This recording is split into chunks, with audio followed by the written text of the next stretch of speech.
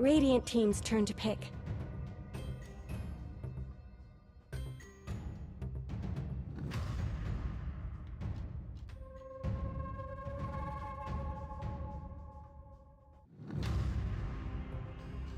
Ten seconds remaining. 5 seconds remaining.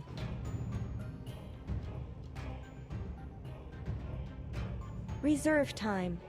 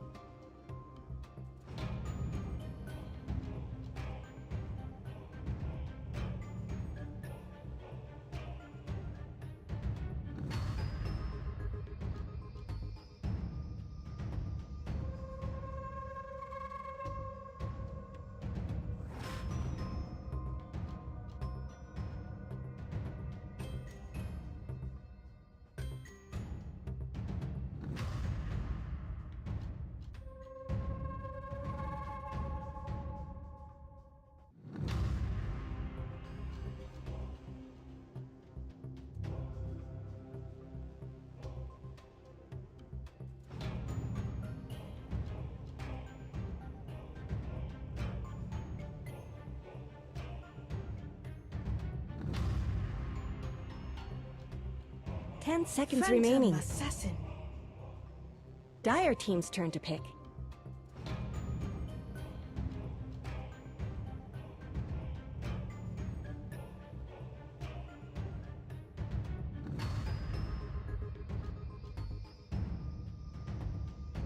Ten seconds remaining.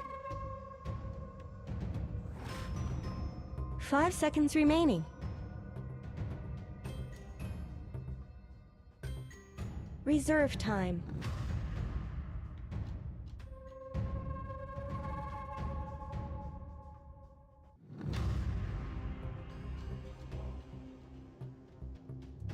Ten seconds remaining. Chaos Knight. Radiant team ban.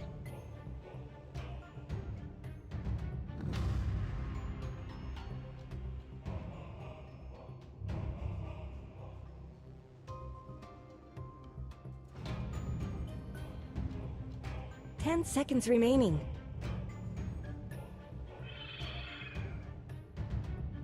Dire team's turn to ban.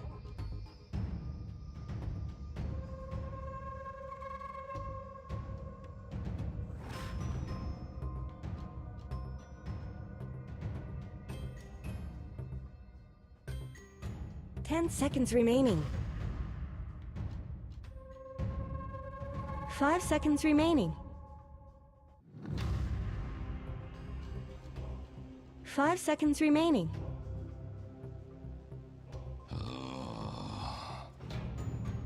Dire team's turn to pick. Witch Doctor. Radiant team's turn to pick.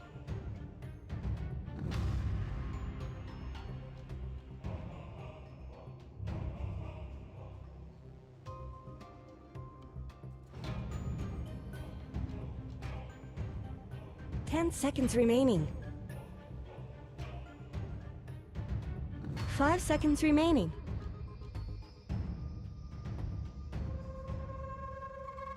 You're using up your reserve time. 5 seconds remaining.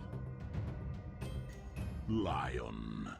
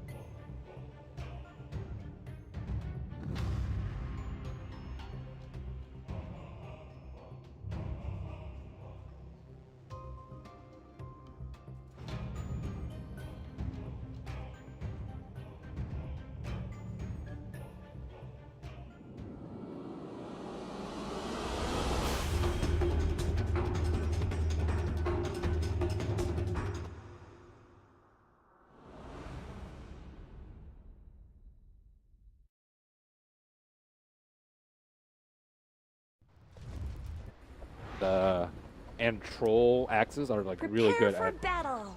chasing people and getting +1. You go in for a gank. Well, the early wards are coming out. So far, Dazzle looks like he's just trying to block the aggressive dire ward up on top. But instead, White actually TP'd himself down to the bottom lane, plant down the Observer ward. So watching the movement out of the jungle and the rotation from the bottom to the mid. The most Monkey Kings we've seen, like, I suppose... yeah. This is not at all suspicious. It's a random TP scroll. I'm still waiting for someone to play the bounty prank. So what's he going to do? He's going to try and beat a 30 dire seconds to tree. No, battle. he's just trying to place a ward. That's all. Did they see him? Yeah, They they saw saw it. They definitely saw it. But he's got the wards. He's got one of the new funky wards for the The rare ward. yeah. Extremely rare. Or Yes. is it just very? I'm not actually sure. It's not the top one. It's the Yeah, it's the second. I don't even remember what they classify him as these days. Battle Level started. 1 Monkey King takes up the tree dance. Sometimes you'll see Jingu Mastery so that you can harass out supports, but this is much better if you're trying to get some vision. White still playing around trying to get something good with Mischief. I think he's just playing around with Mischief in general. The inefficiency though, slower. 100. Tree on tree action. Obviously, one's a lot deader than the other. And there goes your quick sentry ward down. Oh, Oh, they missed really? it. Wow. Really? it's too far up in the lane. There was no need to place it that far to the left. Yeah, that's... Like, it covers a secret shot. Great. Side shot. There were... Even one place a little bit more right would get it. Regardless, that was... it's not the biggest deal for them. It's not like... You're still going to lose out on the gold in the experience. Yeah, like that's is probably the bigger thing in the lane. As long as they just park 2 heroes. That important for them. Blink went for Poor Man's Shield first. Sometimes you'll see Blightstone, Quelling Blade, Orb of Venom, even perhaps for Typhoon Dagger. Trying to get some CS. Prevent yourself from getting harassed. Poor Man's Shield is... They're still waiting for the right time here. Like, Monkey King has not left. He's just watching very, very closely. But there's no real support for him to work with just yet. The CK is getting up in level, so level 2 on the CK would give them the opportunity to have both the repositioning plus the stun. So Reality to- Rift and Chaos Bolt. They just need to catch the Dazzle in the lane. I don't think you want this thing. Especially when he hits level 2. Actually, he's already... The Observer Ward they have down is going to see the fact that Dazzle has now left the lane. So it's just Faith Beyond. But with the PMS, life's going to be difficult. The Observer Ward for Radiant side sees White moving over. So everyone gets a little bit of vision for now. Nyx Assassin might be in a little bit of trouble. Yep, there's your stun. You got the follow-up. Hex available as well. Spike Carapace been difficult to get the damage out, but you can't get around, or can you, around the Troll Warlord. He gets the bash in. That may be enough with the stick charges following up into the stun. Wow, I was like, man, Ice Earthspike is came able up to bring again? it down. He had Arcana Rune. That was some fast stunnage. 8.4 seconds on the cooldown for the stun. Doesn't need mana drain because he already has mana. And he stole the bounty rune. Good stuff. I actually do like that Poor Man's Shield. It makes the offlaner life. Before you would just get, okay, I'll get a Stout, get some regen, buy Poor Man's Shield ASAP. But now it's a tough call. Like, do you not want to get Poor Man's Shield and then just have more than one set of regen, or do you get Poor Man's Shield with just one set of regeneration? Not easy at all. Whereas if you're able to get some farm in the lane, like, you're okay with it, because you're still going to be able to bring the courier down, or... No, offlaner does not take the hero. Because the mid needs a Stout. Oh, there they go. 3 seconds on the stun with Maledict and Paralyzing Cast. There's nothing that Faith Beyond could do to help out the Dazzle on the top lane. So The you got Dazzle's job is to not get caught in this lane. They can save the Sand King, but the Dazzle, They're going if again. he gets caught, he's dead. They're going to try and turn this one around. Stun's going both ways. Lion's probably low enough. They could find the kill, but no, Lion makes it back to the tree line. And next Assassin has his Spike, Carapace, and PMS to protect him. They might try and go for a kill. They have enough mana for 1 stun and just 2 mana. They need a combo the stun with a heal bomb, but looks like Dazzle is off to get the bounty rune. Oh, there's a 3-second stun with a Chaos Bolt. Reality Rift going to pull him, actually pulls him away from the Maledict of LPCs. Wow, 1-0-2 build. You don't actually see Maledict max versus heal lanes generally, because it counteracts a lot of the effects of the malediction.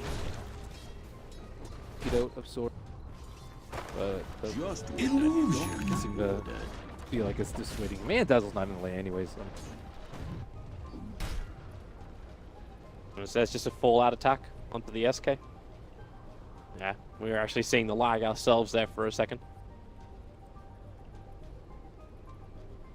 But you think about it though with the Witch Doctor, with a 2-point sub, your ward didn't get taken out, so you know when you can harass out the Sand King. And what's Sand King going to do? Burrow Strike on you and burn that 120 mana to try and harass a Witch Doctor out? He's just going to Carapace. Or sorry, Caustic the Limb though. Yeah. Witch Doctor has to be able to prevent that. One of the big problems about CK is his mana cost. Like, he already went through his mango, so he doesn't have enough mana for a combo. Quite some time. He's 190. And Sand King's not really going to trigger too many abilities to get those stick charges up for Monet. Nope. Carapace? I keep calling Carapace. Carapace? Caustic. Caustic finale? Caustic. First game of the day, man. Brush off the dust.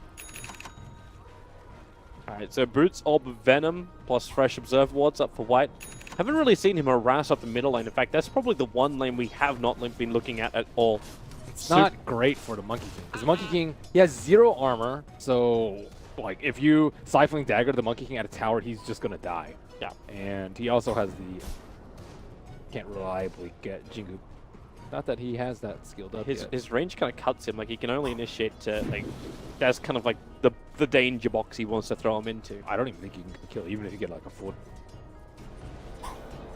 Oh, here's the jump. With a Shrapnel, try and slow down Blink. He'll throw out the stun. There's no assassination available. But it's enough for Rasm to force PA out. Like, she didn't go for... She's actually got no regeneration on her. Trying to go for the all-out damage approach. Yeah, no bottles. Very unusual. I think pretty important to be able to stay in the lane and just try and already expended. Maybe he can get lucky with like a regeneration or something up top, on the top rune. It's like... If he actually gets a regeneration rune, that's just really, really sad. It's the Monkey King that gets it. Well, White will be happy with that. Actually ended up denying it from the line. The jump forward, Ice. We had to dodge it quickly. I don't know if he can really dodge all of the damage. Monkey King just needs to get one more attack in.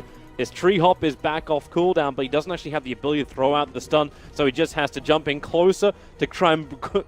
I don't know if they even really close the distance enough in order to get it. Now Shadow rotates over, so you put down the Observer Ward, and White's the one who's in trouble. Perfect timing for Blink to be there. Stifling Dagger to get the kill on the Monkey King. But you do bring the 2 cores off the lane on the bottom of the mid. Word. Blink wouldn't have been able to stay in the mid lane anyways because Sniper's almost level 6. Assassinate. A lot of damage versus that relatively fragile Phantom Assassin. Monet's still having mana issues. He's going to go for a Raindrop. I am not particularly sure about CK builds just because you need mana in the early game, but if you go for mana items, you will regret it in the mid game. So I actually see some Chaos Knights go for drums because stats are pretty good for illusion-based heroes. Isn't that just when you give a little bit more farm to heroes like Witch Doctor to get the Arcanes up and running earlier? That's also a solution that some teams go towards, is having the Arcane, but he's 800 gold away from that. What else have I seen? Raindrops is pretty good. Carrying on Clarities is okay. Okay, going Midas on Monet. Midas is good. I like Midas. Especially after they've given the attack speed. I think Chaos Knight actually really, like level 2 versus level 1 phase has something. And all his abilities are also good. Under attack. If you want to max all of them, reality cooldown's very important. The Radiant are hunting. Wings are trying to find the Sniper. They haven't been able to do it. They actually scanned up near the Ancient area, near the Bounty Rune. They're in the neighborhood, so they're going to grab it anyway. But already Snoop Super moved himself to bottom lane. So the stun is out, the Assassination's coming in. It's going to be enough damage to get the kill on the Shadow, as the double shrapnels were committed out by the Sniper. That was I guess not Radiant great play by fortified Shadow right there. structures. All of them sensed that there was no one around mid because they smoked around and no one popped. Not much good's Tower happening is to getting beat on, Radiant's so bottom they could have tower. perhaps waited a little bit longer or sat behind the tower. It looks like Nyx has that level 6 with the stun damage. He doesn't have any points of a mana burn, so he needs to get one more attack in. But Dazzle Shallow Grave will protect him. Sniper in a world of hurt. The Shadow Wave doing its work as well. And Ice, he's at 103, so 2 supports for Wings. Insanely low, but not dead just yet. wow, they came in just in time. They were assassinating the Dazzle as the next assassin. Hex, stop that. White's going to show himself, and now Wings know they're safe. They're going to move up and trigger the Shrine, so repair all the damage. Meanwhile, Monet getting free space up on the top lane to farm, and is neck and neck with the Phantom Assassin for net worth. Not too bad considering PA still an extra kill on top of him. Faith Beyond's doing quite well though. 1,300 gold, looks like he's just gonna go straight blink. No Tranquils, no Arcanes, none of that fancy stuff. Be what he needs to be for his team to jump in Initiator. They could change Sand King's talent. He doesn't have the mana talent anymore.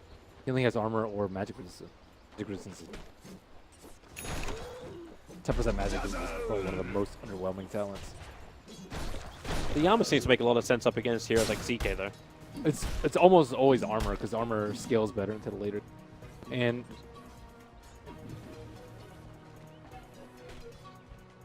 Nyx is back down the bottom lane, and that's where they're trying to leave Lion. Maybe trying to get Ice up to the point where he can reach his level 6, have that Finger of Death available. yep. And you've actually got some burst rotation to happen.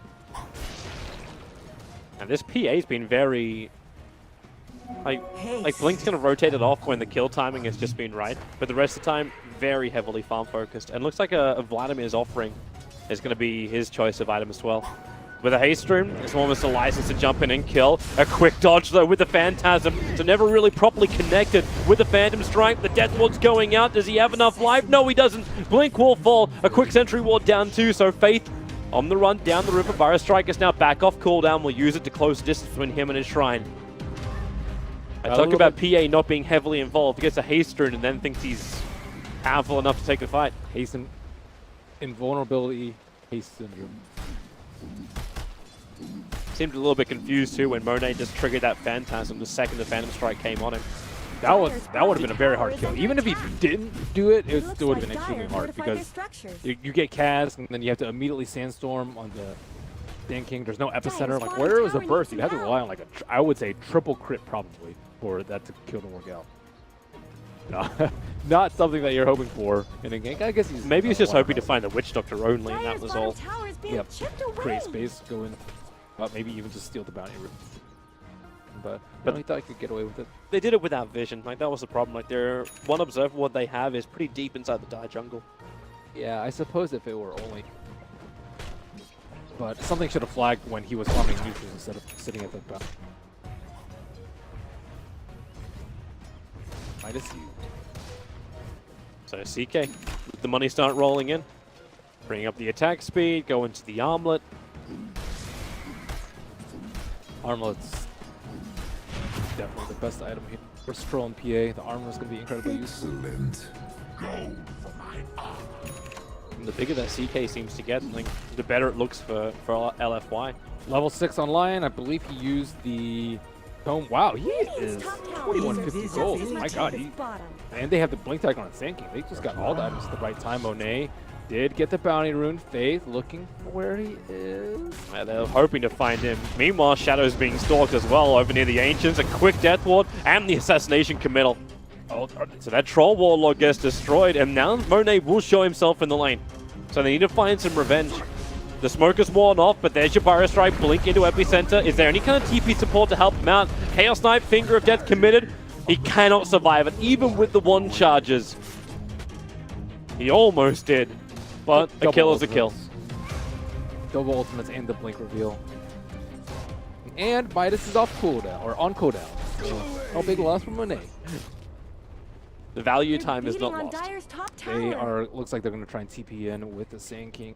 Or sorry, with the Chaos Knight. They have smoked 2 heroes next to the Shrine. They do have an observer Are those ward, but it will not cracks in catch these Dire's smoke. top tower? But now, at least, definitely looks like Wings is aware. There's too many heroes missing right now. The only person who's properly farming is on bottom lane. I suppose Super now reveals himself in mid with a shrapnel. Now it's up to Wings to decide where they really want to approach this from. Radiant's middle tower. Because it's just back to farming now. Monet is pushing ahead. He's about to get like one big step closer towards having that armlet, and that's the Helm of Iron Will, which he can hold on to. What a great item. Armor. 3 HP regen. You know, I started off with that once in the game, and it was the worst, one of the worst builds I've ever done in Dota. What, just a casual Helm of Iron Will? Yo, it sounds great. It's like 5 armor. Wow. Because people get like ring of protection, and then the regen is also. It sounds great, but it was so awful. Well, I'm watching him now preferring a raindrop over having the Helm of Iron Will. Yeah, that's how bad the item is. It's kind of sad on that front. Nyx Assassin in a world of hurt. He's going to get just out of range of the Sentry Ward. However, he's got to be careful. Luckily, with the Sentry Ward that's still in the mid lane, it de-warded one of the wards that was down for LFY, so he understood that there was vision in the mid, and will just TP himself away to safety. No dust. Generally, you do prefer sentries over dust, though. You can't play the supports at all for carrying sentries instead of dust, just because you want to be able to initiate on the next, like while he's vendetta, because most of the time he's vendetta, and you're not going to randomly dust him. It's not terribly often that you're actually initiate on them, and then. But, in case. What a surprise. Shadow, the Troll Warlord wrecking buildings. Just took out the tier 1 tower in the bottom lane. Actually went for a casual Morbid Mask and is now looking to complete up a Yasha. Wow. Casual Morbid Mask when you already have a Vlad on the team, a little bit unusual. But it will make Roche trivial for them given enough time. I think they could have just done it with just the Vlads though. Like, their heroes are really good for Roche. Fantastic with Fleur, one of the best with the Roche. Then Vlad's is already well suited for that, and Troll for the mass attack speed and the bash. Is all in all, a great Roshan package. Shadow may also just be thinking the Phantom Assassin's never going to be near him. Not in these early pushes, so the sustain in the lane is just really good for Troll. People like to pair it up with, let's say, Hamadam on one hero and then Vlad's on the other. I would say might be better than like a Vlad's and then a Morbid Mask, but it does give you 50 damage. It's also not easy. Tower trade-off time. Shadow will now take out his second tower in the space of a minute, while LFY are looking towards that mid tower. Blink coming forward, just going to Stifling Dagger forward, gets a crit onto Monet, and maybe with a stun from Ice Ice, he has a Finger of Death, but Epicenter is coming in from Faith Beyond, hits the target perfectly. Witch Doctor, Maledict will get off, but the damage has kind of already been done. Maybe they can create a little bit more space here with the Monkey King, as Faith Beyond tries to get back out. It will not work, however. Galagrave was doing as much as it could, but against both Maledict and the ulti. If Chaos Knight had that Helmet Iron Will in his inventory, I don't think they would have initiated there. The crit would have done like, I would say like 200 less damage or 150 less. He was at like 2/3 HP from that one crit. Are you actually backpedaling and now saying it's a really good item early game? It's not early game. 16 minutes in. Suppose. 5 armor versus like Quelling Blade. Even TP Scroll is not very useful in that situation. He has moved it into his inventory. Yeah, but I mean, 5 armor versus a PA with Blightstone. We saw what happened. Yeah. When you're just farming creeps in lane, it's whatever. Who cares? I think the raindrop gives a lot more value because you need the mana regen, and then you can top yourself off in mana and then go to the fight with it. But he puts it in because his raindrop's now worn out. Yeah, finishes up the armlet, so it was already going to have to be replaced anyway. And a quick smoke up. So LFI with 3 heroes together will look for a target. They still haven't brought down that tier 1 tower, so tower trade-offs haven't been working for them. They just need a Phantasm, and then Phantasm I think they can easily take a fight with no epicenter up. And Faith Beyond is not even close. There's the reveal. That's a big one if they can take it. Blink. Oh, there's a 4-second stun combining up with the Maledict. They'll let off the extra damage with a big quick fire strike in from Faith Beyond, but the Death Ward, LPC, perfect positioning on the other side of the tree line, is forcing Wings back out, and even Shadow may die here, combining up with the Phantom Assassin death and the tier 1 tower. It's the perfect fight for LFY. And maybe even more damage. They're looking down towards the tier 2 tower. That devastating with them. Without epicenter, they didn't really want to fight, but at the same time, they didn't really want to lose a mid T1 tower, so they were kind of split onto how to be there. The Sand King has to be there to counter-initiate like instantly, I would say. But he wanted to push out the bottom lane because he didn't really expect that smoke. Great smoke. Radiant's Very top aggressive. tower has looked better. And it pays off. So you take out 2 towers, make a big dent in that mid lane, and you can already see the rotation. Super's moved down to the bottom lane. Now he's not really that tanky. He's running around with just a Maelstrom, a Aquila, as well as phase boots. I'm waiting for the bigger items. Yeah, where's the extra money? There it is. It's coming in. So he's actually got a completed Shadow Blade over on the Sniper. I thought he didn't have enough for 18, 19 minutes as a top network. We already see people shifting away from Dragonlance. Silver Edge. The item versus PA, one of the best. Yeah. If Could not you actually want, MVP. like, would Dragonlance Hurricane Pike even really help you in this point of the game? They're going to close the distance on you anyway. It's so useful. Like after PA Blink strikes in, but the problem is she can't even get to the center because you have to bypass the CK. CK is really, really large. Like, they don't have good ways to deal with. They'd have to like epicenter him, but you've seen before. Even if you go all in on the CK, you're still gonna lose the Radiant's fight. bottom If tower Sniper is is under allowed to do whatever he attack. wants. I think Wink's next move, they should Radiant be structures eyeing are Roche. I think they can fortified. take it very quickly before LFY can respond. The only problem is they need to keep Radiant's track of the bottom Monkey King. tower's Look at where got Monkey King is. problems. He's hiding. He knows that they need to Radiant's do Roche. bottom tower has So fallen. Wings need to be able to control that area. They need to, I would say, smoke, place wards on the north side where Monkey King is right now, kind of close to where that shrine is. You got to pick up and then go Roach, or just smoke and go Roach. Lee White spending more time as it's a tree than a monkey. It's really important. This phase of the game, LFY, they're in a very solid position, but if they give away to Roach, all things could fall apart because then they can just run at the Monkey King. Dyer's What's that top build tower again? is under I attack. don't know if it was LFY that did it on day 1 of DAC, but it's like the straight up basher for the The Monkey Basher King. is, oh my goodness, I think beating on it's so Dyer's annoying top getting tower. bashed by the ultis. Yep. It is really good. It's just tough versus it. The last time we saw a Monkey Dyer's King top try and tower buy is it, under it took attack. forever and actually just never got it at the end of the day. Yep. But this is a very different Monkey King game. Like, yeah, you're the 3rd lowest net worth on the field, but that's still more than the Monkey King we were looking at had. There's a couple of ways to keep them inside the ult too. Shrapnel is really good. Critically sensitive. Dyer's middle tower isn't going to Bones last command. long. Yeah. Nick Sesson, Cask. A lot of ways to just constantly keep them there. It reminds me of like the Pit of Malice plus like ice shards. God, what a nightmare. Just get rooted constantly. That was good days, man. But now it's still pretty good. Just double checking through all of our talents. So 150 health for the Phantom Assassin instead of the damage. Lion just got the negative 30 seconds respawn time. So consistent Lion.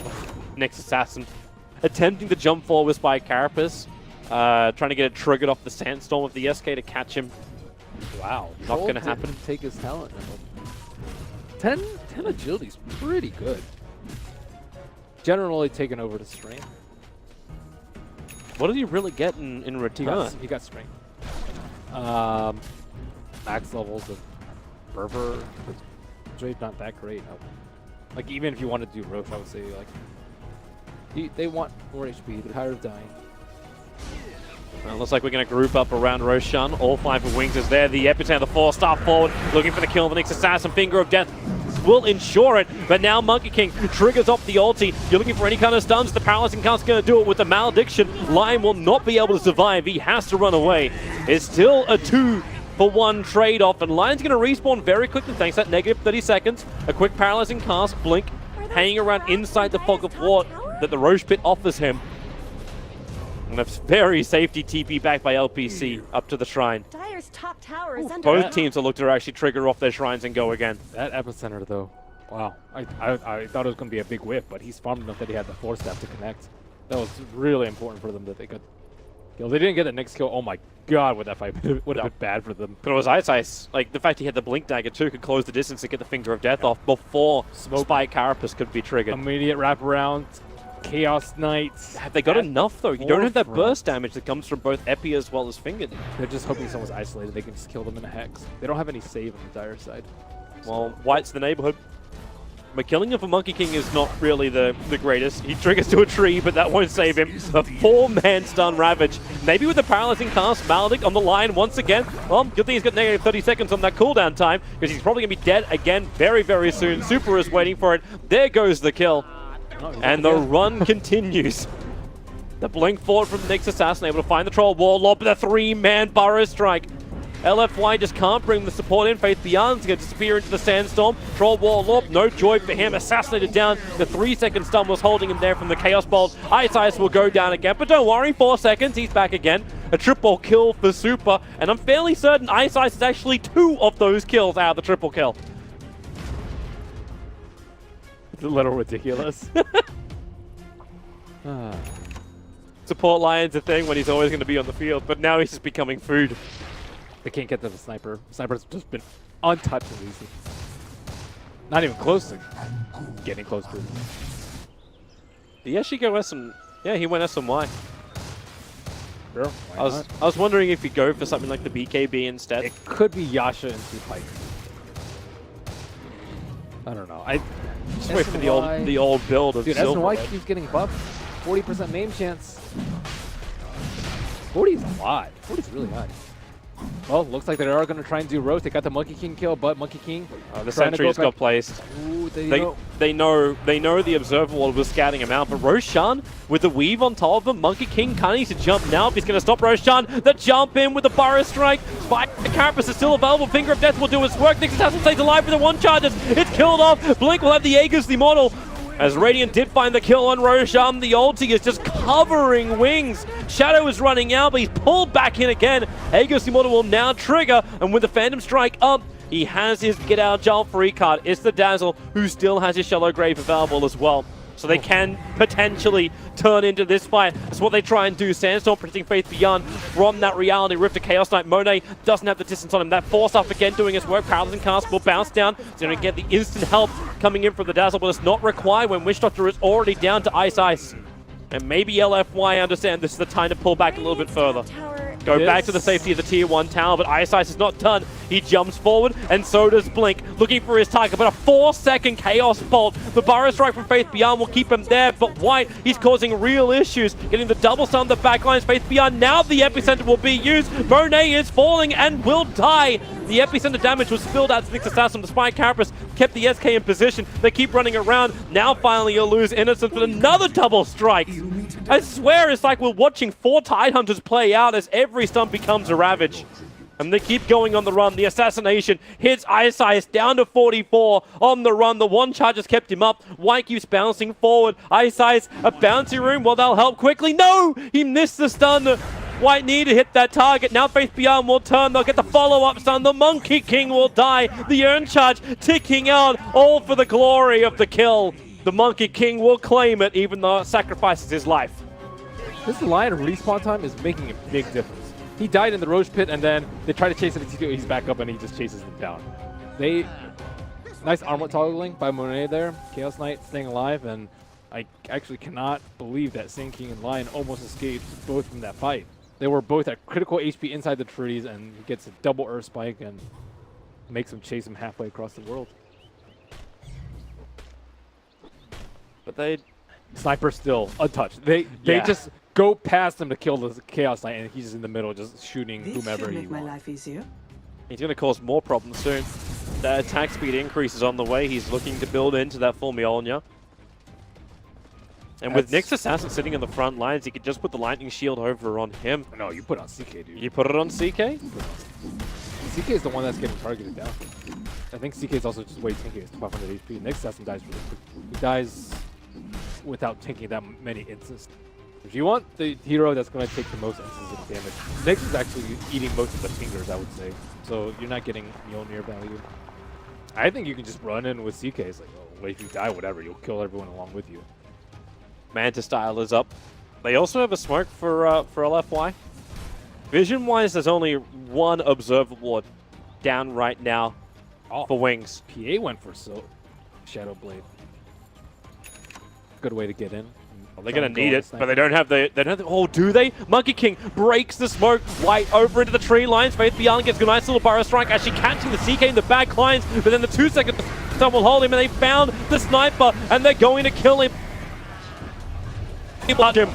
Then Blink can do some work now. The Shadow is on the run. Monet is still a beast. Reality Rift will pull him back in again. Phantom Assassin can't stay alive. Not while the next Assassin's doing all of his stuns. And it's White. It's the Monkey King taunting his way through a triple kill. He just crit himself with a carapace. The crit took off like so much of his HP. That was ridiculous. I would say we would have an instant replay, but we're only the second stream. What a bad time to crit. Yeah, they got sniper, but okay, also big and bad. The sniper also spent all of his money before that fight, so like he doesn't lose out anything. The CK is getting bigger, moving towards the heart. The Monkey King almost finishes up his basher. With those 3 kills, he is now 5 gold away from having the basher.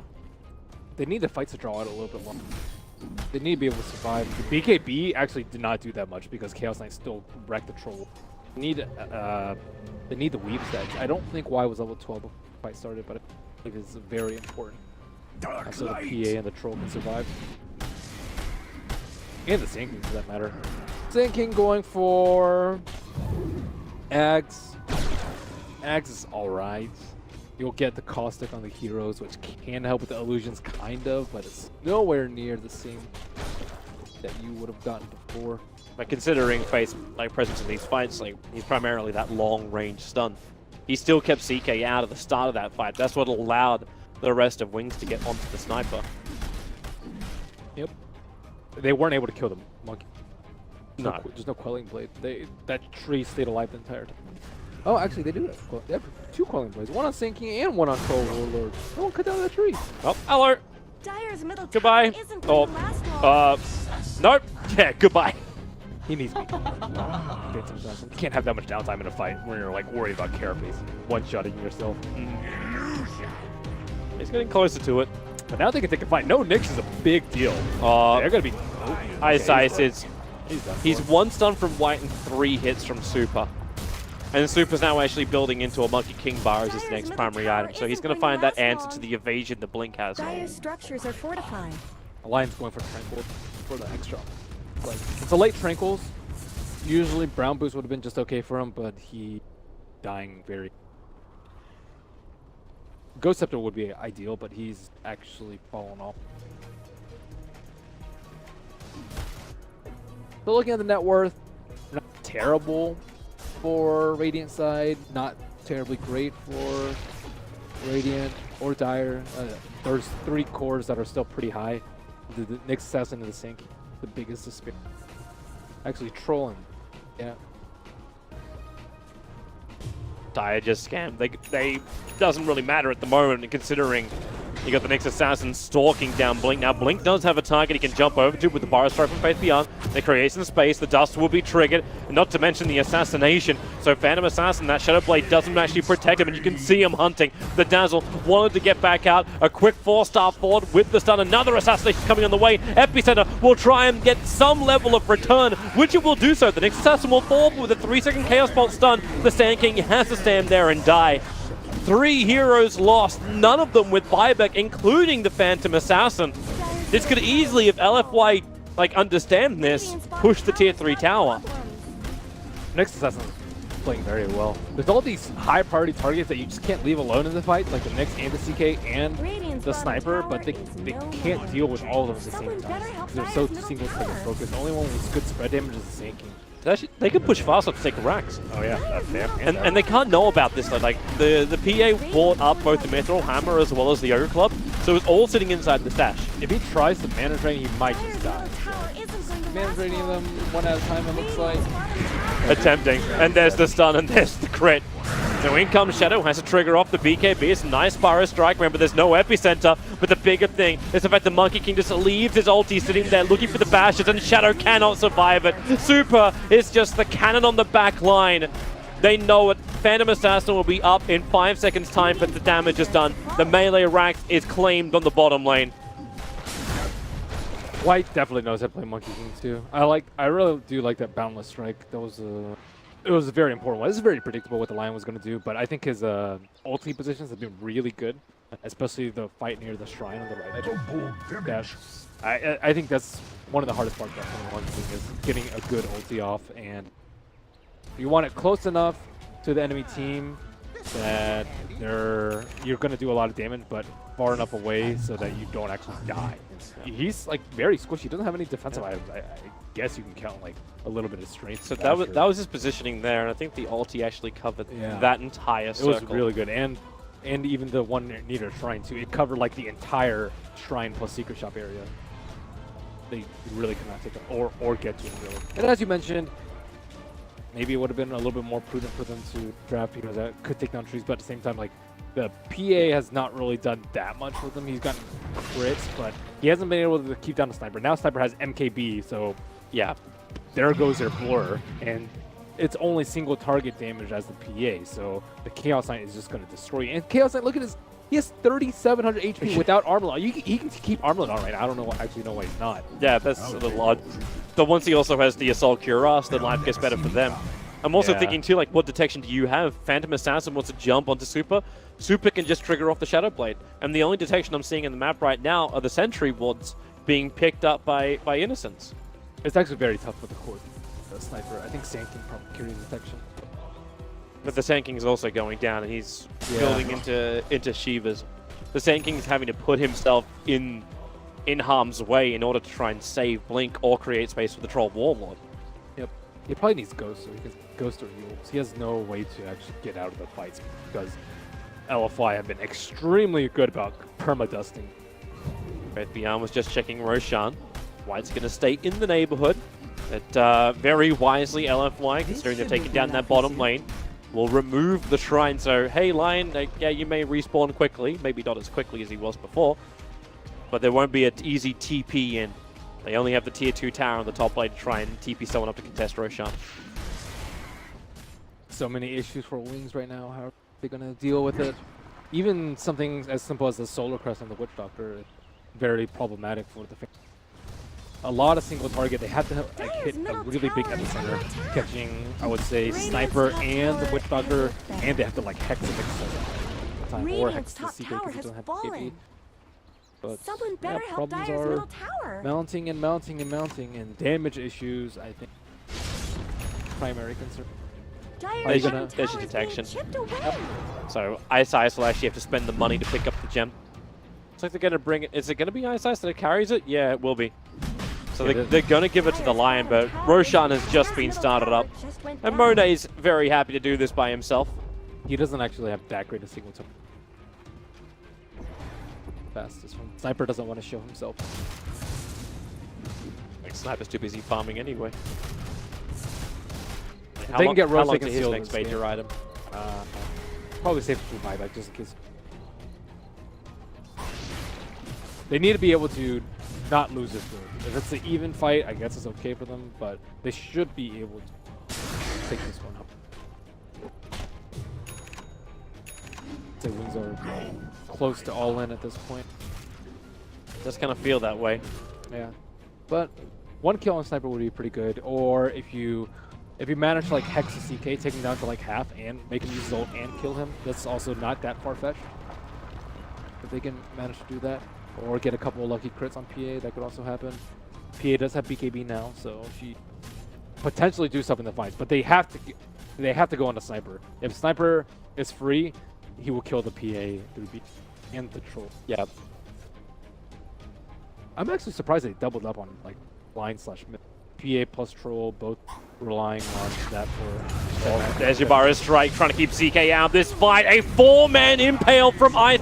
It's still not enough work. Super was the untouched one. You can see the priority target. They want the Sniper, but Shadow just can't keep up. Not when Monet pulls him back in through that reality rift, and there was no other way for the rest of Wings to arrive. White became the ultimate blocker.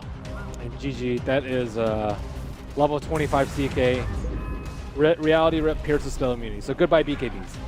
Your Shadow tried to man fight with BKB, but that was not even close. Monet versus Shadow. There was nothing that Troll Warlord was able to do. Yeah, So now they're going to lose Roshan, the Aegis Immortal. It's going to go into the hands of Super, so they actually keep the Sniper alive even longer now. And Monet, after finishing up these Ancients, will have the full Assault Cuirass. So his armor is going through the roof. He's hitting a 4.2k with the life already. Everyone's armor's through the roof. They even had the Vlads on the Monkey King. So Vlads plus AC, plus whatever armor items they have already is ridiculous. And why keep changing his mind? He had the Echo Saber before that fight happened, and now he's just going to go into a Shadow Blade. Shadow Blade I also really like on Monkey King because you can Shadow Blade while you're ultied. Fine. Or if you have like Echo, you can Shadow Blade and kill people. But usually for this type of game, you'll see it end. Right? So what do they need? They actually need to vary up their damage types. Like We're talking about Wings here. Yeah, Wings. They have to get like. The Dezo build worked out really well for them early, but now that everyone has so much armor, he can't do anything. Like, even if he crits the Chaos Knight, it's not going to be that much damage. We're sitting at 38 armor, so 70% physical resist. He'll crit for, what, 450 times? Critting for like 1100, then multiply that 0.3, he's doing like 350 for a level 18 crit. That is not good at all. He's going to need... To put that in perspective, he's going to need 13 crits in a row to kill Monet. Without him doing anything. Just straight sitting there. That's not going to happen. It is to put it very, very nicely, that is never going to happen. Let's see about like the... Ice is in trouble. That's a Blink Dagger on the next Assassin. They help by using the stun from the Monkey King. And that's so live for only 20 seconds. The Sniper is more killable, but Sniper went for +8 armor talent. So, really? Yeah, it's better than 25% cooldown reduction. This when you're versus Troll and PA, and there's no Maelstrom, so he takes 60%, I think, with the Vlad's aura. Maybe like 65 with the Vlad's and the Ace.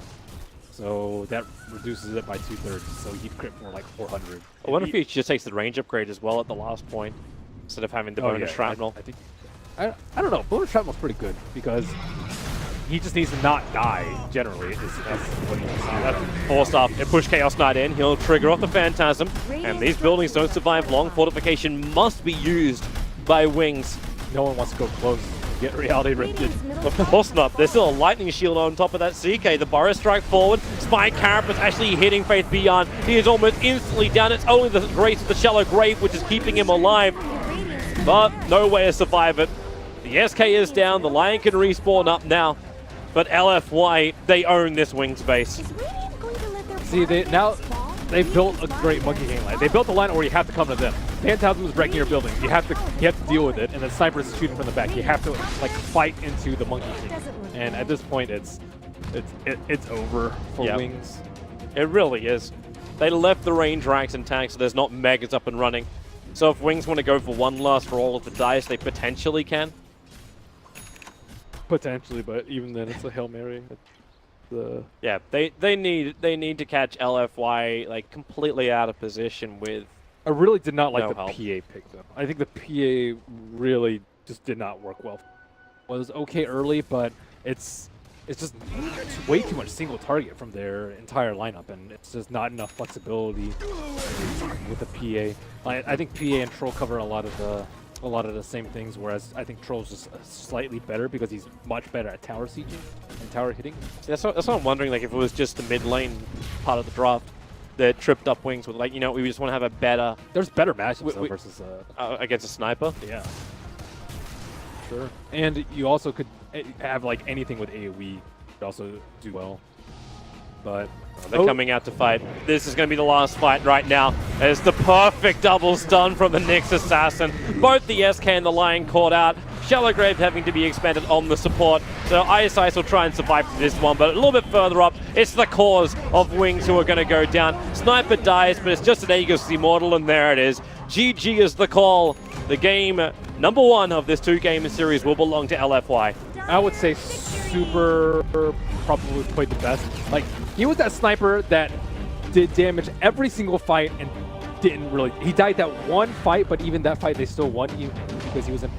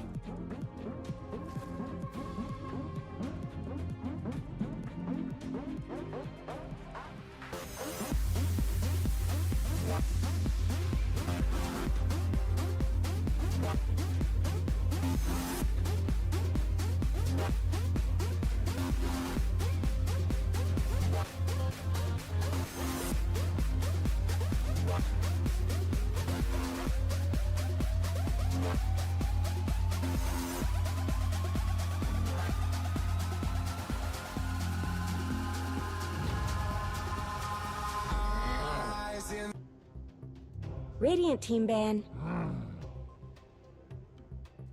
Dire team's turn to pick.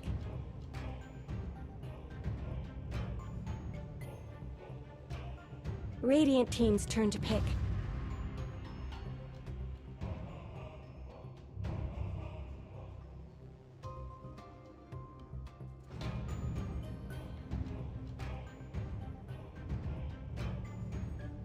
Ten seconds remaining. 5 seconds remaining. Reserve time.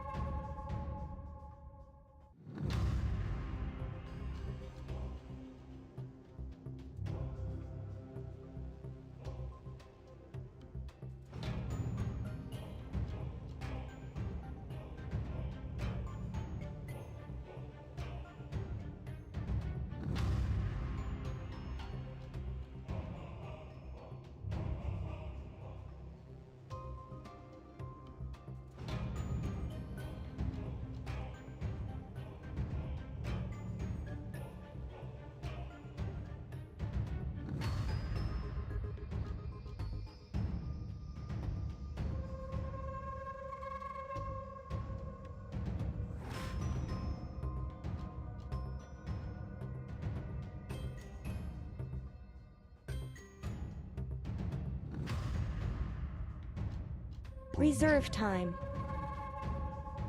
Radiant team's turn to pick.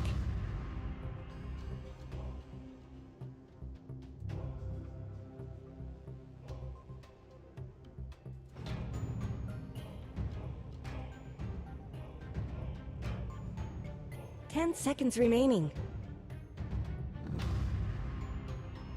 5 seconds remaining. Dire team's turn to pick.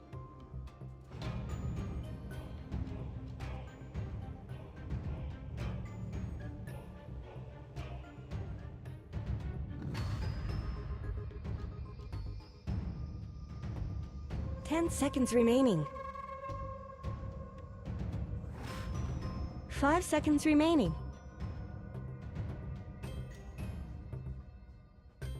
Reserve time.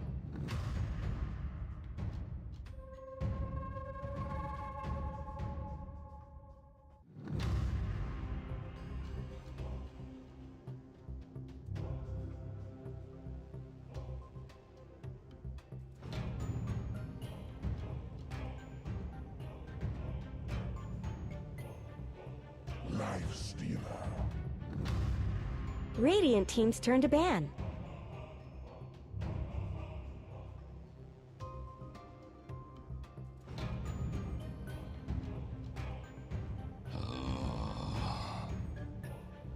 Dire team ban.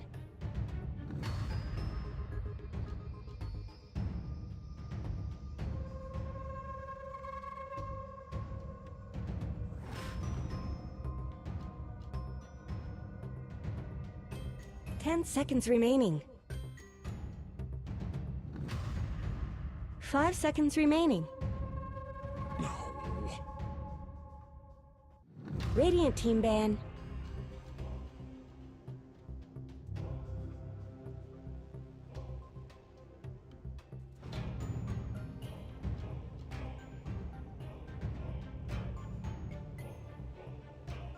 Ten seconds remaining. 5 seconds remaining.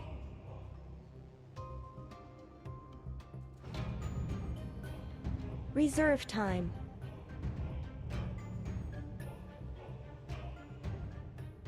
Dire team's turn to ban.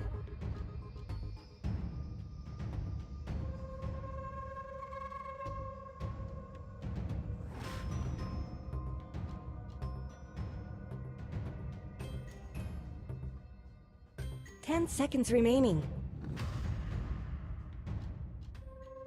5 seconds remaining. Reserve time.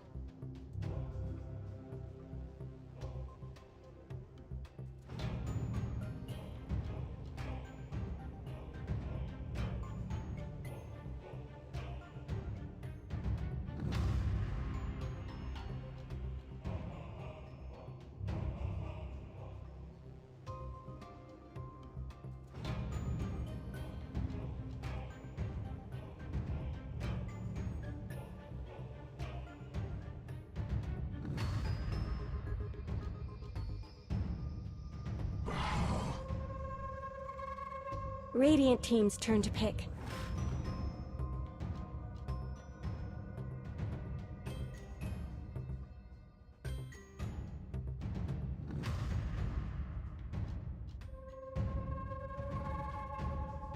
Ten seconds remaining. 5 seconds remaining.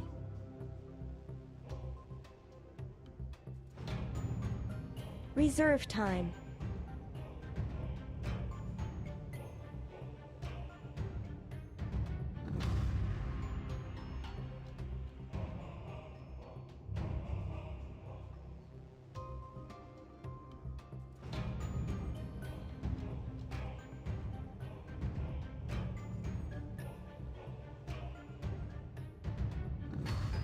Vengeful spirit. Dire team's turn to pick.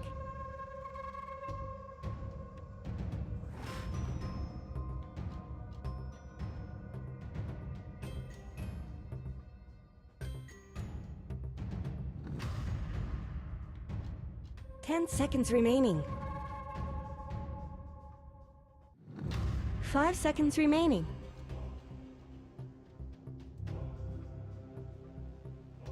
Reserve time.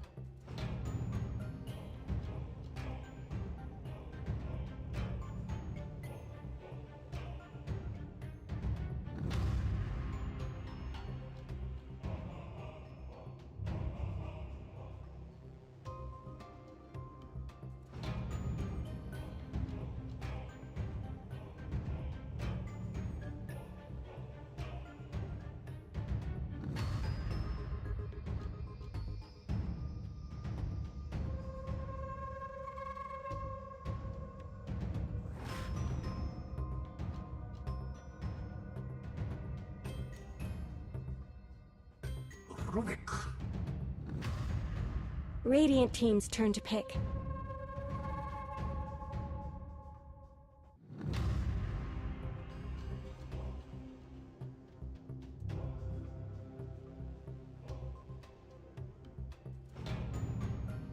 Ten seconds remaining.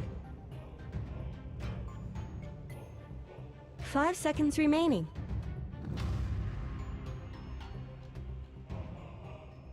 Reserve time.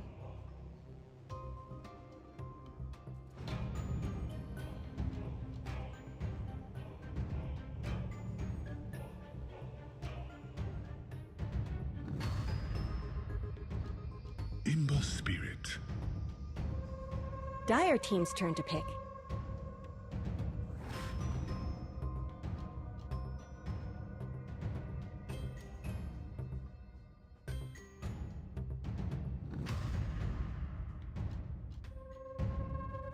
Ten seconds remaining. 5 seconds remaining.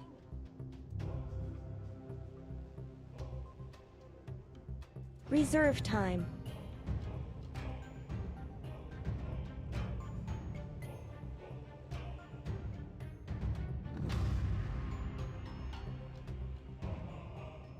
Ten seconds remaining. Juggernaut. Radiant team's turn to ban.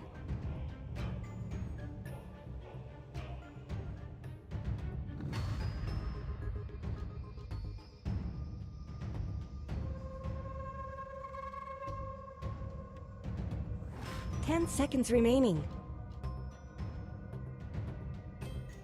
5 seconds remaining.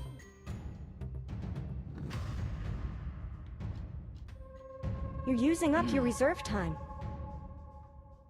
Dire team ban.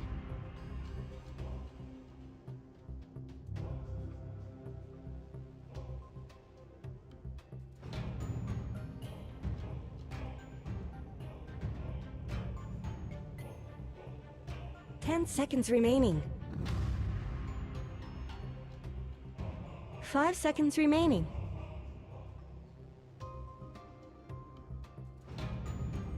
Reserve time. 5 seconds remaining.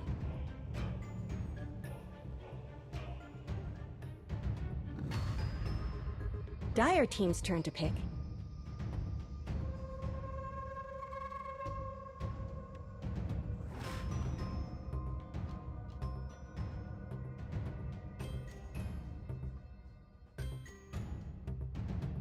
10 seconds remaining. 5 seconds remaining. War Chief. Radiant team's turn to pick. Terror Blade.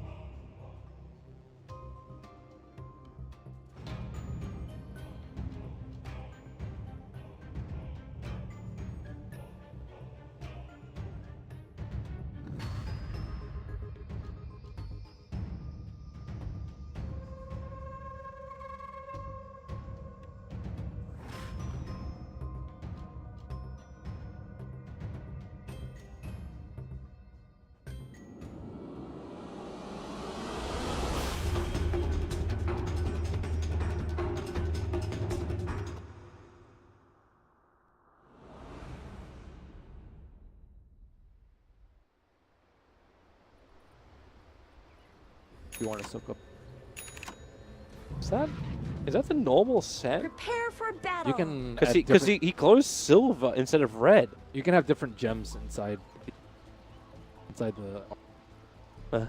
You are not a cosmetics guy, sir.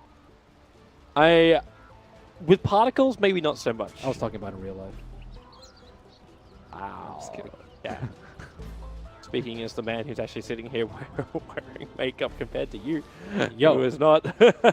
Gotta get comfortable. Yeah, for those who don't know, yeah, every now and then we get, every event we have to actually make ourselves up for events. So it's not just because I like wearing makeup during the middle of the day. You don't have to justify yourself, Toby. Yes, I do. before anything, like before assumptions come out. 30 seconds to battle. That's actually really sick. Sorry, I like it. I like it. It is the creator's light prismatic. I wonder how much that gem. Because some the gems have way like differing values. Let's see if I can find. Where'd you actually find? Oh yeah, there is. Is it the top? You know nothing. I know it once it hits cosplay.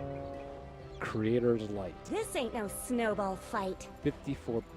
Really? That gem is $54? I think there's some that are worth more than $54. $54 is definitely. Man.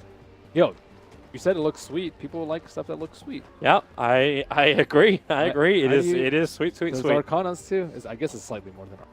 All right, let's focus a little bit more on the game now. So the two observer wards planted down on observer and sentry, blocking the off-lane pull, the safe lane pulls. But they could have 2 sentries or 1 sentry killing 2 wards. The value. Think of the value. And if they get it in the exact position, like if they throw it down right here. I think there's a bigger wiggle. All right, That White. rectangle could be. All right, bigger. White. You're gonna see both of them are blocked. He's gonna put it on the hillside. But that's been the D ward position that I've seen probably more than anything else. Oh my God! Yeah. He gets 0. Oh, does he? It looks mean- like it actually gets the one on the Does bottom. it? Should I probably don't look think towards it the does. mid lane. No, Ice Ice rotation won't work. It doesn't get either. Really? I'm pretty sure he might have zoomed a little bit, but Oops. I'm almost positive that bottom observer ward isn't seen. Or sorry. Wow. So instead of getting 2, he gets 0. Kind of like Wings Out. Except there was. But they Wow. kind of saw it. Anyways. But They're beating on Dire's there's top that. tower. Dude, dewarding's hard. Dewarding's really hard. I don't disagree. We already saw it when you like on top lane in game 1 of this series. Like, okay, well we'll throw down a sentry. We're completely out of position. We can judge from the wonderful comfort of our armchairs. Okay, so bottom lane, nobody is here. Dire's Monet's already going to be triggering up. He's level 2, so we can actually create Dire's no fortified the images as well, combining it with the Vengeful Spirit, who, like, if there was a point up in Vengeance Aura, maybe this would be even easier. But what's Ice Ice going to do to stop this? The Centaur was trying to find levels in the jungle, and when I say trying, he actually succeeded. He's almost level 3. He definitely plays one. Just looking at the timing of the jump down to up. Yeah. Definitely. A novice would not do that. But he is not getting He got his clarity canceled. He missed the last hit with the boundless strike, but you can still tell that he did. Invisibility. We'll really see how well. We have to remember he's the support. That's all Oh, I know. I Faith Beyond's just doing his jungle farming for the moment. But they're not able to pull on bottom, so I think Wings are completely okay with this because Venge is like, what do I do? Pudge is like, what do I do? I can't pull, but there's no one here for me to kill. Absolutely no heroes in this vicinity. It's actually the level gain they're able to achieve from this. Like, with 3 minutes in and you already have a 500 experience advantage. Because Pudge and VS are just not finding anything they really want. Blink used his spin in mid. This could be the call for them to potentially get a kill, but they are actually nowhere close by. Raging up on Nyx Assassin. He's still got Spike Carapace as well as his stun. He may need the live. There's a level 1 Fade Bolt from Innocence. Okay, that is, yeah, not going to do anything. Nyx Assassin regeneration. 1 Tango and regenerating at 11 a second.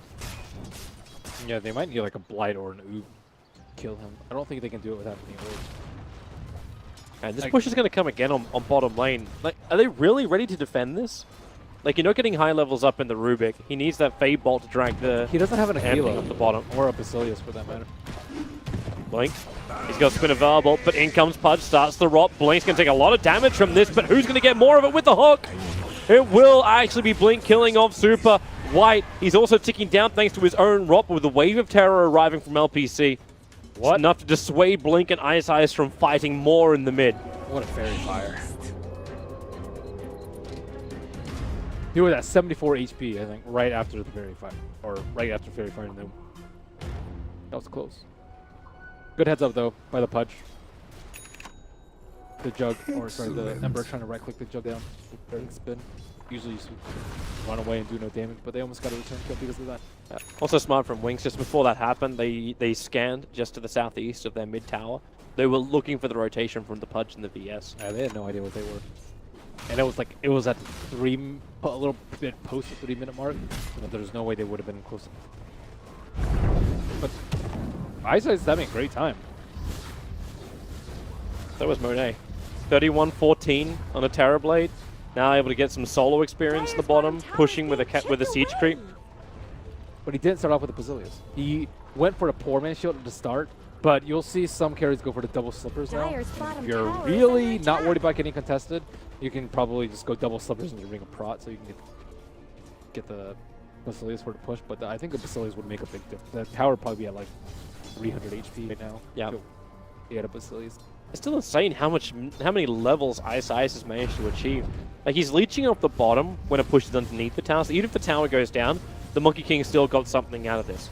And he can always look for the denial as well. Like, Monet is forcing this issue. Metamorphosis is gone, so here comes your little jump. Push him away. The TP support was coming in as well. But there is no real follow-up from that. White potentially looking for a hook in the mid lane. Not very easy because of spin, though. You can't Deering chain hook that. The cores are pretty resistant. Faith Beyond, almost level 6. Great jungling. No contest. And it's almost an easy life for a Centaur. Double damage. Double damage up now for Blink, and you can say very much goodbye to a Nyx Assassin, or maybe not. Have they got a... Wait, there was no disable? Telekinesis was already used. So the TP will work. And Nyx Assassin will get away. So Omni Slash is down, and double damage. Well, he's still got half of the timing of it left. Nice try by Blink. Infest. 4 heroes on bottom. They'll actually use the Monkey King as a delivery system. The stun was quick from the Vengeful Spirit, but Monet gets ripped apart. The following stun into Vengeful. And that push, I was wondering what Wings would do to actually stop it. They gave him too much time. The push is coming way too slow. It's just a solo Monkey King in the off lane. Tower's still not dead, 7 minutes in. They've allowed the Centaur to get level 6. Stampede hasn't even been used yet. They can continue to get kills. They might even try and go for the Terrorblade again. They have Stampede to just run at him. Terrorblade might need to be scared. I don't know if he can show in lane right now, which is really bad for him. Maybe that the Monkey King not the greatest idea. Speaking of Monkey King, he is got to be cautious. Not a lot of regeneration on Ice. but tried to man mode up against the Nyx Assassin. He has Jingu. He does, but Nyx is Nyx.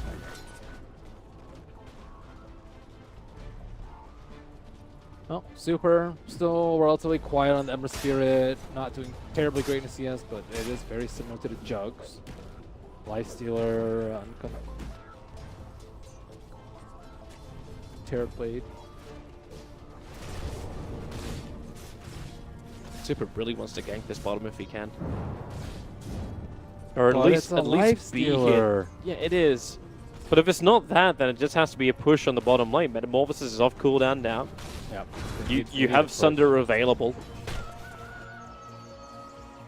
So you might be able to catch Wings in a sort of compromising position. I don't even know if they can really defend this. I think they need Centaur and or the money, or both. Nice. Where is he going to TB2? He just trying up in base. He is going to. There's the Infest again. That as tribute. You could take him around the side. There is enough like space that you can jump down this line. Gotta get your timing right so you don't get seen, however, because there is obviously vision of that little crevice. And yeah, they saw it. The VS just pinged it out. They are very much aware of what's going on. In a long time. Especially when he's on top of the Radiant Observer Ward. Meanwhile, up on top, Invis room from the Juggernaut, slipping in behind the Nyx Assassin. And the Radiant feel like something's coming, like they just scanned to the eastern side of the tower.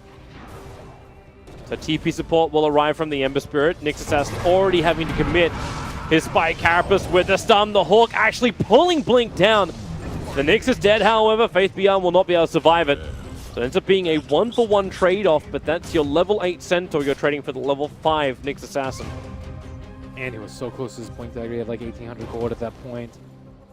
Still, they are forcing some rotations around. Terrorblade not able to use his Metamorphosis on cooldown. He does have to live in a little bit of fear of dying, especially.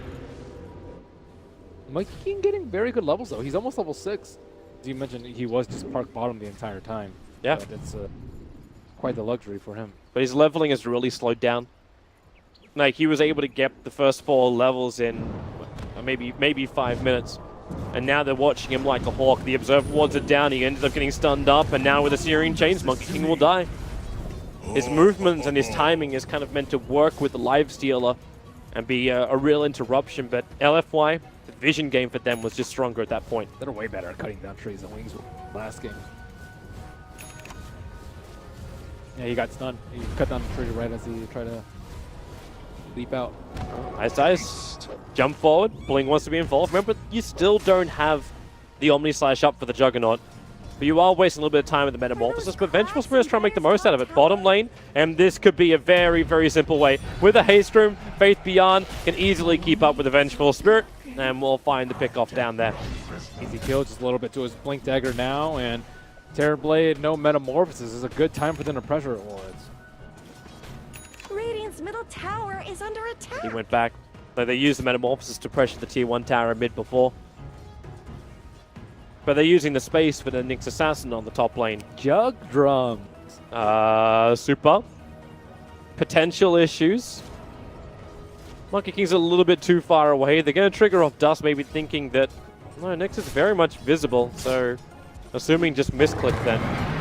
There's your first Stampede forward, Sleight of Fist dodge, and then Spirit away. They're probably just wondering what the hell he's doing there by Radiant's himself. bottom tower But he knows that there's not that much lockdown. This can't make any sense. There must be an invisible hero next to him. better help Dire's That's middle usually what tower. happens. Yeah. People usually don't do things for no Not reason, much but good they is just happening to Radiant's waste bottom their tower. time. The drums on Juggernaut is unusual. I haven't seen too many drums picked up, but I have tried it myself, and it does seem much better than it was before. Just it's a lot cheaper. Helmut keeps getting nerfed. No more.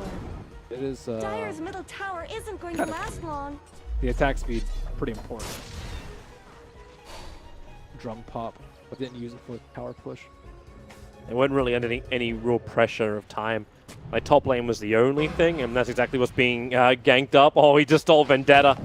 Perfect timing for the Sentry Ward. Now the stun forward, Spire Carapace makes life a little bit more difficult. Not to mention the hook pulling down Ice, but you've got support. It's the Blink Dagger of the Centaur arriving. And Wings come in force. Damn, why with that Sentry Ward up?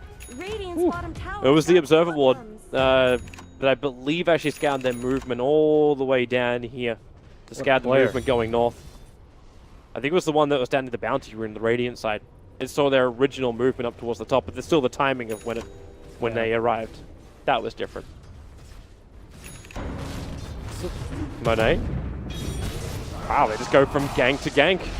Even the committal of the ultimate in case anyone's going to TP into us this one, not to mention the Sunder, the damage on the Juggernaut, then a hook back over. God. Ice will go down. It was Wings getting the advantage, and they just threw so much of it back to LFY. I saw the exact same thing happen at Star Series. They were trying to gank a Terrorblade at the Shrine, and he spun instead of Omni Slash. It was literally the exact same thing, except it was on the Dire side instead of the Radiant. But this team has to be pretty unhappy about that. Actually, it's two different players, though. Last time it was Shadow, this time it's Blink. What? How did they both make that same mistake? So greedy, trying to spin down the Terrorblade instead of Omni Slash. And that was actually the game-defining moment, I would say. That was actually the moment that everything started to fall apart for Wings in the other game. In this game, that was definitely a big blunder. 3 heroes dying when they should have just been an easy Terrorblade. Another good Sentry Ward. The Omni Slash is then used on top lane. Yeah. 1 out of the 3 hits actually hits on Jinxing. Woo. And Pudge is lining up for another hook too. Blink is pretty much in line for that if he wants it. The Ice coming in from the sides, a little bit of mana burn and stun. The healing ward's giving more than enough sustain for Wings to just stand and bring down the tier 1 tower, however. I can't believe he didn't Omni. It's fine, you can move on. I don't know who's doing interviews here, but that question can be asked of Wings later. Well, the thing is, I was there with Winter talking about it, and we were both talking about it extensively because it was a game-defining moment. But he, I think, I don't know. I was talking to someone who has more close relations Wings than I do, and he was saying that they actually that's the sort of thing that they would really choose someone out over because it was something relatively simple, and I think that Shadow was kind of talked about as a scapegoat for the team. Make something like that, he gets a lot more flack than he actually would have. You know, people make mistakes and find to point them out occasionally, but for something that is seemingly so trivial, I don't know. Is it trivial though? Like it's a pretty game-changing moment for them. Yeah. And to have it happen again, is it going to be worse for them? Is it going to be different because it's Blink instead of Ice, or sorry, instead of Shadow? Like, I don't actually know how they handle something like this. Yeah. Is it like WTF? What do you on it? Especially the timing of this game too. Like they just took a fantastic fight and then they give away everything that they gained. You know, like if they kill the Terrorblade, then it's them looking to actually do damage to the tier 1 tower and mid. It's them looking to build up momentum. Yeah. And now you basically got to you're getting whiplash from your seatbelt. Yeah. Or maybe they've grown bigger from the situation and moved on. Maybe they're like, this has happened before. Oh, whoops. My team sucks. And then they just move on. You know, it could be like that. Who knows? Spirit of North America. But regardless, it is that's something that your team could potentially have a lot of stripe over. But anyways, they are smoked up. As for Infested inside, but Monkey King nowhere to be found. He is going to TD up to the T2 up top, and looks like Radiant pieced out. But Monkey King has no net worth. They see Super. They're trying to potentially kill. That's so difficult. Those slider fists and spirit jump away. He got out. Damn. That timing. I don't know if he was just thinking about doing it for the creep wave or not. But that was quick. That was really well played by him. And now LFY can defend this. You miss with your initiation. You've already burnt your Stampede. And Pudge is looking for the perfect hook. Shadow is the target he probably wants, and they need to get the instant stun. That's what Jinxing is here for. Mana burn and Infest, then double spirits in from Super. You can get a little bit of control up from Innocence with the telekinesis, but the control doesn't matter when both your heroes are down.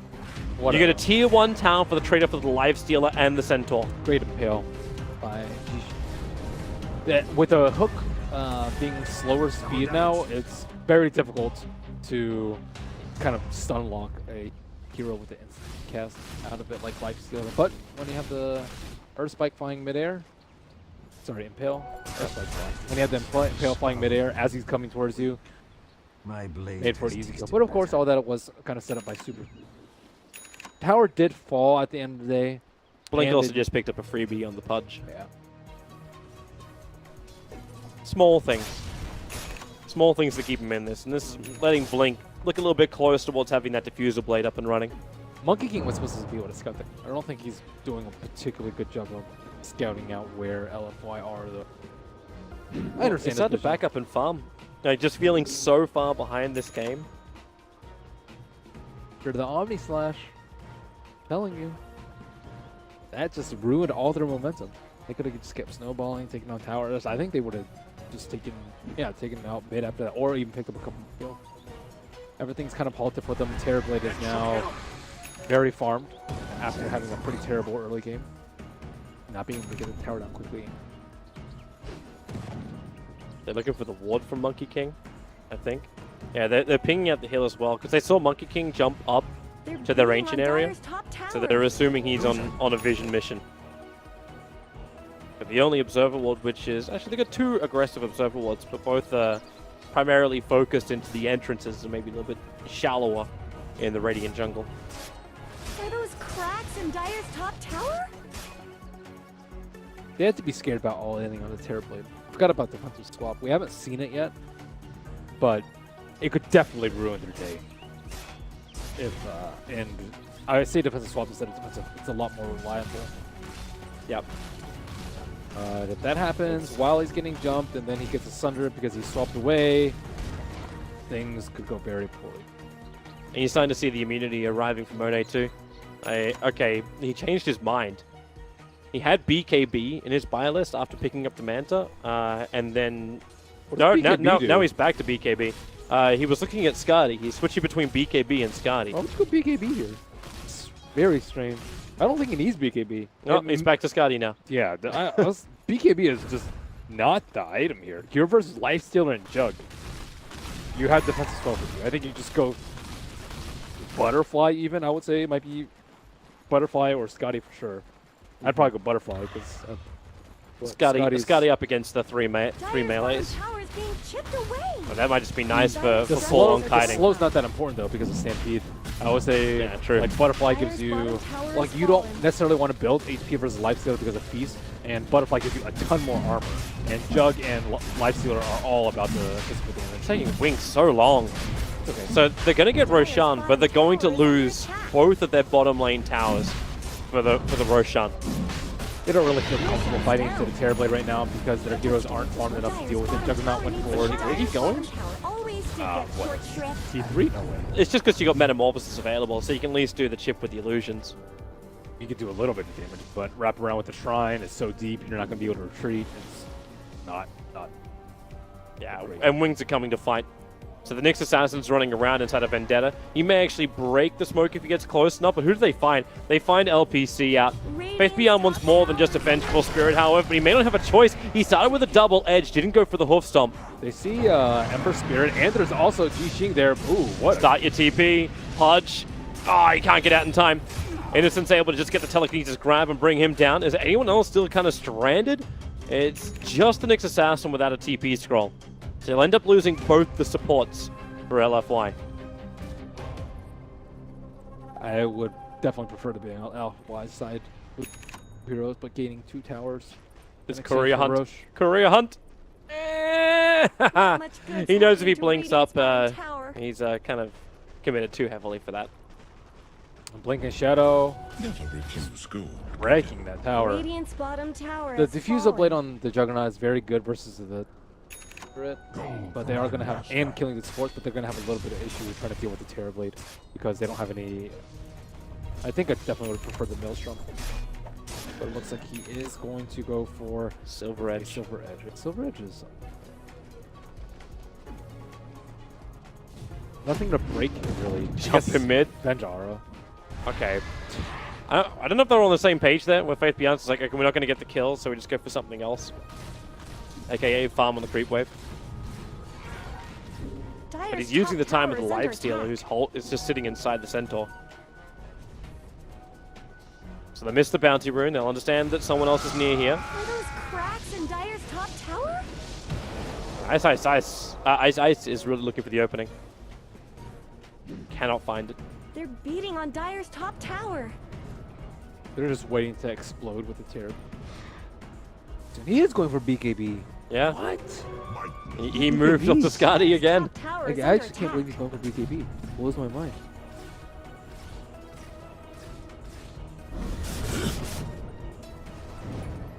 Maybe there's something that will happen in the fight, and then you'll be like, ah, that's the primary reason for it. Oh, LPC again. Okay, Infest jump out, defensive swap, Spike Carapace is available, and then the hook actually dragging Shadow into the fight with a double-edge LPC will die. Our sentry's planted, but the blink up from Nyx Assassin will get him away to safety, and then Spike Carapace TP out. They will not find him in time, even though they guessed the spot perfectly. No blink on Rubik, and they do not seem to be believers in the dust. Central Wars Arm. Versus. But still, they definitely need dust. Some important kills. So BKB completed on Terrorblade. Now he's looking at the Scotty. He'll get both. I guess it's good for an Infest Bomb. Potentially, but That's only if you get it all. yeah, that's the thing. Having something passive like HP and or armor is much more reliable, say, or just relying on your event. Yeah, the thing is, I don't think they can control the Vengeance fights. Like, if they had, like, Global or something, I would say, yeah, BKB's.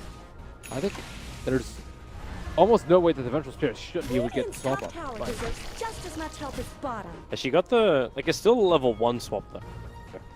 So they're- how do you actually stop it? You have, like, if you Radiant Infest Bomb structures onto have been the Centaur, there's no other way. You'd have to have Radiant's Rubik top Lift tower or has Boundless looked Strike, better. which is not that long of a stun. And Terrorblade has a lot of armor already, so he's not going to die Radiant's immediately. top Sitting at tower is 25 under armor right now attack. when he's right Radiant's next to the top tower. tower has fallen. Even a little more, 20. With Butterfly, you'd be sitting at 33-ish. basically crap ton. Yeah, basically. And they don't have a Maelstrom on Dire side. So, like, armor is godly here. But enough about that. Hopefully the BKB will see double edge damage, best damage. We'll agree to have you disagree.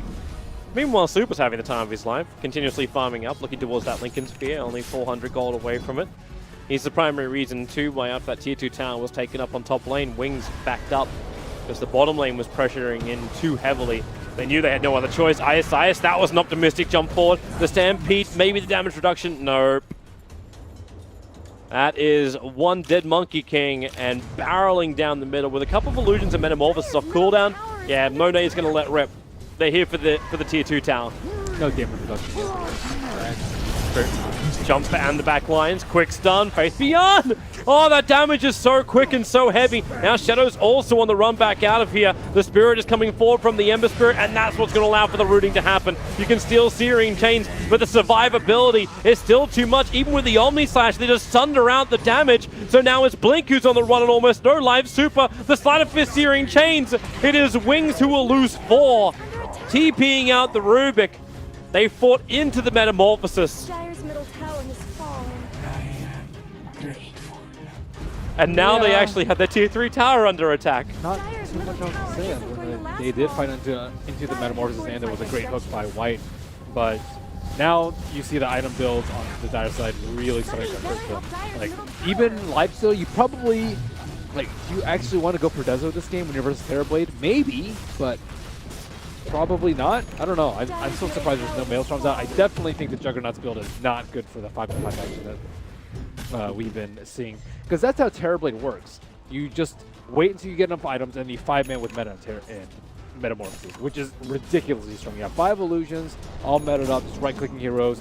They have very little AoE damage on the wing side, so you just have to accept that you're going to be taking a lot of physical damage. Unless you can clear the illusions, but they don't have that much armor. They don't have any way to deal with the illusions right now, and they failed on a couple of their kills already. And things are all starting to fall apart. And also, Faith went for the heart as opposed to going for the scepter. If they had a scepter, I thought, yeah, maybe then they can run into the Terrorblade. But like, he wasn't even close to dying, BKB or not. He still got his thunder off and still able to destroy. And Wings need to get back on the same page at some point. For now, they're going to start losing their outer buildings. The shrines can already be attacked because that tier 3 tower went down, so having that TP position is more and more difficult. Blink is now looking into a full Abyssal Blade as his next major item over on the Juggernaut, so again, more single target focus stuff. The Assault Cuirass for Lifestealer. He also went defensive balance on Jug. He went for health and armor, opposed to damage and attack. He's tanky, but versus a Terrorblade, that's minimal in terms of adding Fears of Ability time. Like if they can get the lockdown, then maybe it can work on Monet. But you're right, like the Vengeful Spirit is always going to save. He's just sitting behind him. That's why I would not be scared of Overhand. Like, yes, this game I can finally go Glass Cannon or just mass armor and damage. Instead, Monet went for the like extra security of BKB. Yeah, it's fine. I just don't think it's optimal. They can easily do Roche at this point. Monkey King is very weak right now. Doesn't have Fasher. Have upgraded boots at this point. So with the Vengeful Spirit and with the Medallion, Roche should be a pretty simple task for them. Ember can't really offer much for the Roshan, and Terrorblade actually doesn't have that much damage for Roche because of no illusion. But I don't really think right now. Yeah. If anything, it's... if anything, they can just ignore and just wait for the next fight, and Faith Beyond's already looking to initiate that. There's a Gem of True Sight on the Nyx Assassin. And a smoke, a secondary one looks like it's going to be used here by Wings. So they still want to go for the wraparound. Jug's not with him though. Jug's actually still coming. So they're gonna. How are they meant to do this then? Like, unless it's going to be like a 4-on-1. But like LFY is at a point now where they're just like full out attacking. They have to throw down a sentry ward because their smoke broke. Nyx doesn't realize what he just did. They wouldn't even expect this sort of gank too because Jug is showing in the mid. But secondary sentry now planted. So I'll see Nyx Assassin quickly, but of course Nyx on the run out, blinks up, Stampede is triggered, and Wings are on the retreat. gank has failed. Yes, quite heavily. I'm actually surprised they didn't try to fight that. They saw Jug in mid. If their initiation doesn't go ideally, they could just crush them. Meta was up that entire time, but it looks like LFY, they are looking to fight right now after the smoke has popped. They just want to fight in their terms. Like, why fight into a Wings lineup who's already posturing, looking for an engagement? This is an easier one. You're looking at just a D-warding. So you already put the mirror on him, hook him back over. Okay, don't think this member was really essential for that. But 43 seconds now, without the Rubik, they look towards Roshan. And this will take some time. And maybe that's where Ice Eyes can do something. The bench offers a lot here, though. They see him. They actually see him. They cut down the tree. He'll be stunned up, Syrian chained, and hooked to death by the Pudge. One Observer Ward that was just being placed around saw the leap. Roshan's down. Out. I wonder where he goes. Painful for the Wing. They just can't catch a break. The lineup of LFY is just working perfectly again. And with an Aegis Immortal behind him, they actually put the Aegis onto the Terrorblade. I always wonder about that with Metamorphosis being the primary thing. It's because he's a tower hitter. Tower hitter, generally better carrier. Oh, hook. That's not the target he was really looking for. Going to catch only one of the illusions of the Terrorblade, but that melee racks. Fortification has to be triggered. Monet's just doing way too much damage. And maybe now, with the Monkey King ulti, they'll try and push him out, but nope, Monet doesn't care. The Hawk Stomp on the back lines, they initiate in, looking towards that Live Stealer. The Terrorblade, remember, he's still got that Sunder, so you go for that quick little swap out. It's being used on the Pudge, keeping him alive. Juggernaut can't find the target. You've still got Sunder available. You've still got Aegis the Immortal up and running. Juggernaut has to buy back to try and sustain in this fight. Monet's so low, they're going to break him through. He did actually use the Sunder in the end of the fight. Linker Sphere triggered on the Ember Spirit. Monet's back to the World of Living. They're still here for the melee racks. That's what they came for. Even though they get the buybacks out, Ice Eyes almost sacrificing himself on the front lines without the hook hitting from Pudge. White can't really punish it. But no Live Stealer, no Rubik. Barracks have fallen. But also no mid racks. LFY are happy with what they've got. They're bailing out. Super is also just left free to do whatever he wants this game too. They don't have enough lockdown for the Ember Spirit, and he can just go in, Remnant in, doesn't care about dying at all. who cares if he gets Omni Slashed or really anything, because Omni Slash doesn't do that much damage here. And the Basher was okay, I would say, down Terrorblade, but it didn't really matter. Just not enough damage to actually take him down 3 times. And Wings, what's happening to you? Things not functioning with their lineup, things not functioning with their draft, their execution, their itemization. The Monkey King has kind of just fallen off, and this feels like the slow walk to eventual death. Maybe when Centaur gets his Ags, if he gets his Ags, they can run in and kill enough people. But where does he find that farm? Like right now, Juggernaut's taking most of the jungle. Live Sealer has to farm off the off lane because that's the only place it's like he's the only core which is probably tanky enough to do such a thing. I think it's the only way they can tank the Terrorblade. Stampede with AC. Only need a Vlad on the dire side too. Pretty good for them. Rubik get the gold. Yeah, he got the 60 gold per minute talent, so maybe he can afford it. Already has a 4-star for his team. I think actually Monkey got. I think the Monkey King last team got the Vlads as well. He's trying to finish Solar Crest though. Yeah, Solar Crest is pretty good here, but it's just super late. He's had the medallion for like 15 minutes. Monet's building up to push that top lane. 33 armor on this Terrorblade. When he comes in range of the VS, does over 300 damage a hit. That's because he's building closer and closer towards having that butterfly. For now, it's just the Eagle Song. Okay, they're actually backing out. Kind of surprised that thought they would go for the push. No Aegis. They could potentially risk the gem at this point. And Faith, he is smoked up with the rest of his team. There is an Infest. Terrorblade Illusions trying to scout out Invis Room. They got one. They found White. They executed Omni. No, wait, no, it sounded like Omni Slash just because the 3 illusions came in. Maybe this is the start of it all. Potentially. Yasha's coming out, and Wings. Like, with this one kill, they're still being watched by that Observer Ward, the original one that caught the Monkey King when Roshan was happening. The Wings are just coming down the mid lane. They're very good at melting through buildings, and without the Pudge Hook initiation, Where did Radiant's middle tower go? like, they don't really have a way to get Wings out of position. But the top lane is pressuring in. They may think about coming back for that. Super is now going to start his BT to the bottom lane. Just getting Wings to look behind themselves. That's all. It's a much needed gold though for them. Oh, show. But still, Terrorblade is still going to destroy them in team fights. Yep. Badly, I think. Even like the Juggernaut Reflection, do a lot of damage to himself. Still, got to keep an eye on Centaur's items. I think that's kind of the only item that's really going to save them. Potentially Abyssals too on Terrorblade when he's really low, so he can't stutter. But I don't know. But you want that Ags. You definitely need Ags. Definitely need Ags. Maybe double Basher. Maybe an MKB. Start making your wish list like almost impossible. You need a realistic wish list. Oh, hello. First hit bash. Oh wait, he just jumped back to the close spirit. Yeah, he did. And then BT back out again. Suppose that's one way to make sure Monkey King's got no trees in that bottom lane. Just spirit through the sidelines. Yeah, I guess Ember's pretty good versus the Monkey as well.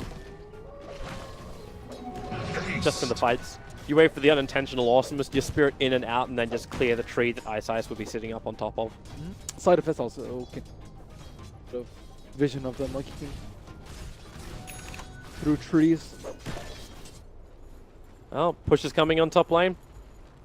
Looks like Monet is ready to go. The full butterfly is done. The next item in his wish list is going to be the Satanic. But all LFI are looking for is that top Raxing. Surprisingly, they don't have any vision up on the hill just yet. They have the Gem of True Sight, but I'm not seeing an Observer Ward up, so they're just going to do this the old-fashioned way. Push a whole bunch of illusions in. Attack into the tower. They've already forced out fortifications. Slide of Fist. No Searing Chains to lock him on. He attempted it, but it actually missed. And Faith Beyond. Here comes your jump in. Looks towards that Terrorblade. The damage is high, but the stun back is better. The hook shot pulling in Faith Beyond. He has to stampede away. With another Searing Chains out. You don't have the Monkey King ultimate anymore. They take the tier 3 tower, and looks like, again, LFY are happy to disengage. They are not giving Wings the opportunity to fight. That was really poor illusion spread from the Terrorblade. All of them got double edge down and infested. Infested is pretty big radius, but double edge is a tiny radius. You need your illusion to stay alive in the fight. I think potentially they got to turn things around. Maybe he was like worried about like the punch within them. He didn't want to spread them much, but I think having them up and around the fight so you can get good vision of heroes. You need them alive too to tank things like Omni Slash. I think it's quite important to have an extra illusion up for the Terrorblade, but yeah, gotta maximize value. Conjure it. Well, once they're all gone, they realized it and they backed out. Faith is still trying to find that little bit of farm. 2.7k gold now. Closer and closer they are getting. Roshan still not up just yet. Potential spawn time is soon. Meanwhile, Ember Spirit is just enjoying the control of the side lanes. Getting closer to his Octarine core. The item of choice. Got an E-Blade pop arriving for a Nyx Assassin. Not have the agility talent though. Not yet. Give him time. Monet's building in for a Bloodthorn. Bloodthorn's good. It'll be one great way. Like, they got the hook over on Faith Beyond. If you can get that Bloodthorn to trigger on him. Oh, Monet. No, the blink out. Faith Beyond's on the run. Here comes your jump in stun, the quick 4-staff, hook shot. I mean, the hook a little bit off target, so they're going to just push him in instead. Go into the Dismember. Centaur, he's got no mana to work with, so they cannot trigger off the Stampede. Rather problematic, but there is no lockdown available at the moment. ISI is trying to keep them away, and now the Ember Spirit will arrive. But they don't find their target. I'll take that as tribute. Looks like looking to trigger the Shrine and then just go immediately Roshan after. Roshan's going to respawn in like 5 seconds. Are they going to be able to scout it out when it respawns? They'd have to park the punch inside the pit though. Nope, don't miss. It's so close. Yeah. 4 seconds, 3 seconds. You wait for LPC to turn around, just throw a wave of terror over the pit. And instead it's going to be Wings that will discover it. Faith Beyond's going to run in and, well, hello Roshan. Live Sealer's got the choice. Do you want to pop out and go for this? Super has still got a decent amount of pressure on the bottom lane. And the ping has arrived. YOLO! So LFY, they understand what's going on. Ice needs to control this beautifully, if it's possible. In comes the illusion. They understand the situation. Roshan's almost down. You trigger off the order from Monkey King, but here comes the 3-man impale. It was perfect from the Nyx Assassin. The Aegis Immortal is still in the hands of Shadow from the backlines. Ice being ripped apart. So there goes Monkey King, and Shadow's got nowhere to run. The half stop from Faith Beyond plus the double edge. It looks beautiful, but it is just so ineffective. Not enough damage to come in from it. So the Aegis Immortal will trigger, and they're looking towards the Juggernaut. A double kill for him. Monet gets the attack in. Shadow, the jump forward, the steering chains will not be able to connect on him. So Shadow can continue to run, but no Juggernaut for 100 seconds. He can buy back, but they'll lose the Centaur as well. Puts that Aghanim Scepter even more on ice after the buyback. And he just buys a 4-staff instead. They're not even thinking about the Aghanims anymore. No solution to Terrorblade. I saw that Omni Slash, and that just looked pathetic.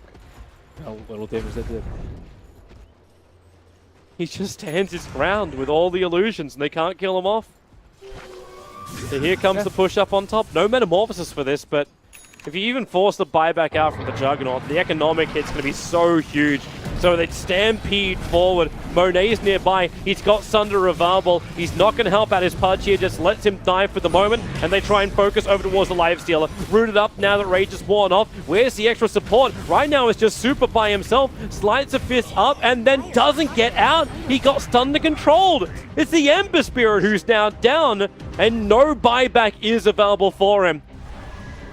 He should have been able to Remnant out during the slight, but I don't think that he expected Centaur to have that hoof stop at the ready. I've been seeing increasingly amounts of players timing that perfectly. Is stunning people immediately after the slight. But yeah, Super with a big death to give up. Really good scam. They dusted up, but it was just too far away from the Nyx Assassin. Oh no, it did ping red again, but Sentries. The blink.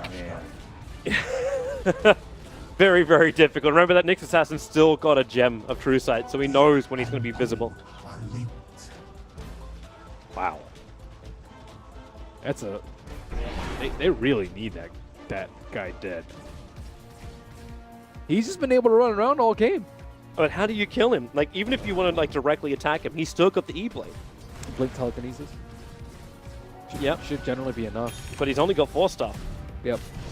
Like, and he had to go for his own Ghost Scepter in order to survive the team fights. Ghost Scepter does not it has not really saved. I would prefer the blink over that. But regardless, this Nyx has to die. Just hunting again. Hello, Courier. He'll see it quickly, but won't get... Might actually die if he goes for it. He's not looking for it. But he'll find Faith Beyond. You could potentially BT in the Ember Spirit. Wonder how long it actually takes for the Ember Spirit. Wait, is he looking at a Radiant? He's looking at a Radiance. Radiance is not that uncommon. You haven't seen Radiance on Ember? In this late portion of the game? Yeah, it's what other good 6 items are there? Blink is pretty common, but he actually doesn't think that he needs a blink. Radiance is pretty good. I don't know. I suppose like you're not really fighting any real evasion. You don't need like heavy lockdown. Whoop. Good 4-star for them blink away to safety from Faith Beyond. They will escape the attack of LFY. I think Radiance is fine here. He generally shouldn't be dying in the fights, and you get Octarine lifesteal off the Radiance. You have the spell amplification for the Radiance. You have the armor to stay alive in the fights. It's probably not ideal just because they have magic immunity on 2 of their heroes, but Yeah.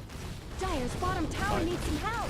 Here comes that bottom lane push. But he still does have, if he wants to, the Metamorphosis available plus Satanic. So it's Satanic and Sunder.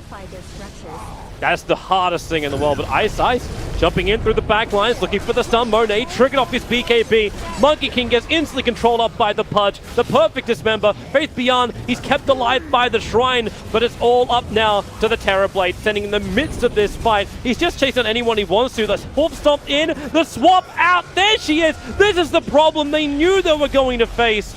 To a low life Terrorblade, he'll switch his life over and then run straight back into the engagement. The hook hits perfectly, even bouncing the life stealer on the way back out again. Faith Beyond, another good hoof stomp. The Super needs a little bit more space, but he has it. Monet will create it, and that's really the game. Everyone is lost for Wings, and so is the series.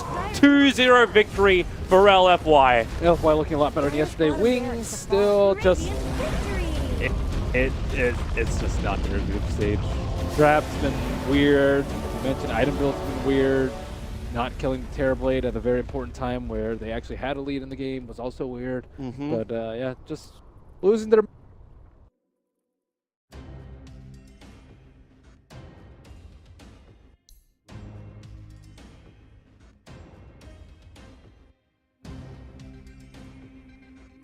The sky, gazing far into the night. I raise my hand to the fire, but it's no use, 'cause you can't stop it from shining through.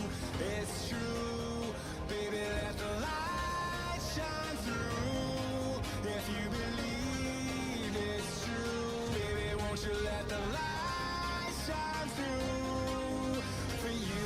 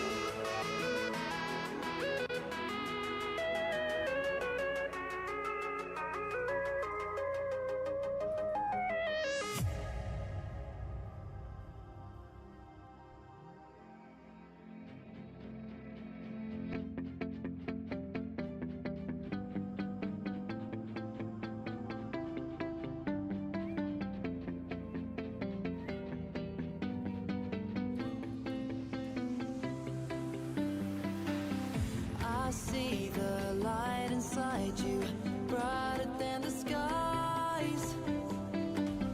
Hold on, just let us escape and fly away tonight. We have the world in our sight, and I know together we'll be alright. Can you see forever we will go?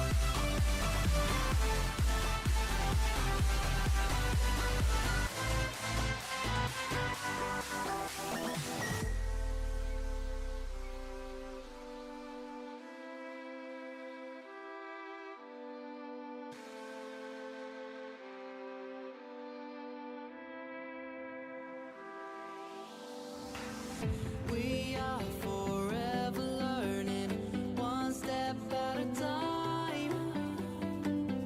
As long as the world is turning, I'll be by your side. We'll keep the fire burning, I'll never see you hurt.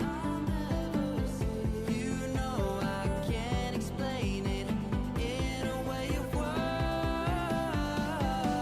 We both know that you'll understand, and you'll see if you take my hand, and I'll go out of my own way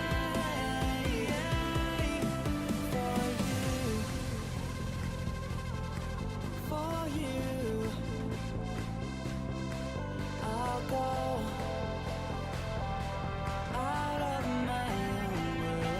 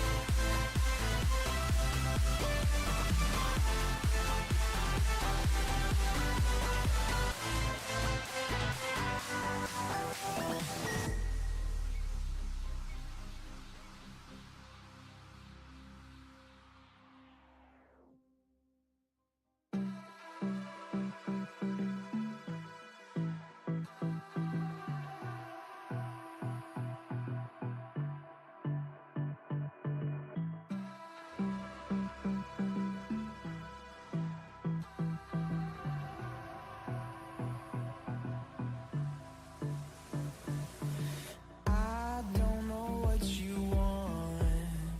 Let's have a bit of fun till I downfall. My love, if you feel like I do right now, don't say you're on the run to the other side. My love.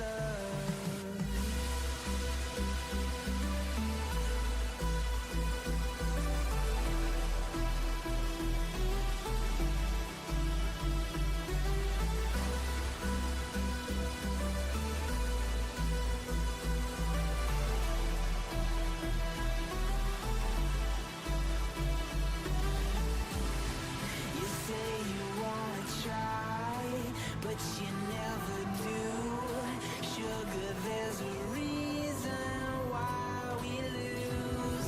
You say you wanna cry, but you never do.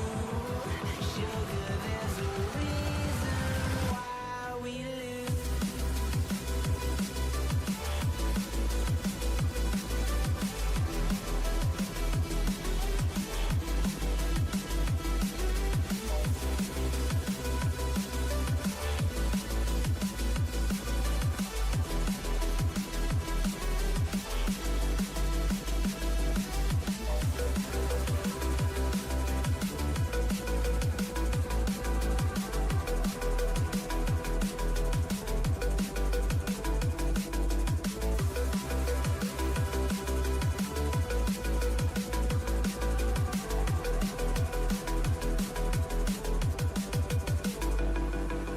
I don't know what you want.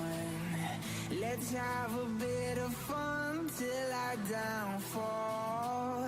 My love, if you feel like I do right now, don't say you're on the run to the other side. My love, you say you wanna try, but you never do. Sugar, there's a reason why we lose.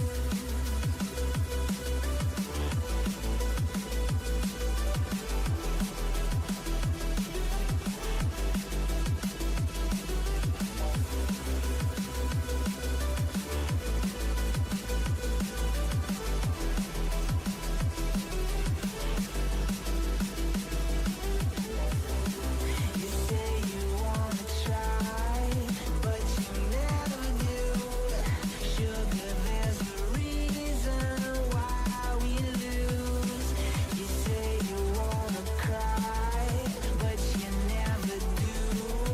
Sugar, there's a reason why we lose. Nightmares creep while you and me repeat. This bittersweet heat is suffocating. I'm waiting and always hesitating. Kryptonite desires set my heart afire. Heart on fire. Set my heart afire. Yeah.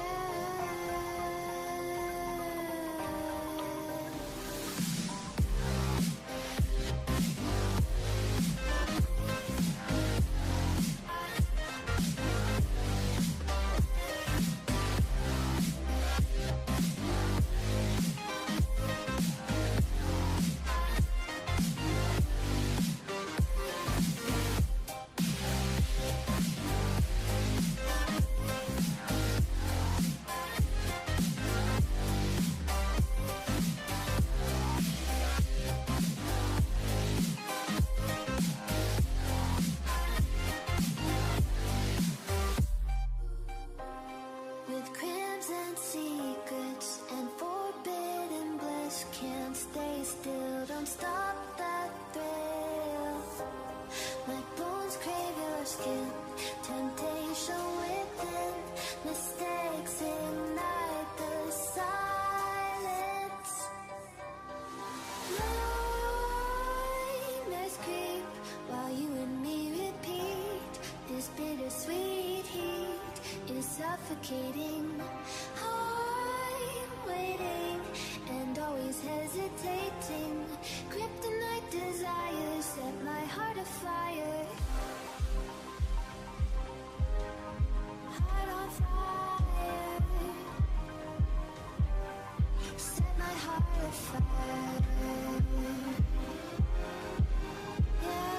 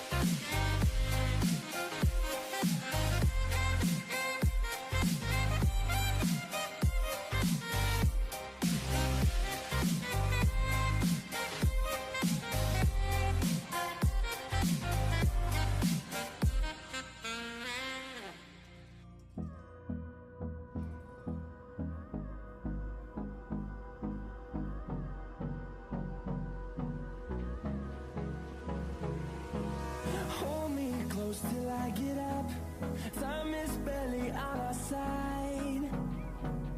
I don't wanna waste what's left. The storms we chase are leading us, and love is all we'll ever trust. Yeah, no, I don't wanna waste what's left. And on we'll go,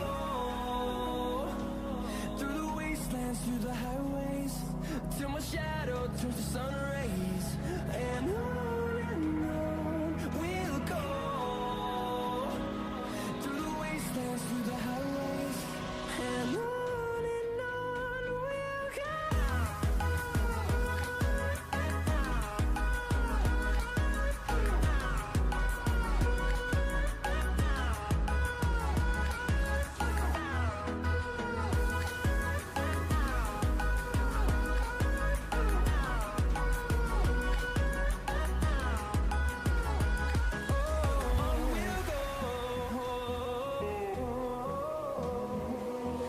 Finding life along the way, melodies we haven't played. No, I don't want no rest. Echoing around these walls, fighting to create a song. I don't wanna miss a beat. And on we'll go, through the wastelands, through the highways, till my shadow turns to sun rays. And on we'll go, through the wastelands, through the highways, and on we'll go.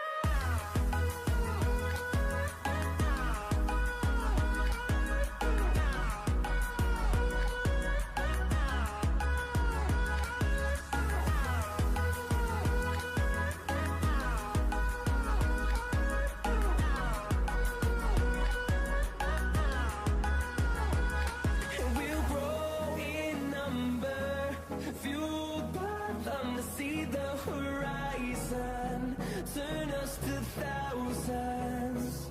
And we'll grow in number, fueled by them to see the horizon, turn us to thousands.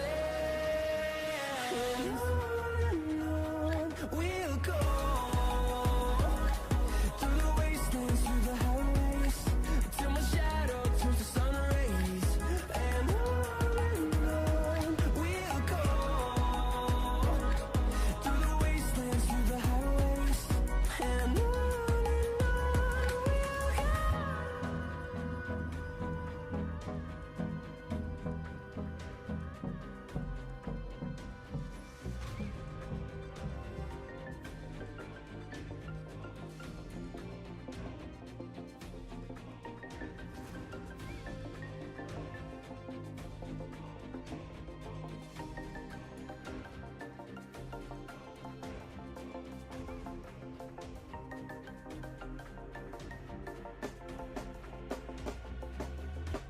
When you want to get off the darkest ground, the gravity pulls you straight down. Earth from a bird's eye view. You should grow feathers and see this too. When you want to get off the darkest ground, the gravity pulls you straight down.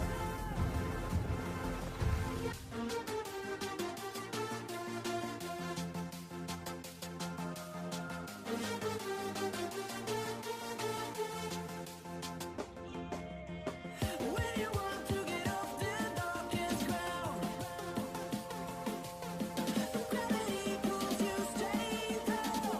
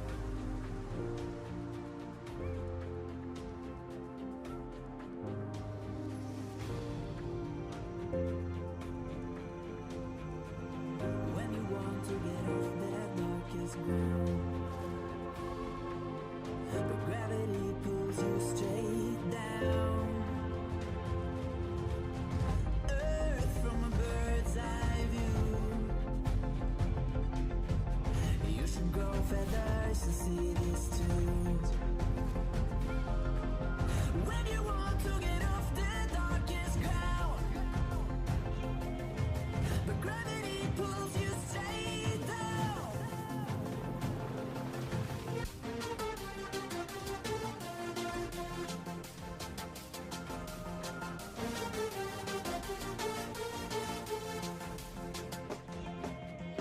When you want to get off the darkest ground,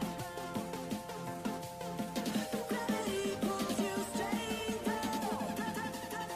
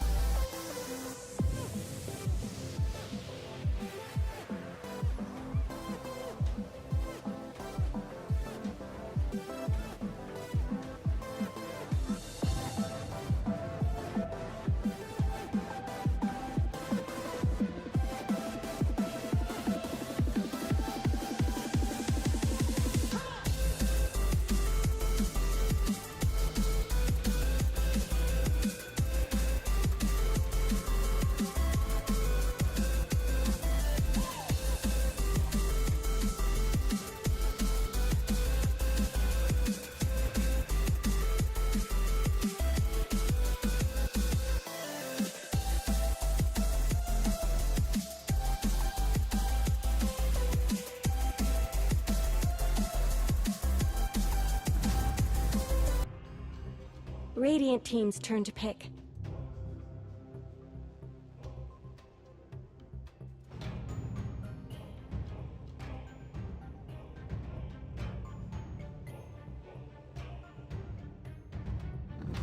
10 seconds remaining. 5 seconds remaining. Radiant team's turn to pick.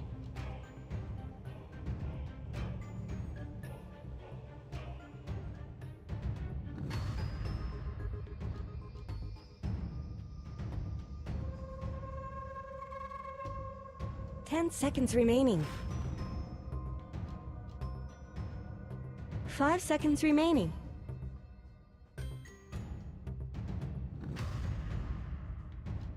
Dire team's turn to pick.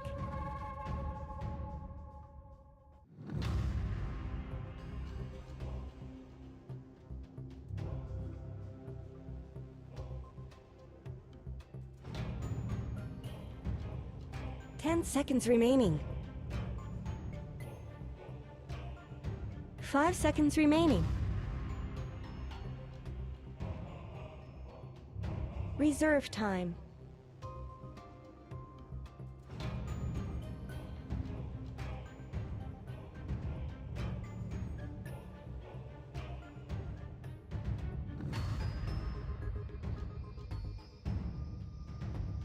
Tinker! Radiant team ban.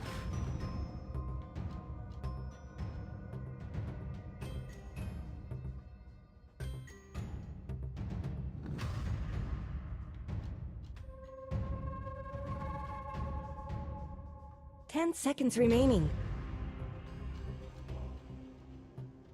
5 seconds remaining.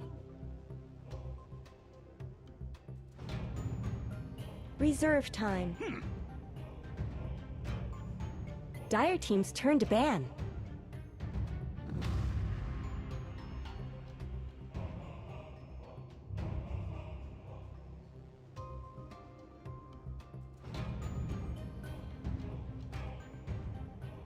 Ten seconds remaining. 5 seconds remaining.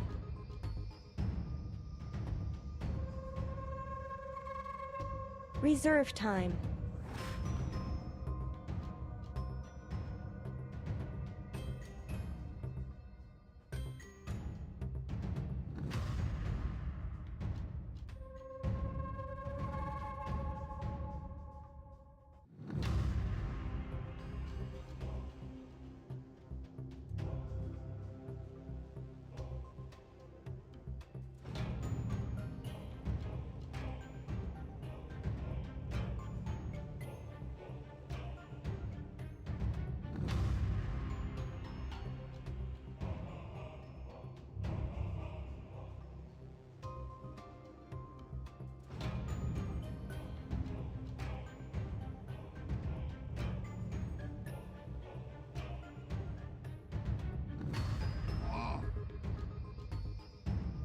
Radiant team's turn to ban.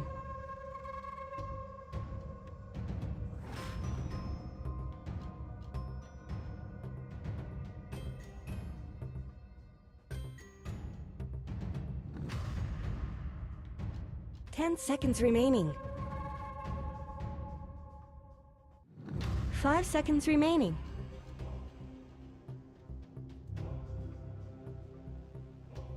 Reserve time.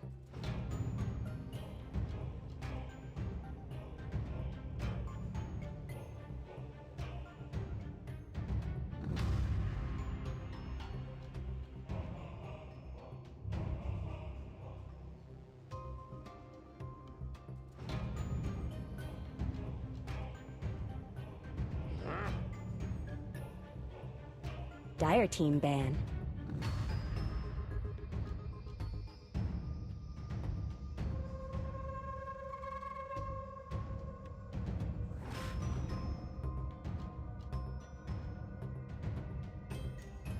Ten seconds remaining.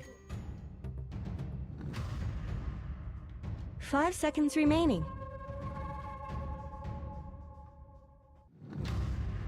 Reserve time.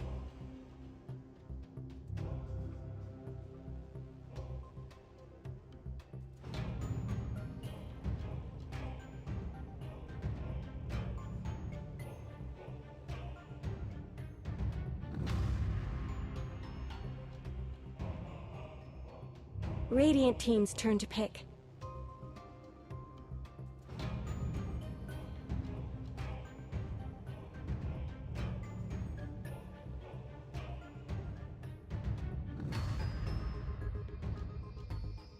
Ten seconds remaining. 5 seconds remaining. Reserve time.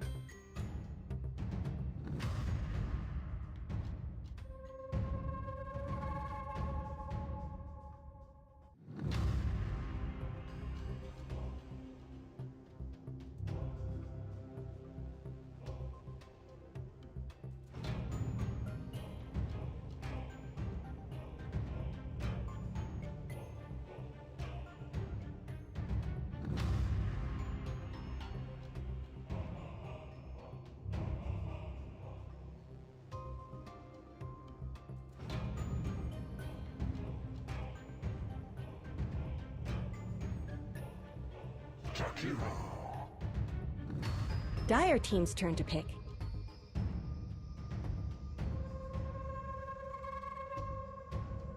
Radiant team's turn to pick.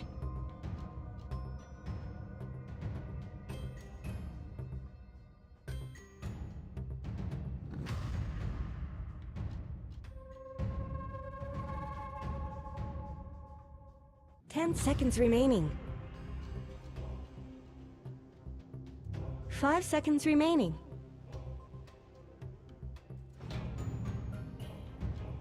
Reserve time.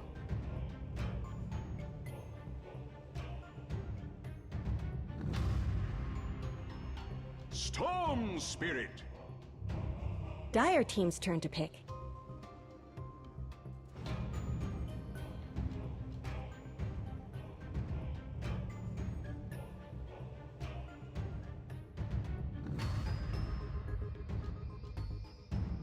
Ten seconds remaining. 5 seconds remaining. Reserve time.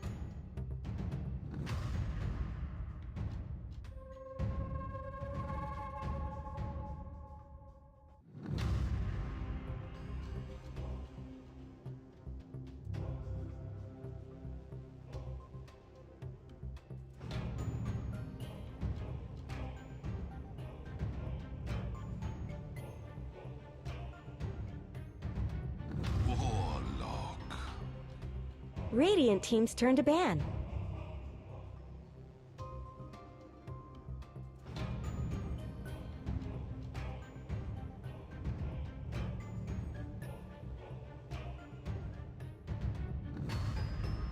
Ten seconds remaining.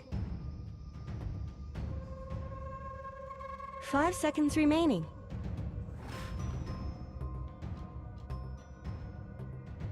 Reserve time.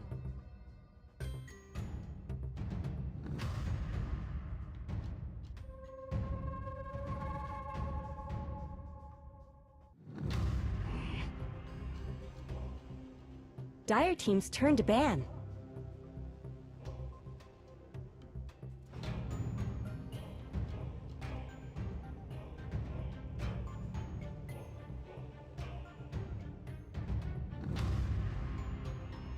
Ten seconds remaining.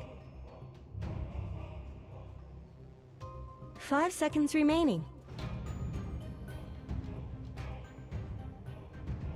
Reserve time. 10 seconds remaining. Dire team's turn to pick.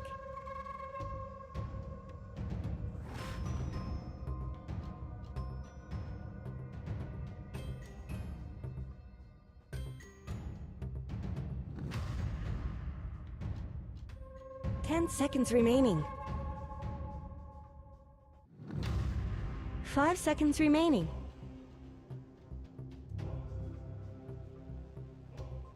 Reserve time.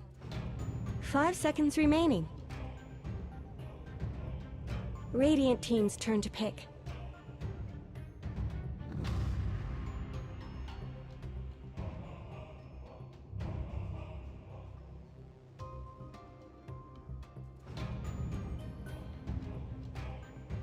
10 seconds remaining. 5 seconds remaining. Reserve time.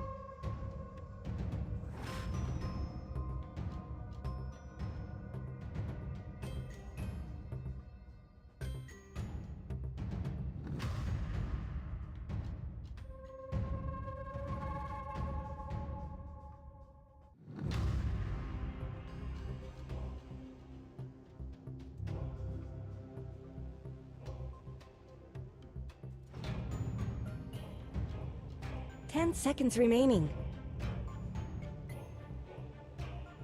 5 seconds remaining. Speak for the trees.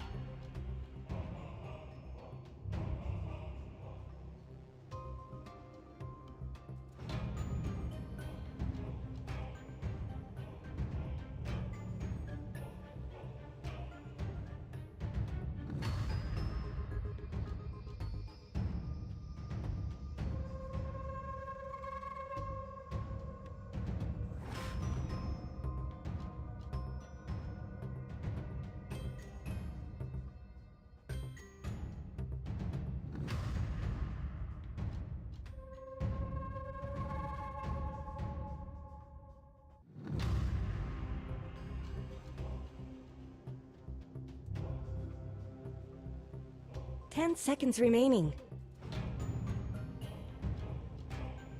5 seconds remaining.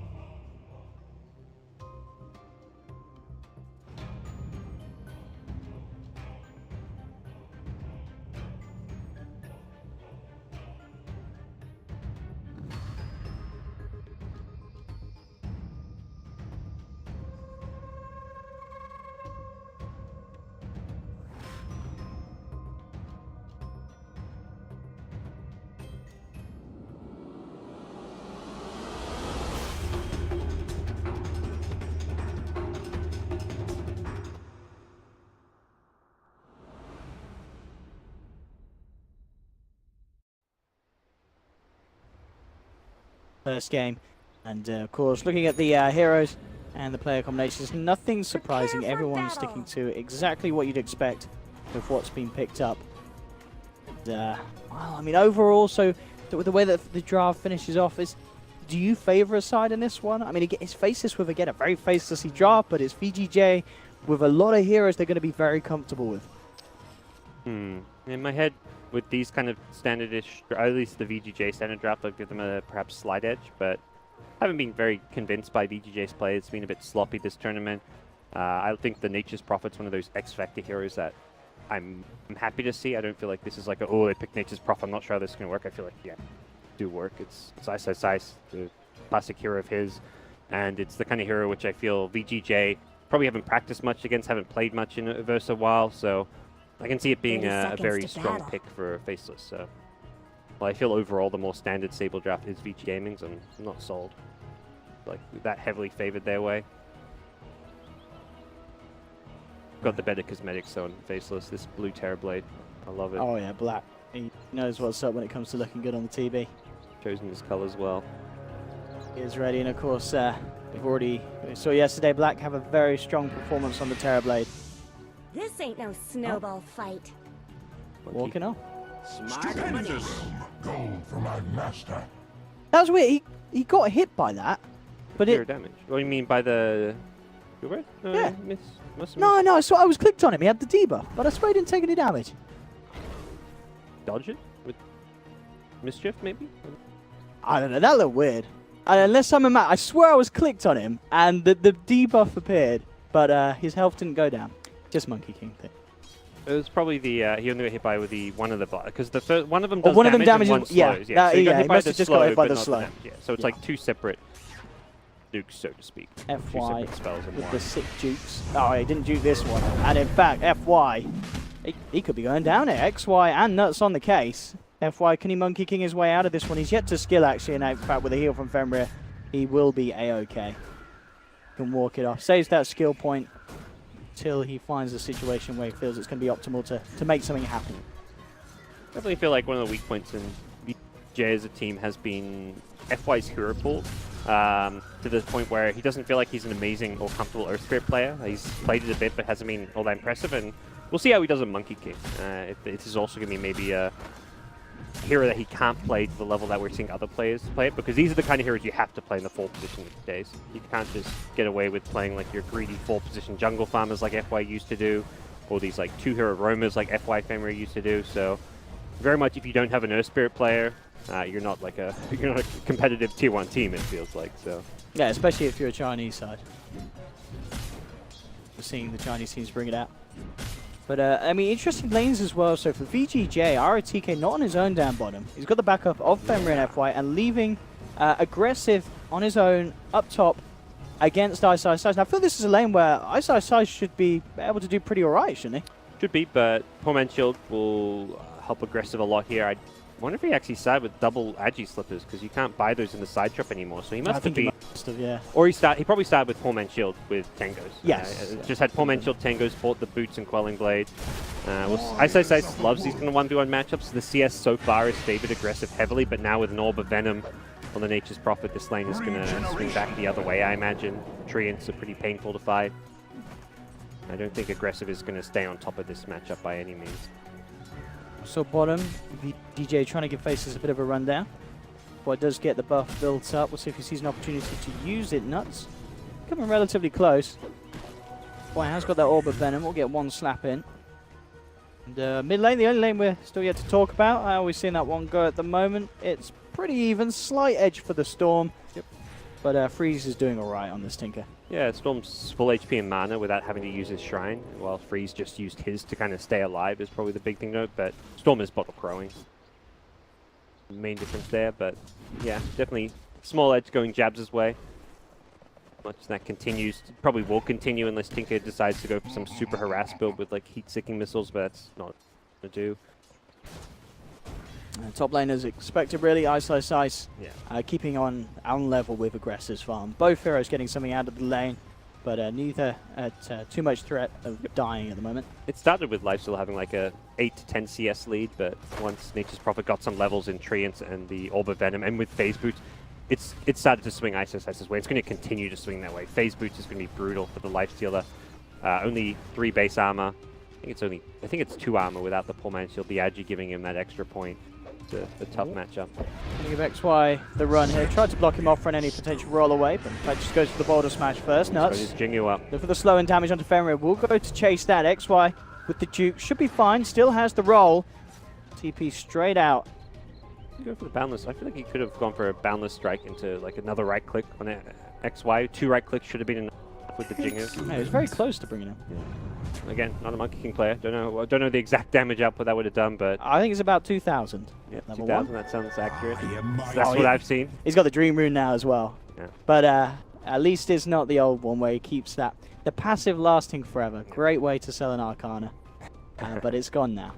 So FY won't get the glory of using that, but does still have the DD. Finding a courier could be nice. Is it any close to making any journeys out? That's the question. They'll look towards mid. Good scan though from Faceless, and they'll know for sure that it's Monkey King hiding around in the neighborhood. So Jabs, he'll come and just tentatively check around the tree line and keep himself safe. To level 6. TP in from XY just to refill his bottle. This is classic Faceless supports. They more than most teams have like 2 of the most selfless supports, all playing for their cause. TP in to refill the bottle. Jabs will probably just jungle his level 6, not really feeling too safe in the mid lane until he knows where Monkey King is, but Monkey will show. He hasn't actually gone for the Primal Spring. It's a very different approach to the Monkey King. We're very rarely, I can't remember the last game we saw someone just pick up the passive first. I mean, he had the passive of the Poor Man's Shield. He was ready to man fight all of the time. I think every other game, it's always in the street arts and hunting for that early courier pick-off. But FY sticking down on this bottom. Yeah, the idea is you're just aggro tri-laning and contesting Black's farm. So yeah, you can be in the trees in Primal Spring for initiation, but you can also just run at the TP and start right-clicking him because you've got Poor Man's Shield. So you can see Black's CS, 19 CS only, Centaur with 29. They've won this bottom lane thanks to the Monkey King just being visible. Like, you don't need to be hiding. You can just run at the heroes, let them know where you are, and they can't fight you. But I'm still, like, not sold this is the best way to play Monkey King, but I think they just felt like shutting down Black was going to be to their benefit this game. You have to be worried about Ice now. He's level 6, can throw the ultimate, can turn around ganks with a TP in as well. Let's make a bit of a go on to Black now, turn towards Nuts instead, but now Faceless just straight in with the response. Who's coming from RTK, trying to keep the back. The Nature's Wrath jumps through, and indeed Ice. He's going to focus FY straight away, has the Sprout to trap him. One more touch will do it. FY looking for the Jukes, will be able to tree dance in a couple of seconds. Becomes Trying to get himself away. He should be A-okay indeed. They won't catch him. XY still on the chase though for ROTK. Nuts coming across as well, and with a TP in from the Storm Spirit, Jabs should be able to pick that one up absolutely easily. First blood for the Storm. He gets himself involved. BGJ not finding anything. FY only just escaping. But as you said, the effectiveness of this Monkey King in the early stage really yet to be felt. Started off kind of bad for Faceless there. You commit 4 heroes, including the NP ultimate. You're expecting to find at least 1 kill right away, and probably 2. The reason they didn't find kills is because they went for 2. Ice went for the Monkey King. The rest of the team went for the Centaur. They split up, which is the right idea, realistically, because that rotation is meant to get multiple kills, not just 1 kill. But the end result was they almost got 0. But luckily for them, Storm is able to TP in with his level 6, get a kill, and the end result is actually pretty nice because Storm getting the first blood is a pretty good hero to get first blood on. It was some free farm alone time for aggressive while they were chasing around, but Ice already back to the off lane. Going to be going straight into the drums. Another reason why Nature's Prophet perhaps stronger now is because this drums receives some buffs because of the price point being made cheaper. It's a nice cost-effective item you can buy pretty early on. Freeze. A bit more space now, though, in that mid lane with Jabs backing off, clearing up some camps. So we can, at the moment, certainly expect to see a good timing on the boots to travel. 1400 towards the recipe. And Faceless, we're not really seeing either of the supports look towards the mid. Even XY hasn't really gone for any sort of early play onto the Tinker this game. Yeah, I feel like it needs to be perhaps addressed before the boots of travel. It's like a why not gank him kind of thing. You've got Nature's Prophet as well, who can throw an ultimate, who can TP in. Oh, Jabs. He saw the Monkey King, he's looking for him, but didn't quite manage to break his tree. 10 seconds till he has the mana. In fact, with Ice coming in as well, they'll certainly do it. Jabs getting the second kill this game.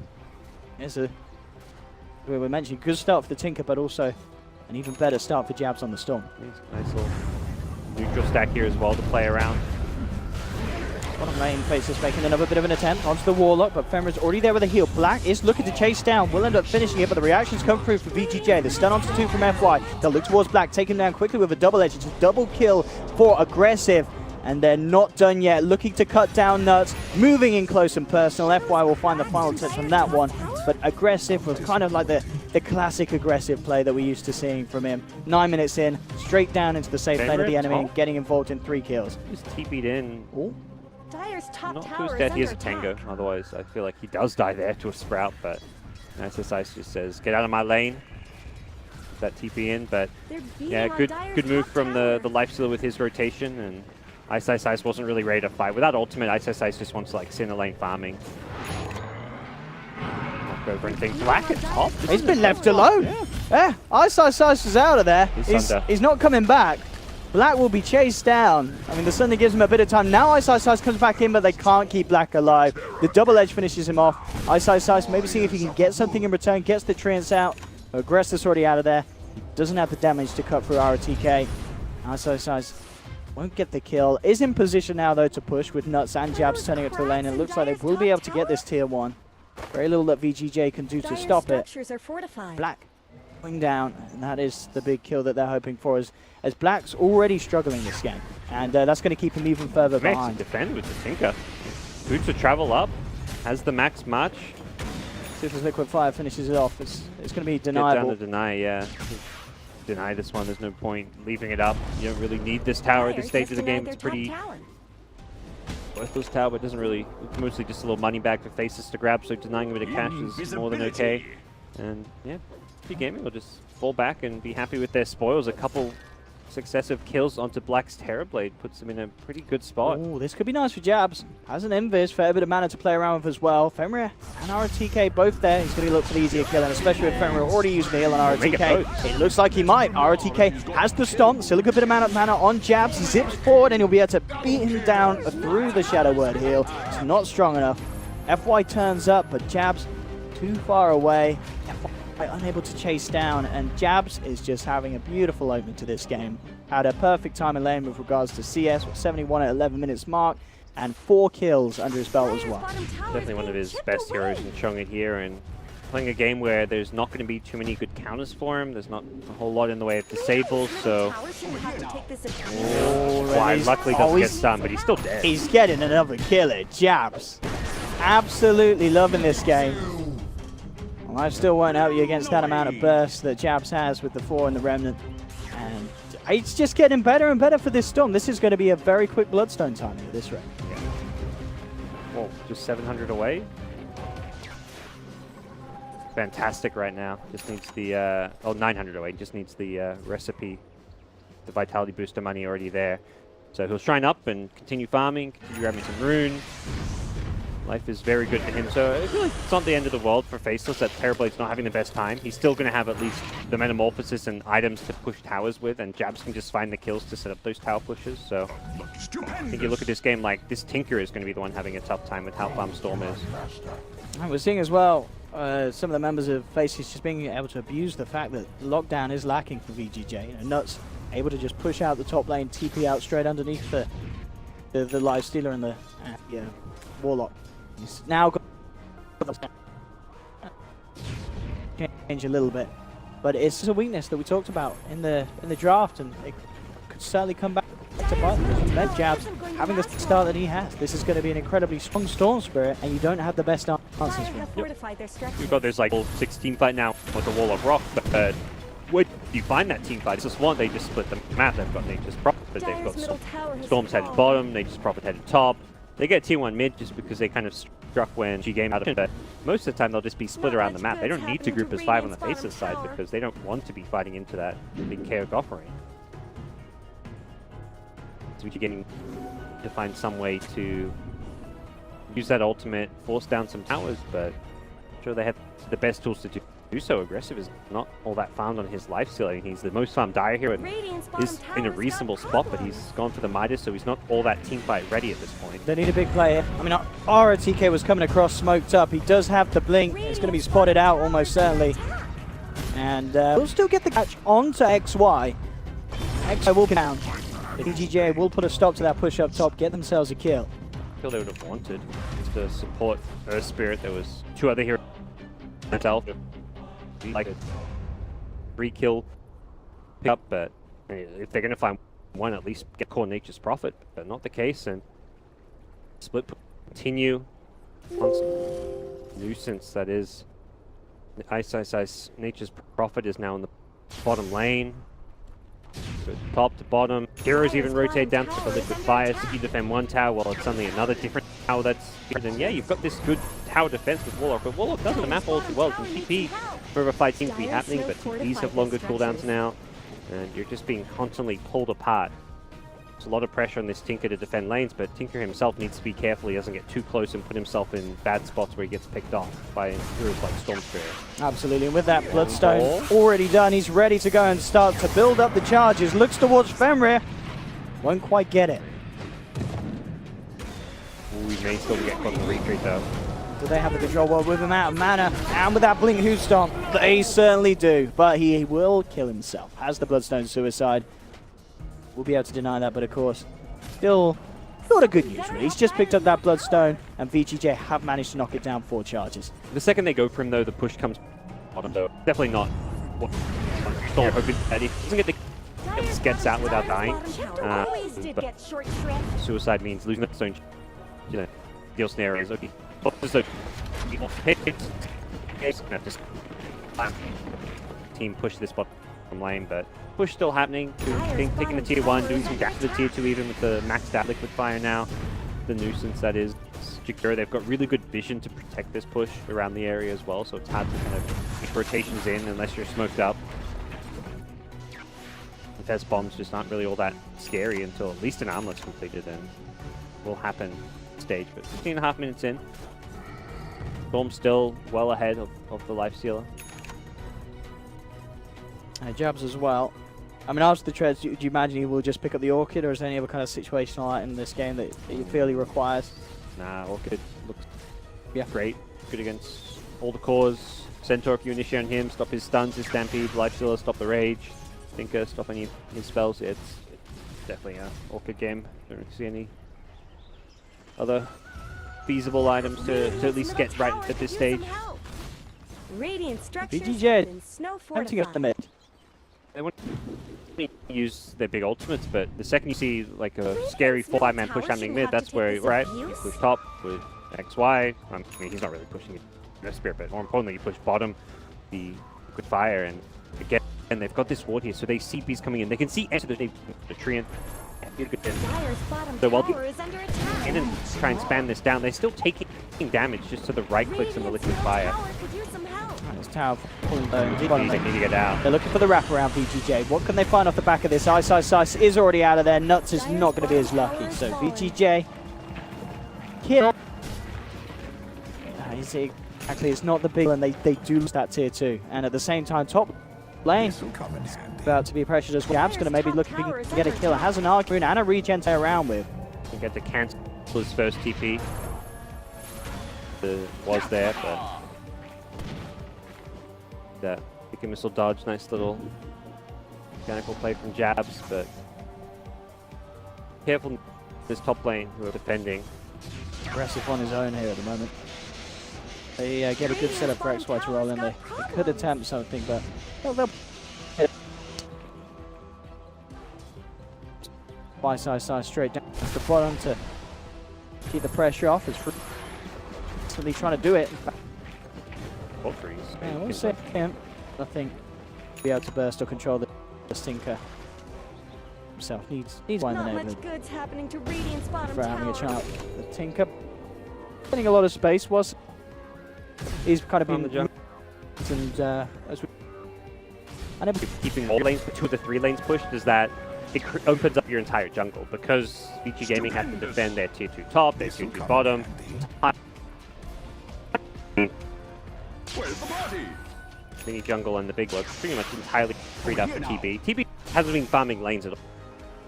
I feel like the majority of, but that's, I guess, he's themselves give a ton. That's probably where most of them is even coming at this point. So I think it's looking good for Black for overall recovery.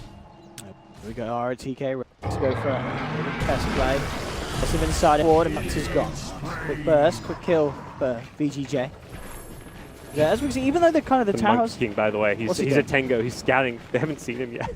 Oh, he's been spotted. He was just he was watching He's dead! He was watching a Storm farm while disguised as a Tango, and then I think Jabs just suddenly was like, wait. And Jabs suddenly just right clicks him out of nowhere. I'm like, okay.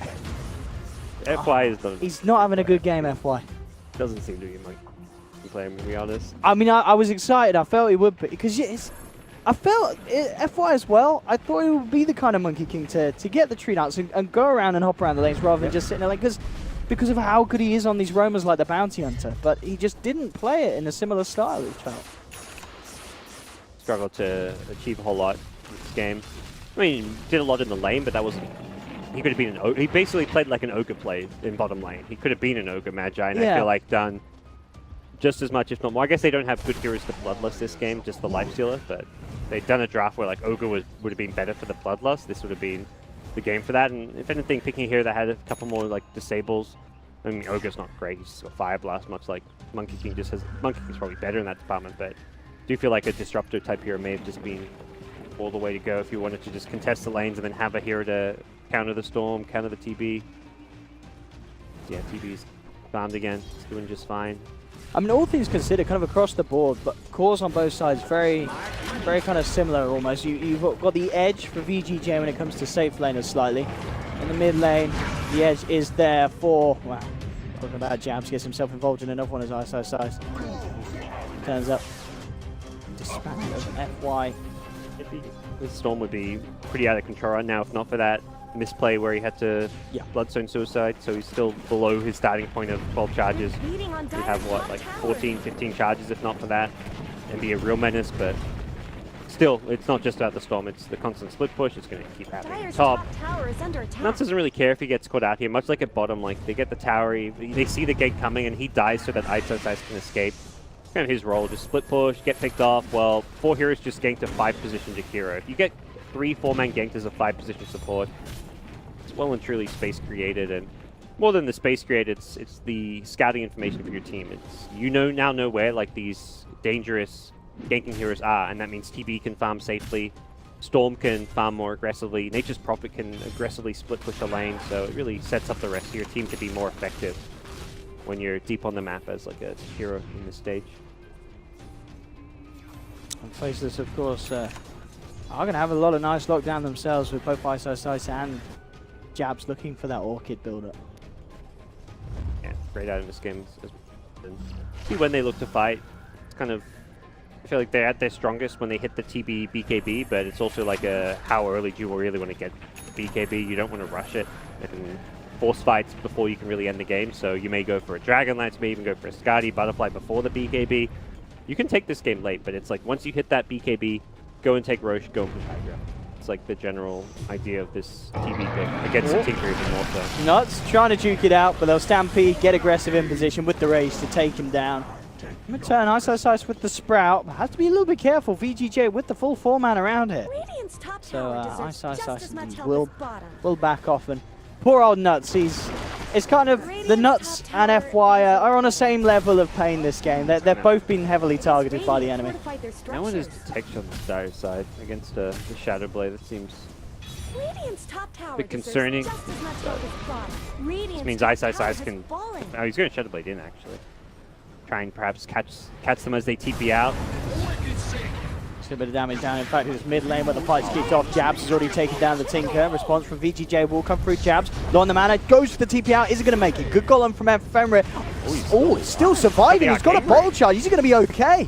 He'll get himself away from this. VGJ will end up though killing off Ice. RTK and aggressive. Looking to see if they could chase down Black here. Dire's bottom tower needs some help. She's going to turn away here. RTK and aggressive a little scared at this Terror Blade.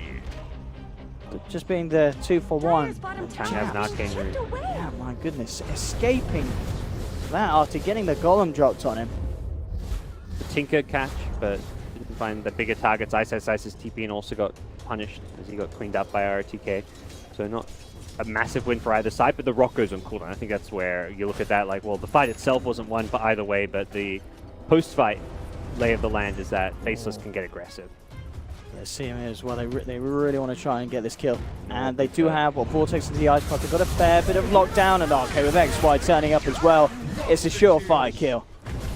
Aggressive gone. Jabs now up to the 13 Bloodstone charges, and Faceless aren't done yet. Look at the zip there from Jabs. Straight across onto Fenrir. We'll have the Stampede coming out from RTK, and that's actually going to be enough to save him. Fenrir back to safety. But Faceless grouped up and ready to power down this middle lane. They'll take down the tier 2. Still have over 30 seconds to play around with whilst Dire's middle tower aggressive is just still went down. on the sidelines. Yep. Stupendous. Free roam of the map at this point. Another regen rune spawning, so Storm can fall back and pick that one off. He's fantastic. I mean, he's 13 Bloodstone charges with the Orchid. He's got tons of mana regen. Now went for the mana regen over the damage talent again. This is like, I think both are pretty good on the Storm, but the mana regen makes him massive. Oh my goodness. Okay. And they found him. FY. Chilling on the tree line. Boys, third in this game. Top lane. Freeze. Trying to make the plays on Ice, but Ice with the dukes. It's actually going to be AOA if Freeze. Sticking around. Was going to go for the TP out. Sees Nuts. And yeah, he's going to be okay. Nuts has already used the Ice Bar. So he had a FY. Really struggling to kick off this game. It was that final pick that they went for. They felt that they had some strength with the Monkey King this game. I think when they, from the start, I was a little dubious of the Monkey King pick for FY just because I was like, they fifth picked it. They were really confident. They had a good Monkey King player. You know, most teams are first two picking Monkey King. When you fifth pick the Monkey King as for your 4th-position player, it's like a no faith sign that you're not willing to pick it up early in a draft. I think our team is here for this game. I think what other teams can do, if we can do it with Monkey Kings right here. Right now, we're like, sure, man, I got this. Haven't played it much, but I've seen other people play it. I'll mimic it. I mean, he didn't really try mimic it. He went for a very different build, but the Monkey King experiment has been a big flop. See if RTK and FY can make me happen, Radiant's but bottom again, tower's got problems. set it up. Radiant have fortified their structures. Jerome, sent on Warlock. Radiant's Dust anywhere. bottom tower is under attack. I'm surprised FY still hasn't picked up Dust. You see a lot of time being on the Monkey Top King. tower? Yes, he's normally the main initiator.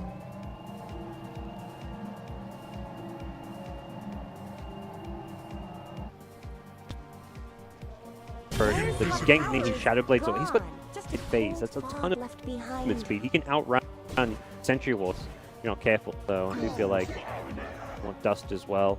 Oh, I with this Invis rune. Why, you Oh, know, poor why? well, I get a few points from here. He could double again. In fact, no. Why's fine? FY surviving is a PogChamp. That's a PogChamp. He didn't die. How far FY we've lived. come. Top lane though, another man who's been suffering in the death department. Nuts. Picked up again, but as you said, this is the kind of Nuts Jakiro that we saw before. It's a click down a lane. Doesn't matter if you die, just keep those lanes pushed in. Worked out yesterday, and at the moment certainly seems to help work out in this game here. Aggressive with the Braze TP out as we're looking to head across towards him. Jabs. BKB is going to be the next item after the Orchid. And, Yep. I mean, with that BKB, it's going to be so hard really to do anything about the Storm Spirit. Fall in aggressively, insta-kill the Warlock, and nothing Warlock can do about it. Same with the Tinker. If he's the Tinker's a bit tankier, it's not as much of a free kill, but killing Warlock means the rest of your team can suddenly team fight. Killing Tinker, though, is what enables the Terror Blade, so perhaps they'll prioritize him so that TB can just destroy everyone else. TB, haven't seen him really at all. I mean, this is The being full Black farm. going back to his roots, AFK farm while your team makes space for you. Why not? I mean, that's TB's job. This is not Black being greedy or not helping his team. This is more the hero and the nature of the draft and what the game calls for, and Radiant structures fine are job of that. fortified.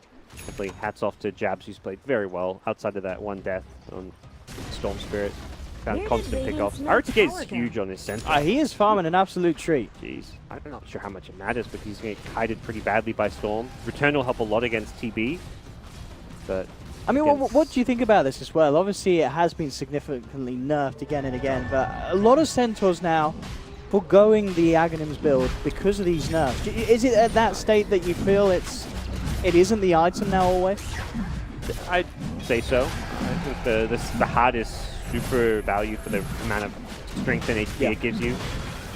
Way more than the Aghanim stepping, it becomes so unkillable. XY. Nice stun, but too late to do anything about In Rogue. fact, FY is trying to man play up against this one. Comes straight in, but a Jabs looking for the monkey.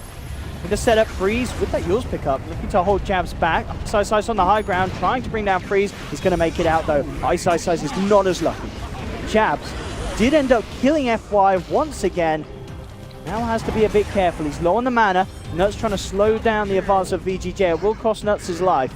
Does allow Jabs to get out there, but all in all, VGJ very happy with that swing of events. Getting the Roshan and taking down 3 heroes. Not the 2 big cores, but at this stage, 3 kills for 1, 3 kills for FY. Absolutely take that. Yeah, that's great. You want some kills at this point, and at that point, I feel like Faceless should not have been contesting. It wasn't even contesting Roshan. They shouldn't be fighting. They don't have Terrorblade ready to go. Terrorblade's their second most farmed hero in the entire game. And he's AFK. Yeah, I mean, He's not done yet. Black's like, guys, I still need a few more items. It's not Black's fault. He's there. Yeah. I It's feel not like that Black's was time to totally, fight. That was totally on his team. Yeah. Black's probably like, maybe I'll come contest Roshan, but as soon as Roshan's down, Black's like, nope, I'm still farming, guys. He's farming. His team should be like, yeah, keep farming. They have Aegis. Why would we fight? This is... XY tried to contest initially, like with the Boulder Smash. Once that happens, just let, if XY dies, so be it. You lose an Earth Spirit to get some scouting info, no one else needs to die, but the big commitment from, I mean, Jabs wanted to get, I mean, Jabs gets a free kill and gets out, but he kind of also baits his team into going in. Same with, like, everyone just kind of baits each other, thinking like, oh, we can fight right now, let's go for it. But the end result is, it's Black just wanting to farm as he should, and the rest of the team just going in kind of one by one, doing bad things. But Rock is down, so I guess Faceless, even with an Aegis on the dire side, want to, again, make something happen while there's no Rock up, and they are going to go on the aggressive. Bringing Black into the action now. Tinker may get, he's likely going to get down to this top lane. Oh, he cancelled that TP. He knows something's up. He sees all the heroes missing on the map. He's ready for potential bait. Yeah, I know. So he's just going to Well, defend they for see the high with the ground. Radiant Ward, though. They've got a high ground Observer Ward, though, but doesn't look like they'll go for the jump. Radiant's middle tower May is just under go towards attack. the mid here. They can get a pretty good wraparound from behind. They can spot out first. Walk right into him. Getting Not pinged much out here. They good see everyone happening with to the Radiant's smoke bottom wearing off tower. the Observer Ward. Radiant structures are Perhaps fortified. going to elect to not fight until that Chaotic Offering is a little bit Radiant's closer to bottom cooling tower's down. got problems. And yeah, RTK takes the tower. He pushes incredibly fast with return. This is where the heart is incredibly strong. And going back for the Ags as well. Seems like more of a later game pickup now. And ready to fight though, Black. It's going to be one to get going on first. There's the ice path onto RTK. Jabs usually looking for the back lines. Pops the BKB. Going the MK ult though, taking a fair bit of damage. Jabs falling down low. Now turns his attention towards Freeze. The Tampy's being popped. Jabs has got to get himself out of there. Low on mana. Golem's being dropped aggressive, trying to find his target. It's going to be XY with the boulder smash. Black's damage as well with the Skadi kiting aggressive up, making it very hard for him to get in close and personal. But he does jump forward with the Infest. Nuts. God damn it, that tag has the ice buff, holds aggressive back. Bringing down once they burst the Aegis. RTK looking for Black, and they'll get him in time. No chance, as indeed the Sunder are already gone. And BGJ do find those big kills. The Aegis certainly helping them in that fight there as Aggressive comes back for round 2.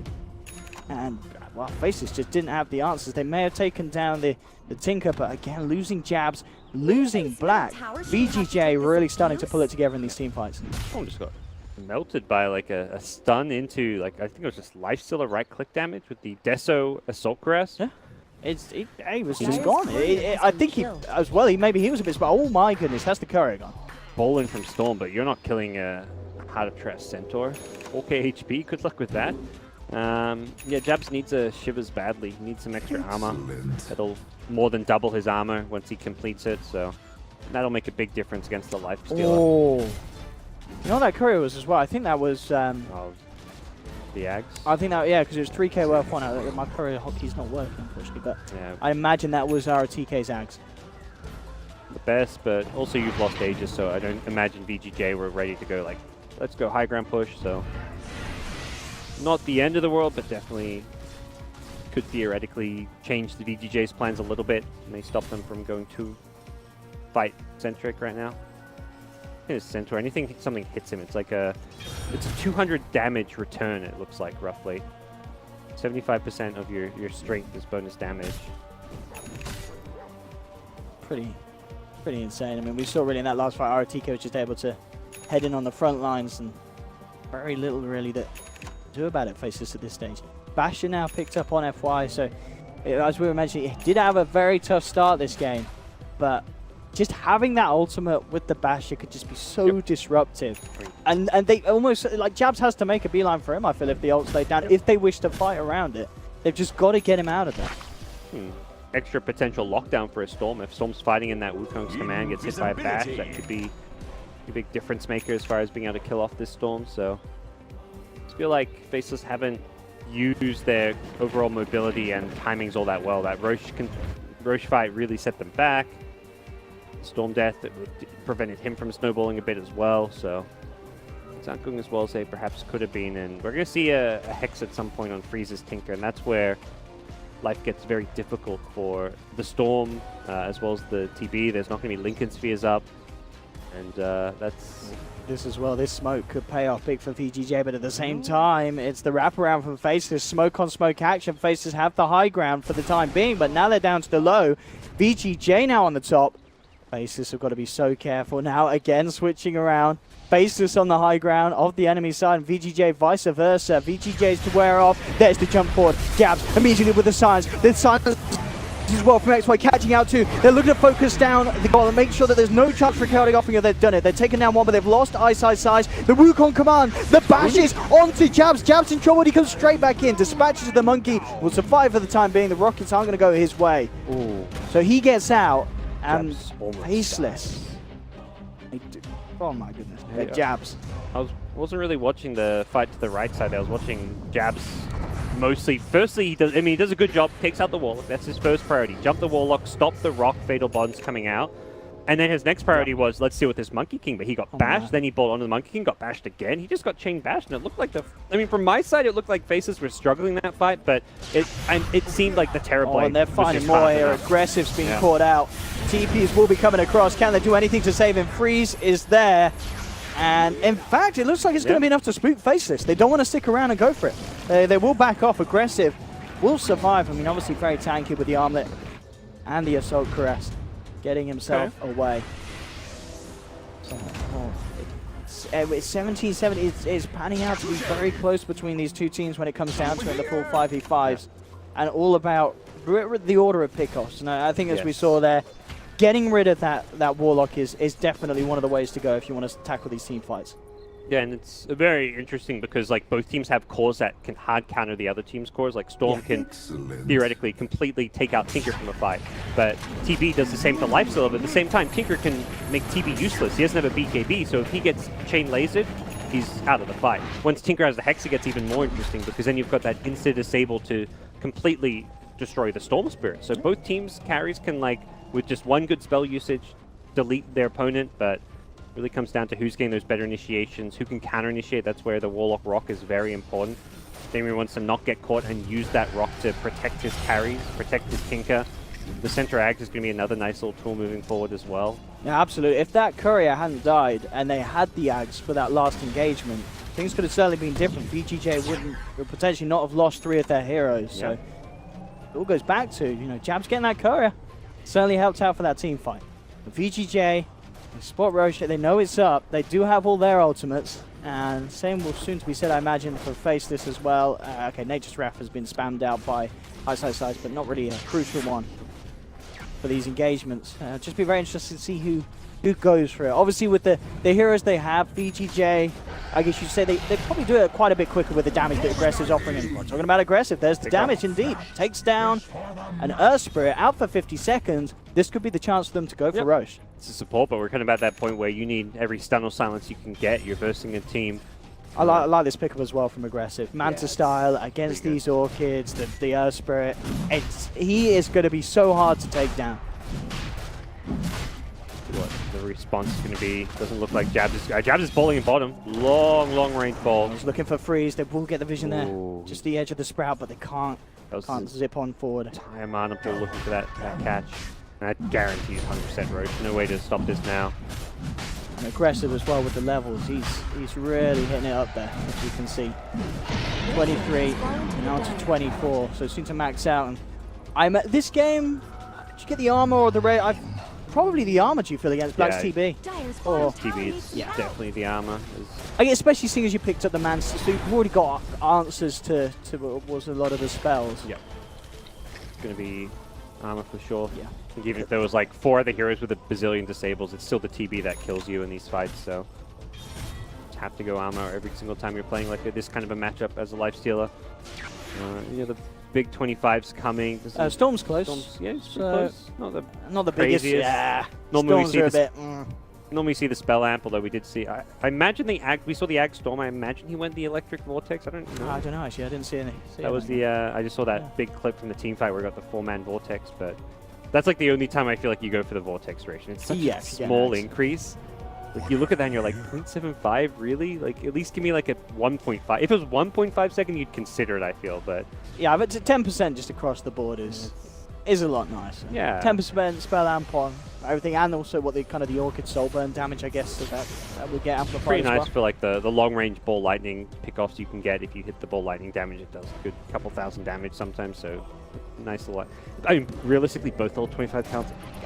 Storm, it's one of the heroes that didn't get treated very well with the level 25 talents, but at least something. I've got some nice one elsewhere. I mean, 40 attack speed. Yeah, that's certainly one of the highest attack speed talents I feel, isn't it? 40s. That's a lot. Level 15, 20 are pretty decent. Level 20 level is 10, really nice. Level 10 is nice as well. 10's alright, yeah. Free flat mana regen. Yep. Even and the damage is pretty nice too. A lot for both. I think that's still good damage. Radiant's middle tower Sure. could use some help. Let's see. Feels like a bit of split between the two. RTK also closing on that point. And turn or certainly going to be nice. I mean, what you got kind of 3 right clickers really, haven't you? They're looking off. So if you can get that aura on your lineup, especially obviously already have a lot of strength to dish out and bump that up. Low sword now complete as well. And the ID's high ground push. Courier snipe, nice size, having some fun. Got a Silver Edge coming. We're still up against that central return. Zip in and look for RTK. Here's Poseidon with the Lotus Orb. In fact, looking for the Yule setup. It's the Boulder Smash. Can they bring this man down? Well, with the damage coming out from Black, they certainly can.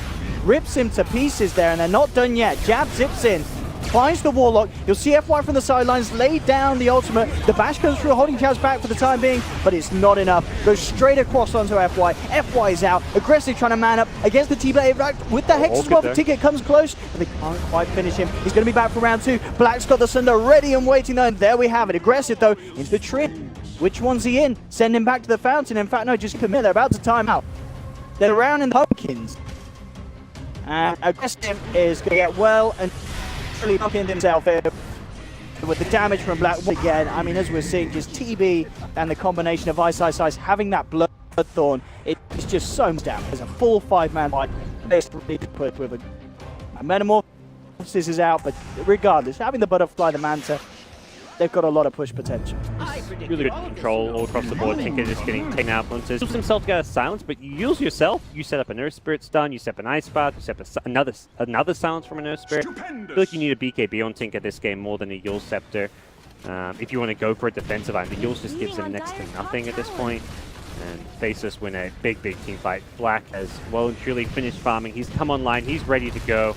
And we saw it there with a major amount of damage output coming from his Terrorblade.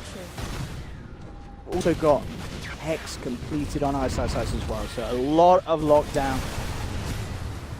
And VGJ will do their best here. They will be able to hold Faceless off for a bit. Did cost them that. And a 1 buyback on the Tinker. Freeze buying back there for the defense. And it will protect aggressives at least. He won't need to use it seems. Still down for 20 seconds though. Faceless are hammering into the tier 3 up on the top lane. Jump forward from ROTK, but he's going to be jumped on himself. Jabs, looking for the back lines. Straight onto the Tinker with the control. Should be able to bring him down. The Stampede save. He gets back to safety. No one to fall yet on the side of VGJ. And in fact, Faceless themselves rather low.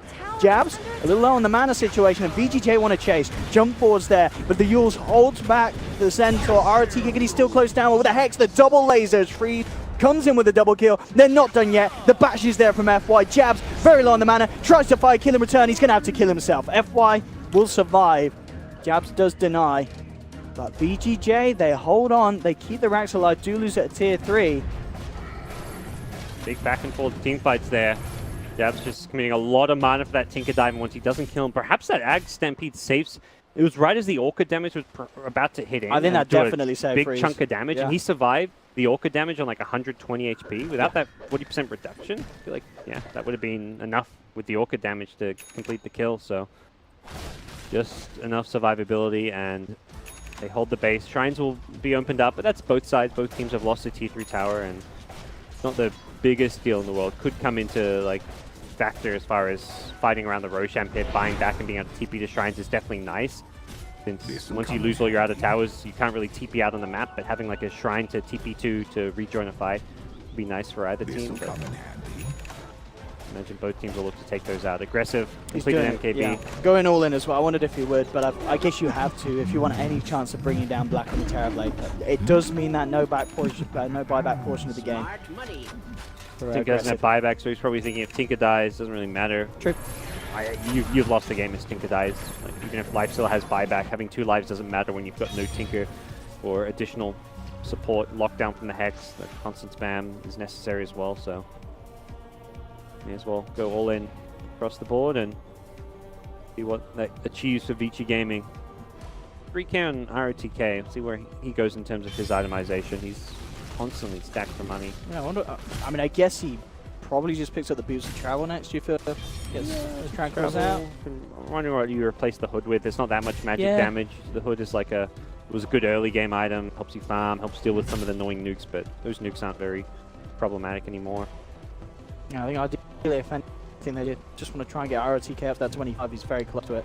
Should probably is the item that we used to see a lot with the Ags Stamper, which is damn nice. J themselves now heading across, ready to make some action. Priest looking for a lane. Gonna be heading for us. He's waiting for them to kind of reveal themselves. Faceless, no. Reveal the Black in the mid lane. Feel confident going down to the bottom, keeping that lane pushed back over to VG, to Faceless' side of the map. Pick out the other shrine, just make sure that kind of cut their bases. Any small little objective you can take may as well, and There's going to be RTK queuing up Refresher next. Goes all in, buys that, or he's going to have to fix the hood, so he may sell it and buy it, but case. Smoke up from Faceless. They do have this board on the high ground there, VGJ. I'm not too sure. It might have catched one of them on the very edge of that. There's a lot of damage block.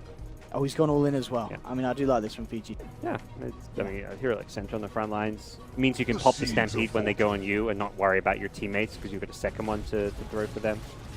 It's going to be incredibly hard for Faceless to fight around, and they are going to look to fight. Jabs has that arcane room ready to go, zips up to the high ground, checks the situation, comes back in, looks for the quick pick off. He's focusing the Monkey King, but in fact with the Shadow Blade, F1's going to be fine, and now Freeze jumps in. How the heck's the Storm Spirit in trouble? Stampede comes through as well. The Rockets flies. Freeze picks up a double kill. He's not done yet. Black, the last one left alive here on Faceless, surrounded, hexed up. Freeze picks up the triple. And VGJ, with the power that they surmounted to with those all-in purchases, are able to do it and are now ready to power down the mid lane and for sure force out a fair few buybacks from the side of Faceless. I didn't even need the Refresher. He held on to it. He's got double Stampede for this fight coming up in 30 seconds time, so dominant fight. Jabs not the target to go for. The Monkey King there. A hero you probably just want to ignore. You need to find bigger core heroes. Love this RTK, just tanks tier 4 towers. It's like 100 every time this is the tower right click, it takes 100 damage roughly. Maybe 60, 70. The glyph will slow it down, but it is obnoxious stuff. Like 330 regen. They're going for the drones. They're like, well, there's tier 2 towers at top, we can't get megas. Let's This, go drones. what can you do if you're Faceless? You've got no Jakiro, you will have the rest of the 4-up. There's no rock, but double Stampede is still pretty damn scary to fight into. How do they initiate? How do they start this off? They force the buyback, so now they go for the rack, now that they realize, okay, drone is really happening with buyback coming out. Here we go. There's the jump. Immediately with the silent control onto RTK. They have the damage as well from the Blood Pump, but it's not quite enough. They put a half. The first Stampede and Ukong's on. That's Jabs out. No buyback for him. Refresher from RTK. They're ready for round 2. VGJ and Faceless certainly are not. They've lost XY. 3 down hitting the decks. None with buyback. RTK and the boys straight back in onto the tier 4s, and this will almost certainly be VGJ closing the win here in game 1. Black and Ice trying their best to stop this, but he's been hexed up. There's the second ult coming through from RTK, and they dispatch a Black quick and easy. VGJ coming back from a start where it looked like Black could become an issue. He became massive on the Terrorblade, but the team fight and the execution at the end of the day was just perfect from VGJ.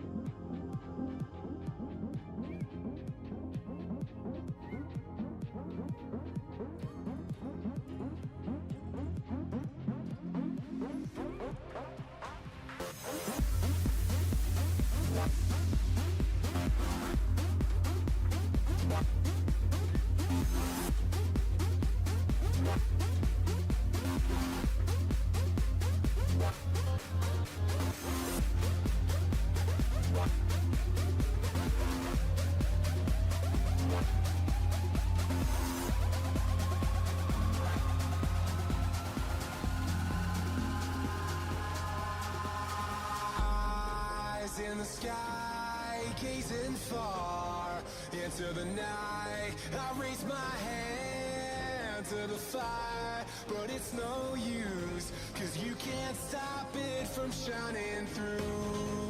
It's true, baby, let the light shine through. If you believe it's true, baby, won't you let the light shine through for you, for you, for you, for you, for you,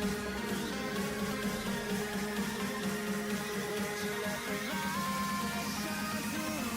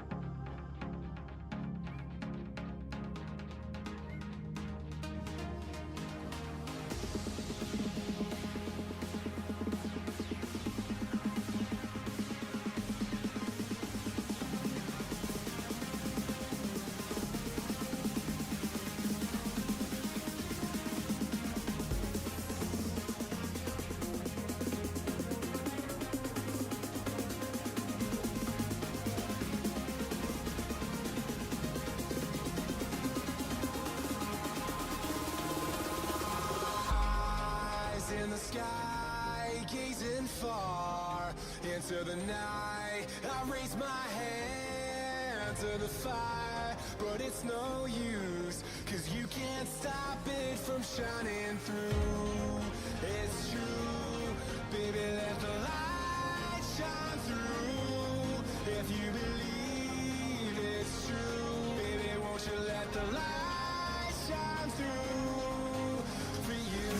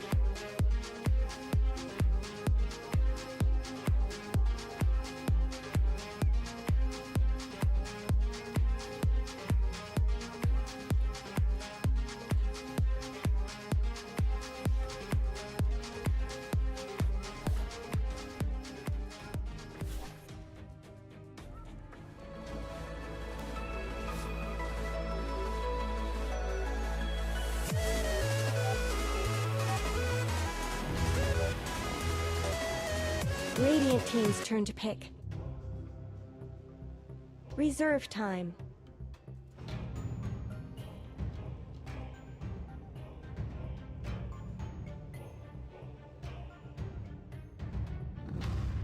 Ten seconds remaining. 5 seconds remaining.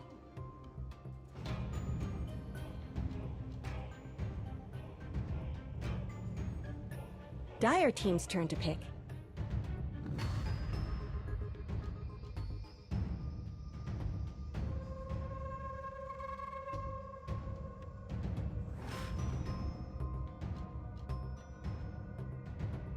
10 seconds remaining. 5 seconds remaining. Reserve time.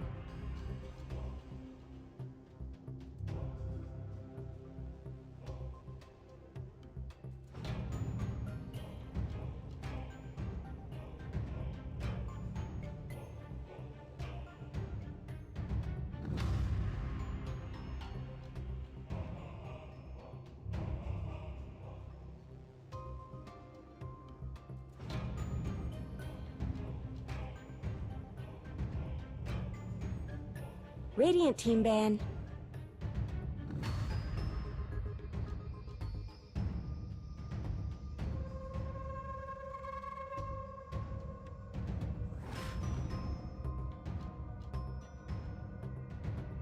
Ten seconds remaining.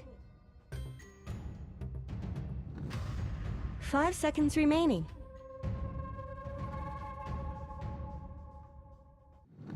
Reserve time.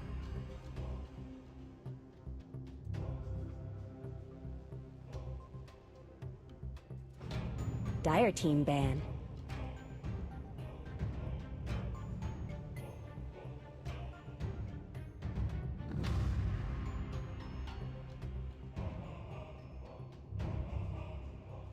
Radiant team's turn to ban.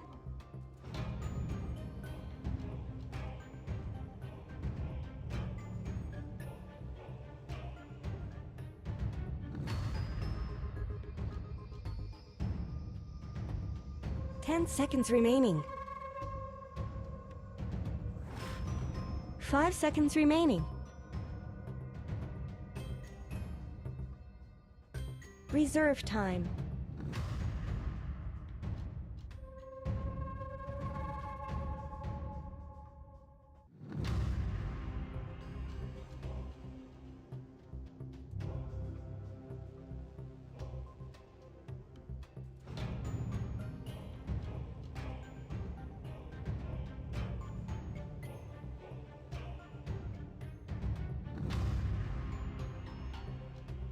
Dire team's turn to ban.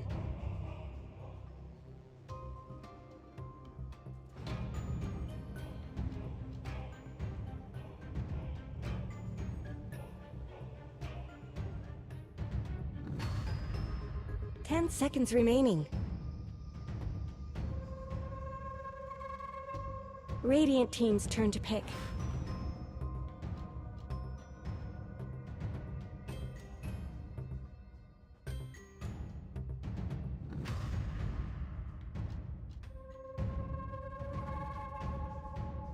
Ten seconds remaining. 5 seconds remaining. Reserve time.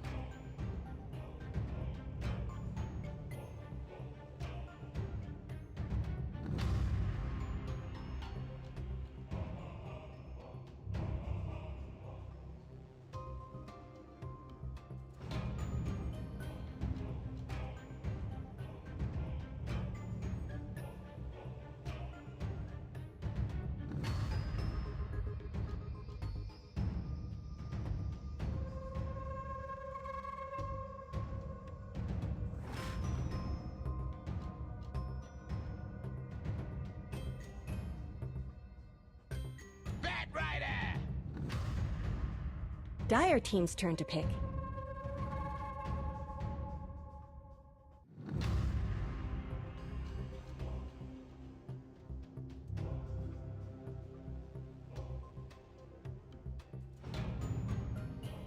Ten seconds remaining. 5 seconds remaining.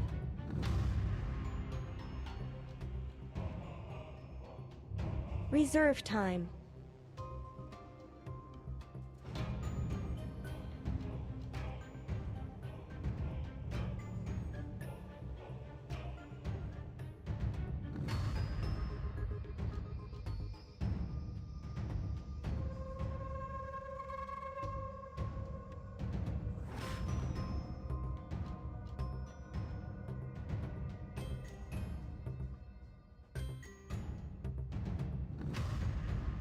Radiant team's turn to pick.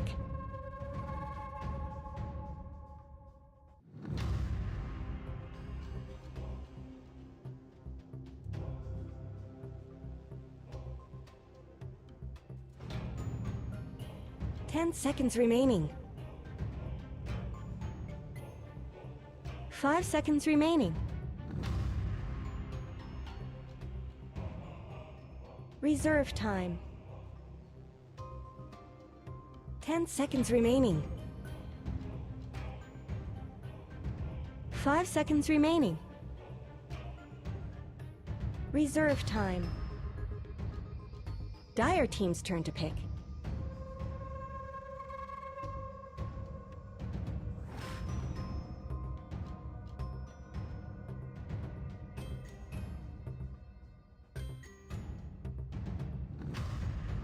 Ten seconds remaining. 5 seconds remaining.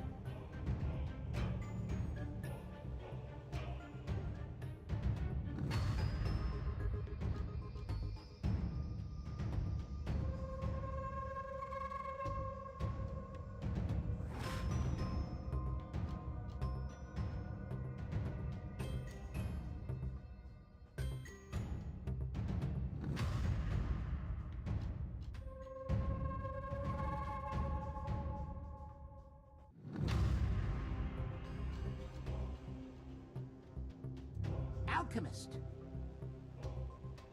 Radiant team's turn to ban.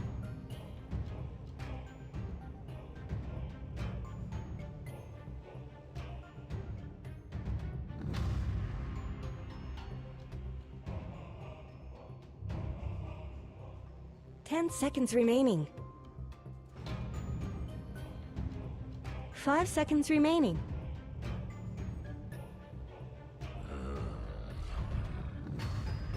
Dire team ban.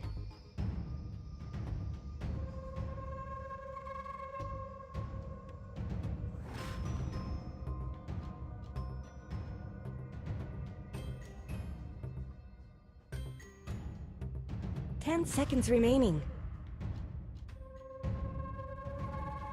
5 seconds remaining.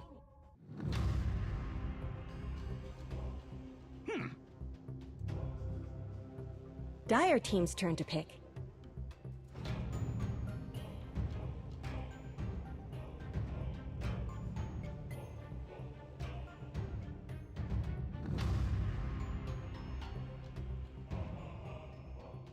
Ten seconds remaining. 5 seconds remaining. Reserve time. 10 seconds remaining. 5 seconds remaining. Brewmaster! Radiant team's turn to pick. Tide Hunter.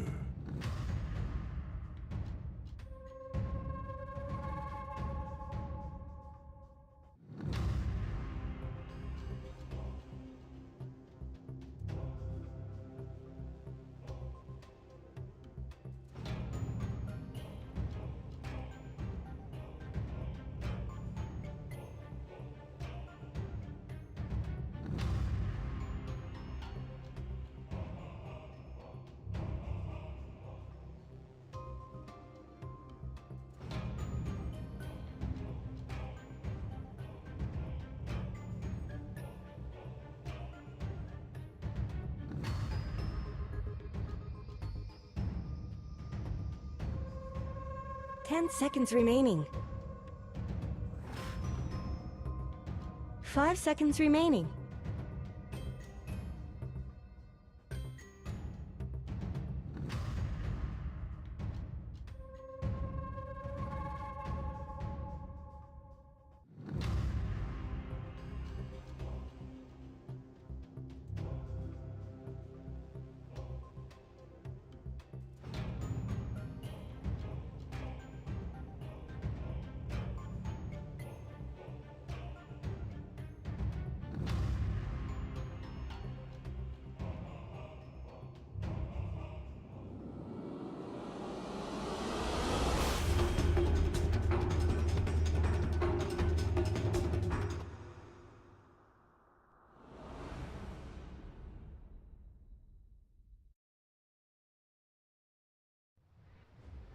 the play for Black. We saw him pull it out in game 1. Got good farm.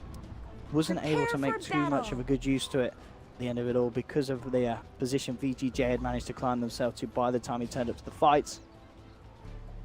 Jay faces both with a little bit something different on the offer. They're coming out. It's ice. You get to see the treat. Good old RTK tied hunter. Yeah. Why? He's going to be rolled in upon here. XY looking for the body block. Faceless. Be able to get the control off though to get him nonetheless. So he's going to be A-OK FY. Okay, no Iron Talon, but what's his build? Goes for the Quelling Blade over the Stout Shepherd. Or you're tight, so you don't. Yeah, you don't do Stout. Not going for the Iron Talon, or like even a Ring of Protection seems like, hey, you're going to get right to the Ring. 30 seconds to battle. But and you're going to go for a jungle farm, you go for like full Iron Talon. But I guess you can build jungle just with the Quelling Blade. If you want to. Anchor Smash Quelling Blade is fine, even without the Iron Talon. Possible build by him. It certainly could seem to be one of those games where we see both safe laners getting space, I feel like. Oh yeah. I mean, Black's going to have space up top, especially if it does look ahead early running the side jungle. And aggressive down. I mean, Ice Ice is going to be there. I mean, I guess Miss Chance is going to get on once a few levels of the Arrow Panda, but the backups from Femra, it'd be quite hard for Ice Ice to get aggressive on aggressive. See what XY can do as far as being a Nurse Spirit. He's probably job number 1.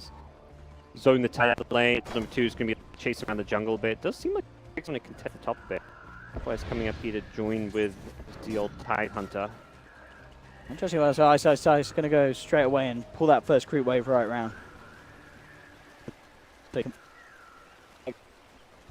From it, creeps some of my towers, so get a good bit of boost to kick lane. Look what DJ's doing with the life steal. It's not only they're going to farm max this efficiency. Yeah, they'll get the neutral camp, the creep wave, and get those last hits. And it looks like 1 or 2 of the dire creeps, but he got the self, so that's good XP and farm. Lane, as you said, this decision to both RTK. It could certainly cause some issues for Black, but at the same time, we saw how in game 1, where they may slow him out down at the start, Black will have the chance to catch back up in farm. That's for sure. Just a question of how much RTK himself can get from this. Nuts in the neighborhood as well as XY.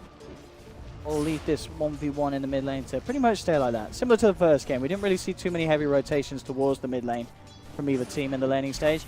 And at the moment, even CS really between the two of them. Yep, seems like a let the Alk free farm and we'll deal with him later kind of scenario.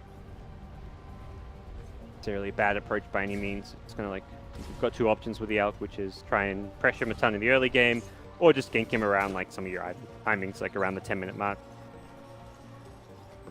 You can let him get to the Radiance if you then have good king options. Just slow down his farm with the Radiance. Becomes a pretty nice kill when he's ahead on farm and you kill him. I guess that's what you're getting a lot of gold going your way because of that. So it looks like a hero like Nepo where you get straight ahead on levels. You got to be careful about getting picked off when you're the lead farmer in the game. Freeze back to the shrine. Jabs. Oh, he's going to be able to keep himself topped up, and it's one of those bit of benefits now where we see one mid laner still with a shrine at their availability. Yeah, he's with the bottle, able to constantly heal himself up, find bounty runes too. Almost worth missing a couple CS mid lane just to grab yourself a bounty rune at this point. Not going to see too much action here in this early game, I don't imagine. XY on the Earth Spirit, probably like, man, where can I go? We'll just end up stacking camps as much as he can for his team. So yeah, for now. Stack a camp, then try and figure out where you can be annoying. Similarly, VG Gaming, FY stacking camps for his team, so both teams going for the early stacks. Up top, the pressure that RTK is putting on, it's keeping Black a little bit behind aggressive.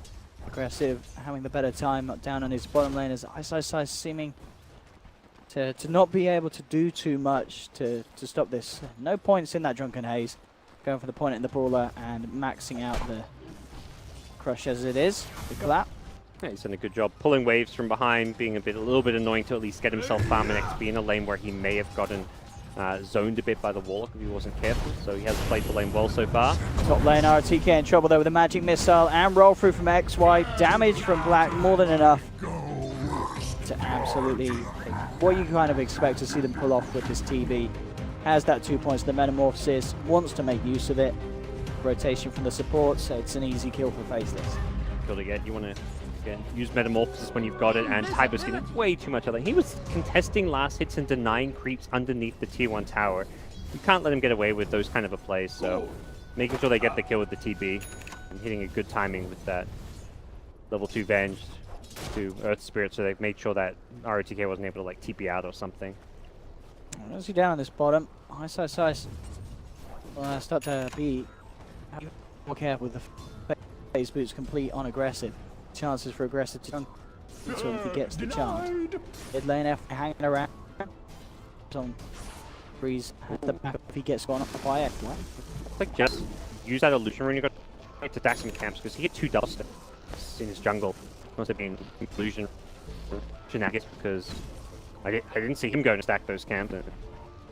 It's a really nice chunk of the gold going his way. Nice to play, and FY looking to be in trouble here with the Boulder Smash. It's going to be going down. Came across, spotted out Ice, and tried to play around with him for a bit, but XY in the neighborhood. Make sure the Faceless, they got the numbers advantage and they take the kill. Top lane, look how aggressive RT. He's just waltzing around the tower top. He's back in, testing the farmer Black. There's the. Once you see that Earth Spirit on the map, you feel a bit safer. Yeah, these 2 hero combo isn't going to kill him, and more importantly, Metamorphosis is still down. Very long cooldown on that spell, so very freed up lane for him for the time being. And yeah, both teams farming. Storm's had kind of a free farm lane. Alka's farmed more in the jungle than he has in mid lane probably, but ultimately that's just because of the nature of farming faster there. So both players just kind of accepting their fate that the other will free farm, and those first couple of rotations will be the deciding factor. So this is where I think if you're FY, you're like, well, we're letting him free farm. My Blink Dagger timing gets more important. I'm the vehicle, one of the vehicles for the lifestealer. Storm can definitely act as one, but he's also one of the key pick-off heroes that they want to try and time their smoke movements around. So he's going to, I think, rightfully play super. He needs to just jungle up his Blink Dagger as fast as possible now. Let ROT, even if ROTK dies a couple of times in the offlane, it's worth it to create space for the Bat's Blink. Assuming ROTK is going for like a mech first over Blink. Say that's probably the best bet. Just tank up as a tide and let your Bat be the initiator. Was the top XY headed over. Was under the watchful eyes here. This ward from VGJ. So RTK knows what's up. FY coming back up to back him up. Goes down. Black Metamorphosis at Faceless would love to try and make a go on. XY looking for the M from the sidelines. There's the setup. Magic Missile into the roll. FY around, and he looks like he can. With his Firefly run to XY. Boulder Smash out, but it doesn't allow Black enough control to really hammer into RTK. And FY with the presence and the preparation ready for that play from Faceless. Yeah. Metamorphosis used though, so perhaps something. You're tied, you're thinking just, alright, wait for that Metamorphosis to go down and then once again go back on the offensive. Start contesting farm a lot. He's trying to be a bit greedy here and finish off his arcane boots, but probably just needs to back off and not take too much damage. He has arcane boots and TB does not have the range form. This lane gets challenging. Right. It certainly seems to keep this necessity as well for Faceless to consistently have at least one of their supports up here with Black. Yeah. Bruise level 6 online now. Make much out of that, but I really feel like there's necessarily going to be a big opening to do so unless he rotates up top, which could be the case because there's a bit of a move coming out from Freeze and find a quick, easy pick off. Very nice movement. RTK as well, very close to having that level 6, and with the Ravage, we could certainly expect to see more of those kind of TP reactions come through. Yeah, Black himself needs to be careful. Go for the small camp, keeping himself away from the lane for the time being. Aggressive, picks up a haste rune, and he's yeah. stealing runes. He doesn't want Gauk getting them. He knows Gauk has a bottle. He's often taking that bottom rune and getting the bounty while he does it, and then farming that jungle camp. So it's this very efficient play where making the most out of everything. Aggressive will go for a bit of a play onto Ice. Roll 4 from XY. They get the silence. beating on stun Dire's landed, top it would tower. be all over for aggressive probably. No rage and the haste room wearing off, but managed to get out of range of it. Dire have And yeah, fortified out their in the jungle, structures. farming away. We'll farm up another Those 3 crabs camps. in Dire's top Very, tower. very fast Radiance game on paper. Hasn't gotten all the bounty runes, which may mean Dire's it's a little top bit tower slower is than under like the attack. Dream. Like 11 minutes, perhaps like one of the faster timings I've seen. 10:30, Radiance was like ever with an armlet. There's a big deep wraparound coming from Faceless towards the mid lane. Ice has the ult available. The courier is going to be there, but they're going to focus towards Freeze with a boulder smash from XY. Misses. That will allow Freeze the time to get himself to safety. Fortunate miss, as that was a full hero commitment. They were ready to use a metamorphosis as well if needed, and finding the kill there. Wasted time. They want to try and turn it into a kill onto the top lane though. The movements continue from Ice. He's looking for RTK. Ravage is there. It could be potential TPs. And, well, RTK not needing to pop Ravage at the moment. Ice will try and chase him down with the Panda Spirits. Is it going to be enough damage? They have the stun into some further setup. He's really sticking around for this Ice. Can he actually finish this off? He might be able to with one more clap. Oh, one more slap, in fact. Gets the crit. Does manage to kill him, but it will cost Ice his life. So the offlaners trading each other for each other. Regeneration. Risky, low percentage play from Ice. Happy to probably walk away with that kill. If Tide timed the Ravage so he couldn't get that like slap off, it would have been worth ravaging probably to save your life there, but you're not in a game where fighting's going on, so Ravages for solo kills is fine, but hey, his team get the kill anyway, so I think it's still, RTK doesn't really care. Another, with the ults in mind, RTK still as is, and of course Ice. Not have his. Right here. And indeed, having that ult still, that may just set them up for a chance for a kill. Dragging him back over the Firefly, can't quite get the Sunder. He literally started to cast the animation. The damage was there, and absolutely, not blowing the Ravage at the end, paid off for him. Yep.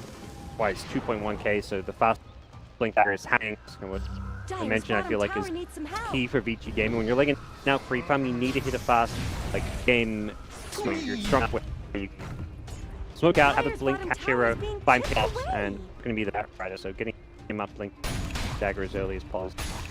Crucial.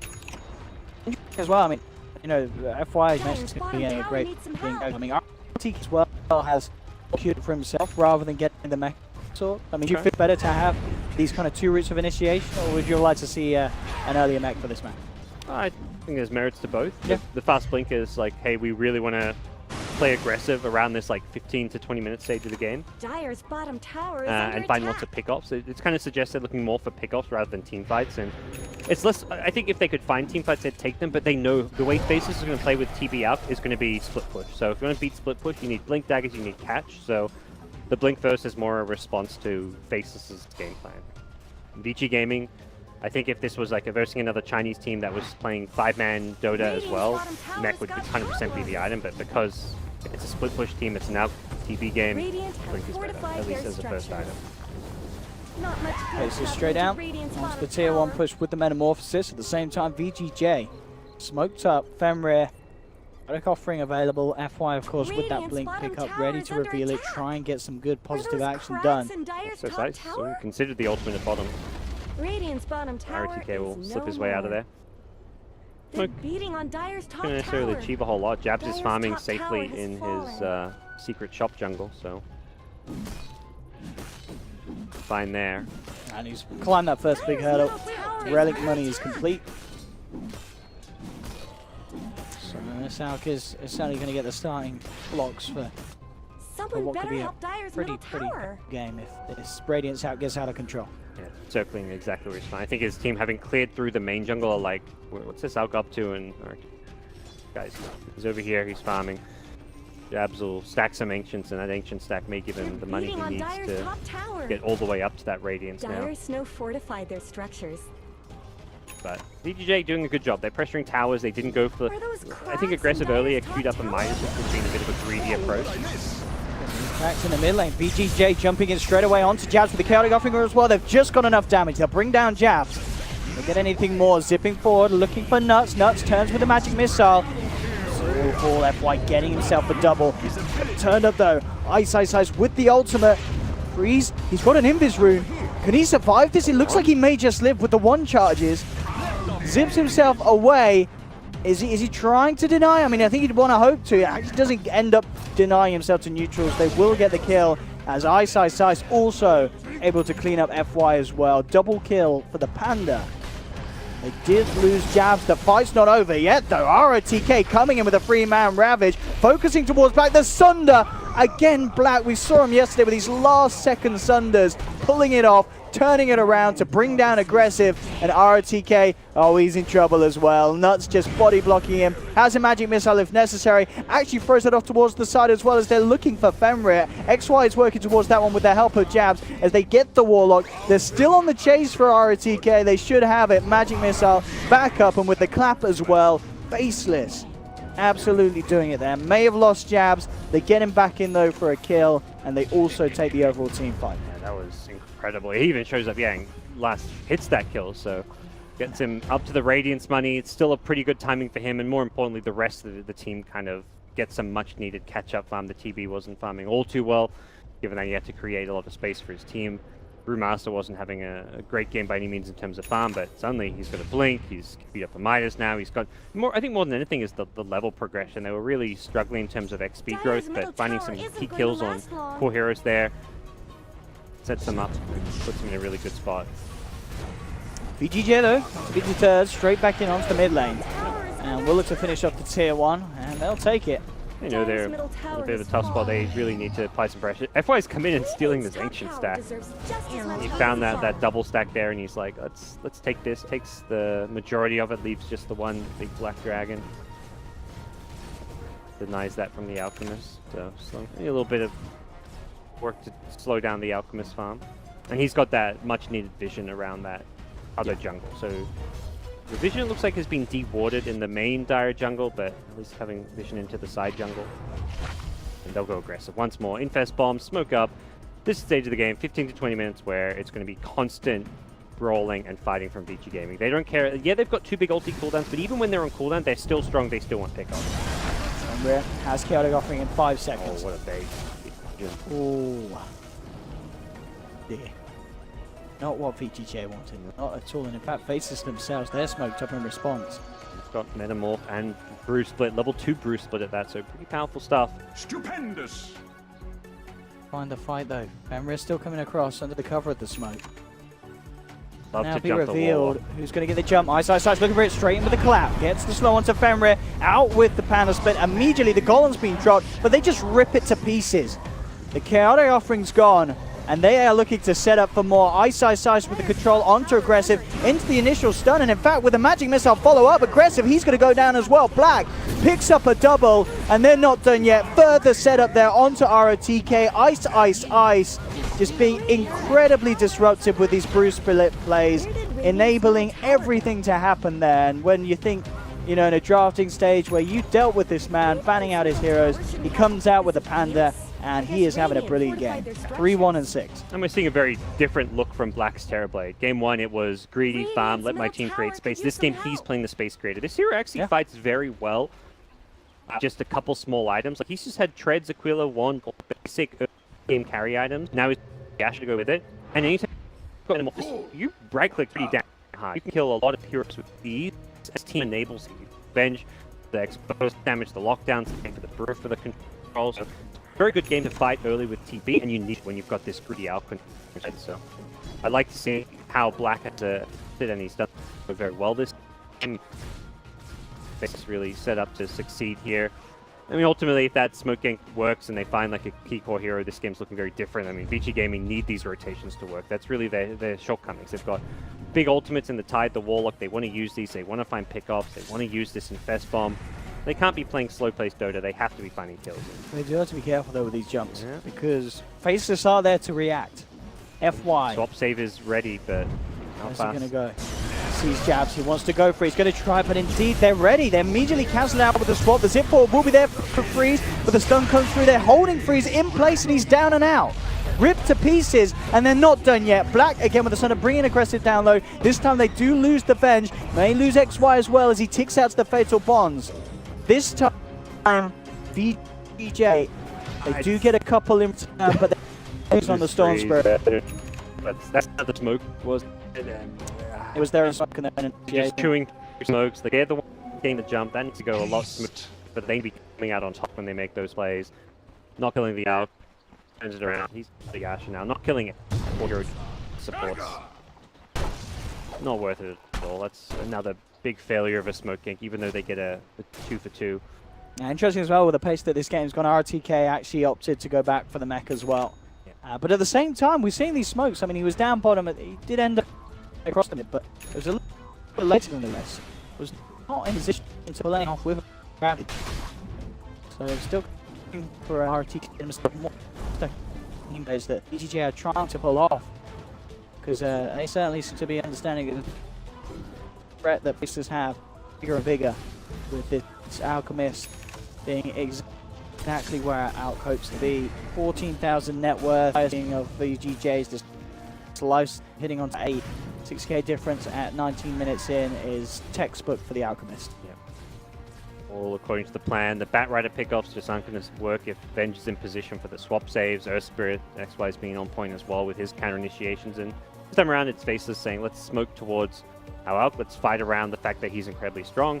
Alc now, a bit more teamfight ready, is going to be the one creating space for TB in a sense, but they find Fenrir mid.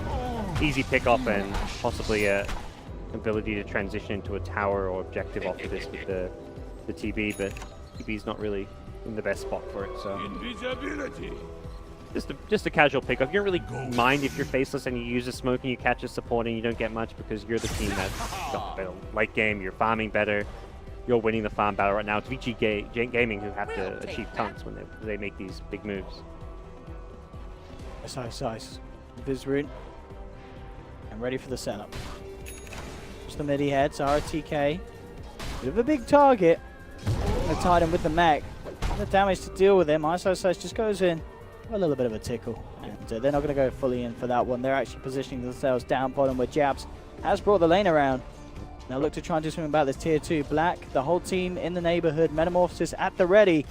VGJ, though, do have their ultimates for this defense. They sound scary, but yeah, will be getting swapped out. If I get scouted as well. Right. XY straight in on the backlines with the boulder smash onto the bat as well. They're ready to take freeze. Goes for the pull. Bringing XY down low. Chaotic offering will be enough to finish. They'll find one kill here, VGJ. But they need something more. Ice just holding the kill with the blue split. Allowing Black to finish the tier off. And get himself out there. That's the question, Ice. Already the rest of FL start to escape. And indeed he's fine. Holds one back. With the win hand, with the he's going to go forward. Does have the lifestealer inside him. And in fact, they may just get Ice. The swap will be there from Nuts, trying to give Ice the space to escape, and he's only just gone and done it. Nuts giving his life there to save the Panda. Very, very admirable play. And at the end of the day, VGJ may have got the kills, but they're losing the tower. And again, they're not killing Black. They're not killing Jabs. Yeah, it seems like the biggest issue is this. Yeah, not killing the core heroes there. It's, I mean, a better fight than the last. They at least get a 2 for nothing. They do get the Bloodstone charges, of course, which is good for Freeze, as he just picked that up before that team fight. That was better from them, but it's still not like a swing their way. It's like a small little nudge in their favor.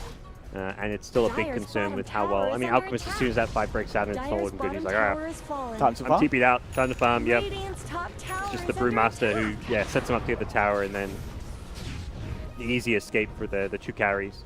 Brewmaster had a bit of a tougher time, but Nuts, the admirable port. Save his life.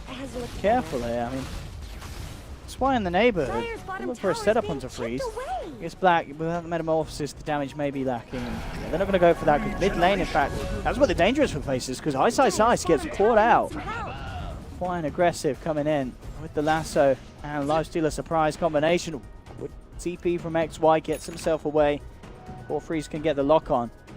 Black, it's straight into trees, TPing out as well, getting himself back to safety. But a nice pick off for BGJ, getting Ice, who has been causing them some massive issues this game. Yep. Hero for sure, and handy as far as freeing up some space, but now you need to use that space to find additional pick-offs, objectives, take the road, take some towers, and it's not really the most geared up for pushing down towers just yet. Perhaps with the AC on the lifesteal, he can frontline a bit better and not just melt to the TB right-click damage, but It's getting scarier and scarier. He's going to go for the Shiver's Guard before the Octarine, or at least gets the plate mail. So it looks like he's queued up the Octarine, but just bought a casual plate mail. Dire's top tower is under attack. I like this approach. The armor is definitely going to help a lot against the lifestealer, so you don't just get melted in a stun combo. Well, aggressive and RTK do need to be careful. Faces are making a straight beeline for them. RTK realizes he's straight out with the TP and aggressive as well. Is there. With the raised TP out, indeed, that is not going to be safe enough for this lifestealer. They've caught him out and brought him down. Aggressive out for 50. Big kill for Faceless, and again, just maybe not expecting the bench to be there with the rest of the team. Well, coming back for the Acid Spray, I imagine. And they've got TD on Black as well, so this is very, very quick Roshan. Ravage Rock. They're being careful, Faceless. 28 seconds of life stealer. With FY being caught out, Black knows that it's safe to go back in as the rest of his team force. Wanted to get himself out of there. I could go for a cheeky little play here, but there is no stopping. Yep, Jabs will get it. That is bad news for Vici Gaming. And they're moving on to try and see if they can find something into the mid lane. Well, the sidelines, it will be Freeze, instantly picking off the fence. Jabs heading up with the concoction to ROTK.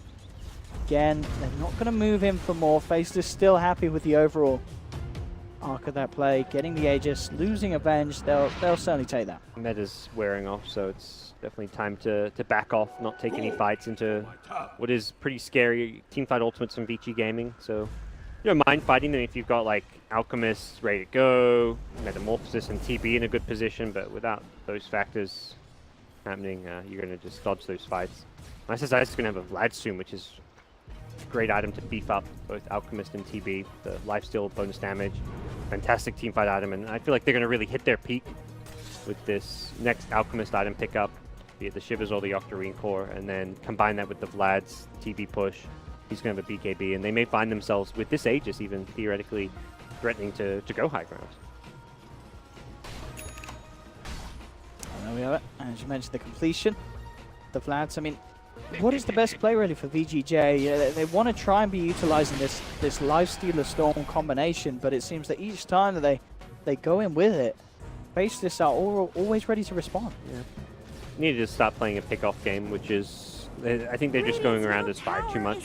They need to recognize that, hey, we've been out-farmed, they're a lot stronger than us.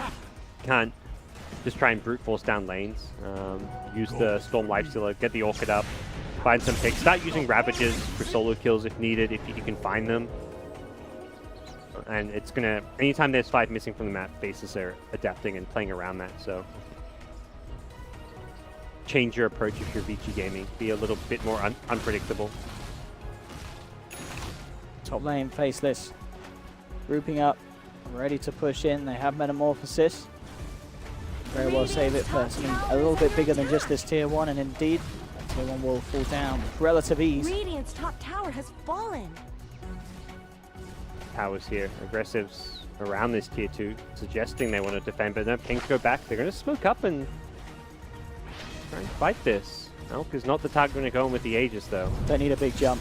They need something absolutely massive to kick this one off. Indeed, look, FY, straight for the backliners. You'll see XY, he's actually going to go for Black here, dragging him in, close and personal to Jabs. There's the chaotic offering into the Ravage. He catches 4. It's beautiful for VGJ. They've taken Black, they've taken Nuts, and they also bring down XY. Perfect execution from the side. Jabs and Ice will get out. But FY doing exactly what was needed, grabbing Black, dragging him in close to Jabs so that the perfect setup was there for ROTK to hit the Ravage that they've been waiting for all game. Venge was desperately trying to swap and prevent that lasso from happening. It looked like he was trying to swap FY there rather than swap saving the TB, and FY was further away because FY is pulling him towards the tower. I think the TB was in range to swap out, but that rider was not, and because it was just a level 1 swap, he couldn't quite get it off. He now buys his tome, so he gets his level 12. If he had level 12 there, I think it's a very different fight. You save the TB with the swap, he sunders, your Alchemist on the front line has an Aegis, you win the fight. So all the difference there was literally half a level of experience on the Vengeful Spirit.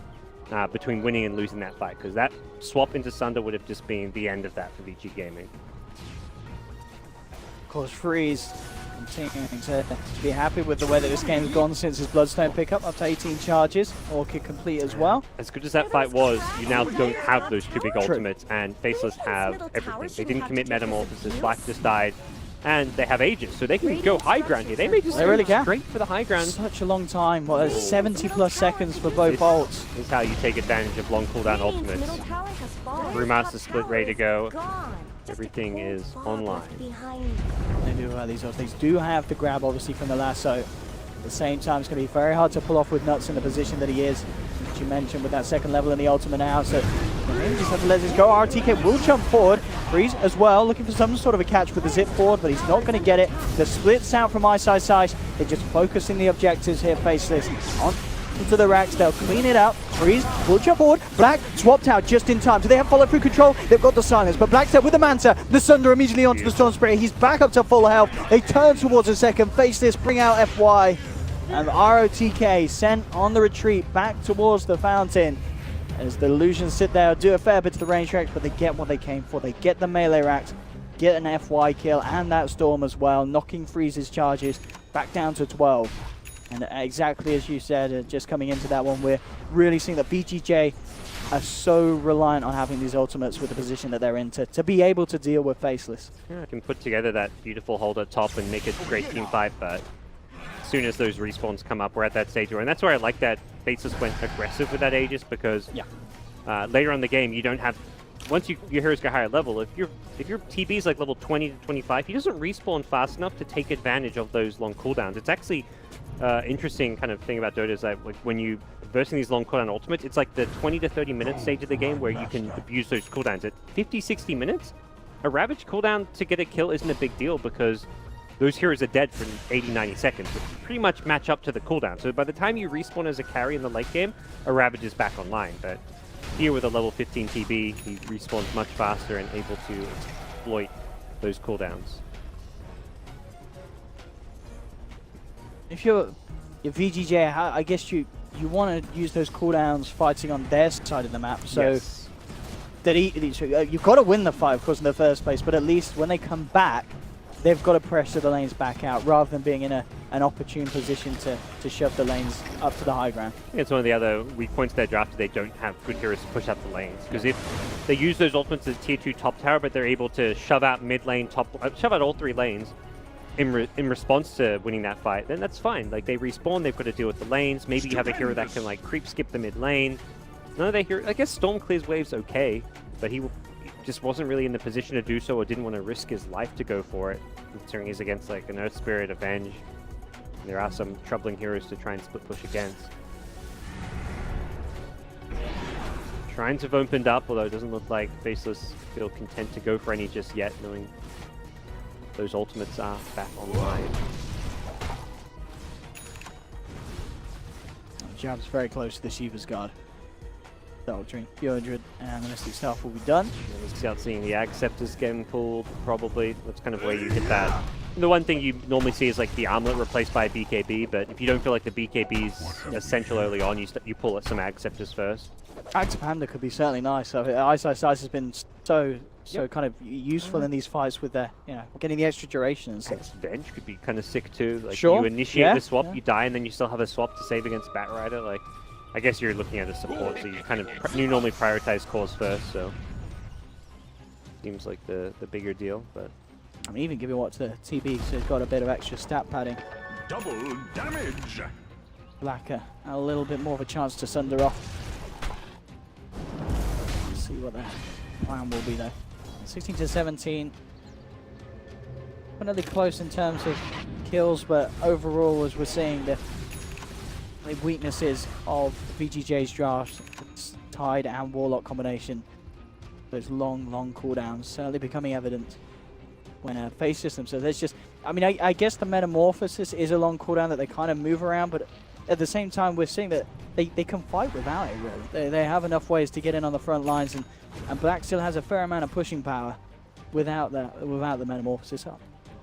Yeah, they can push into like the no ultimate. Metamorphosis isn't a big deal if Tide and Warlock don't have ultimates, for example. So. Yeah. what the next moves are going to play. It feels like VG Gaming need to be the ones being the aggressors, but that's not the case. They're sitting back and waiting, and I feel like that's perhaps going to be to their downfall. FY loses his blink to the Radiance. Oh my goodness, he forces away. ISIS is there with the jump and the clap. Aggressive turns up, looks towards ISIS, but the BKB's out. FY caught and controlled.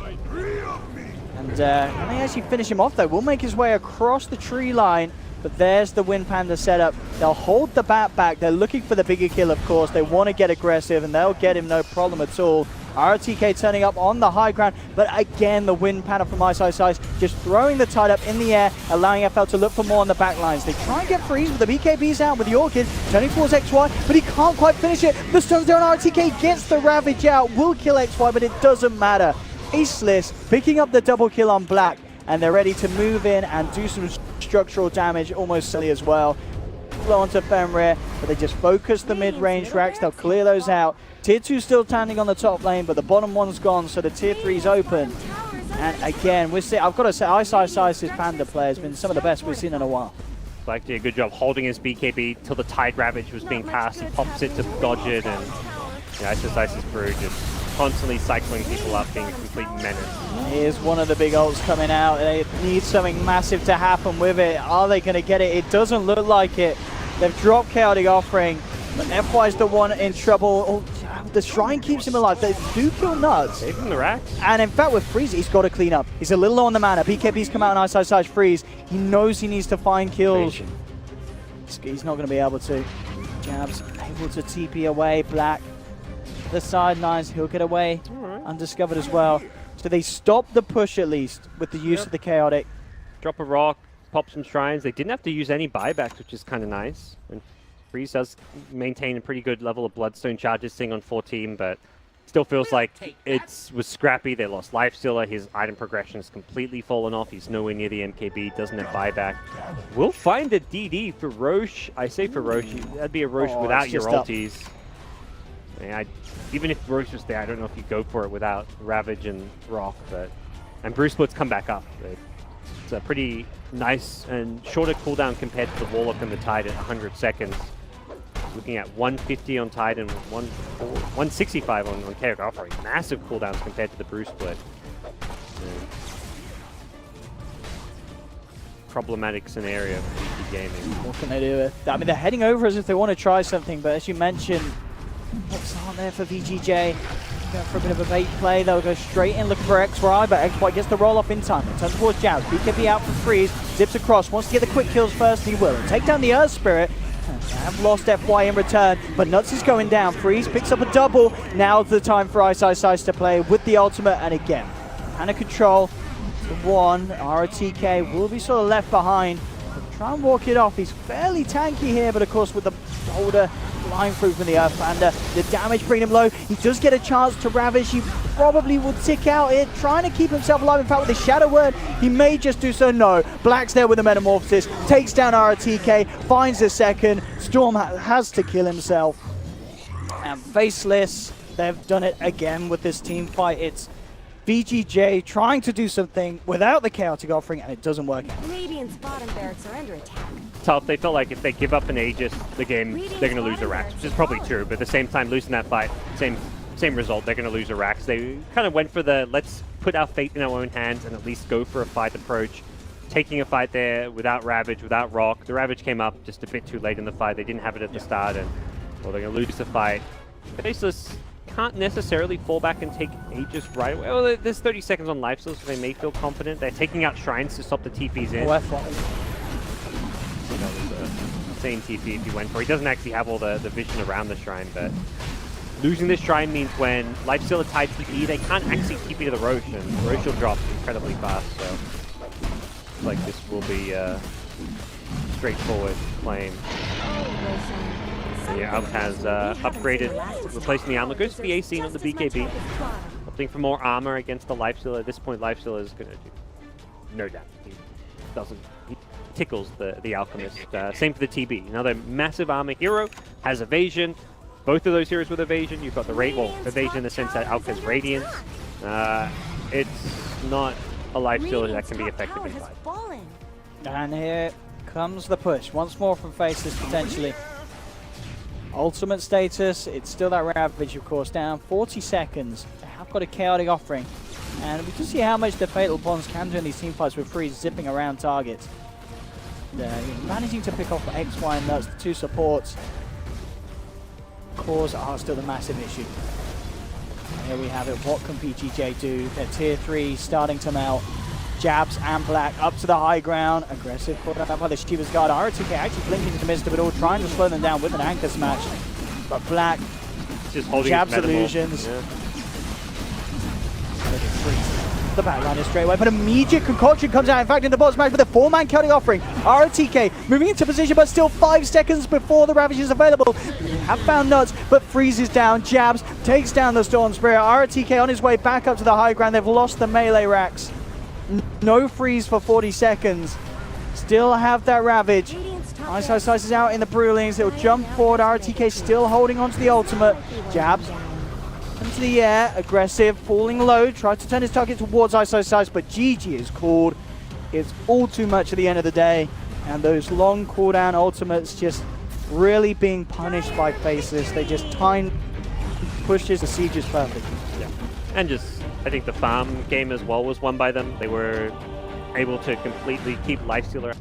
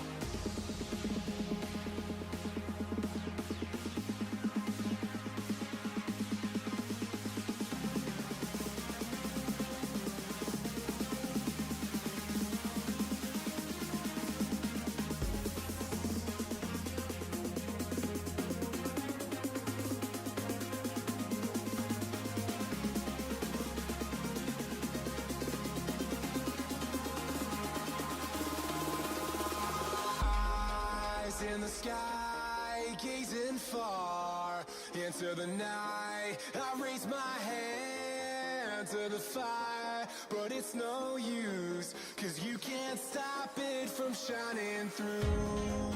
It's true, baby, let the light shine through. If you believe it's true, baby, won't you let the light shine through for you.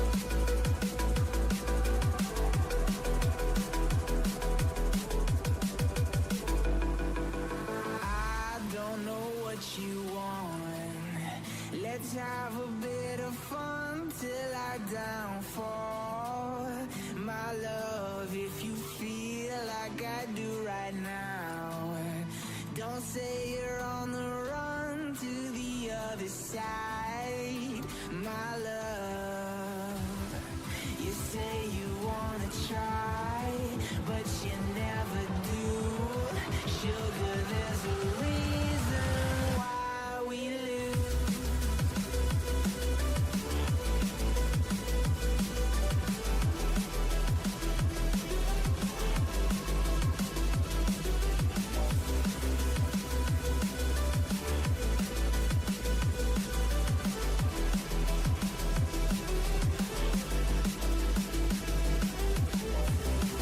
You say you wanna try, but you never do.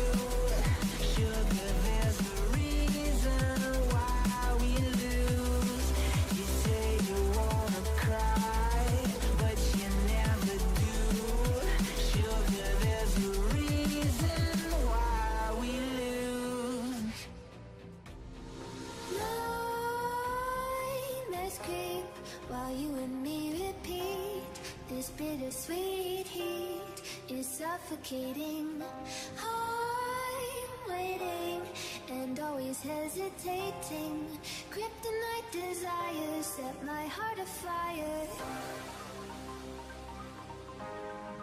Heart on fire.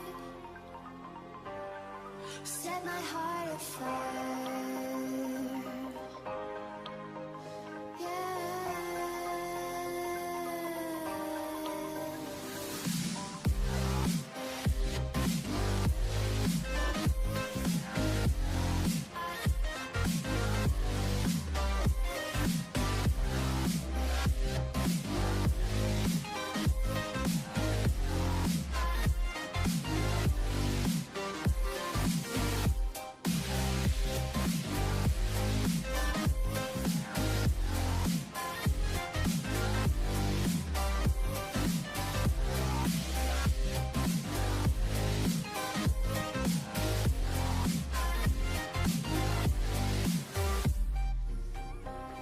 With crimson secrets and forbidden bliss, can't stay still, don't stop that thrill.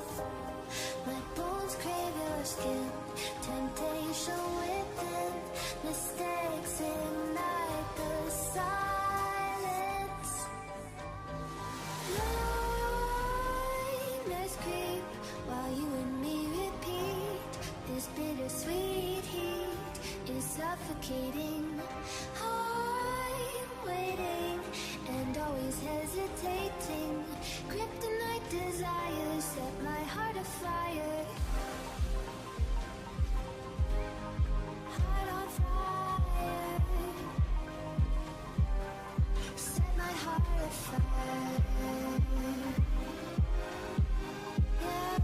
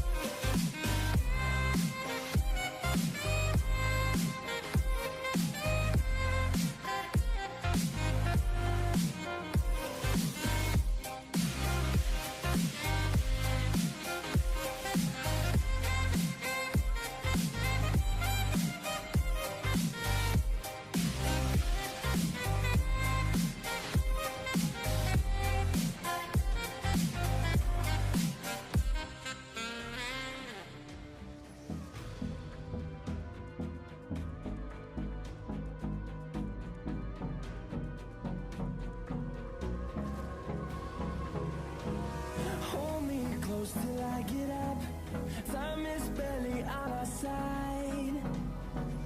I don't wanna waste what's left. The storms we chase are leading us, and love is all we'll ever trust. Yeah, no, I don't wanna waste what's left.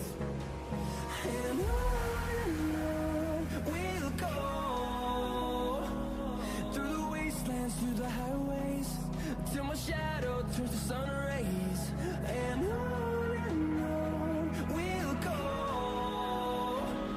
through the wastelands, through the highways, and on we'll go.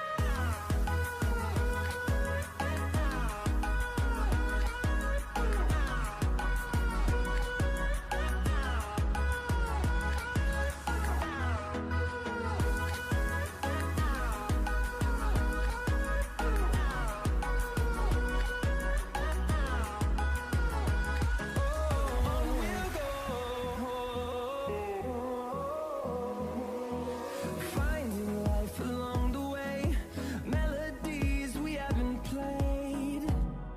No, I don't want no rest. Echoing around these walls, fighting to create a song. I don't wanna miss a beat. And on we'll go, through the wastelands, through the highways, till my shadow turns to sun rays. And on we'll go, through the wastelands, through the highways, and on we'll go.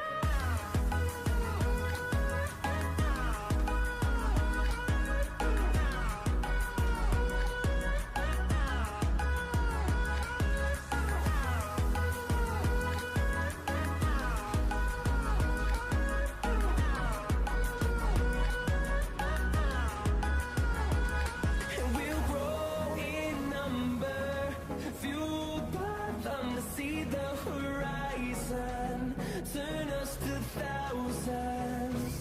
And we'll grow in number, fueled by them to see the horizon, turn us to thousands. And on we'll go, through the wastelands, through the highways, till my shadow turns to sun rays. And on we'll go, through the wastelands, through the highways, and on we'll go.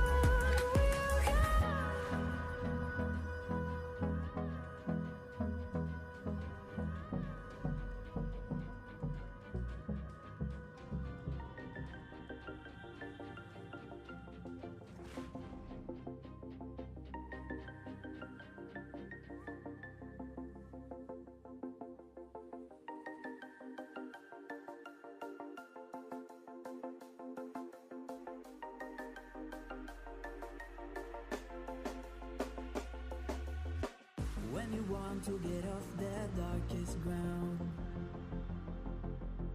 but gravity pulls you straight down. Earth from a bird's eye view. You should grow feathers and see this too. When you want to get off the darkest ground, but gravity pulls you straight down.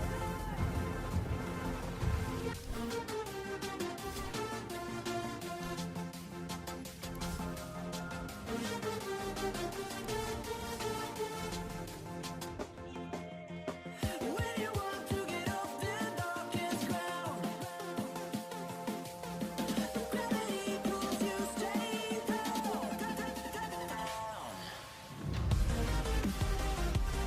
Dire team's turn to ban.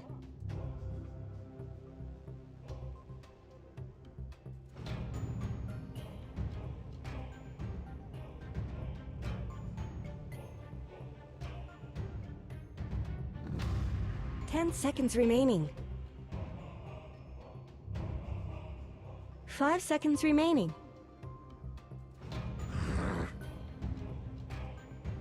Radiant team's turn to ban.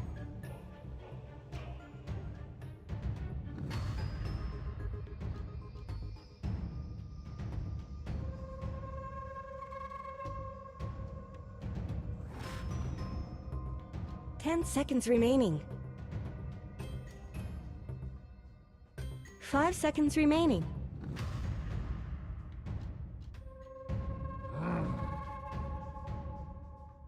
Dire team ban.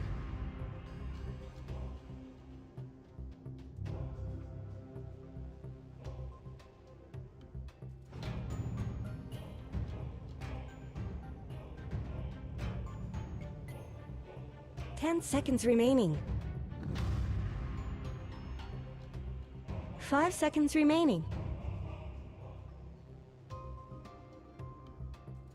Reserve time.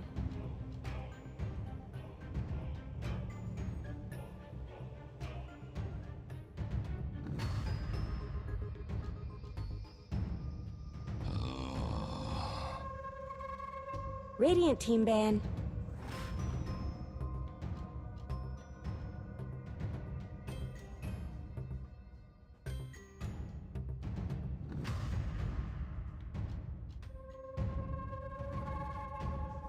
Ten seconds remaining.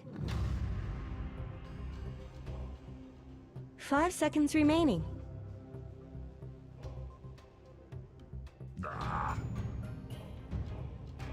Dire team's turn to pick. Monkey King. Radiant team's turn to pick.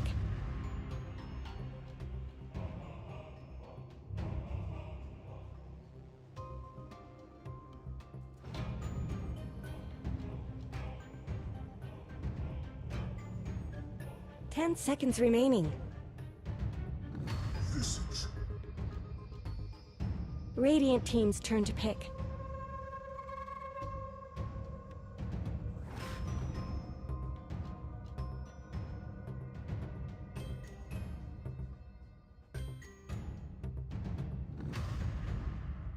Ten seconds remaining. 5 seconds remaining. Reserve time.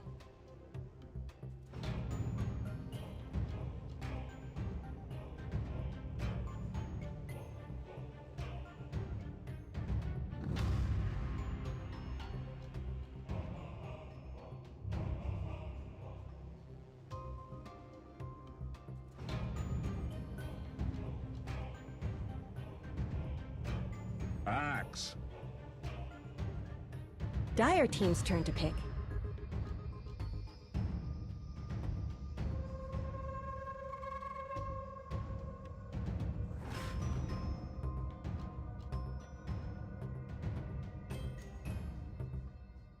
Ten seconds remaining. 5 seconds remaining. Meatball! Radiant team's turn to ban.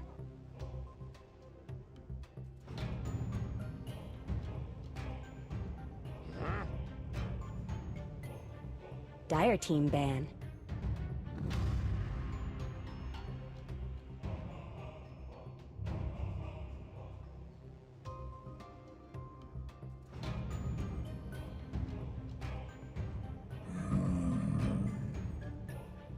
Radiant team ban.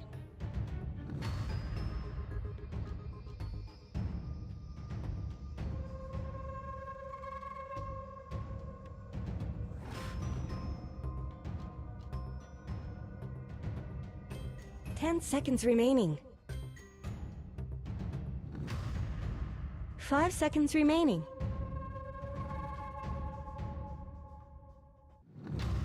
Reserve time.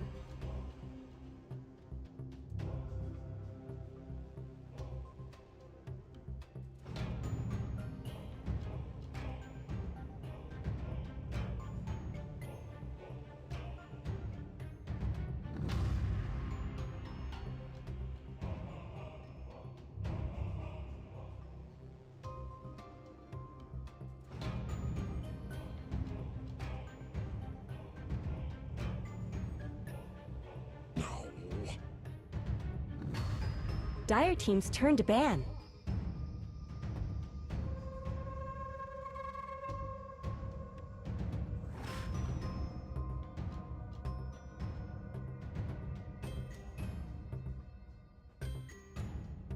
10 seconds remaining. 5 seconds remaining.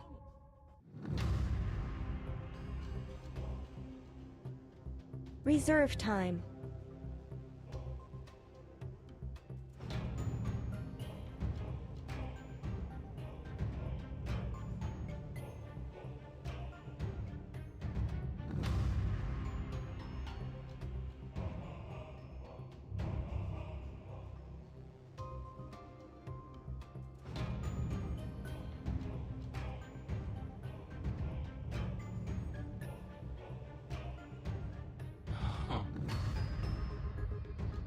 Radiant team's turn to pick.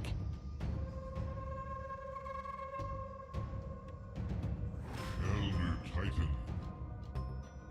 Dire team's turn to pick.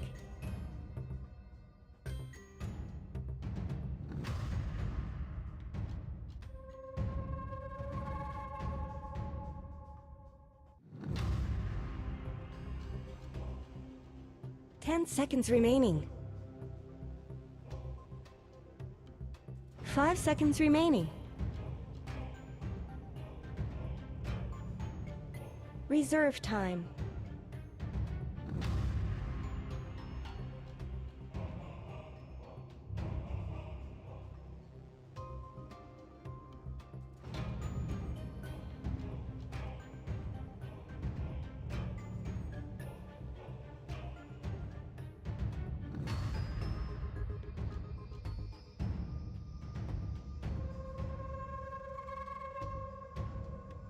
Silencer. Radiant team's turn to pick.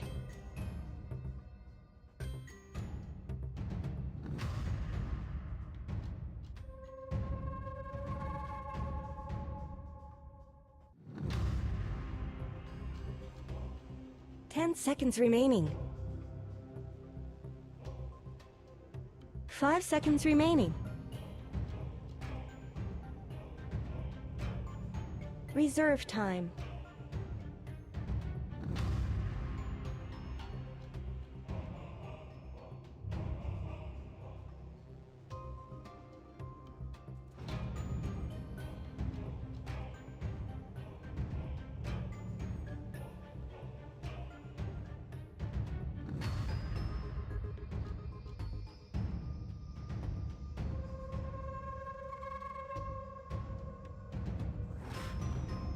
Lena. Dire team's turn to pick.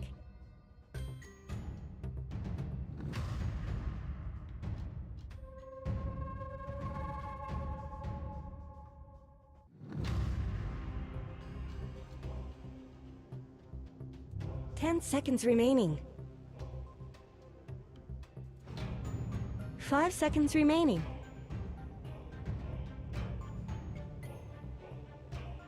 You're using up your reserve time.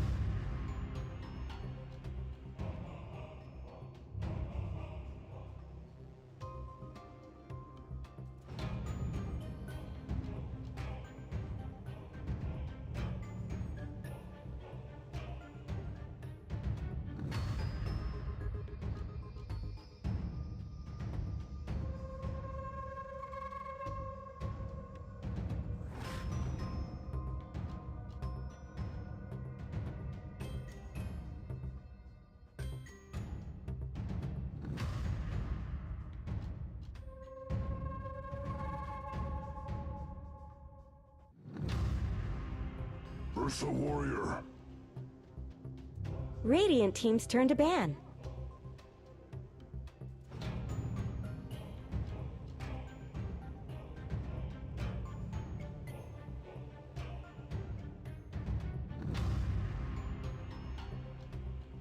Ten seconds remaining.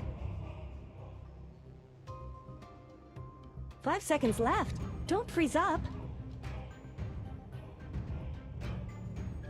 Reserve time.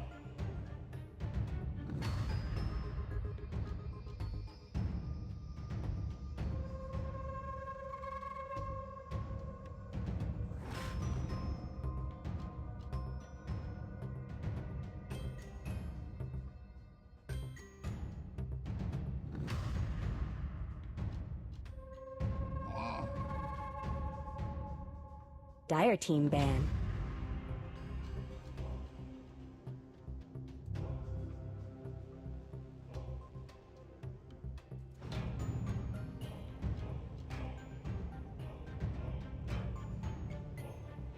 Ten seconds remaining.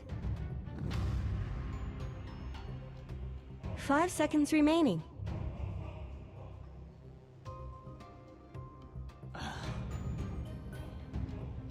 Dire team's turn to pick.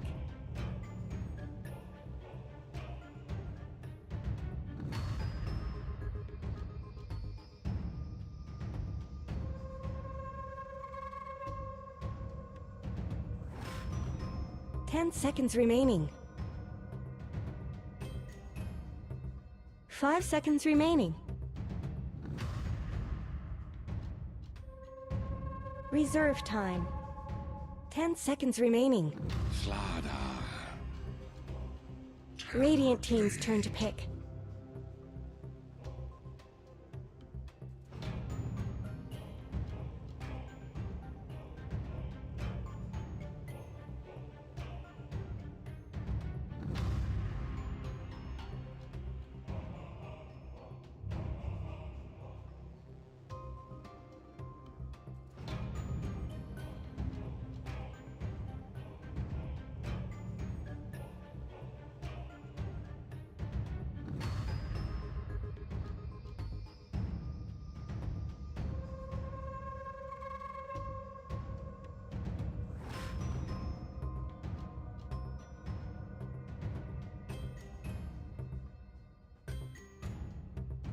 Ten seconds remaining.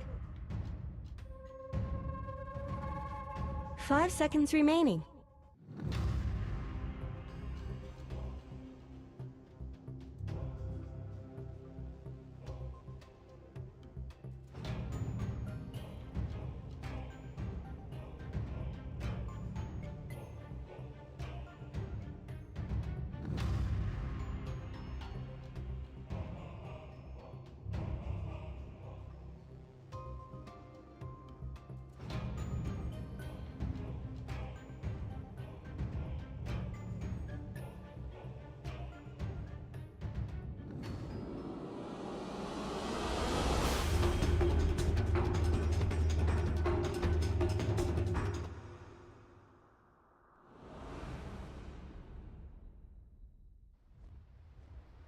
VGJ versus Faceless, and both of those teams have been trading off series. They've been getting a loss apiece, and it's a situation where if Empire can trade out here, they're almost assuredly going to be able to get into that top 2 slot.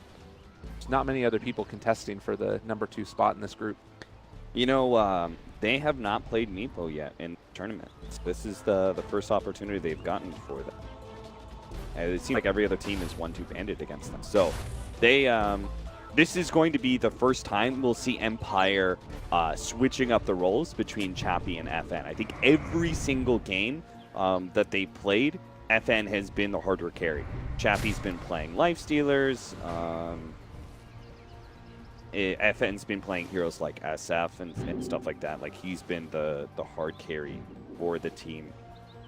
They even had the last time they played Ursa, Chappie was playing the Ursa because that's the space creator, and FN was playing the mid SF. So this is going to be a very different style than what we've seen from Empire so far in this tournament, but obviously it is a style that they've played before DAs.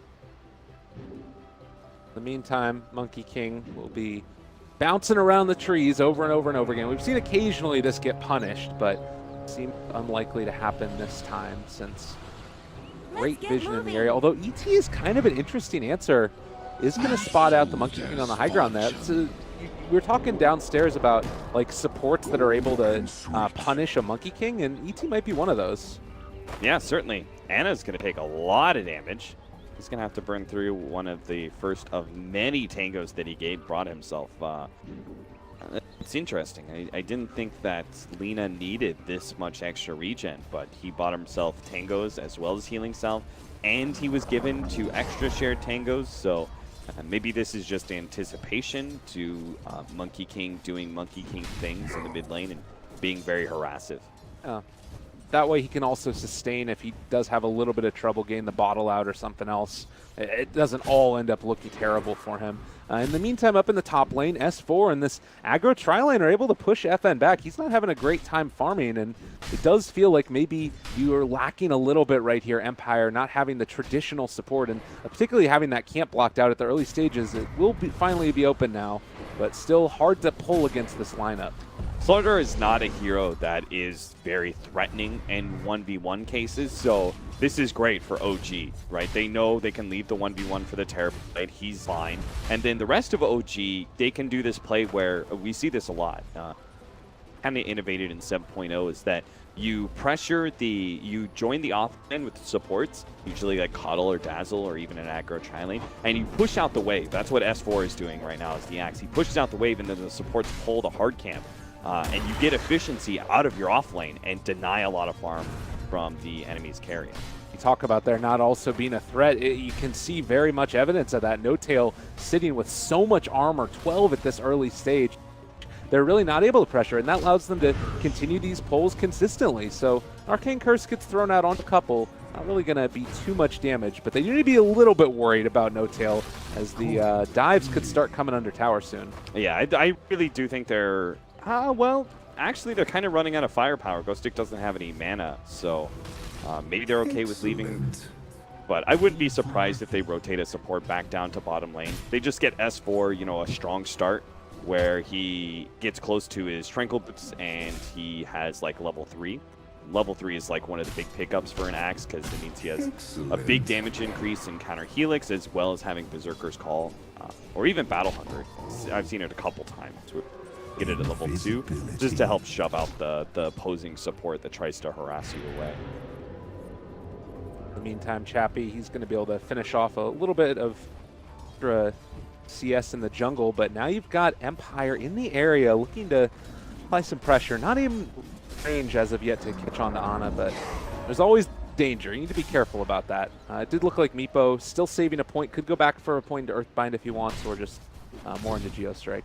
Yeah, if an opportunity presented itself, right, if Ana was a little bit too far forward with the Monkey King hovering around, they could very easily kill Lina. But what is Monkey King? What are you doing there? Showing off. Down. He just does Monkey King things. He pops down in the enemy's jungle, shows himself, but it doesn't matter because jump onto trees whenever he wants. And Fly's keeping an eye on him also. They realize where he's at, and that's the big thing. It does not look like they have any great way. They have some tangos, but unlikely to be able to kill off the Monkey King. Or, I was about to say, I was like, I wonder if S4 is just going to go for a guess on one of those trees. Not yet. Jarex does come down to the bottom lane, help secure No-Tail's farm a bit more. The Visage Axe dual lane is fine enough.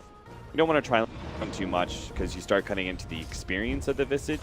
Visage is a very level-dependent support that can accomplish a lot in the mid-game if you do have the farm backed up. Now, in the meantime, rotating towards mid a second. I don't believe that Monkey King spotted him there, but just going to stick around for the moment while we have a couple of bounty runes getting taken away. Jarek's able to snag one over there with the early boots picked up for him. And Visage still sitting here. They're going to rotate in, trying to go now onto the Lina, but there's going to be a lot of damage coming out. Soul Assumption as well isn't quite going to be enough to find the kill onto Chappie. So low, not dead as of yet though. Just 23 HP, and it looks like with the second Meepo, they might even be able to run down Ana. Throw another Light Strike array, but there's the jump forward. The Monkey King coming in as well, has a Boundless Strike, turns and is able to hit it onto there, but now the last word comes back. They're able to draw first blood, killing off the Monkey King. Chappie barely left alive. That Fairy Fire. Yeah, that was a sick Fairy Fire play. That was really well done by Chappie. You can see why teams are supposed to 1-2 ban this Meepo against them. Sick plays so far, good micro, and you just understood the nature of the hero, the extent at which he can just run into the enemy. Well, you can see PS4 down here as well. It's taking a lot of damage from FN. The Bearman is mad and trying to kill him off, but he guesses the wrong way, or possibly just did not want to chase it too much further. Might have died with the Battle Hunger on him, but I was about to say, if S4 actually just ran towards the shrine and activated, he might have actually been able to kill FN, but S4 does play a pretty dangerous game there, challenging the Ursa underneath the creep wave. They are going to find the Monkey King. Yeah, this is a long duration stun. They've got the call after the fact as well, so that should be enough for a kill. They take down the Monkey King, and they'll be happy about that. Tranquil Boots and another 400 gold is there for S4. He's even got himself a nice stack to work through. The Shrine to activate shortly after. Everything looks pretty good for OG in this lane phase. Dire's middle tower is under attack. 2-1, 6 minutes in. You can see that is still a little bit of a net worth lead into the favor of Empire. Just again, based off of how well this Meepo has done in the lane so far, 47-2, including the jungle creeps, as opposed to the 35-0 of the Lina. Just a little bit more efficiency coming out because he's able to have access to that jungle. I think Ursa and Meepo are pretty farmed, and their Slardar is a lot of CS as well. Of course, he got the early 1v1, so he's going to get some early treads, hopefully translate into a relatively fast Blink Dagger, though. That Blink Dagger timing is going to be really key, so I would actually like OG to start making a rotation down to bottom lane pretty soon here. I'm not sure how. Maybe Ana makes a TP rotation, or he goes for the 8-minute rune at bottom lane and then just slides into that bottom lane for a gank. But I would like them to shove the Slardar out a little bit more. Just because that timing that we were talking about earlier, where you have to create space for the Meepo, that's going to be most effectively found through Empire's Blink Dagger on Slardar. Okay. Well, and I think that, you know, they haven't really been able to pressure Ghost Stick Slardar yet, and it does feel like that.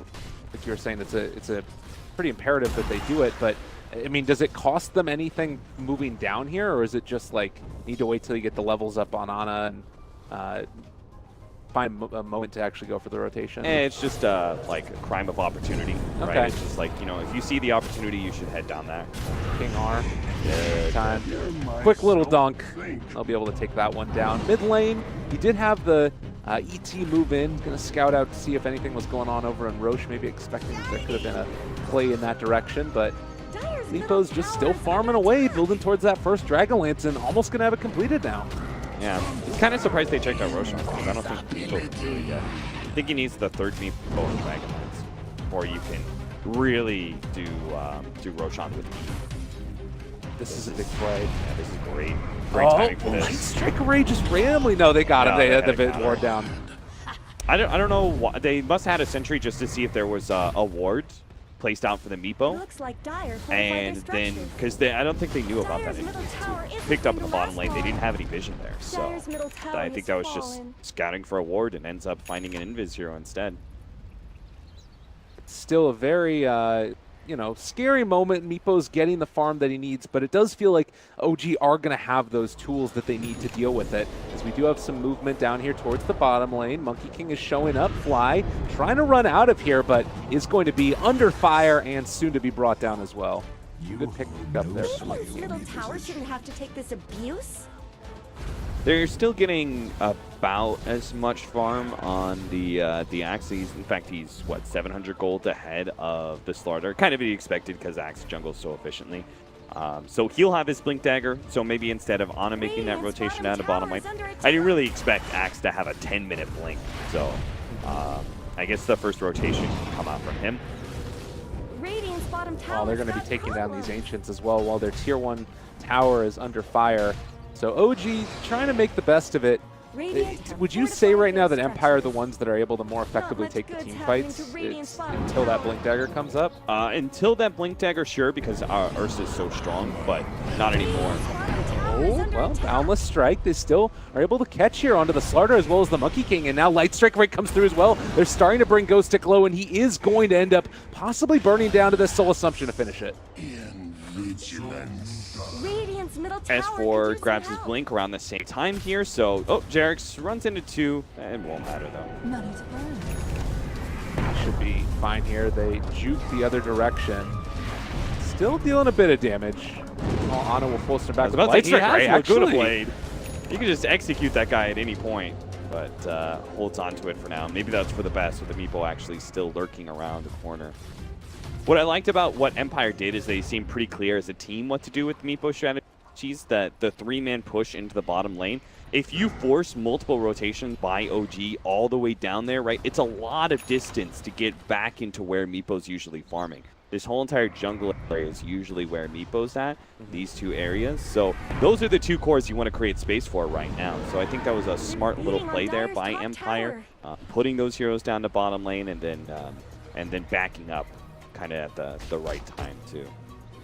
We keep on seeing these movements too by OG in towards the Roche pit just to check to see if it's getting taken because Ursa's playing off the map in those areas that you were just talking about as well. So it feels like right now OG, they're just very cognizant that that's something that could be happening and want to shut down any access that they might have to it.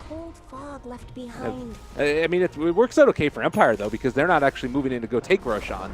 They were trying to win a team fight first, I would imagine.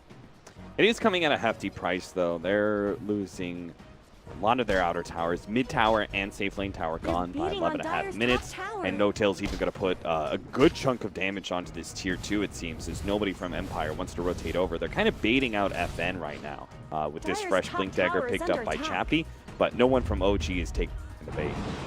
Instead, it's a smoke up. This was not scouted, I don't believe, by OG, and all the wraparound is coming. Chappie looking for that initiation. There is an Invis rune picked up for Ana, though, so we should be fine. Oh, no. Oh, that's really unfortunate for them, and now the counterplay comes out. The big axe call Global is there as well, though, and they are going to be able to run him down. Nice combination coming in from FN, able to find that kill.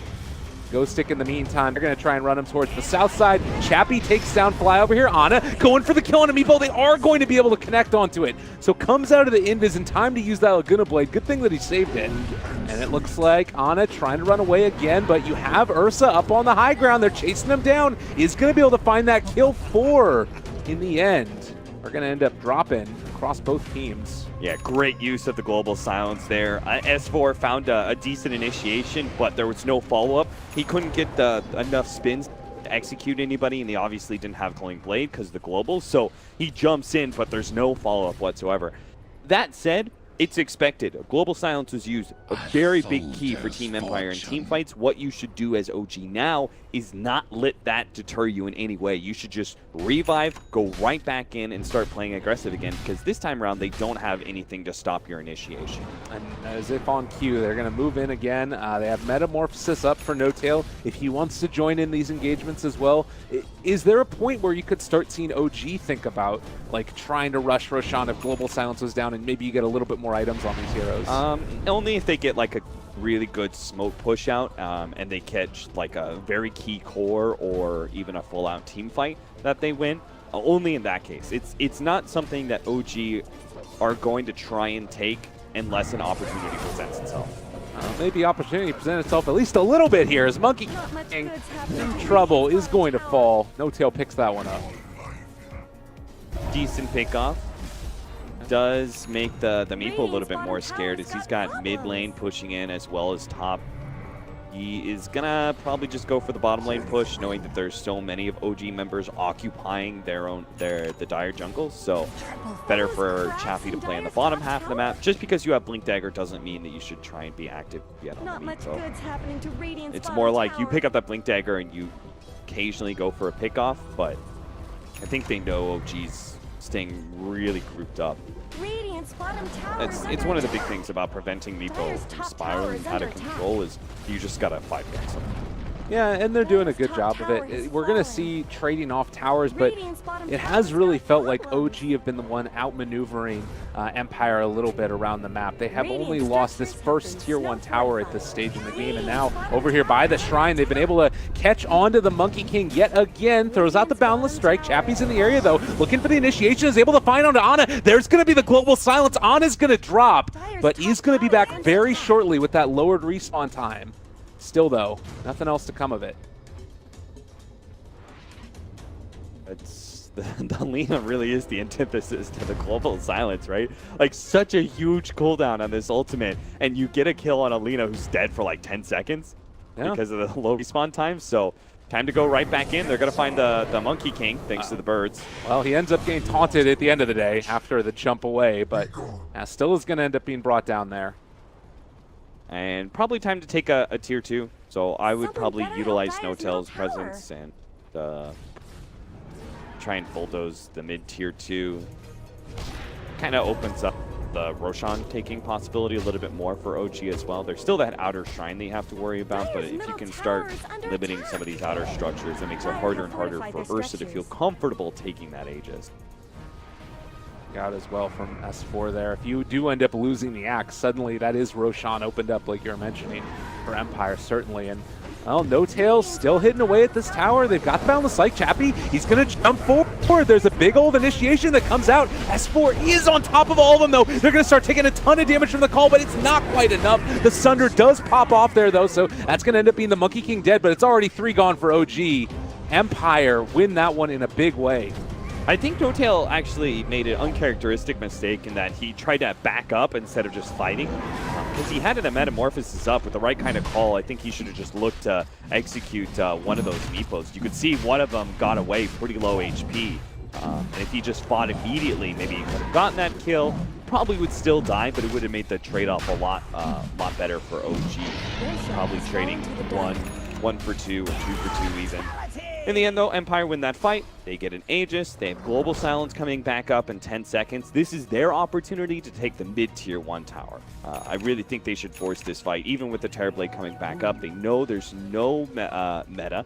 They know they have their big cooldown spell, so it's balls in their court, and they should try and dunk on OG as many times as possible here. You can't ensnare the familiars?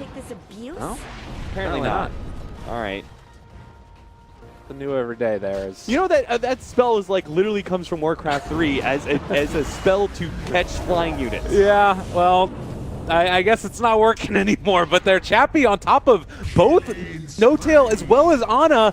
Oh god, they're in a lot of trouble though. Chappie dropping very low. They're able to turn it back around. Still going to try and escape from that, but it is going to be the Aegis burned. FN on top of Jerix as well, trying to bring him down. Enraged up and brought down, but Chappie jumps forward again. Everybody caught in the nets, the poof, the death. They're out of there, but you do have Ana who's going to be coming back in just a second, trying to get in with the rest of the team, but isn't going to end up happening. Now Fly in trouble. Chappie jumps forward, gets that kill as well. They are just all over OG. And Empire looking quite strong in this one. Go Team Empire, man. Ooh, that, man, if Empire managed to tie out with OG, yeah, they're going to look so good for that, like, probably second place slot in their group. This is pretty good. OG are probably thinking like, this is why everybody bans it. this is why, guys. This is why. I mean, Chappie's about to have himself a sheep stick now. Like, he is incredibly farmed and hitting that stride. Level 20 now, so he's getting the extra attack speed, has lifesteal built into himself. You know what the best part is that I like this item choice by FN. Well thought out. Blink Dagger, he got the initial Morbid Mask, right, because you always need that as an Ursa. Gets the Blink Dagger. Now he's going to go for the Desolator. It gives them some real bulldozing power, taking these objectives. Because Meepo's going to start controlling the map. He's going to split push really well, and he's going to be a big threat in just being able to get the boom, insta-kill. Whether it's pickoffs or leading the initiation on a team fight. If they can translate that into faster kills with the Ursa having Desolator, as well as taking some of these objectives, and they can close out this game probably about 35 minutes. Because Meepo lineups do have a timeline. You know, they do actually drop off if you start going too late. So Empire has a decent advantage right now. They need to secure that advantage by taking some of the rest of these outer towers. So they need another, like, I would say it's a good opportunity for them to smoke gank pretty soon, push out, get another pick-off or team fight that lets them take the rest of these outer towers, control the map, and start thinking about ending the game. I mean, you can see it also with the item selection that you've got. Silencer is going back for the Pipe of Insight here, so you start to go towards those items that are going to help mitigate the outspam that you have on the rest of OG. It allows you to press for high ground more effectively in that way. All in all, this is feeling like Empire have designed a great draft around the Meepo in spite of all of the quote-unquote counters that you have on OG. But that's still a question of finding those right fights. And Axe is always going to be an issue. Terrorblade, if he gets the Metamorphosis off and can just beat away at one of these heroes, it's going to spell a lot of trouble. Although Ana's down to 6 Bloodstone charges as well. Good time to smoke up, push out. Empire, you're reading my mind. was a Dire and Radiant scan in the same area. I'm not sure if the Radiant scan picked up something, but it does feel like OG might know. Oh, they might run into No-Tail, though. That's an Invis rune. They didn't end up breaking smoke on him. Now they realize that they dropped the ward down. Still looking. This could be huge, but now they might be running into the rest of OG. I'm not sure if this is going to be good enough. They are on top of No-Tail. And there it is. They've been able to catch him. Global comes out as well. They've been able to take down No-Tail. Now going to take down Fly. Empire finding pickoffs and soon to take objectives. This Silencer Meepo combination has worked out so beautifully. OG, and it's also a problem that OG, they did try and get aggressive when Global Silence is on cooldown, but I think it was a combination of OG didn't try hard enough, and also Empire had some pretty good realization of like the ebb and flow of this game and when to play passive and when to push out and make aggressive smoke plays. Because it's easy for me to sit here as an observer and have all this information and call for smokes at certain times, but it's a lot harder in the fog of war, both literal and figurative, to try and play out and make the correct calls at the right times. And I think that also it's that same type of thing, thinking about item selection too, and oftentimes people think about like a Meepo going for an Aghanim Scepter. I really like the choices that he's made here. Foregoing it, it's something that we've seen more and more people do with, you know, Dragonlance becoming popular. Now immediately going into the Sheep Stick with the Blink Dagger as well. It's worked out beautifully, and they've constantly got the answers that they need. Next great item choice is the Aghanims on the Ursa. You can pop that while you're called by the Axe. Or say like an Elder Titan Stomp is unavoidable or something like that. You want to make sure that you can always pop this in Rage when you need it. So great choice there. OG goes though, it's not like they're totally out of the game. Meepo is one of those heroes that a Meepo strategy looks, you know, unstoppable until that one team fight happens, you know, where they finally are able to blow up the Meepo, and then just this huge wealth of gold and especially experience goes back into the favor of OG, and very quickly the tempo, just like the wind will go out of your sails with the Meepo lineup. So OG are not entirely out of it, though. They are kind of close to being down and out. I think another bad team fight.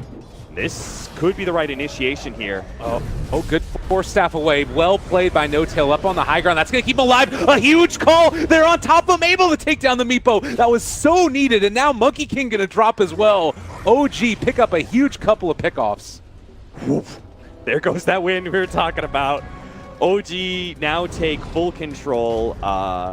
They've already got top lane pushed out. You can push down mid and probably just try and go high ground. Because Meepo has such a long death timer because he gets high level so early on in the game, and it's very abusive. Meepo is level 23. Yeah. So that's the thing, is like one misstep. I am very surprised they're not trying to go high ground. Maybe they're giving respect to the Meepo, assuming he has buyback or something like that. But they could have been a lot greedier, honestly. And maybe it's also, like you were talking about, the same way that one team fight turns it around for OG. You throw that back away with the Meepo buyback, and suddenly all of that ground you've made up is lost in a second. Maybe, but I think like OG's lineup is one of those lineups you can lose 3 team fights for every one that you win.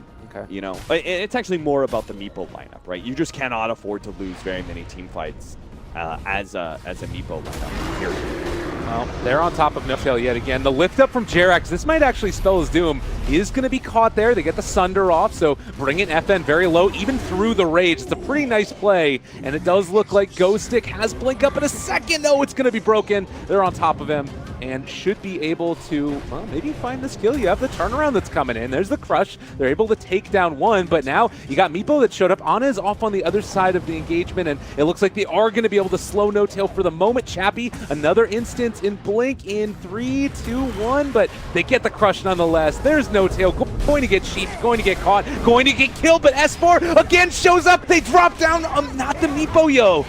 Chappie is going to end up falling to Fly at the end of it, but you have Ghost Stick there still trying to get away, but the Grave Chill slows him too much, and they're going to bring him down as well. OG take another team fight, and that one hurts a hell of a lot more for Empire. I heard that momentary hiccup from you where it was like, the Lina didn't Laguna Blade a Meepo, and I was just like, I was with you on that one. I was like, wait, what?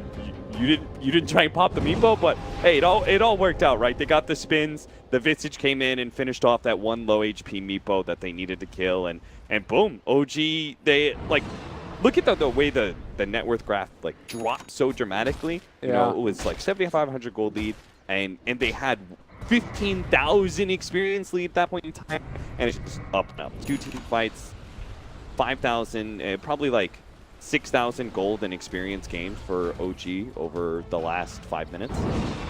And it's also hitting the stride with Ana now, where you have the Boots of Travel as that third item, which honestly makes her almost a newish type of hero, because you have the low respawn time, and then you can immediately get back in the fight. And I think that we saw a game a little bit earlier. It was the I'm not sure who it was that was playing on the mainstream, but they had the OP Lina suicide to heal up Burning to stay alive. Yeah, that was cool. Yeah, you can do the same type of thing in this instance and immediately be back in the engagement because of those bots. Yeah, we've already seen there was that mid-fight. Empire won it, but it was like they killed the Lina first after the Meepo initiated. Poof, poof, poof, and they did a bunch of AoE damage. And Lina, of course, you know, pretty squishy, and you want to target her first. They focused her down, and she just healed everyone out, everyone else up. And it was like you could see that effect, and that effect's going to be more potent later on to the game when you're struggling to actually pop these heroes. Go stick there. S4 waiting for his initiation, but already FN on top of him. Not going to be able to blink in. They take down that axe. The call not going to save his life. Jarex gets a nice stomp off. No Tail has already gone into Metamorphosis. They're turning to fight, able to take down Ghost Stick. Maybe going to be able to find a little bit more as well. Jarex does have another stomp in 2 seconds, but can they make it hit? It looks like it's going to happen. Chappie possibly going to drop again. No Tail aggressively force-tapping forward, and they find the kill. Monkey King going to be the only one that can run away, but King are gone as well. No Tail on a spree, and Empire does not have the answer. They know about Monkey King in the jungle and the trees, but they're just not even going to worry about it. There's better objectives in mind. First and foremost, Roshan, then go from there.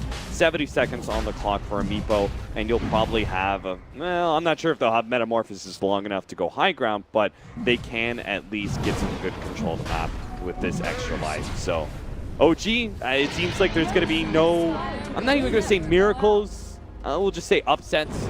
It seems like, at least for this game 1 for Empire, OG struck back really hard in mid-game. They just knew, like, they could kind of outfight Empire, I think, just because their lineup and the way it looks.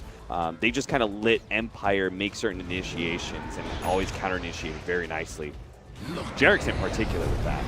Yeah, that's, and like the maxed out natural order at this point is we are going to see the Silencer get taken down yet again. That combination of just burning through all of the mana instantly and then afterwards having No Tail on top of them, it's a pretty cool response to the Meepo. Looks like Ana's going to turn into a right-click hero now. I mean, with the other Titan, I guess there's no need for the Aghanim Scepter against the Meepo, so he's going to go for a Hurricane Pike. Dire's bottom tower has He'll give him a little bit of more distance against the Meepo as well, and then obviously Lina becomes decent right-clicker before, and then with the talents it's even better now. 150 attack range, plus 50 damage. You just want to try and translate this hero to a glass cannon physical damage. We've seen how effective the Force Staffs can be too. Even once the Sheep Stick comes out, you've got all of these saving mechanisms. Yeah.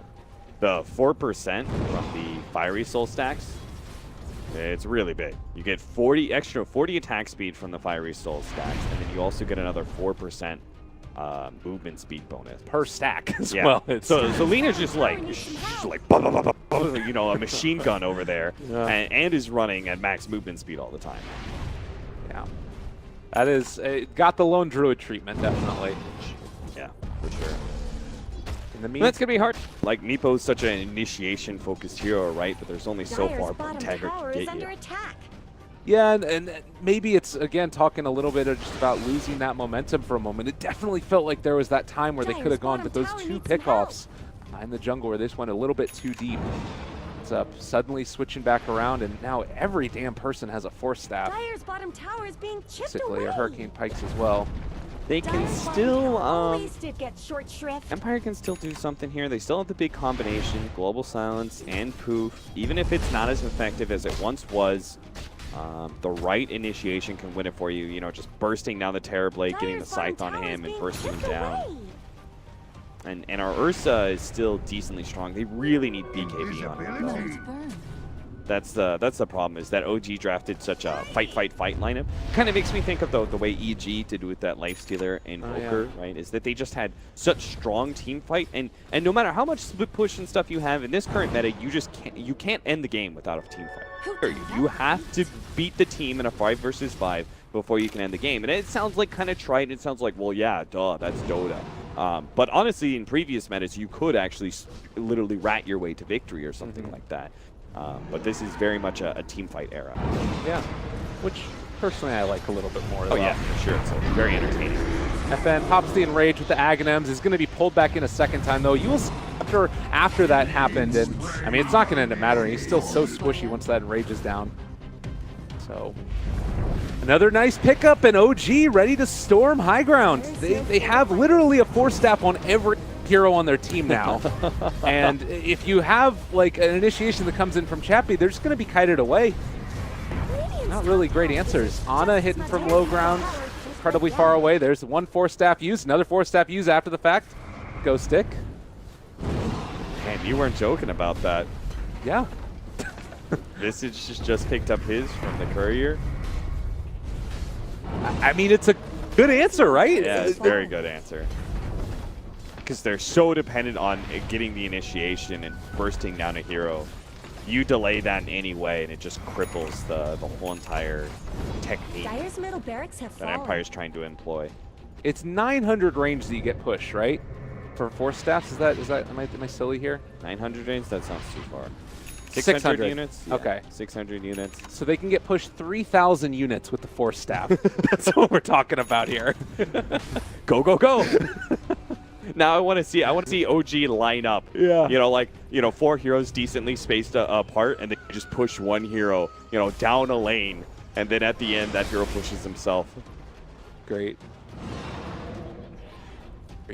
Well, in the meantime, Empire needing to make something happen. They're going to be going in for a pickoff play. They can't take the fights 5-on-5. No Tail is going to be the one that they find. Jump forward, the Hex. There ain't no 4-staffs here, mister. No, wait, never mind. There is, but they're still on top of him and controlling him up. There's going to be the net down as well. He's stuck down there low. He's going to 4-step up, but still going to drop. And it does look like they're able to control up. Fly for the moment. The Earth Splitter doing a lot of damage to Chappie. Fly jumps forward, but isn't able to find the kill. And now Axe kills one, but is it going to be enough? Ghost Stick still there. They don't quite get the crush.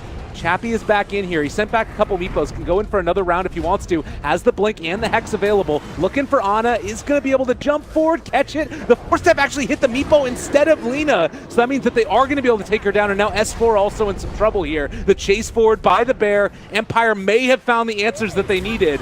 Still being kited away by this 4-staff, but it's not enough. There isn't an answer. There's no buyback either. Jirax is going to die. It's going to be a wipe. Oh, OG, what have you done?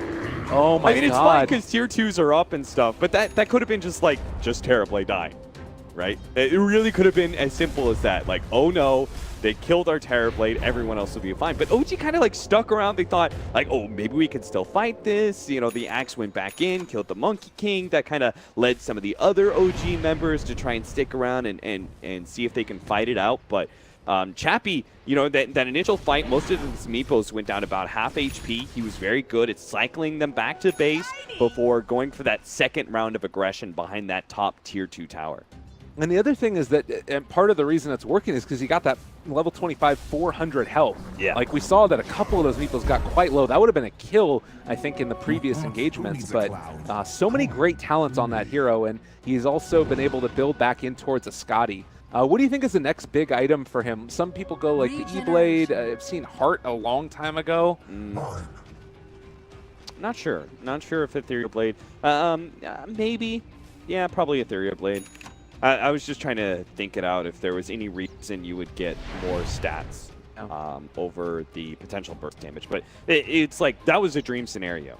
They need to do that every single time, which is jump on the Terrorblade, burst him down. So then, when the rest of the enemy team that OG, they file in, they try and deal with this Meepo, but after the Terrorblade's already dead, they're going to run out of firepower at this point, just because the Meepo is so tanky. Yeah. And they need sustained damage at that point, which is obviously where Terrorblade is supposed to fit in. So Empire going to continually try and catch him out as much as possible.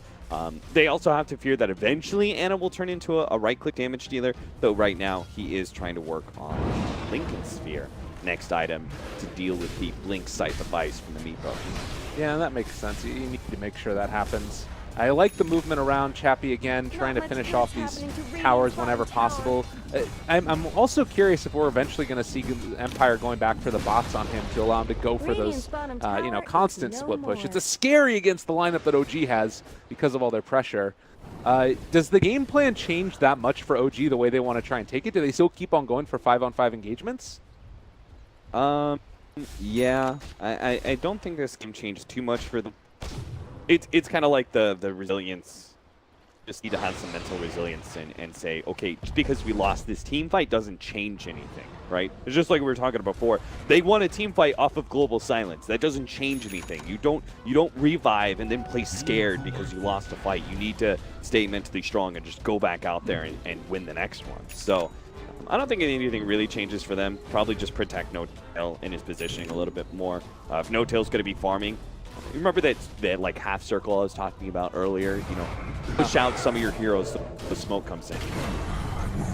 On King, they're going to be caught. What was he doing there? Well, he was in the trees, and then he laid down the ward, and then they took it out. That's one of the nice nerfs that Monkey King did get was the reduced vision at nighttime, which I think was much needed. And now a smoke play. Chappie is going to get out there, at least with that one.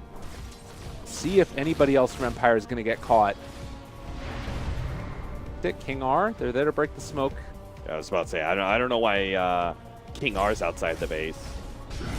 Oh god, they're gonna jump on a Chappie though. They've got him there. Counterplay comes out, but it's not looking like it's gonna be enough. Chappie's about to half HP. Does look like he's gonna be able to run away from for the moment. F still does have enrage if they want to use it. There's the Earth Splitter going through, not quite taking him down. He is going to fall, even though Wukong's command is out there. Another blink forward. They've caught him. They're going to be able to take down the Visage. Looking to try and finish off No-Tail, but Chappie dropping very low is going to die. Buys back immediately, as does the Slardar, and No-Tail still standing strong. Is going to try and get out. Force Staff! They're able to save him a second. Force Staff! Oh, the value. Oh my god, these force staffs are just hilarious. Jerix is going to be able to TP away too. I mean, when they initially went for S4, it was also, I think, a mistake inherently by Empire, but they got global silence, and they committed a lot to try and chase down S4.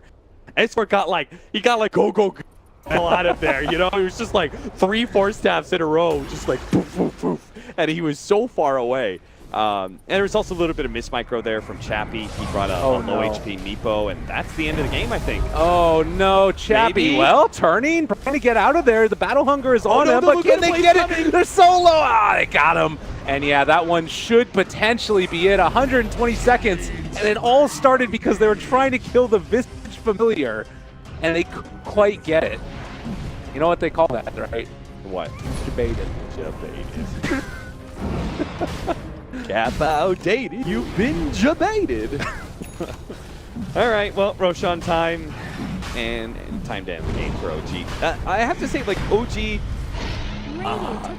Lyrical, I've casted a lot of tier 2 and tier 3 teams in my time. And I'm not saying that Empire is tier 2 or tier 3, but I do notice a similar storyline of some of these teams that are below the cusp of the skill level that we're normally looking at. And what always happens, almost always, is that they actually look fine in the first 10 to 15 minutes, and this happened here. Empire great for the first 20 minutes with his meatball lineup, but as the game went later, it felt like, they made some mistakes. Maybe it's pressure, maybe it's they're dealing with some situations that they're not normally used to. A lot of things, right? So you have a lot of experience playing the laning phase out, but as you start going later into the game, it does become quite different. Well, there's the global use. They're trying to get whatever they can. BKB pop. They are going to be able to control the Lina for the moment. It all starting to bring down No-Tail. They get a Sunder off. A nice jump. S4 on top of them, though, and the huge deeps come out from Jerix. And GG gonna be called. OG on quite a performance here with all their force staffs. Yeah, they certainly did. The point of what I was saying earlier was just that it's very clear that Empire has less experience than OG, and I think that ultimately makes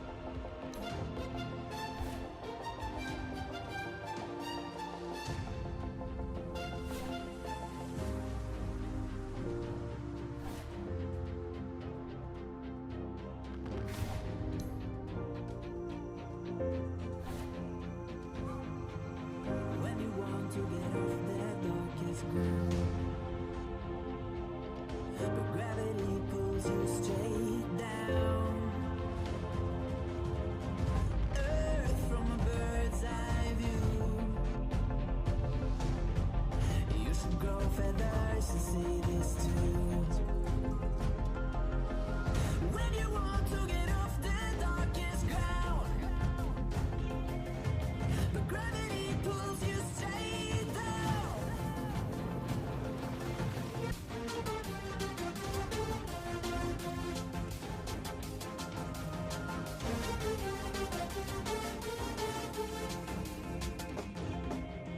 When you want to get off the darkest ground, but gravity pulls you straight down.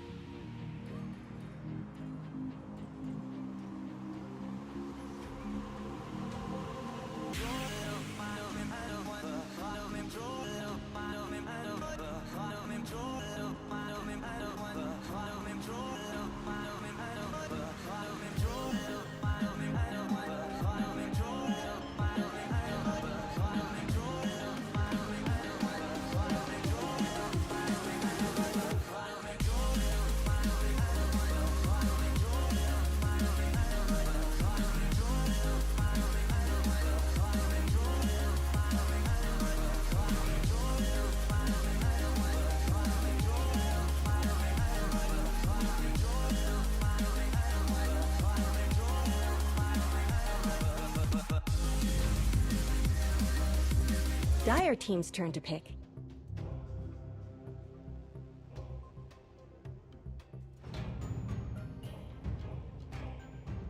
War Chief. Radiant team's turn to pick.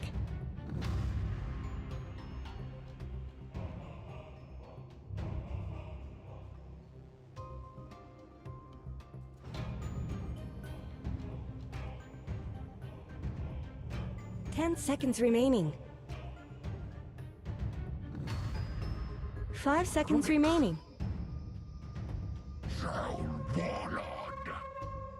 Dire team's turn to pick.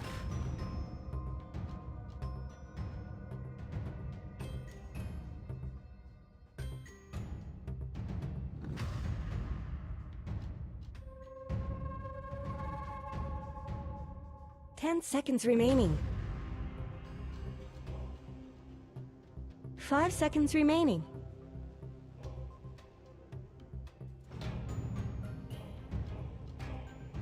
Radiant team ban.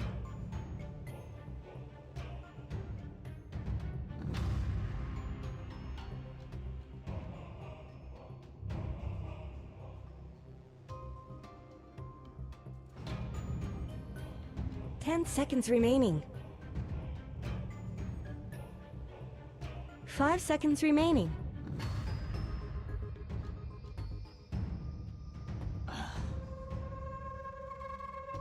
Dire team's turn to ban.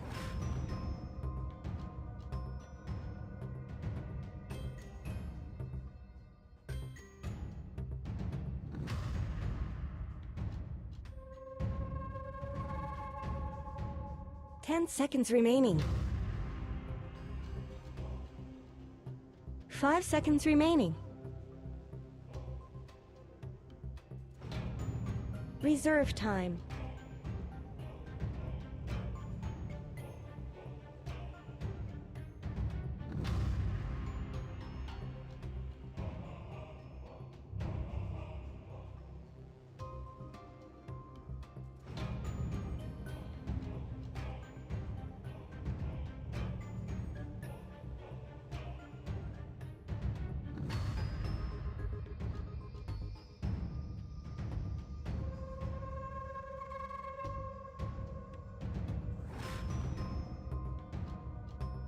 Radiant team's turn to ban.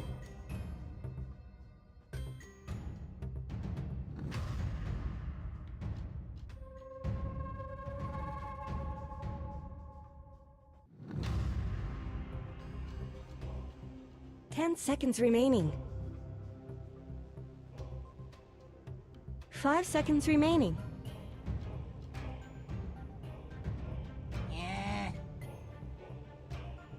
Dire team ban.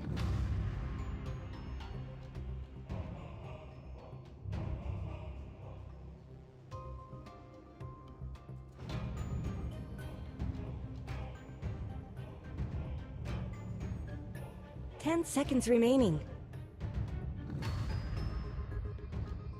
5 seconds remaining.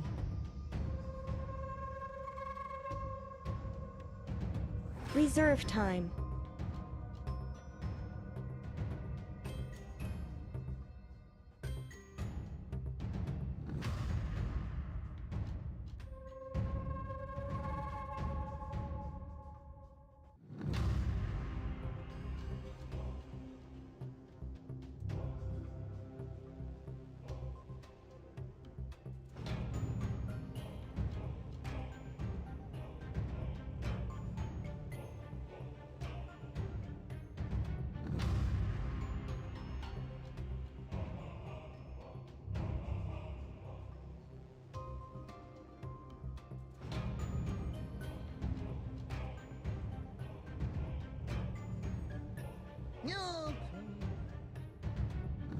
Radiant team's turn to pick.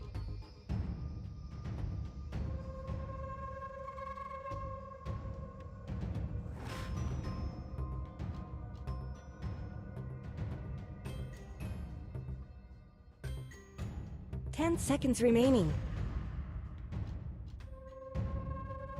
5 seconds remaining.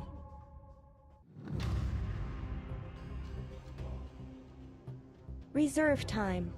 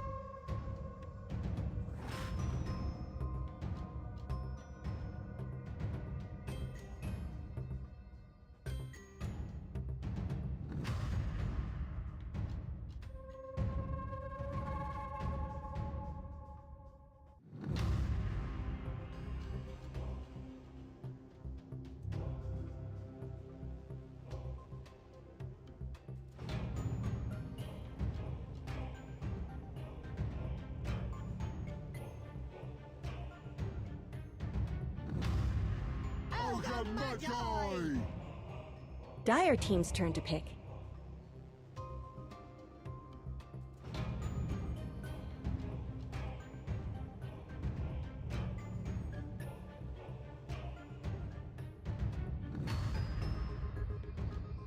Ten seconds remaining. 5 seconds remaining.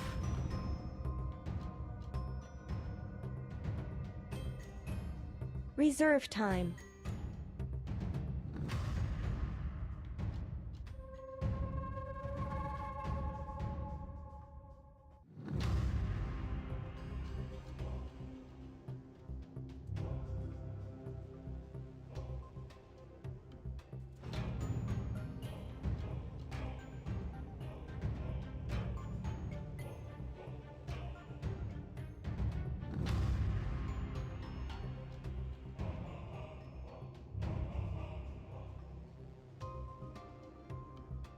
Ten seconds remaining. 5 seconds remaining. Admiral Concar. Radiant team's turn to pick.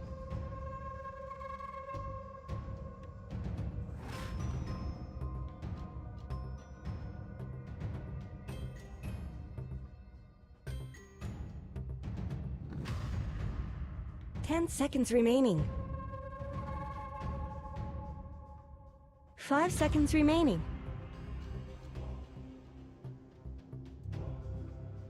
Reserve time.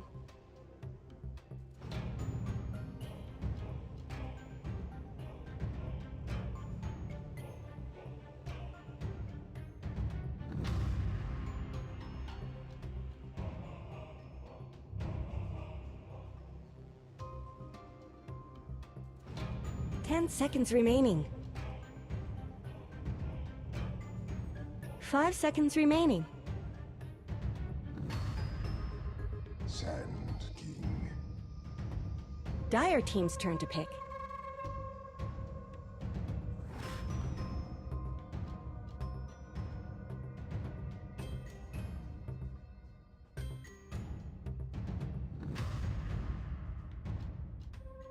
Ten seconds remaining. 5 seconds remaining. Reserve time. Radiant team's turn to ban.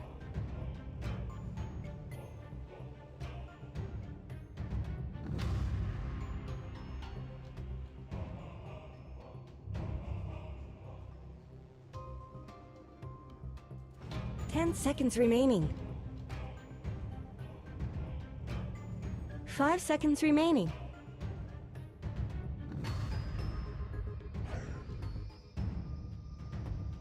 Dire team ban.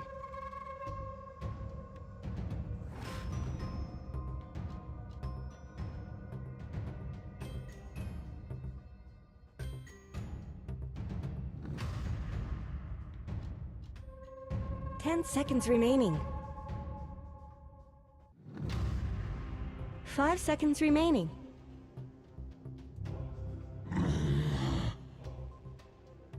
Dire team's turn to pick.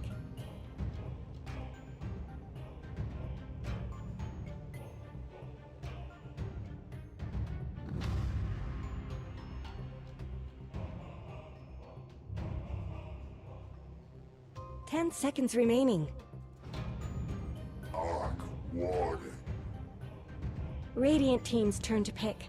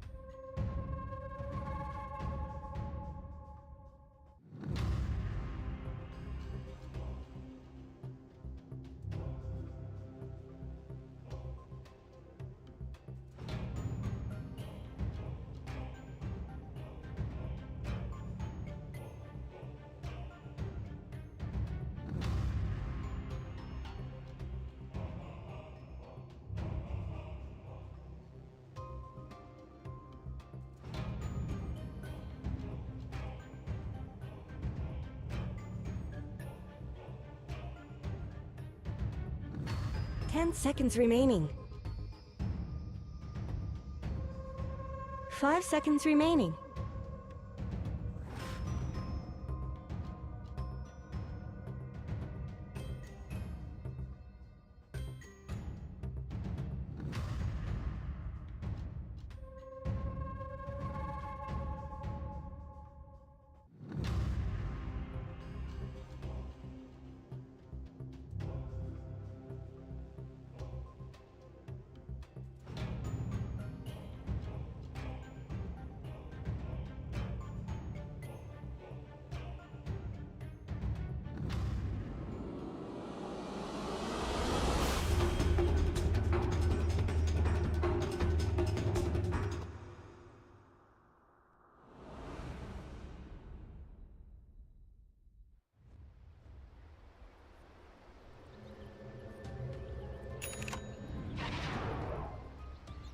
Prepare for battle.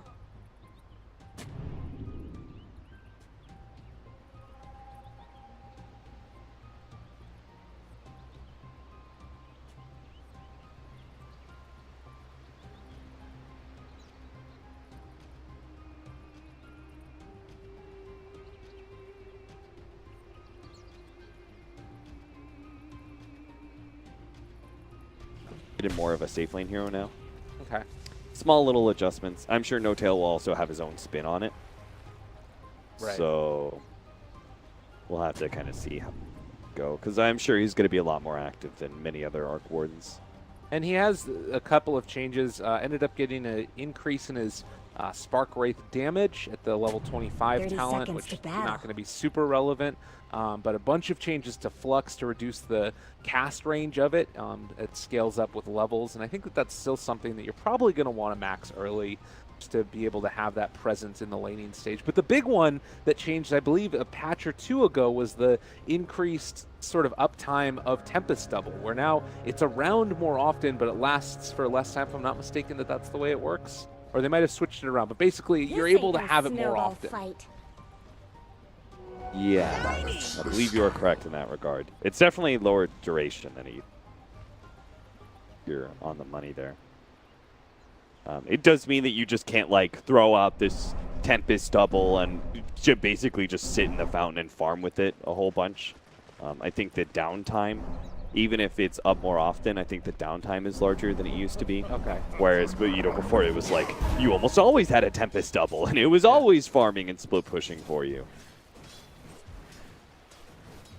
We'll see how it works. I remember thinking when I saw the changes that it would be like a good, it was good changes for support Arc Warden, but I don't know if that actually is ever going to be a thing. As Derek's trying to get aggressive here again. The boots early on for that Kunkka. How do you feel the lanes are going to sort of work out here? Is S4 going to be able to get enough farm against Troll Rubik? Yeah, I don't think it's really a kill lane. You know, telekinesis into whirling axes and such, we just kind of like stomp and walk away. So he should be able to just approach the creep wave, pull a creep off, get the CS. He'll just kind of like repeat that over and over again and be able to do pretty well for himself. I'm more curious about how this tri-lane goes for OG, and I also have no idea what OG is going to be doing with this Arc Warden or this Kunkka. I don't have many answers here, Lyrical. Yeah, it's an interesting one. Jarex will be able to hit that torrent. They have another Spark Wraith that's going to get thrown out, purging and slowing them down. Jarex still very low. They do manage OG end up losing one, and now possibly going to be able to take him down. Tail in some trouble. They aren't going to be able to quite bring him down, though, and it looks like Ghostic trying to run away, has to dodge away from that Spark Wraith, as the torrent's not going to connect. King R in the bottom lane managed to find a kill onto S4. There is going to be the Purge, bringing him down, bringing him low, but Ghostic not going to fall. So apparently I was wrong. They did have the firepower to be able to kill the Centaur. Here I thought he was going to be able to walk it off for the most part. That's pretty good. Empire get first blood. They also shut down S4 a little bit more. The Sand King was able to get out of that whole entire area. Now has his boots pretty early on, so that will give him a lot more credence to his laning phase. And then it's a similar situation in mid as last time, where Chappie's just going to be able to kind of farm away. Isn't really threatened by an Invoker too much. Yeah, and if he needs to, you can send one of these back, heal back up after the fact, and go about your business. Ogre rotating back between top and bottom, or top and mid. Doesn't really have to stay in lane too much, although he does need to be a little bit careful at the very least, as Jarex going to be slowed down. Torrent going to connect. They get the Burrow Strike as the Torrent stun came through, but still in some trouble now. They're going to X Ghostic, run away on Jarex. That is still going to be chased down by the Ogre, and it looks like they're going to be able to find a kill there. Ghostic also going to fall, so 1-for-1 exchange. Yeah, this is still okay for Empire. Trading 1-for-1 in a 2 versus 3 scenario is not bad, especially given that you know King R and FN are being quite successful so far at keeping S4 down. As you can see, they're just chasing him all the way to the tower, lining up that damage. And it means FN will miss some CS here and there, but well worth it in order to zone S4 out of the lane entirely. Definitely, and they're trying to get the pullback to push him to the other side of the river, which would have been a kill, but didn't quite work for them. Top tower is under attack. Still having a decent time against the Meepos. A little bit of issues here and there. 19-3 versus 28-1, but some of that's going to be the jungle CS as well. Meepo continues to have a decent time. As far as looking at what the Invoker is trying to find, it's still just going to be like the passive laning stage and throwing out Sunstrikes whenever he gets an opportunity to. Yeah, and this is going to be one of those opportunities at top right now. Looking for the kill, Fly in trouble, right clicks going through. They are going to be able to find that kill. Ogre soon to drop though. It's Jarex that picked up that kill and now turned on to Ghost Stick as well. The Flux not doing anything because he was standing next to those creeps and turns to try and kill it off. Is going to be able to get a couple of the caustic procs, not quite enough to find the kill though. Jarex survives. Oh wow. Got off Ghost Walk. Ana almost died to the gank of King R and Chappie. The whole entire time I was just like, where's the Sunstrike? You know, we just kind of set up this idea that they were going to be able to go on something and give Ana the extra Sunstrike kill, but it seemed like he was being pressured a bit with the Rubik rotating out of bottom lane. Always able to give a troll 1v1 because he always wins it. I don't think there's a single offlaner that actually wins against Troll. Even Sand King has some tough times just because there's so much diversity to Troll. You know, you can play the melee role against some heroes, you can play the range role on others. It's such a fun carry to play in 1v1s because you know you can always abuse the enemy. That's good. And I mean, it's a hero that's seen a lot of change since his heyday where it was just a nightmare to play against. But still, if you get that nice start off there, it can still just roll over heroes. But again, Ghost Stick being pressured out of lane. Visage showing his potency as a zoning support, one of the best in the game. Derek spots out Ogre, head off the other direction, and still a very passive laning stage. In spite of a couple of kills that are going on, it feels like it's flurry of excitement in the midst of farming wars going on. Yeah, it's like mid and bottom are definitely the farming wars, right? And then it's top where there's this it's action that's happening. I do like the fact that Ghost Stick and Moposhka stick together so much. Looks like they found a kill on Jarex. Huh? What? Meepo died to neutrals? No. Jarex might be able to get the deny. Able to hit it. No. Wow, that two neutral denies. One of them not intended, certainly. Yeah. Meepo's dead for a while. Wow. Well, miss micro happens to everybody. Even the best of Meepo players. A lot of pressure in these it's usually just not in a scenario where there's no pressure on you whatsoever. Fair enough. Dyer's middle tower I mean, at the end of the day, that's not going to decide the map. It's going to be the other movement around the side. But Chappie, he's building towards the Dragonlance. I imagine it's much the same build. Do you think that with an early Blink Dagger they'd be able to make stuff happen, or do you try and go for like the double Dragonlance and go more farming intensive? I haven't seen a double Dragonlance since the Dragonlance got that little bit of a nerf it got. So I think it's still Dragonlance. Oh, they're actually going to turn on to King R down bottom and find the kill. FN trying to get him down, and it looks like with the rotation in, Jarex going to be able to get another X combo. They find the Sunstrike kill. Jarex making the plays. Ghost Stick still chasing him. They have another one of these spark rates going out. Ghost Stick is going to fall, but he takes one in return, so it's 2-for-2 exchange. Yeah, this is what Arc Warden really excels at, is getting those kind of team fights where he just he's the extra hero on the field that just kind of cleans up, because there's two of them. He's got double fluxes, double spark race. It's so much magic damage, and early on you're oftentimes not going to have the force staffs or healing mechanisms required to deal with that. So great rotation by No Tail. Opens up some farm for S4. I say that though, but it looks like he's just going to die to Chappie and Moposhka. Yeah, no way out of that one. Doesn't quite have that level 6, and meanwhile the bottom line, Empire pick up another kill, this time onto No Tail. The Arc Warden is going to drop, so after that initial couple of deaths on the side of Empire, they're coming back with strength. Yeah, I was going to say, it looks like it's going to be a very fast hand of minus for No Tail, but he just lets himself get picked off like that. In the meantime, Fly still getting a good amount of farm for himself. You take a look at these other supports, and he's been able to keep up with them at least to a large extent. So OG doing a good job of spreading out the map. The big problem is going to be the Meepo and how they deal with them as Ghost Stick. Doesn't look like he's going to be in too much trouble. Him and Ogre are just going to hold hands through Flux. Yeah, that's the part I liked about their laning phase. They just stuck together all the time. You know, they pretty much held hands in the laning phase to make sure that Flux was never an ability that No Tail can use. So he looked really lackluster in the laning phase because of that.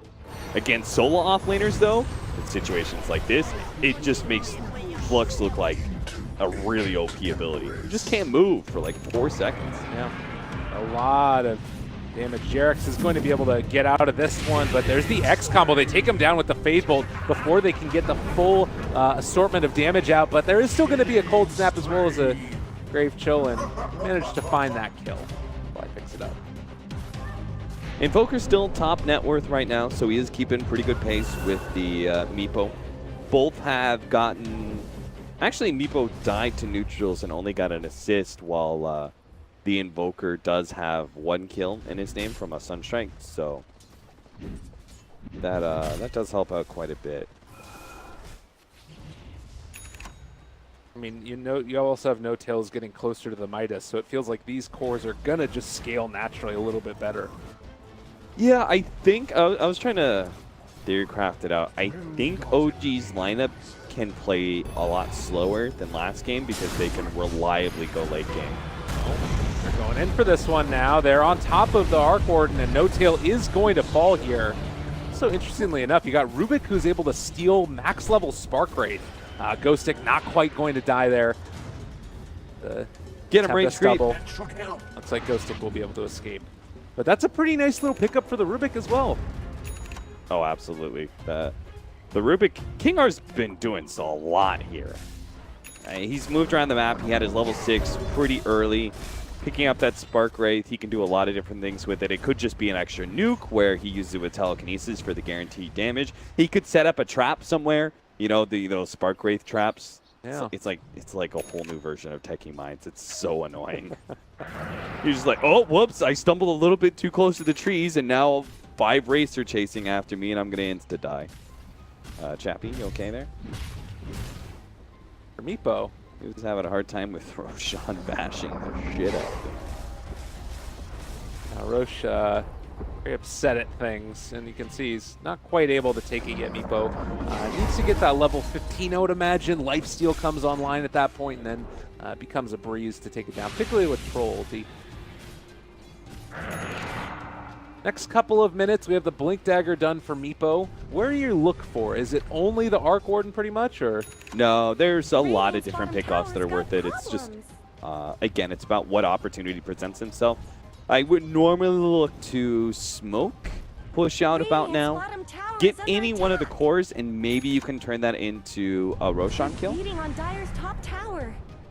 You're usually going to try and play the top half of the map as well with this first rotation because you want to be near Roshan for that opportunity. Even if they kill Centaur here, though, I don't think it is good enough. And S4 does have the correct read. TP's out before the rotation can come. Very good decision there, and it does also look like they're going to be able to secure themselves the Tier 1 tower in the mid lane. So all in all, OG doing a good job of making these map movements that are punishing the group up that we're seeing from Empire now after the newly minted Blink Dagger gets there for Chappie. Dire's top tower is under attack. Trade Tier 1 across the board. That's much better for OG. A lot more value in the mid Tier 1 tower. Radiant's middle tower has fallen. This is the other nice part, being able to X back the... Oh, no, okay, he's just Xing him. Thought he was going to TP. Just Xing for fun. OG seem to be having themselves a nice game. Eventually we will see that, right? The Boots of Travel, X TP around, so he can both send Tempest doubles as well as himself around the map just to push out lanes. Do funny Arc Warden things. Yeah. Talked about the Midas there. It's already been completed. Can spam that. I don't think they should show too many heroes here in the bottom lane, because as soon as like Arc Ward, the real Arc Warden shows at bottom lane, as well as S4, they should immediately do Roshan with Empire. I guess they did have the Visage Familiars in there, so they kind of feel like they have enough heads up to make the TP rotations, which they're doing now. Yeah, they are going to move into this area. Stampede is up for the Centaur as well. They're going to throw out the boat right at the start. A really big combination. Oh, God, but now S4 gets another stomp there. The epicenter is going to be enough to find the kill onto him. Everybody else on the side of Empire is very low, though, and does look like they're going to back out for the moment. It was like both the ship as well as the Sunstrike were just a little bit too shallow in that Roshan pit, and Meepo's just sitting there on the back lines. He would have died. If he got hit by ship and Sunstrike, there's no way he lives, but Jarex takes a step too far forward, gets caught. It's now 2 heroes down. Familiars also refreshing right now, so this should be free Empire Roshan. And Rubik also stole the boat in that last fight as well, so you have a lot of extra damage mitigation on Empire you wouldn't otherwise be able to have. Another ability that combos pretty well with telekinesis. So give the Meepo Coco's Rum. That's really annoying. I really like what we're seeing here out of Empire. It's the same style of Dota that we had in the last game, and I don't know if I like OG's draft as much this game as we saw last game. Last game, it felt like it was very focused what they were trying to accomplish. This game, it's like, we're going to get really farmed, unless there's something else that I'm missing here. No, I think there's similar objectives here for Empire.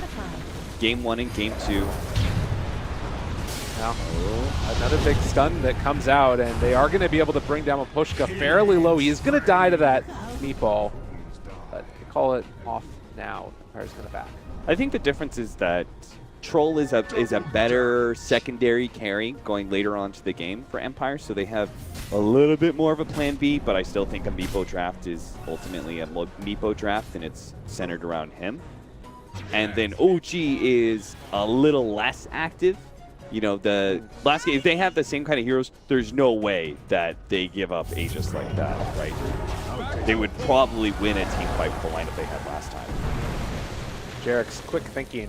Will X himself back, and then afterwards just go for a TP after the boat, staying alive. Rotation down to bottom lane. They want to try and catch Ana with Ghost Stick. He doesn't have his Blink Dagger yet, but he looks like he's got the positioning. Just going to be a TP after the Ghost. Gets it. No! He guessed right, too.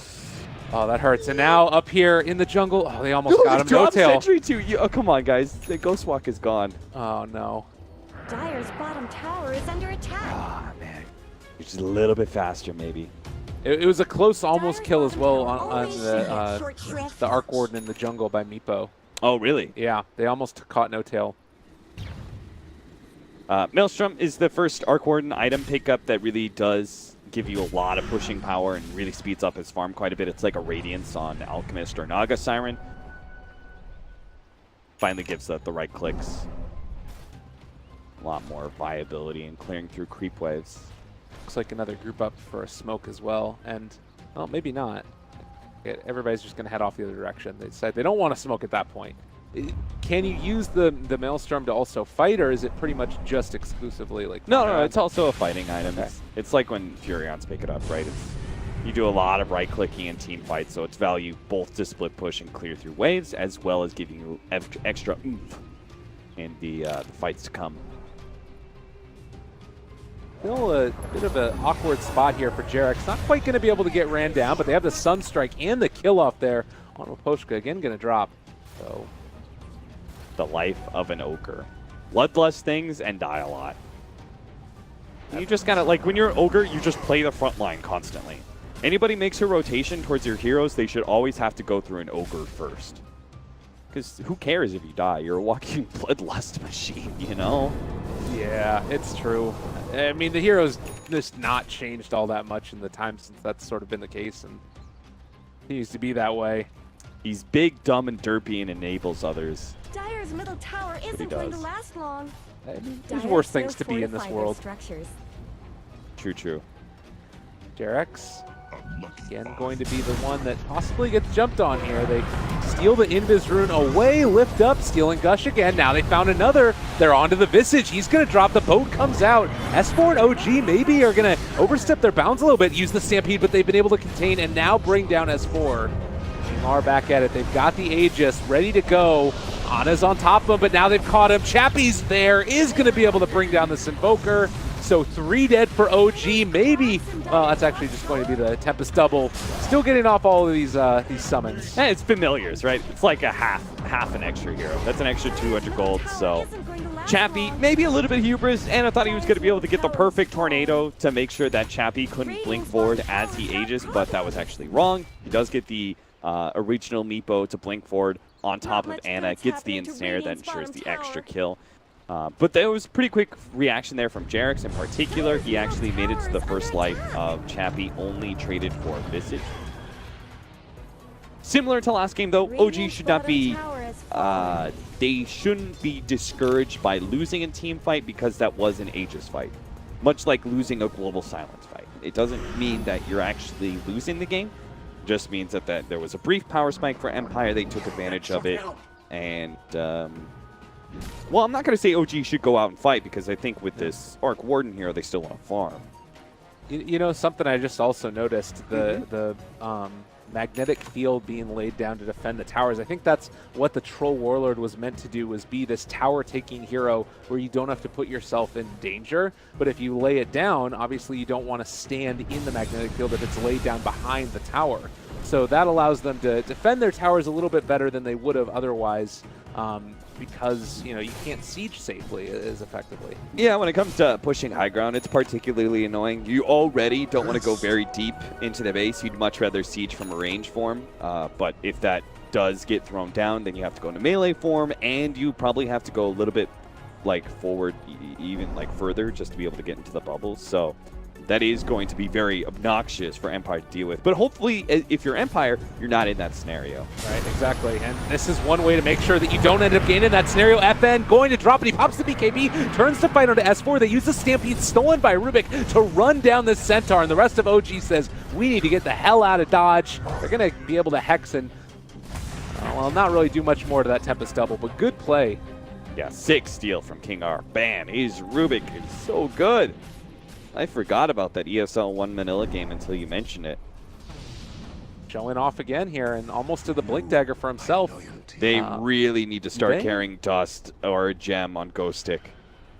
This is the second time that they have walked away from a potential kill on Ana. And now they lose King R because of it. So, I mean, they might still end up losing the Rubik there, even if they do decide to go fully on Ana, but yeah, it's a tough one. Initiators, get counter vision. If there's a possibility that a hero on the enemy team could go invis, you should have vision for it. I mean, Ogre has it. He's quick. You know, he runs around fast. This is going to end up running into some issues here. He bloodlusts himself and runs in fast so he could die quicker. Oh. Yay! It's a sad life. Oh, no. Ogre's going to a field trip to the underworld. Yay! Oh, jeez. Yeah, it's sad. I think that the hero is like, it's great when it works out, and you have some games where he makes an impact. He's like, he can, you know, say, I bloodlusted, I won mid for my mid player. But more often than not, he just ends up dying a lot. He's the one that needs the respawn talent. Does he have one? That would be amazing. Can you imagine like a level 10? Oh my god, I would probably shoot myself if I had to play that Ogre in a pro game. And I'm just like, I don't even get the breaks of dying. I'm just always dying all the time. It would be, that'd be the ultimate pilot eye hero, right? Yeah, definitely. Oh, no. Dying. Oh, the turnaround. S4 on top of him, bringing down Chappie. Is he going to fall, though? The meatball is sure to make it happen. Still FN on top of that Visage. Takes him down as well. Epicenter didn't really end up doing all that much in that fight. The famous words of Admiral Akbar. Yes, indeed. They laid out a meatball trap, man. That's what you got to do. You got to lay out meatball traps. I mean, he kind of looks like a rat or a mouse, right? So, yeah. You just got to set up these mouse traps occasionally. Would you care to explain, for those of us that are less informed, the full extent of what a meepo trap consists of? Like, it consists of baiting out an important hero, right? Okay. It has to have some real cheese on the trap, you know? Okay, I gotcha. You have to bait out something good. So in this case, Invoker looks pretty good.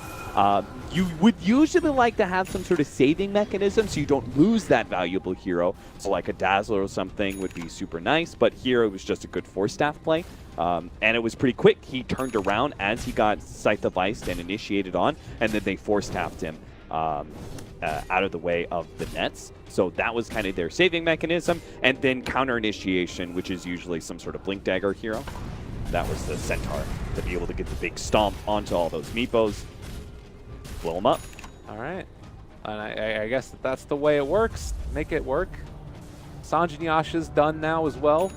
The BKB there for Mr. FN himself. Lyrical, as Ben Wu likes to say, for veggies, teamwork makes the dream work, baby. Teamwork makes the dream work. I like that. That sounds like a Ben Wu-ism. Yeah. 5-man smoke up past the creep wave. OG are playing defensively. They're going to, you know, just throw Jerix into the walls. It's kind of what, you know, like that was kind of intentional, right? Yeah, no, totally. You let him die there. It takes the gank, and you know, the worst things have happened than losing your Kunkka at this point in the game. Yeah, he's 20 seconds. Not too long till he's back. Although they might be able to take Roshan in that. No, they're not going to go for it. Yeah, seeing that TP, and they realize immediately they can't actually do it. FN going to finish farming for himself. They have a lot of those, what the hell are they called? Spark Race sitting there in the Roshan pit plus the Visage Familiars, so. I think that OG have done a really great job of maintaining that. That's one of the things, too, that's so cool about Spark Rate. Last 50 seconds for vision at no cost. And when I say cool, I say unbelievably annoying. Cool. Is it cool, though, Lyrical? Is it? I mean, at least it doesn't last forever like it used to. Like, you just lay a crap ton down. And this is the trap you're talking about. Yeah. Ugh.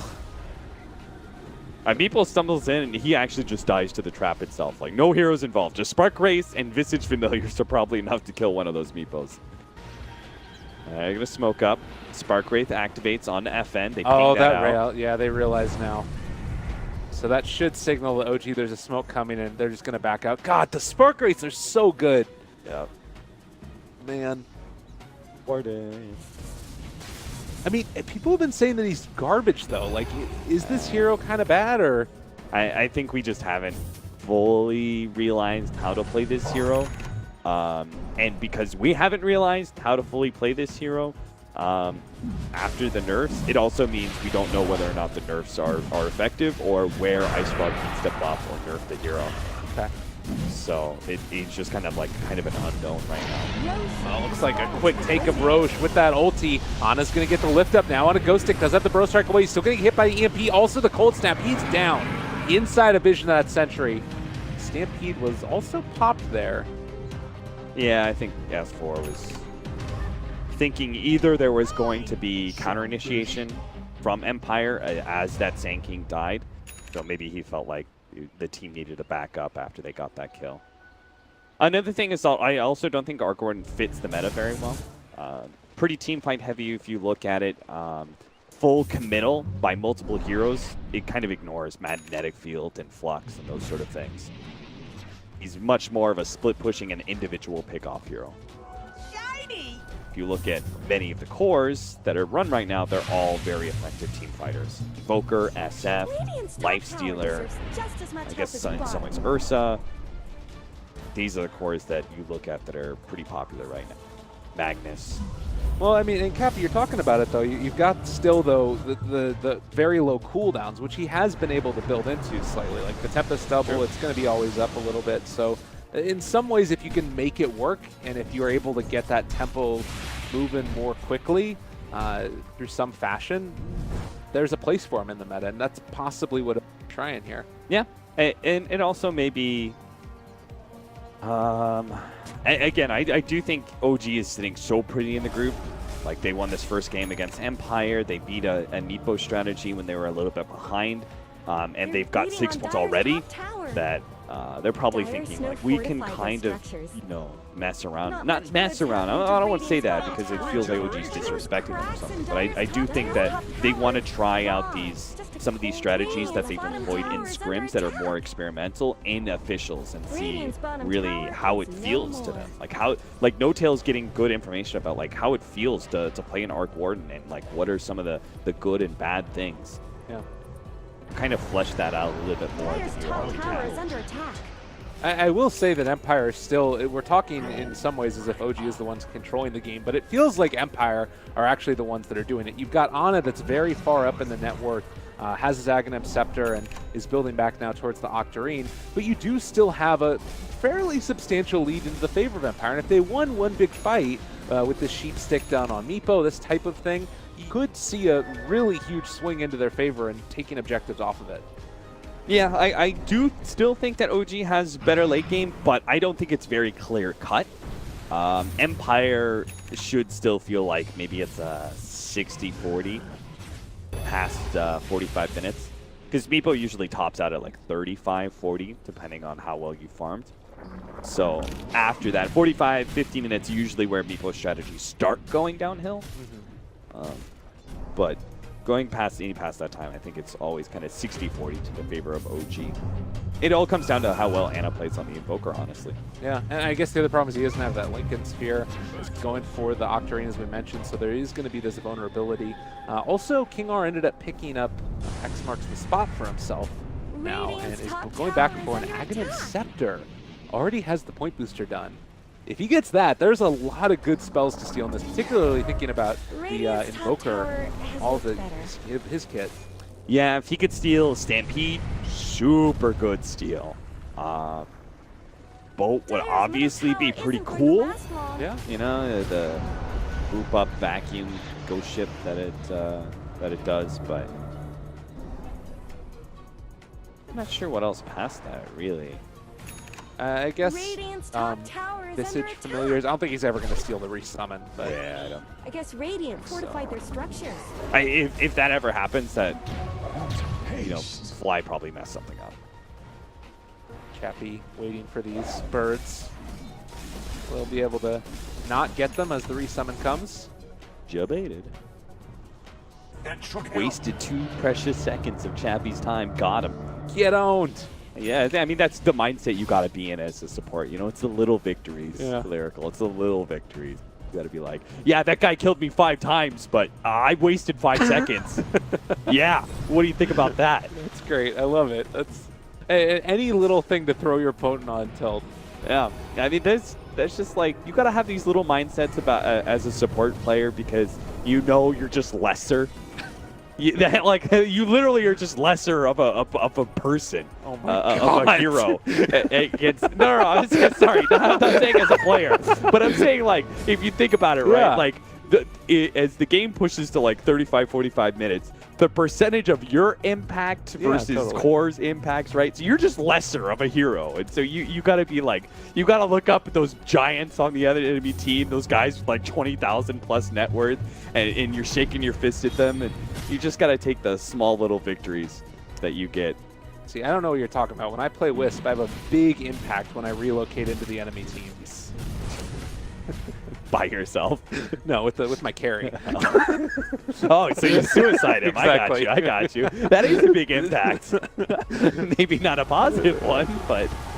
Look at Jarex over here. Going to drop the boat. They scout it out, realize they could be there and good. Not again! Oh, I mean, again, from our vision, it looks like you should be able to get it, but clearly blind. Yeah, I mean, that guy, I'm saying not again because, like, that guy just... That's twice now he's come so close. Yeah, he's just totally. like...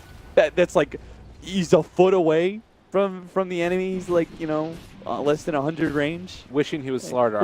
What are Dota measurements, by the way? What do you call it? You just call it range? A range. I like the range. You have 100 range. That sounds right, but it also sounds incorrect. Yeah. Tier 1 tower going to drop in the top lane. These objectives have just sort of passively been falling throughout the game, it feels like. OG have just been keeping the lanes pressured. Our Corden is starting to keep the pressure on now. Going back for the Dragonlance as well.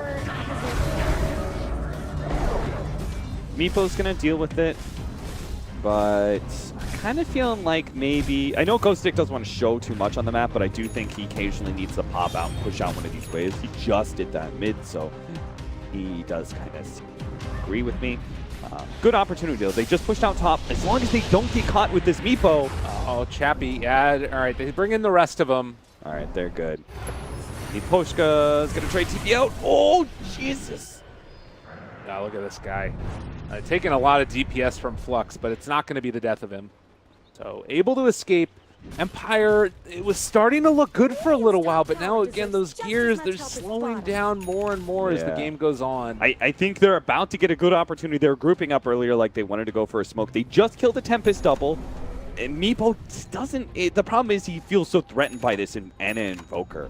Like, right now would be the ideal time, from what we know, for him to push out top and get that lane going, and they could probably get all the lanes pushed out over the river, and that gives you really good cover for your smoke aggressive gank, right? The aggressive play that you want to be able to make.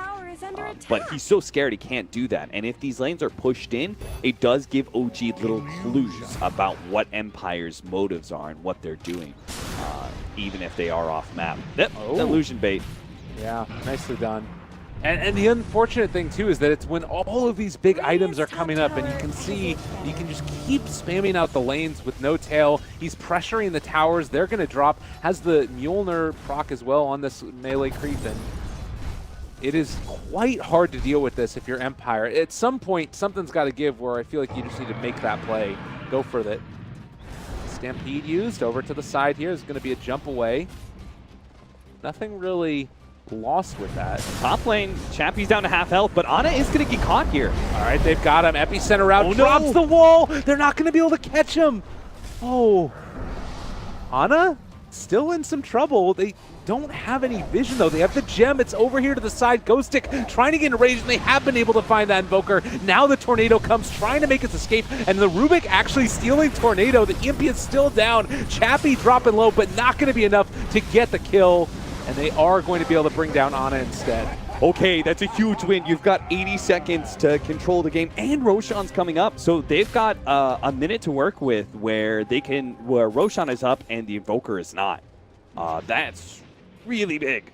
And right afterwards, the Aghanim Scepter comes for S4. He did have the Stampede already used, which was part of the reason why they weren't able to save the life of Ana there. But now Roshan, did they spot it? Yeah, they did. They spotted it right as it came up. So immediately into Roshan, time to pressure the tower. Do they go high ground with this? They need to at least take out the outer towers. I think they need to take out the 2 tier 2s first. Because the way I see it is that you don't want to get into multiple high ground pushes, right? All right, we push high ground through mid and go round 2, right? I wanted them to get such a conclusive team fight, 2 team fights in a row where they just close out the game with one fell swoop, one push, and they take like 2 lanes of Raxes. So I want them to open up those lanes of Raxes by taking those tier 2s. You don't have enough death timer left on the Invoker to force a buyback, so going high ground is really dangerous. So getting anywhere near high ground is super dangerous because you're dealing with a Kunkka. Kunkka, Arc Warden, Invoker, those 3 heroes are notoriously good at defending those cliff areas. And I mean, Empire still have room to grow on these heroes a little bit at least. You've got, the Force Staff, which is on the Ogre, but not quite in his inventory yet. OG trying to set a trap here. This would be really good if they can make it work. They do spot out Ghostic over here to the south. The smoke, they still could go, but not wanting to try it. Yeah, and it looks like Empire just got quick eyes on S4 there as well. So both teams understand what's happening. Question is, which one of them is going to break? One of them is going to decide, all right, we're not doing this, and back away. Oh, Ghostic getting fresh. They're all in vision. They have been able to take out those wards. Torrent is going to miss. But now the vision possibly a bit more into the favor of Empire here. Well, not really.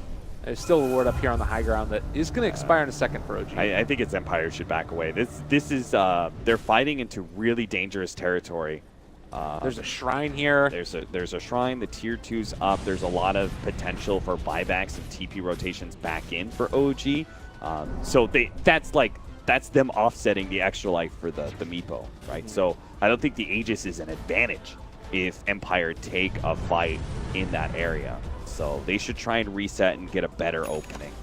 It looks like they actually want to go through the secret shop area with this smoke and catch them from the left-hand side rather than just going straight down lane. And look at FN. They're all here, and he's baiting this out. It is just the Tempest double. You want to get more than that with this kill, and it looks like they might be able to do it. Fly is the one that's showing right now. If they can catch him at the very start, it'd be huge. They have the vision placed down as well from this ward over here. The boat is going to go out, so giving everybody a lot of run buff. Chappie getting contained. They've got the X onto him. What's the answer? How do you get him out of here? He's going to end up dropping, but they will still have another round of the Meepos. There's going to be the counterplay now. Rubik stealing away a spell, and Looks like they're going to try and go for another round. The Meepo, it's going to drop. They're going to be able to kill off Chappie. He is dropping oh so low. Is it going to be enough? They have taken him down. FN also in trouble. They've killed off the Sand King. Going to be able to run down Maposhka in a second. Jarex has found FN. The hoof stomp, the right clicks, the punches. Empire's dreams evaporating before our very eyes. Ooh, good defensive play. Once again, OG with the 4 staffs. You know, like that initiation all gets spoiled because Jarex gets off a really good 4-staff save combined with the boat. Totally stalls up their initiation with the smoke play. They also had the positioning wise, right? I think OG had a decent idea of what was happening there, and again, they kind of threw out one of their supports to be the one that kind of tanks the gank. Now, it's going to be OG's turn to try and force something, see if they can force the buyback out of Empire, and then just retreat, especially if they can get this tier 3 tower as well. Unlock those shrines. Still, God, this is so hard to deal with for King R. He did finish off his Aghanim Scepter, so they will have that at the very least. Wow, it's kind of surprising. For this early in the game, Empire valuing their buybacks more than their Raxes, and I think that's a very mature decision because I agree with them. Bottom tower's got problems. It sucks, but middle barracks have fallen. I think it's the right decision. They are just, now you've lost a lane of Rax though against an Arc Warden. That makes everything worse for you, right? Just like we talked about earlier with the Naga Sirens, similar setup. And Jarex is also going for his Aghanim Scepter as the Kunkka. Nice. What? I mean, you got the AoE combo with the Invoker and the Centaur. You might as well. Like, I honestly don't know what Kunkka builds late game besides Aghanim Scepter, you know? Like, maybe he gets a Blink Dagger or Boots of Travel, but I don't think Jarex is thinking to himself, like, yeah, I'm going to have enough farm to build into right-click damage, you know? Right. I don't know what support Kunkka does outside of Ags. Yeah, it is a little bit weird. Like, maybe some other item, like a Pipe or a Lotus Orb. I feel like those are usually the jack-of-all-trades type of heroes that pick it up, but yeah, why not? Just you need to win the fight with this hero. That's what his job is. You've already got the lane push that comes out with Arc Warden, so anything else that helps you win the fight. It is inherent in the hero, but I do believe FN has been a bit unlucky. I've watched, I have not seen like a good bash for him, but I've seen plenty of opportunities where he has not gotten a bash that would have gotten him a kill. Right. Look at this too, the double sheep stick from the Arc Warden, always a menace. Now that he has it completed, become a larger and larger problem. And it does feel as if maybe this window that was opening is really heavily shut. You take a look at the graph over the past couple of minutes. My word, it is not pretty. So there's just going to be a jump forward. Ana, very aggressive. And Chappie, they'll take this one for free.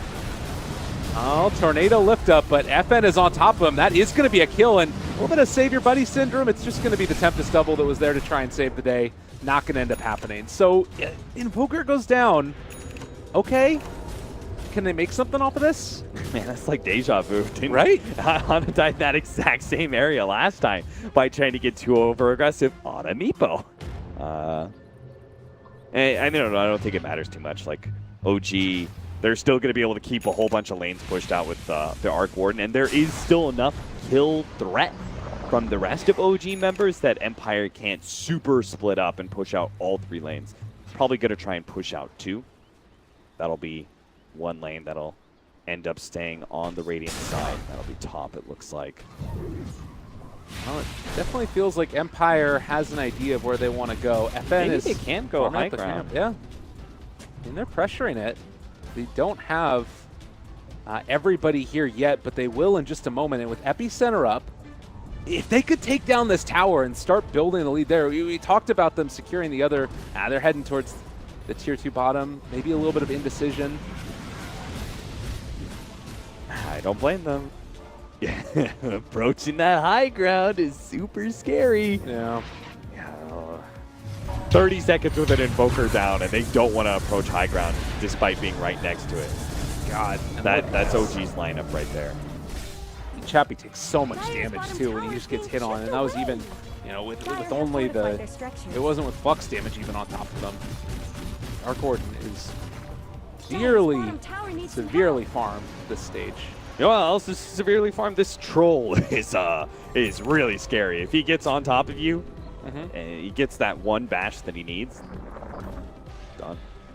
He can swap out some things. It looks like he's going to be swapping out. I thought he was going to go for the Scotty, but instead he's going to swap out the S-Fly for a Panic. Get a little bit more sustain. I think that also makes sense because he has to deal with a lot of magic damage that's going to be coming his way that he can't always deal with the BKB. So he's always going to have something that kind of gets in his way and brings him down to below half HP. So he needs a way to recover from that. Also, just to make sure you don't get bursted. So tanking up a little bit more. He's nice. Well, I'm still feeling like in spite of the heavy lead that you have into the favor of OG, almost 7,500 net worth, you win one fight with this lineup, you get the OG in a bad position, and suddenly you were able to take down the base incredibly quickly. Oh yeah, absolutely. Meepo with Troll's Battle Trance. Yeah, buildings will just disappear. Not wanting to go too far forward here again. If they can hold out and just somehow find that perfect fight for themselves, that's where you end up winning the game. I mean, it doesn't matter how well OG played throughout the whole course of it. If Empire are able to find that and take down those objectives. Next couple of minutes, how do you feel like OG want to try and play it out? Very slow. Just control the game. They're doing what they need to. Top and mid lane are pushing in right now. Get bottom pushed out.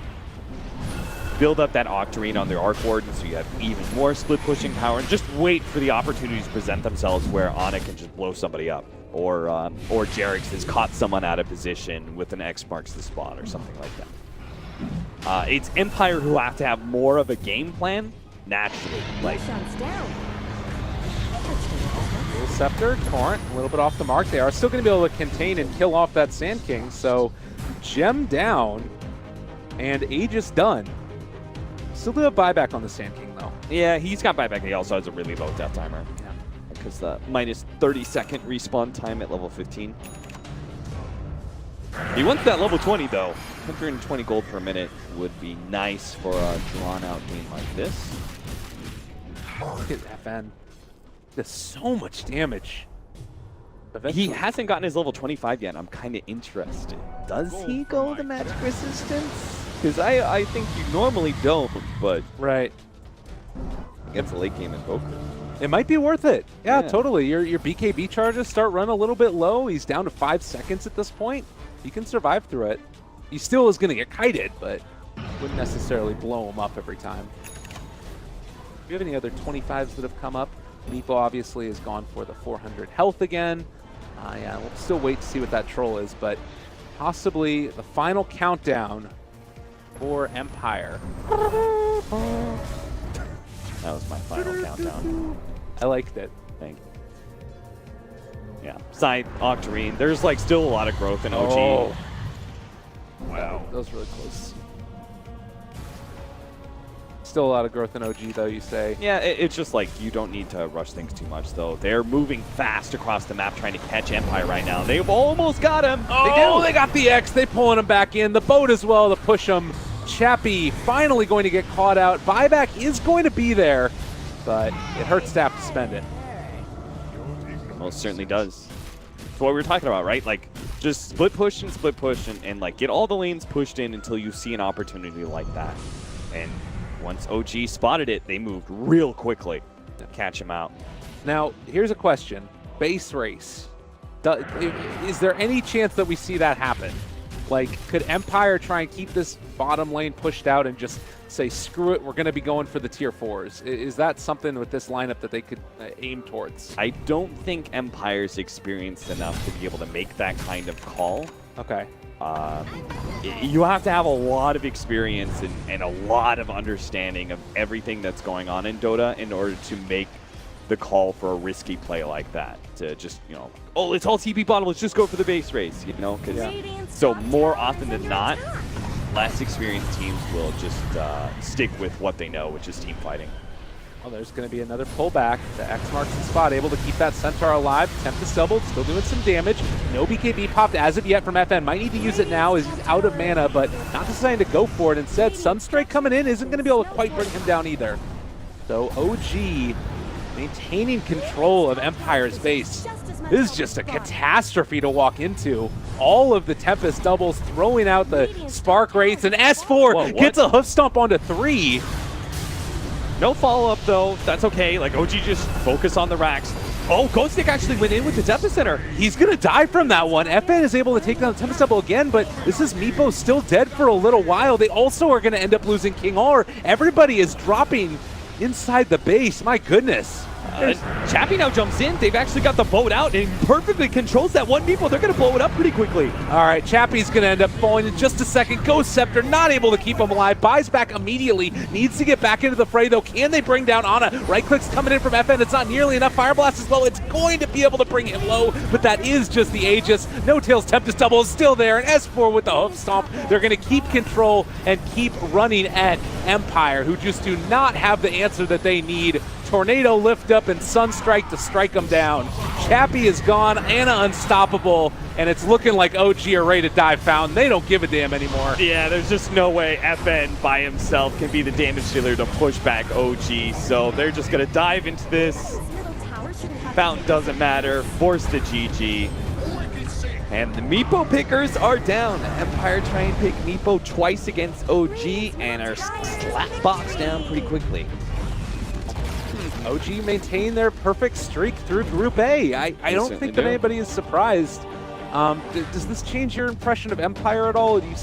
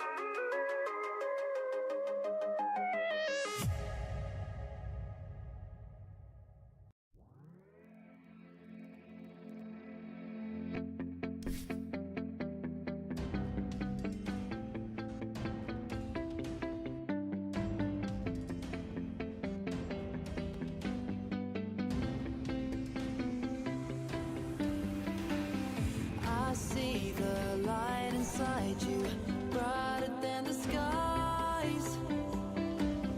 Hold on, just let us escape and fly away tonight. We have the world in our sight, and I know together we'll be alright. Can you see forever we will go?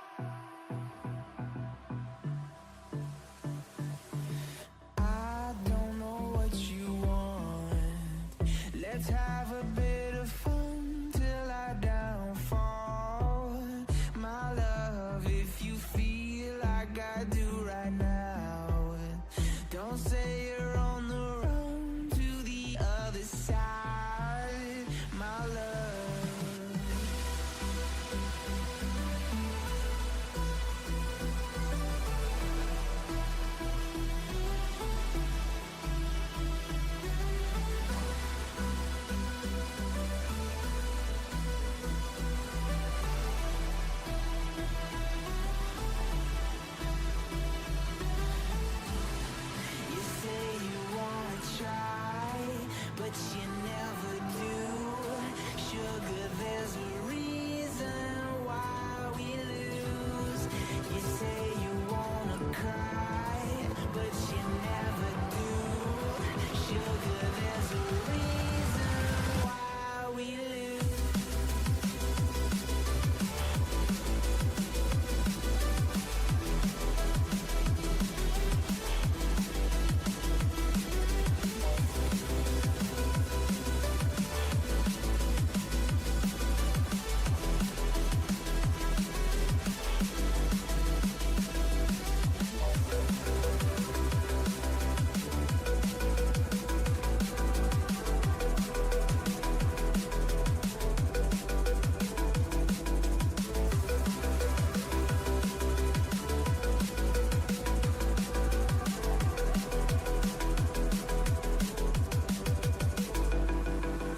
I don't know what you want. Let's have a bit of fun till I downfall. My love, if you feel like I do right now, don't say you're on the run to the other side. My love, you say you wanna try, but you never do. Sugar, there's a reason why we lose.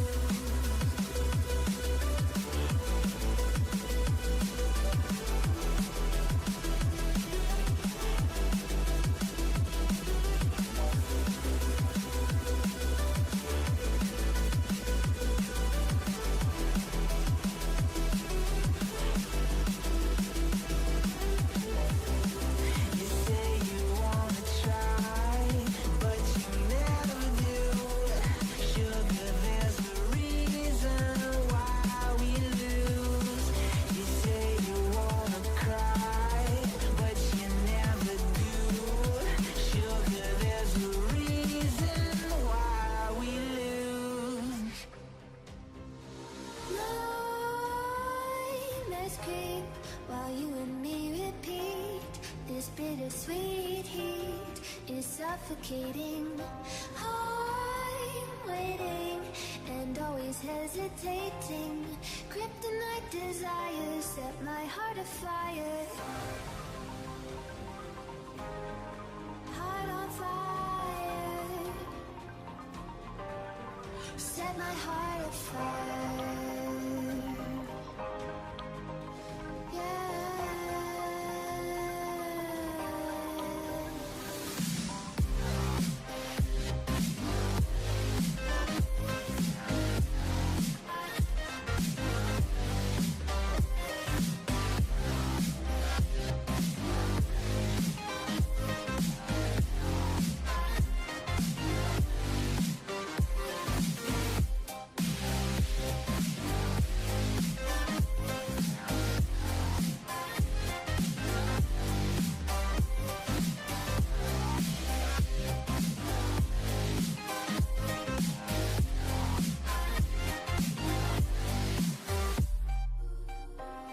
With crimson secrets and forbidden bliss, can't stay still, don't stop that thrill. My bones crave your skin, temptation within, mistakes ignite the silence. Nightmares creep while you and me repeat. This bittersweet heat is suffocating. I'm waiting and always hesitating. Kryptonite desires set my heart afire. Heart on fire. Set my heart afire. Yeah.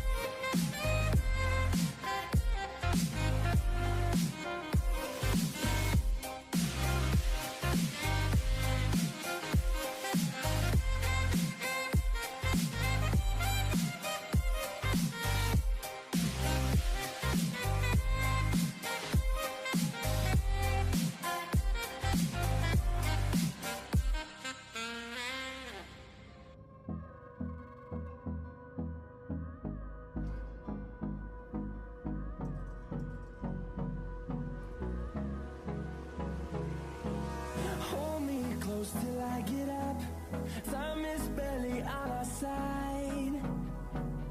I don't wanna waste what's left. The storms we chase are leading us, and love is all we'll ever trust. Yeah, no, I don't wanna waste what's left. And on we'll go, through the wastelands, through the highways, till my shadow turns to sun rays. And on we'll go, through the wastelands, through the highways, and on we'll go.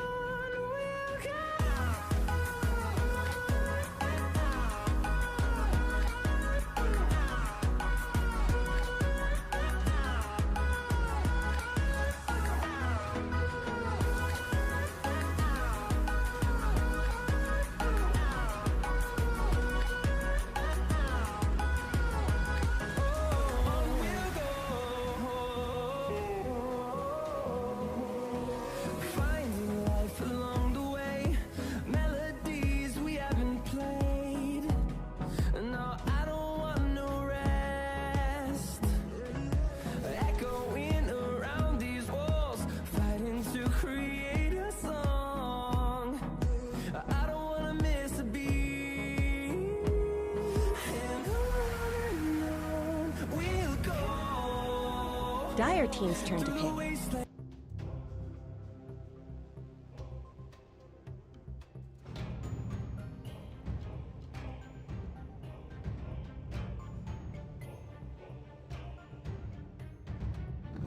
10 seconds remaining. Reserve time.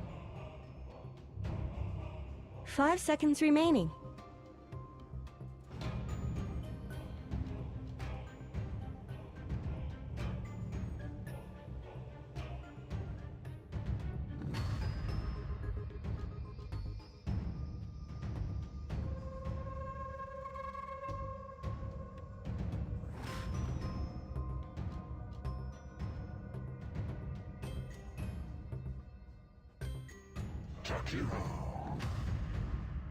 Radiant team ban.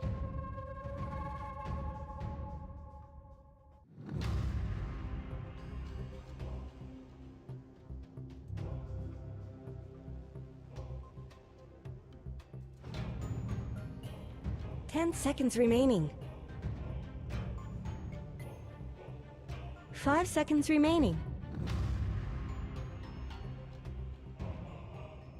Reserve time. Dire team ban.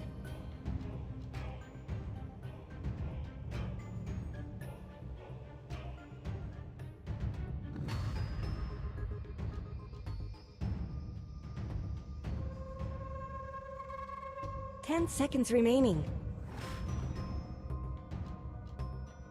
5 seconds remaining.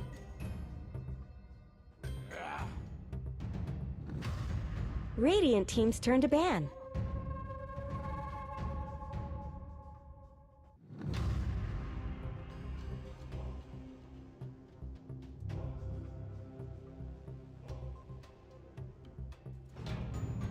Ten seconds remaining. 5 seconds remaining.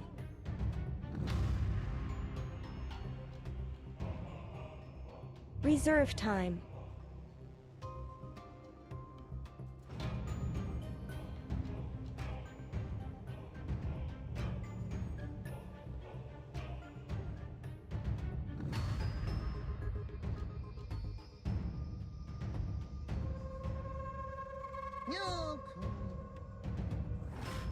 Dire team's turn to ban.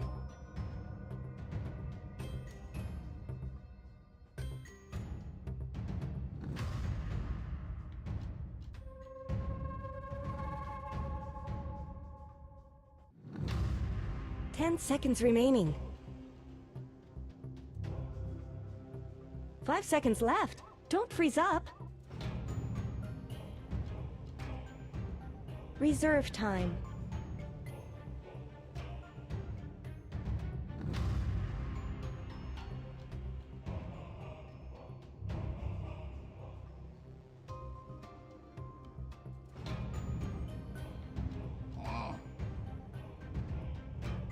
Radiant team's turn to pick.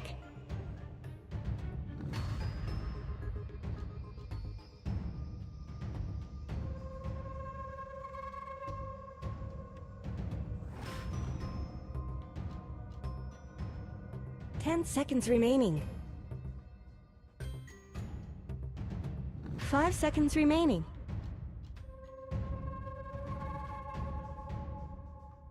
Reserve time.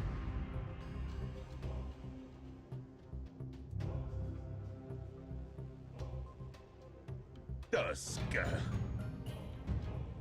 Dire team's turn to pick.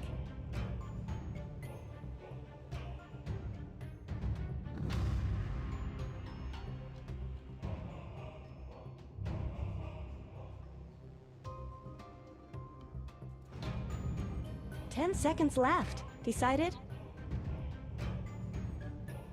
5 seconds remaining. Reserve time.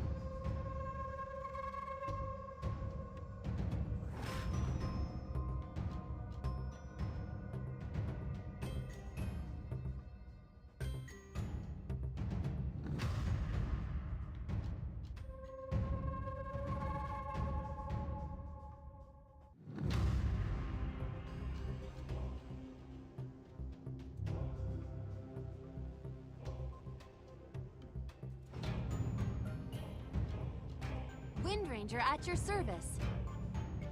Radiant team's turn to pick.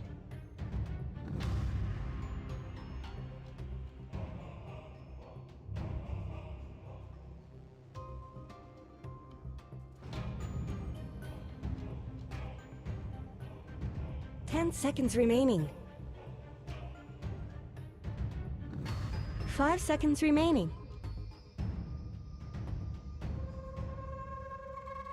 You're using up your reserve time. Feeling those icy tendrils?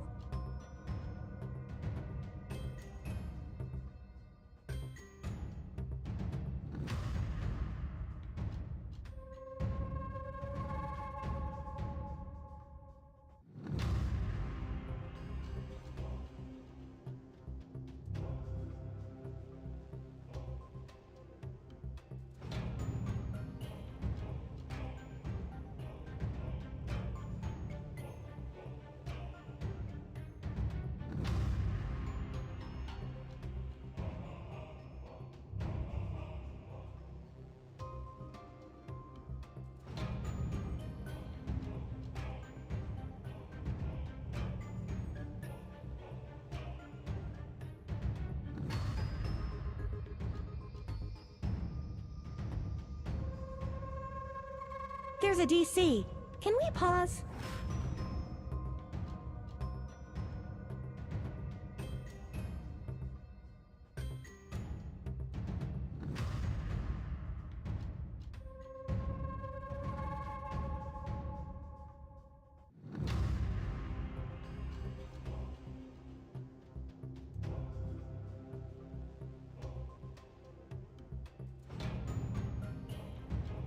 Ten seconds remaining.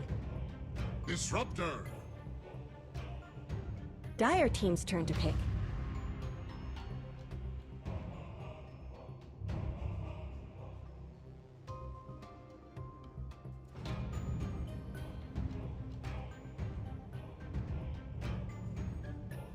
Ten seconds remaining.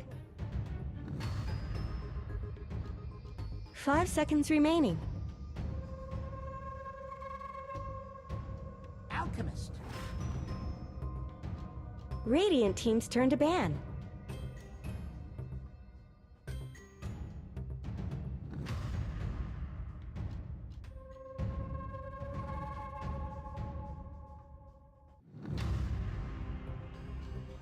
Ten seconds remaining.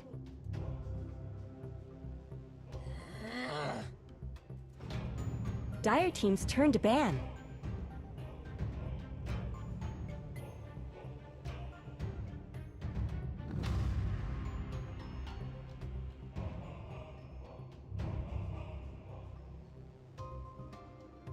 Ten seconds remaining. 5 seconds remaining. Dire team's turn to pick.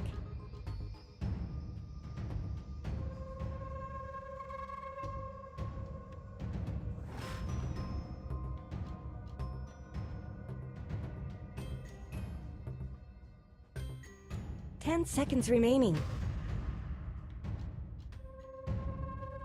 5 seconds remaining.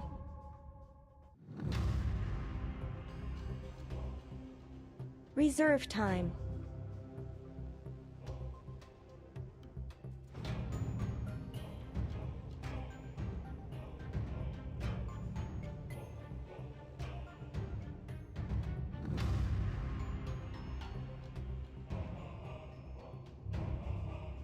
Juggernaut.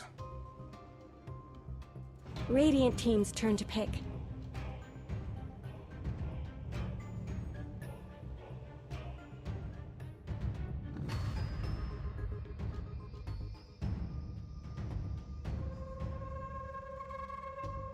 Ten seconds remaining. 5 seconds remaining.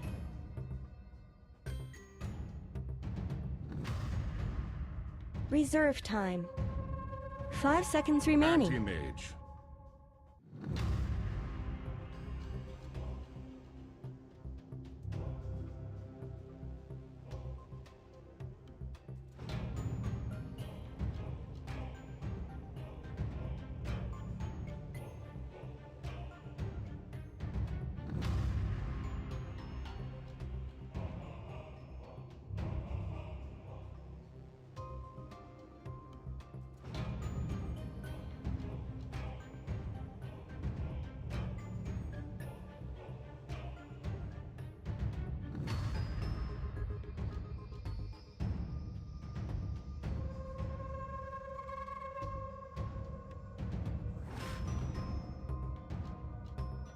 Ten seconds remaining. 5 seconds remaining.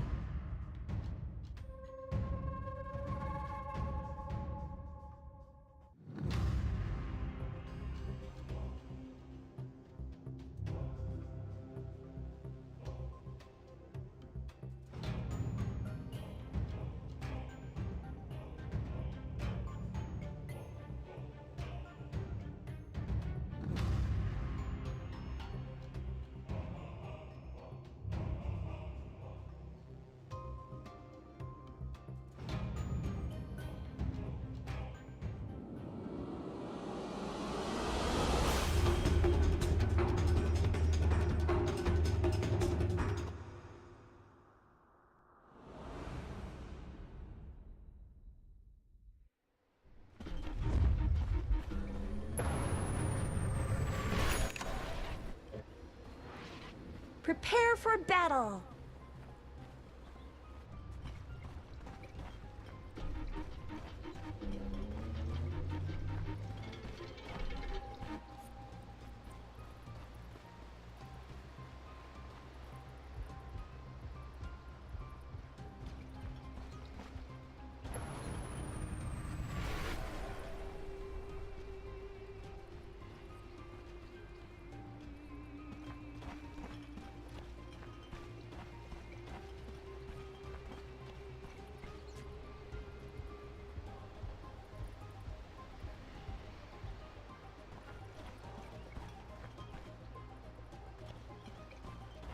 Who could turn away from this battle?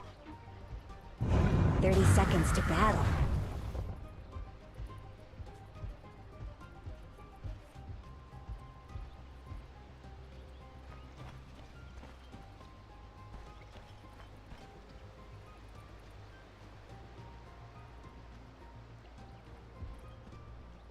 Monkey King only behind him right there.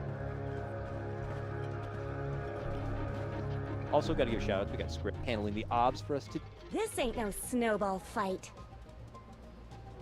Alright, so the only items that I saw that were like a little bit in question, but not in question at all because it's good, it's very good for zoning, is the Null Talisman started on the Disruptor, so you can tell he already wants to emphasize on just zoning very hard.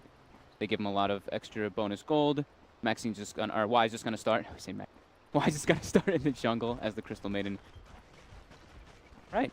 I want to see what Faith Beyond's able to do as this Core Tusk, though. Yeah, I mean, it's gonna be hard not to like look from this. What is step one of an off? Try to manipulate shards, have a poor man truly. Yes. Look at the kind of so I imagine he's expecting he's gonna be ice is going. Sorry, nuts. Did they? Nuts. Ice. Yes. Okay, nuts. You're funny. But he's going to do his best to try to soften up as much as possible. Bottom. Sunstrike coming out. Are they going to be able to bring him down low enough? No, almost bring him down with So the Thunderstrike. close, though. He was Came not to the lane. expecting that Sunstrike this early. Probably was expecting a lot of harassment, though. Ridiculous amount of time. Blink, Invoker, and the Jabs, Alchemist. Invoker versus Alch also plenty of times today. Even the male was. Yeah. Earth Spirit started a little bit in the mid lane just to mess with Blink, but then XY made the rotation to bottom lane. He wants to block the pull, actually, with a Sentry Ward, at least the further pulls, but Ice already has... Can he get in time? One in position, and... Yeah. Oh, and he guys get the Tangle off, though, to break it. The Sentry. Harassment back and forth. Now, Ice on the other side. We've got Nuts, Ice. We've got Ice, and we've got Ice. Okay. Yeah. You know, as the levels come in for the win range, walk into the lane, power shot, deceptive amount. Yeah, level 1 power shot being 180. Yeah. Got it. Pretty ridiculous. This'll come in handy. But as expected, Black is gonna. Beyond. Okay. Vipion putting a lot of pressure, though, onto Nuts. Yeah, when he has a snowball up with the Sunstrike, they might actually be able to bring him down. Breath. Find. Hit him with. Bring around the Rosie. Black's coming in now, too. Black's getting involved. They've got another dual breath coming up. This should be Vipion going down. He does have the snowball up. Yep. He's going to try to get re-engaged. Oh, he actually gets it on the range creep there. What's that kid doing there? It's a way to weasel out from potential trouble. Should be able to just walk away here. Is XY going to be able to cut him off as the Earth Spirit? It doesn't look like it, but they're very, yep. I mean, that committed. Black just totally missed like a creep wave for that, I guess. So, Yeah. Bait creep. Coming out right here. But he has no regen.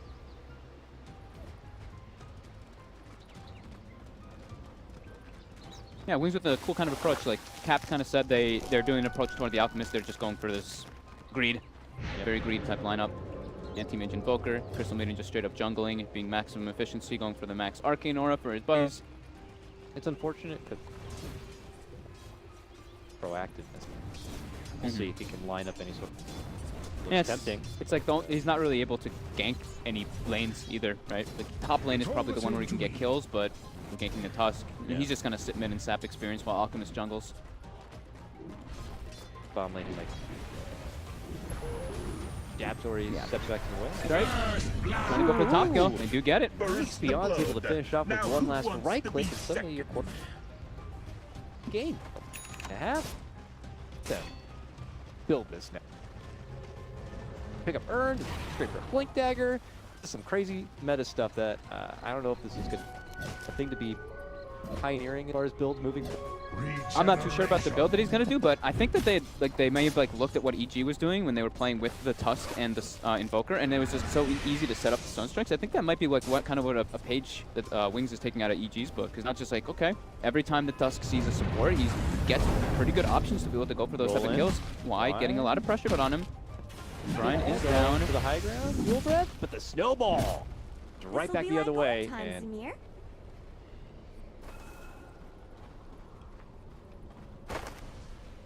brother. Shot for so he's bit. Back to our mid lane. Just 9 for Invoker, matching deck. For now. Ice has the wind run up. There's going to be a Claims coming out. This should be his death here when they chase him down. Juke, so hits. Shadow's got the boots. Deny himself. And do him a favor. No. That's pretty low. Saizu will manage to. I got that kill. Ice kills Ice. Someone had to say. Why he's been happy to reside here since Jabs obviously is Right through the jungle rotation. Blink is heavily denying, like focusing on denies now because he knows this Earth Spirit can't walk up and last hit versus me, so just to be sure that he gets as minimal experience as possible.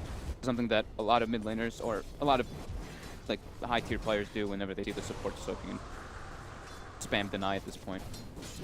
Nice. Trouble here. Dire's middle Shadow tower is under attack. Farm. Noticing the CS earlier that Faith Beyond has A gift from the tempest of battle. Black rather is doing a Deny. phenomenal job with denies. So that in the mid lane, it's Black trying to do that as well. Yeah.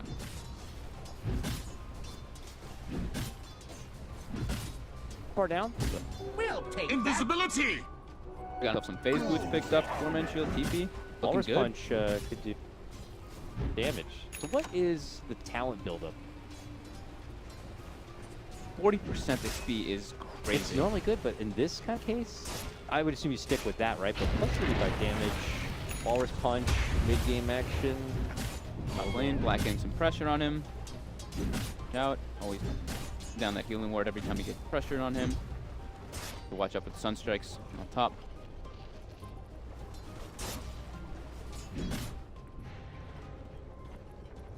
%40 experience game might be too much down, but if he wants to be a damage dealing force, which I don't think he really needs to be in this game.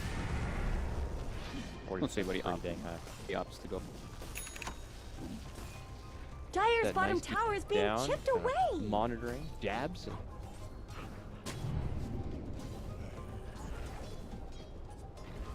Dropped, blocking full camp here. He might go for another. Kind of far from Black. They're by necessary. And they decide to make the move. They're going to be going right on in. Blasting down nuts, they need a bit more, and they'll get tipped there.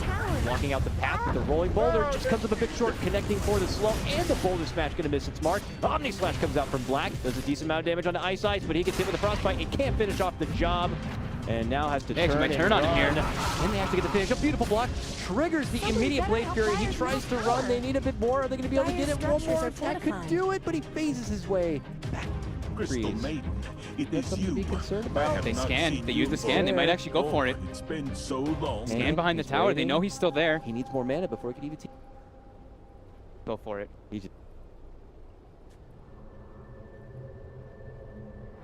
Wise looking. Wise going in. He's going. Black already TP'd out though. Close one, but big push right there for Wings. Get back on him, get pick off. Extra trouble. And sprays Wings. Good bounce back play there for Nuts and company. Give us the cold shoulder. Get things right in that top lane, but again, those offensive wards there, and they really kind of track the movement. Get that moving forward. Armlet finished up on our Become a Jungle Alchemist. Midas almost finished up on Blink on the Invoker. Yeah, he has it coming out. So, good trade-off there.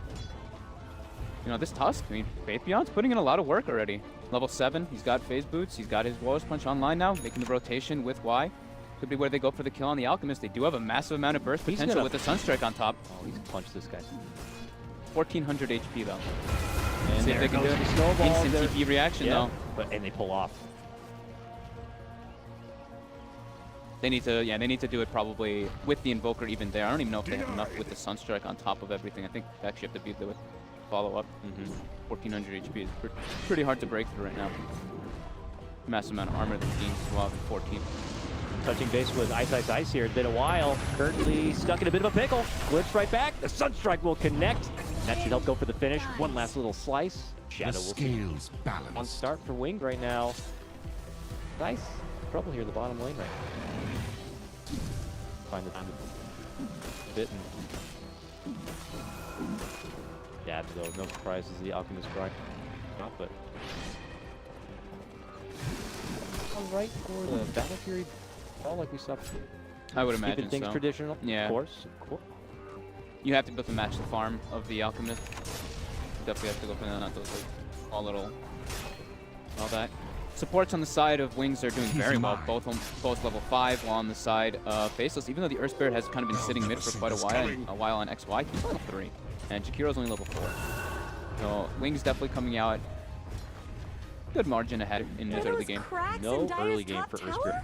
And that's like his bread and butter is early game harassment. But as you already pointed out, there was just no easy lanes to kind of make that kind of approach. So he has to pass that phase altogether and quickly getting level 6, getting his magnetized towards a huge fight aspect of his game.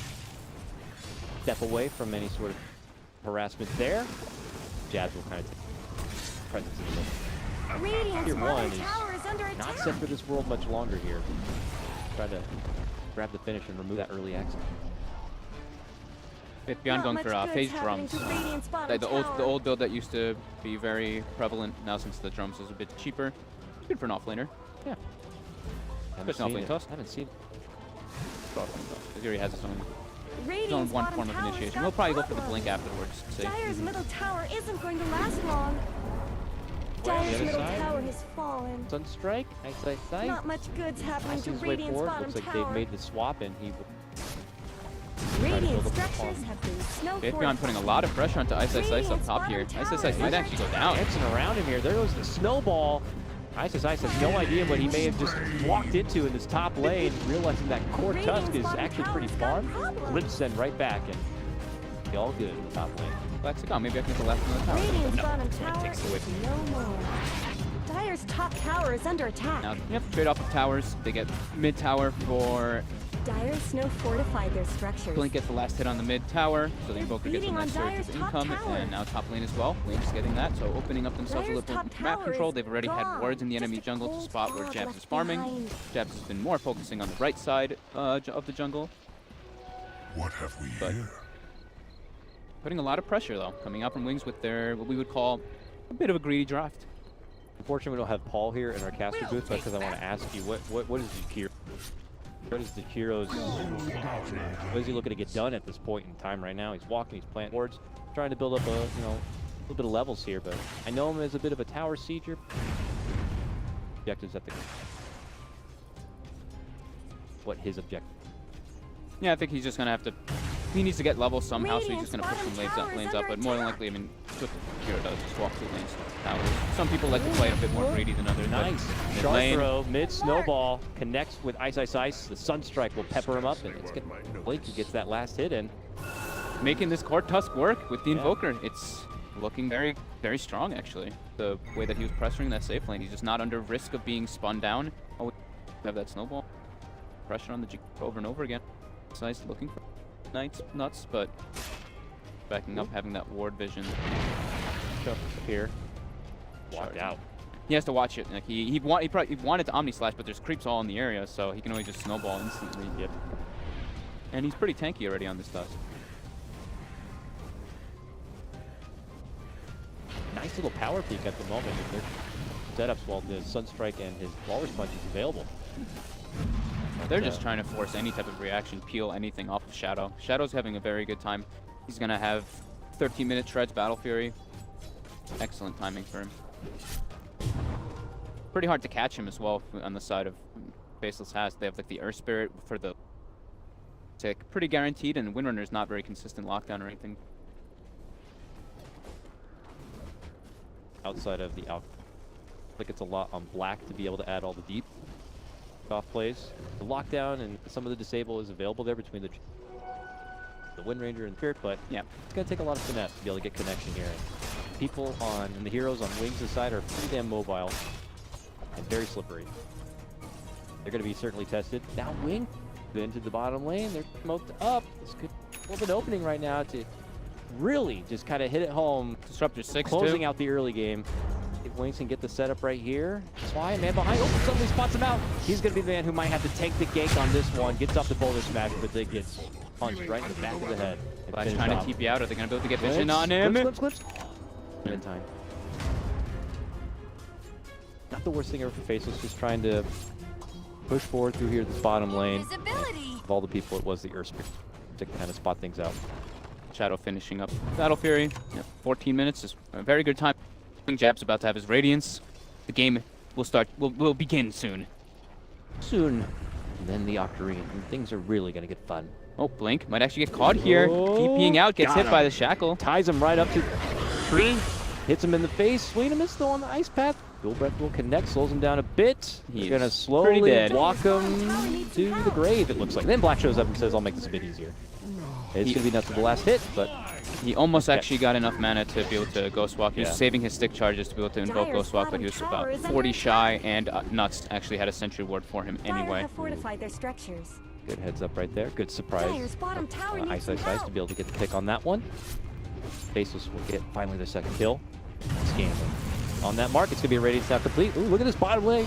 Engaging on in, looking to go for Ice. They lock into place with Thunder Strike, Kinetic Field. Now the Tusk shows up to play and smacks him on down. Going to be Y getting up the last hit there, and they're going to follow it up with a beautiful Tier 1 takedown. I haven't seen Ice this poor in a very long time, I must say. Yeah, this is tough. I mean, had not seen Ice even play Wind Ranger in a long time. I don't want to say this is rust, but definitely, you know, not a case to show why the hero is certainly in the meta. Now it's Nuts in trouble. He's able to glance on forward, but he is certainly done for. Yep, and he went for the 40% XP gain as we'd expected. It's just too It's sweet of a much. number. It's It's just way so too much. 40 is just such a nice number. No reason to pick anything else. And he's going to have his Blink Dagger finished up already too, so he's going to be able to make plays all over the place. While if you match the offlaners, I mean, Tusk 6,000 net worth, Wind Ranger 2,700. Just the potential that they can even dish out is. What's the completely level different. 15 talent? I'm very curious as the... Tusk gets Snowball or Gold per minute, yeah, so... Not too sure which one he might go for. The Snowball actually makes, 350. It's not like it changes the stun or anything, but it increases your burst potential with the Sunstrike combo. I think he might actually opt for that one instead of the 90 gold per minute, but... They are playing versus an Alchemist, so I wouldn't be surprised. Cute little shackle. XY shows up, gets the grip immediately for the silence, but he finds himself into a tornado combo coming out from the Invoker, and they will be able to get that Disruptor down. Sunstrike gonna be dodged. A good step back there from XY, avoids trading supports. And now it's gonna be Faceless moving on forward for their first push down this mid lane. Blasting through this wave. They've got the Blink on Tusk now. They've got the initiation if they want to go. I think want to defend here. They don't have a lot of the Invoker spells up, and the Disruptor ult is still down. Yeah. Radiant structures are But they will fortified. sack this one. Not before working with the blip. For Trying to possible deny. cheeky deny. Where did Almost taken by Radiant's Black. middle tower go? But here's a tornado EMP for your troubles. Faces will walk away from that one. 3, I imagine Networth's going to be matching up pretty even here, considering it is the out game going for Faceless. But look at that. Wings, though. 7,500. Of course, the shortcomings of Ice so far in this game, and the great things that are going for Faith Beyond. AM's getting constant great farm, Invoker's got some Sunstrike kills. Those all, of course, up. Yeah. And it's Wings suddenly up and ahead. Wings ahead by quite a good margin. I mean, when your anti-mage is pretty much tied up with the Alchemist, you're pretty good. They're not able to put any pressure onto Shadow whatsoever because of how excellent of a start Faith Beyond had. Unfortunately, it just feels like the hands are tied right now for both the Earth Spirit and the Jakiro. It's like, what can we really do? They made that vicious gank. It took like almost everything in their book to try to get something done, and they only got the Disruptor down. So we'll have to see if there's going to be more promise for Faceless here moving forward. Otherwise, the grinding economy game coming up from Wings seems very favorable. But here we go. Looking to kind of change up the things. It's going to be Faceless smoked up. Migrating their way down through this mid lane. They could end up crossing paths with Wings here just on the other side, but if Wings take to the high ground, they could have the better positioning, and they're TPing everybody to the shrine. This could be great for Wings. Will Faceless consider heading into the high ground right now? They lean in with the Ice Path. Rolling on in is going to be magnetizing, coming out. Earth Spirit, but he gets annihilated immediately. Now going to fire back the other way. Wings engage themselves. They'll get Nuts down, and that's going to be 3 dropped all day from Faceless. Wings were just in the right place, took to the ground, and Faceless were forcing themselves to do a fight they really could never win. The Disruptor has a Blink Dagger too. Ice already has a Blink on himself, so he's able to catch people out all over the place too. I think he may have like almost solo killed Ice. I think maybe with the Sunstrike on top, but Ice died before that fight was even starting at all. Yeah. So they were running up into a shrine area, 4 versus 5. Dire's middle tower is under attack. See with the mouse pickup now, Ice preparing for what is going to be a longer game, or just a longer game for him personally. He find a way to boost himself up. Oh baby.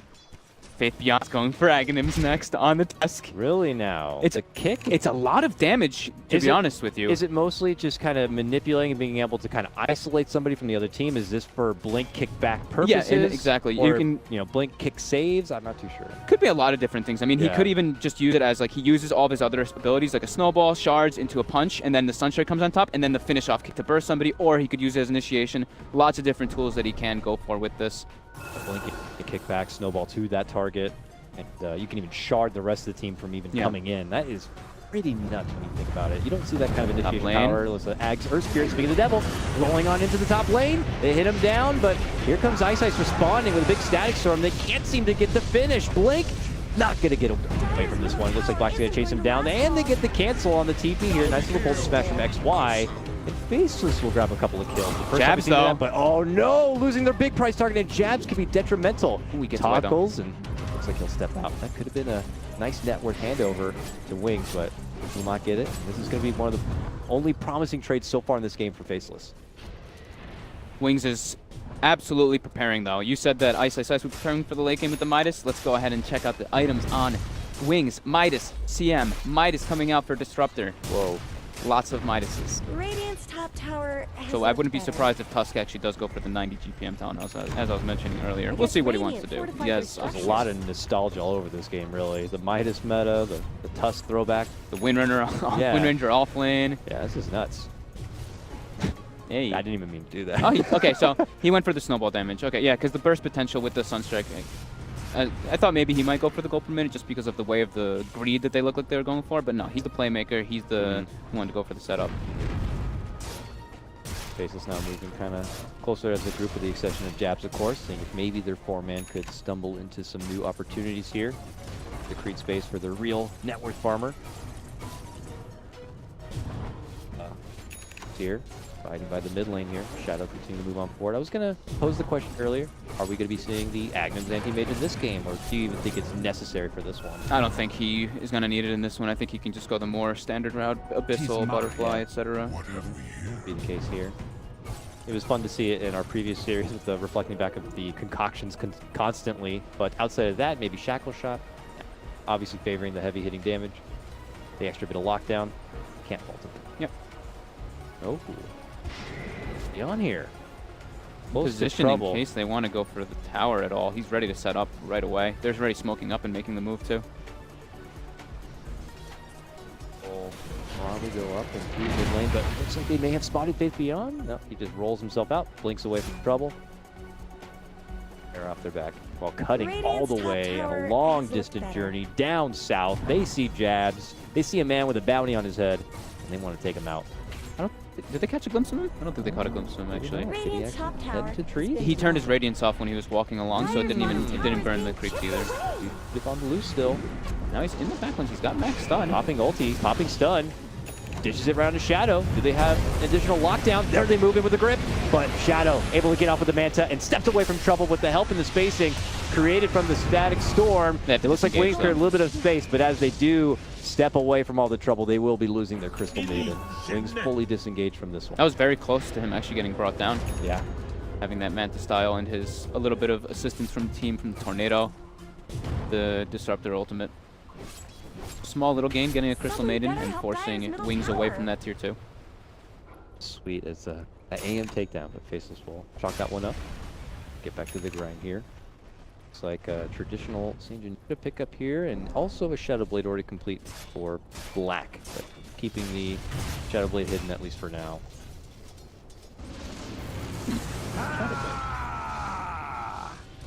What? I'm just curious. I'm trying to just think. Sunstrike, see you later. XY, spotted out, doing a little bit of a deep dive. Get some wards down. That's the sacrifice you make. Faith Beyond always just for the setup for Blink.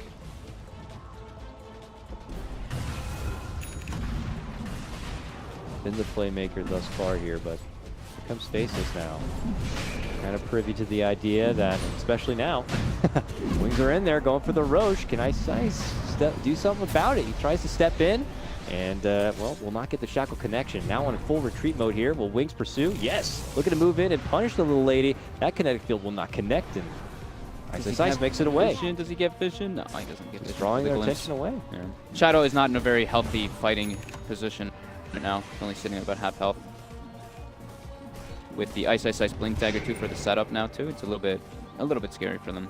They have to just heal up and push lanes out rather than go for that Roche just yet. Well, But now it looks like Faceless might go for it for the one. It's at half HP. It gets spotted with the Sunstrike as Black tries to walk in. And here we go. They're going to go for it from themselves, but here we go. Wings. This could be a big fight They're here. showing up at the shrine right now. Faith Beyond in position. Dishes out the early shards, which locks traps them them. inside. And then that means they're forced with the Static Storm right on top of them. Here comes the Meatball from above.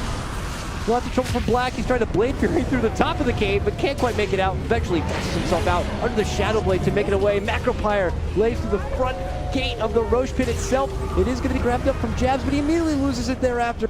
On the other side, Ice trying to make it away. Frostbitten down. Shadow will finish him off. Now looks to Ice. Or Nuts gets that finish there. Over on the other side. Oh, he blinks in and he gets Omni Slash. AM gets finished as a response play. 2-for-2 trade right now. Now Faceless on the move. Kinetic Field may slow him down a bit, and Wings will be able to make it away. Ooh, Shadow with a... That was a pretty big misplay there, blinking in there. I'm pretty sure he was pretty aware that there was multiple heroes still there. His team was already kind of disengaging, and he went for a very ambitious blink in onto a Earth Spirit with the Juggernaut still in the area. This'll come Had that in Shadow Blade for that moment. He crept after the Dire's trouble. bottom tower is under attack. That was a pretty sick setup though by Wings trapping them in there. That was nice, really nice ice shards and to follow up with the Disruptor ulti. Dire's bottom tower needs some help.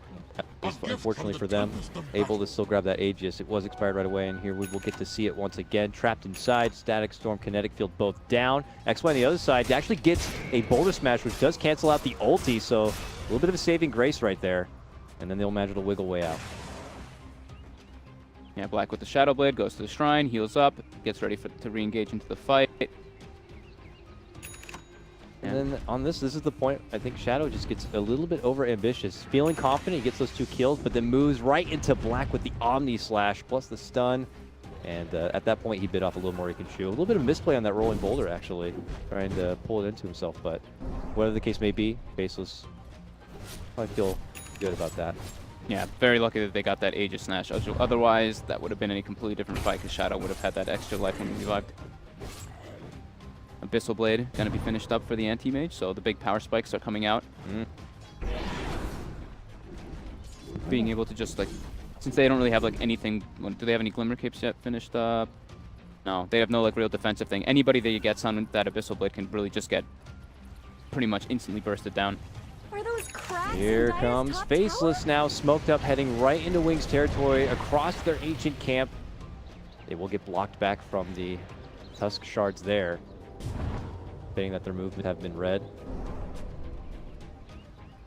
Here. Nothing a word on the high ground. They might spot Nice. They're going for their own smoke. Oh, but they're going to pull jumps in, into one. and then they're going to go ahead and take them both. Macropyre's going to be laid on down. They get the quick takedown of Disruptor. Deafening Blast from the low ground. Faith Beyond tries to roll himself away. Turns back, gets off the Waller's Punch. Black going to be able to stroke up with the power of his heal. Now Shadow looking to move in. Helps get the one finish on the Jakiro. Looks for the second. Locking down Black. Can Black make it away? Jab steps in, trying to finish him off, but it is going to be wide. Gets it finished. Freezing Field coming on out. Ice though looks to take it to her. Can he get the finish from the high ground? No, the ice wall slowing him in his spot. He can't make it anywhere. And they'll just turn it right back onto him and get the finish. A 3-for-2 trade favoring Wings on this one. They lose their jug. Jabs will be able to make it out, but... Yeah, the fresh Abyssal Blade.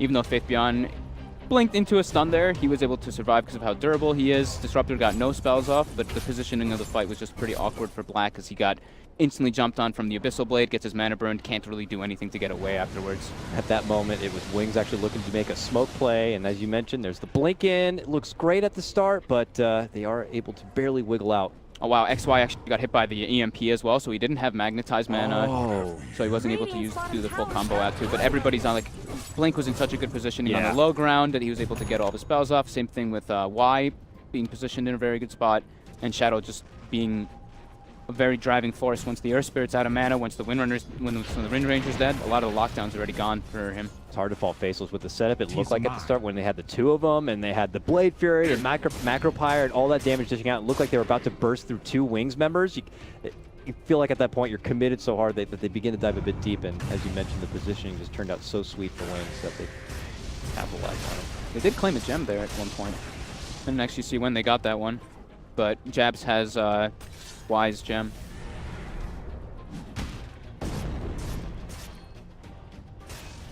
enter their jungle camp. It's clear right now. Farm. Yeah, make sure that they're not playing under wards. Now that the Abyssal had been complete, it looks like next up on the docket here for Shadows, going right for the Dire's bottom butterfly. tower is being Yeah, chipped the standard away. build. It's obviously Dire's not bottom tower has to shattered go to straight little for the pieces. MKB normal. Yeah, they actually don't really have. I mean, the Jug is the one. Jug who has to, also. Yeah, Jug's is gonna have to eventually. got a then. silver edge for now. That just picked up. Black actually opted to go for the attack speed on the Jug at the level 15 talent. I've actually seen most players go for the armor, so that's he's really just emphasizing on wanting to be that hard hitter and carry. Silver Edge finished up, so he's able to break at least the spell shield, so they can actually be able to do a little bit more burst damage on him. But other than that, not really anything else. Considering a smoke play possibly. Passes off the gem, the XY. They do not actually have a smoke on. But they have one on the courier. They do not. They might not. They might not have a smoke actually up at this moment. Yeah, they're just running train from one side of the map to the other here. Not looking to have anyone out on their own. They're gonna take this party all the way to the top where Wings are currently hanging out right now. Dire's top tower is under attack. Good spot. Here, Faceless. They see the power shot coming in, and they get the scan. Ooh, Black right there. Quick blink out from Ice. Long bonus back up to the next on the 2. There's a roll in. There is the setup with the Omni Slash, but the Static Storm does come out as a response from Wings right now. Firing back in. Shadow blasting him down. Is going to be able to get it done. Now fighting on the Macro Pyre. Jab's looking to take it to Shadow, but Shadow will be able to blink away from the trouble now. Faith Beyond looking to go for the C8 here. Gets the Walrus Punch, but Jabs is shrugging off all the damage right now, just being a monster, as he is just not taking a scratch, but it is going to be Faceless dropping 2 there. Good counterplay, turnaround statics comes out from Ice. Beautiful. That was literally like the perfect static stone. I'm surprised 3 people actually didn't die there. Only Ice and the Nuts, the Air Spirit on XY. I really thought that Black might actually get brought down too. They're just very durable on the side of Wings right now. Like such a good start again for Faceless. Leading in, they caught off the 2. Omni Slash was there, but Wings probably feel pretty good too. Counterplay is just so nice. They had just lost their gem in the previous engagement and then get it right back afterwards because they had just passed the gem off to the Air Spirit right before he died. Thanks for holding it on to it. There we go, Black. He's got no Omni Slash and he's got no Invis either. Shadow connects on the Faith Beyond. Follow it up with the Ice Pack. Dual Breath. Damage, Macro Pyre straight down the lane. Boots him back in. Boots him straight out of the fight and into another dimension, it looks like. Now hanging around, getting caught with Blink. Blink starts to spellcast everything he's got in his book. Looking to bring down the big boy here. Can they get it done, Stack Storm? And there they will finish it off. Shadow gets it done. He's got another Walrus kick. Is he able to get it on anyone? Gets the block on Black, but he hides under the Silver Edge, of course. And now they look up and said for nothing. We'll see him. Tornado, Shiva, Dragon. Yo, it's don't make it out from this. It's an 8-second cooldown with 350 damage. I didn't know it was that low of cooldown. I actually thought it was like 12 or 15 seconds. That's a lot. 4 seconds slow, 40% movement speed slow as well. I guess he may be kicking a lot of ass this game. Yeah, that is absolutely true. Completely messed up Jab's positioning in that fight, and they got segregated. They couldn't go over and help him. Wings. They're doing it. Confident with the pressure yak. Keeping it across the river. They can kind of play this one out a little bit. Maybe wait for the next Roche before they can pressure in and finish off that remaining tier 2. But this is going to be a bit concerning for Faceless now. Yeah, I mean, like we were mentioning, everybody on the side of Wings went Midas. They all went for this greedy type build, so everybody's scaling very hard. Disruptor on his way toward halfway to an Aghanims already. And look at the difference between the Invoker and where Black is at the moment. Yeah. Like, when Anti-Mage is pulled ahead of the Alchemist, that's like, when you're playing an Alchemist lineup, you're like, oh god, that's, I mean, potentially losing the game. And then you look at, I mean, when the supports are pretty much tied up with Ice as the offlaner, it's really a testament to what's been happening in the game.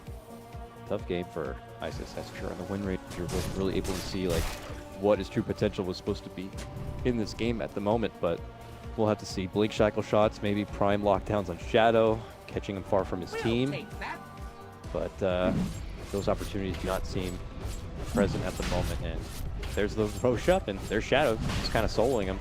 It's really out of care in the world. And you were mentioning, you know, the shackle shots. The shackle shots are one of the high disables and then unstable concoction for Shadow, and he's going to be going for Lincolns for himself now. Yeah, well, restricted to even one less disable here. as well as the Invoker too, so they're going to have the double Lincolns, and they can throw one on top of Shadow in the front lines as well. Got all the items necessary to kind of fend off all those troubles. The Manta obviously already there, so this is tough, man. They'll be able to secure that final outer tower. Now Wings can kind of just bide their time, taking away all the farm here from Faceless's side, getting all the lanes kind of pressure back on forward, and maybe consider their first high ground breach. Now we have to look at Faceless's side and see how is their high ground defense.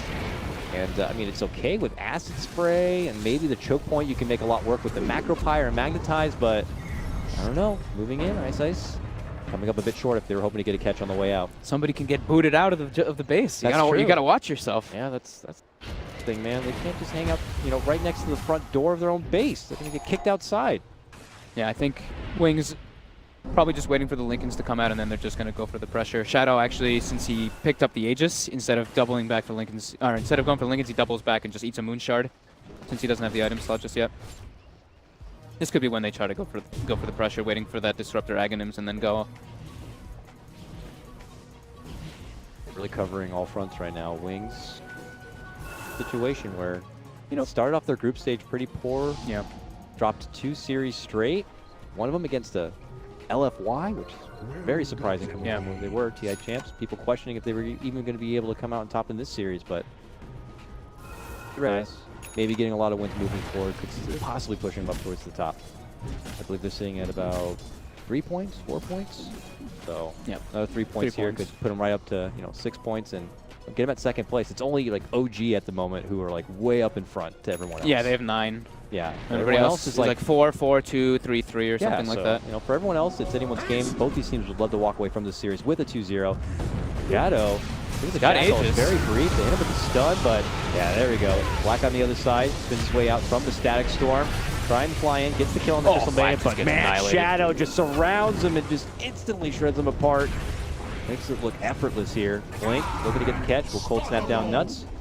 And Jabs and the rest of Faceless will have to hide indoors here. Here comes Wings now, looking to get their first real base siege on. This tier 3 seems to stand no chance. The Glyph comes out, but seems to be possibly just delaying the inevitable. Alacrity aim with a Moon Shard. Lord have mercy. And tier 3 is done for, and now it's all on the melee racks. Here comes the boot. Oh, he wants to do it. Wanted to get it. Jabs turns around with a stun himself. Starts popping him in the face. He wanted it so bad. Still, but he is in trouble. He will snowball all the way in, right towards his Blink buddy, and that's when Blink dishes out all the hot sauce right now. Jabs is caught inside the Mana Void. But they pop him with Mana Void, and Shadow, wicked sick, will be able to get the finish there. Buybacks immediately forced out from not just the Alchemist, but also the Wind Ranger here, still swinging it about. Finally, they'll get the Shadow Aegis out. Jabs waits for his return. Tornado, though, connecting once again as he falls via the Manta off the stun. First real base damage is done, and now the shrines are available for the taking, and that seems to be what Wings want to do. First base damage is done, and it is crippling. It may not be a Rax, but it is 3 buybacks. No, they actually didn't go for the shrine.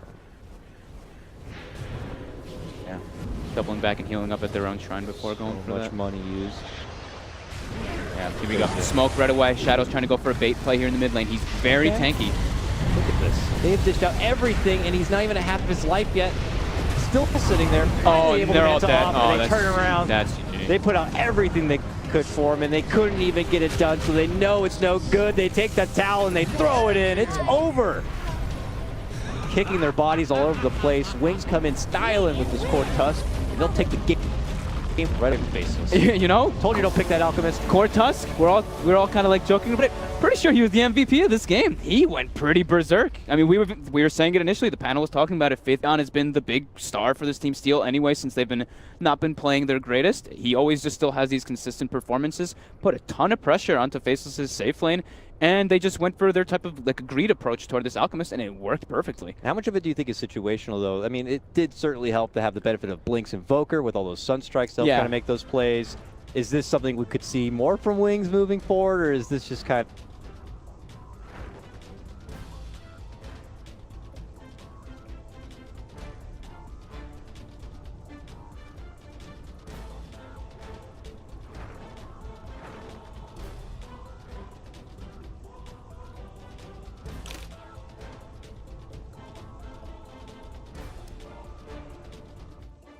Through the highways till my shadow turns to sun rays, and on go through the wastelands, through the highways, and on we'll go.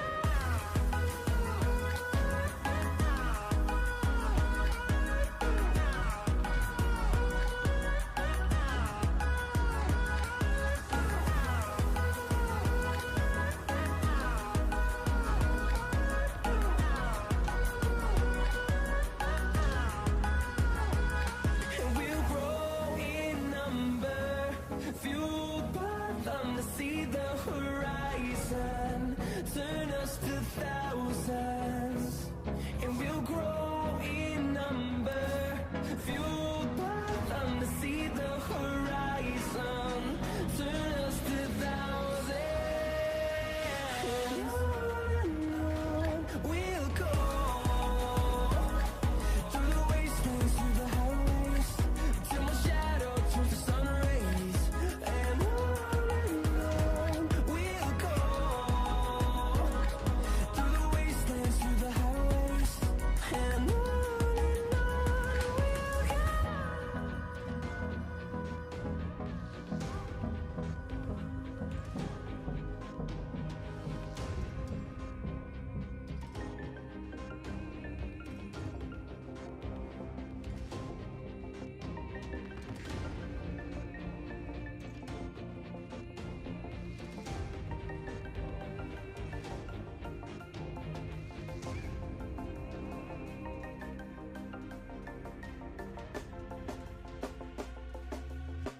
When you want to get off the darkest ground, but gravity pulls you straight down. Earth from a bird's eye view. You should grow feathers and see this too. When you want to get off the darkest ground, but gravity pulls you straight down.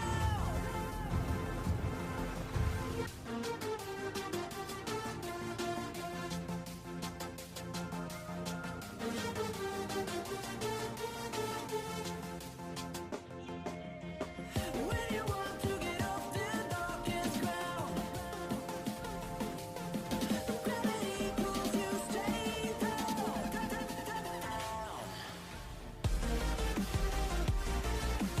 Clear sky.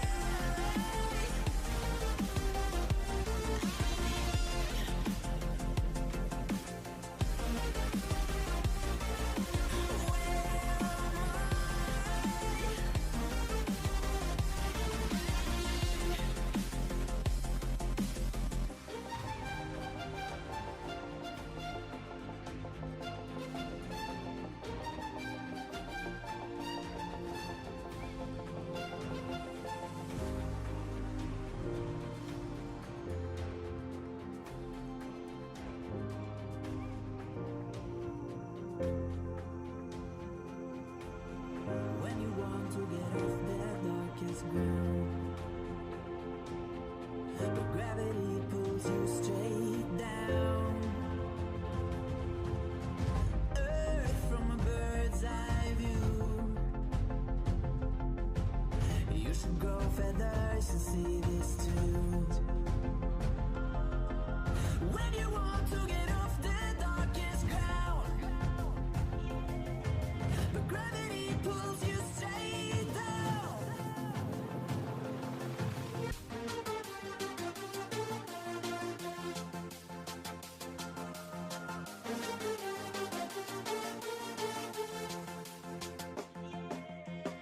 When you want to get off the darkest ground,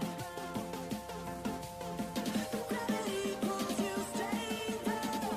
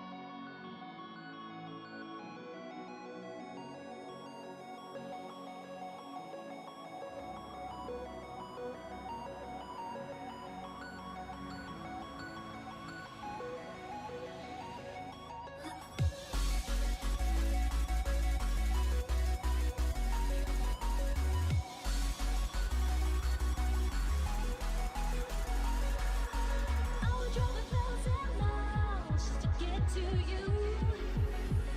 The days are long and nights won't break me, but I'll stand by you. It could take a billion days, but I'll see it through. I climb the highest mountain, baby, just to be with you.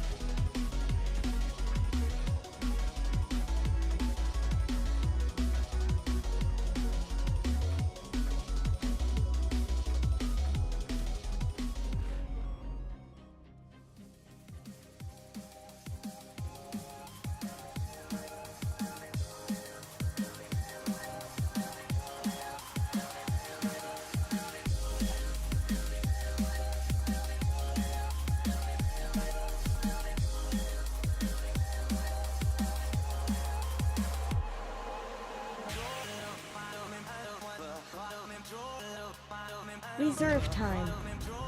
Dire team's turn to ban.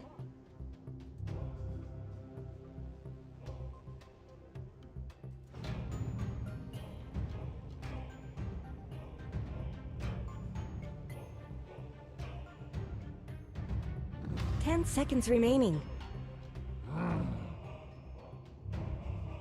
Radiant team's turn to ban.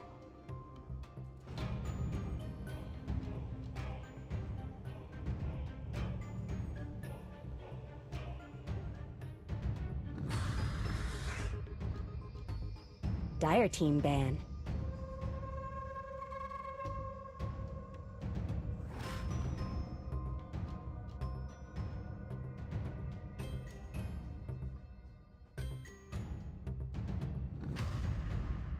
Ten seconds remaining. 5 seconds remaining.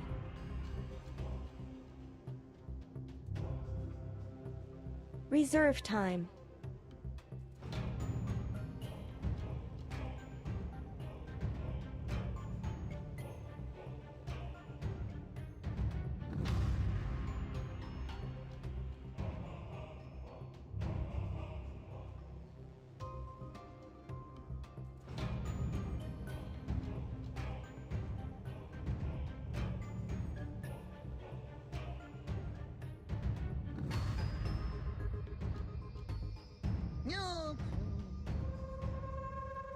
Radiant team ban.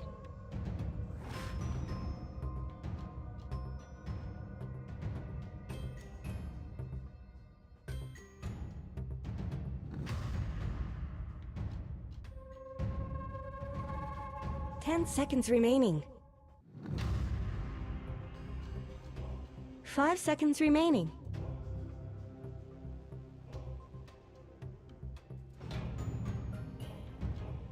Dire team's turn to pick. Radiant team's turn to pick.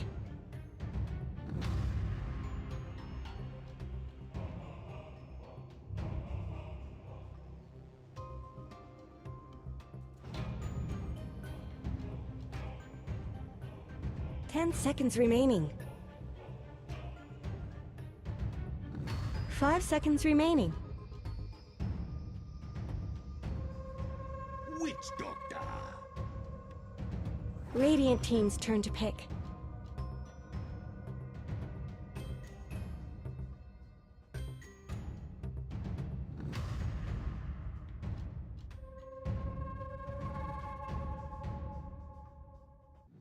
Ten seconds remaining. 5 seconds remaining. Reserve time.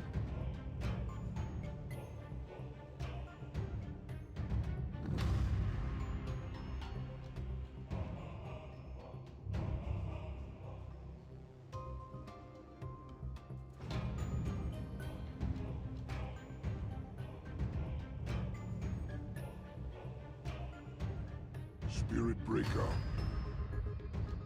Dire team's turn to pick.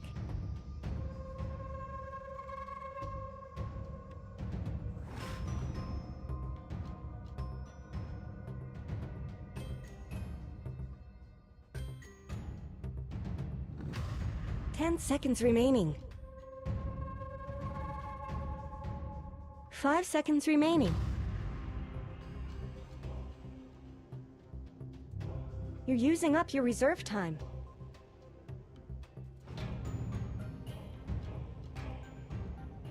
Keeper of the light. Radiant team's turn to ban.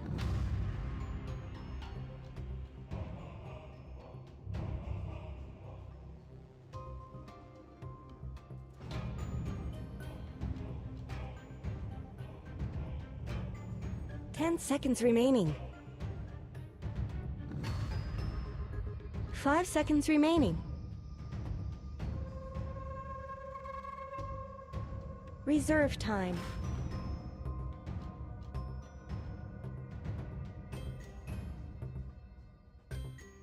Dire team ban.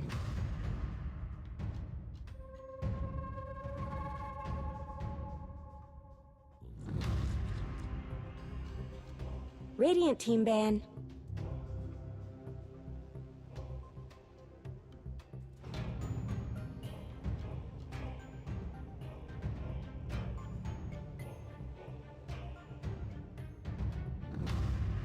Ten seconds remaining. 5 seconds left. Don't freeze up. Reserve time.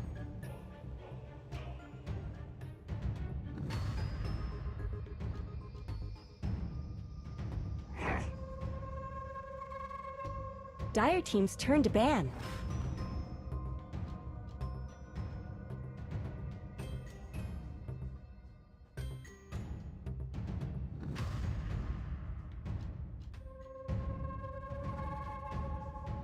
Ten seconds remaining. 5 seconds remaining.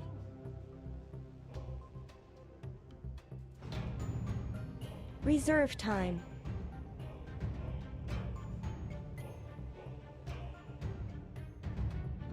Radiant team's turn to pick.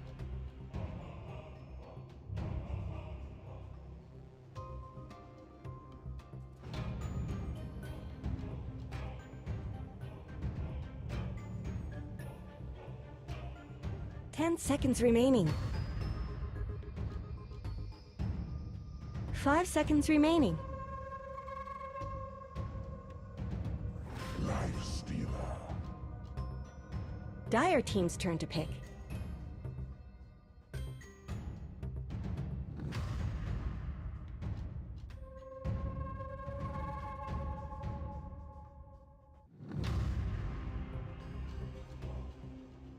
Ten seconds remaining. 5 seconds remaining.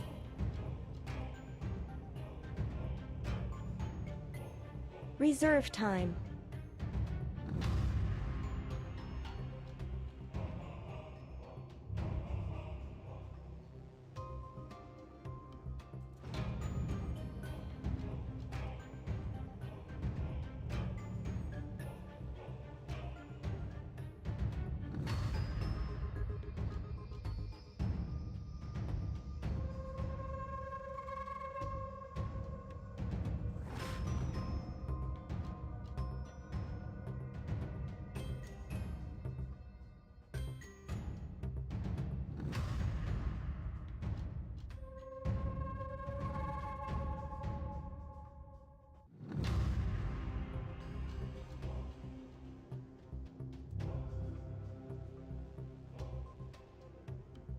Ten seconds remaining.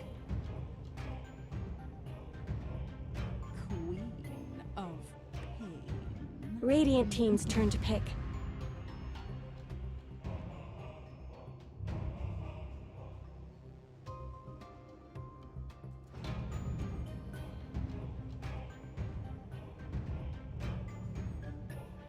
Ten seconds remaining.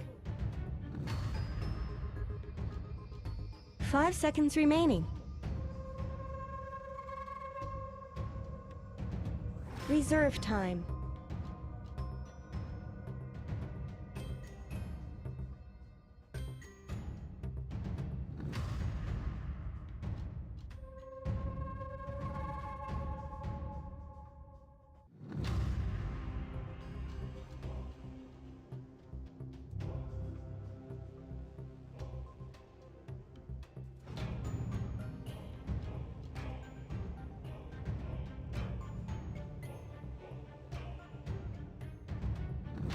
Brewmaster! Dire team's turn to pick.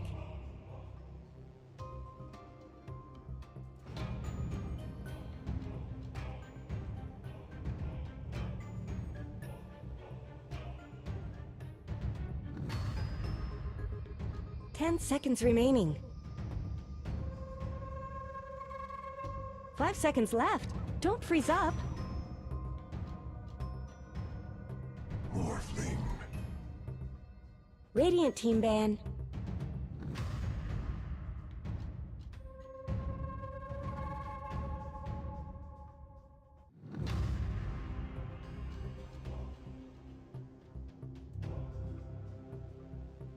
Ten seconds remaining. 5 seconds remaining.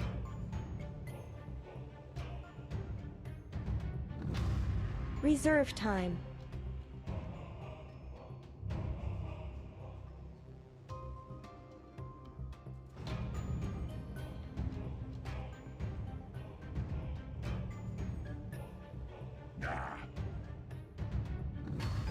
Dire team ban.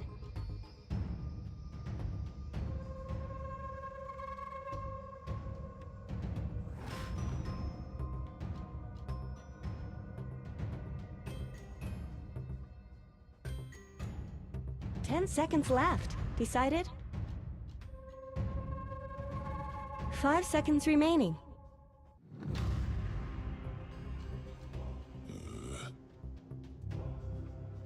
Dire team's turn to pick.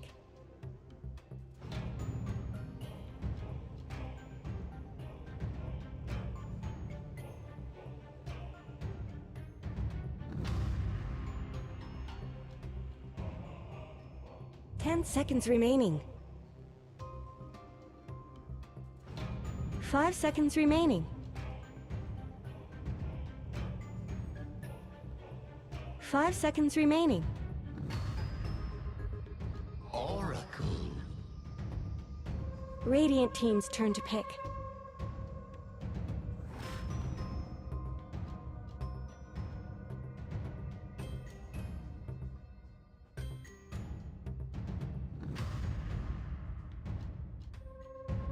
Ten seconds remaining.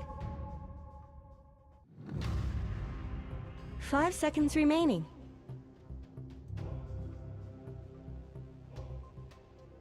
Reserve time.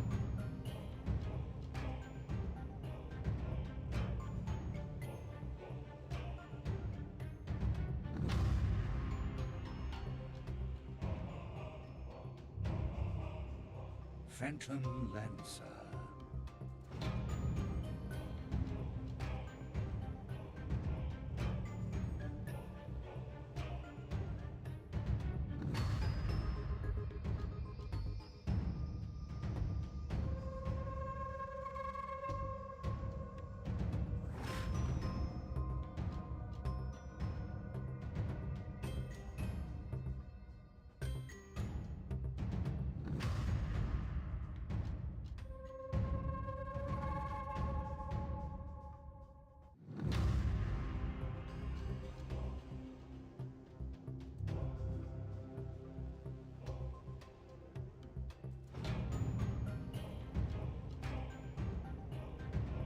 Ten seconds remaining.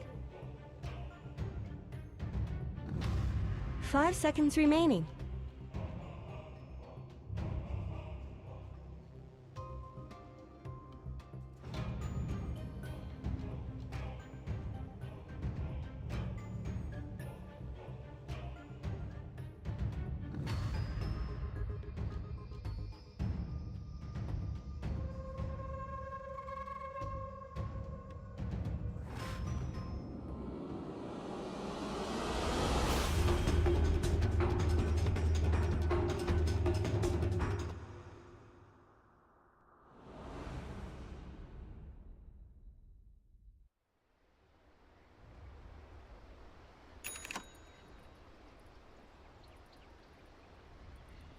Prepare for battle.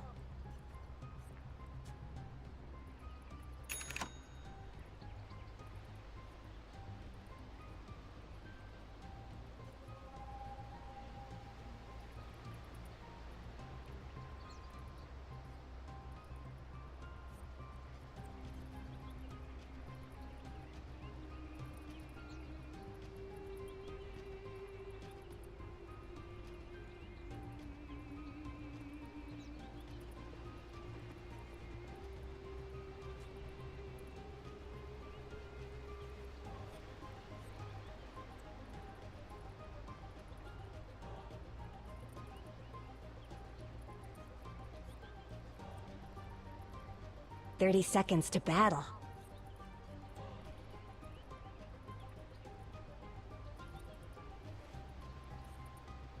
Pushing it to get for bracket. Yeah.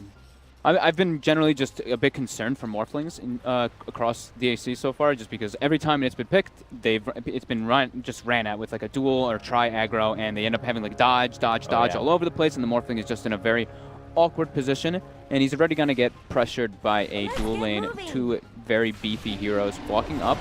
Here's Charge coming out. And XY will also step in. It looks to be a bit of a 3-on-2, though. Lots of pressure on the Ice. The right clicks are coming out. The Ice One more. He nerfed that right click damage. The salve does come out. Now they turn it back on to XY instead. They are able to kind of force out the early bit of regen here, but Ice will make it away with his life.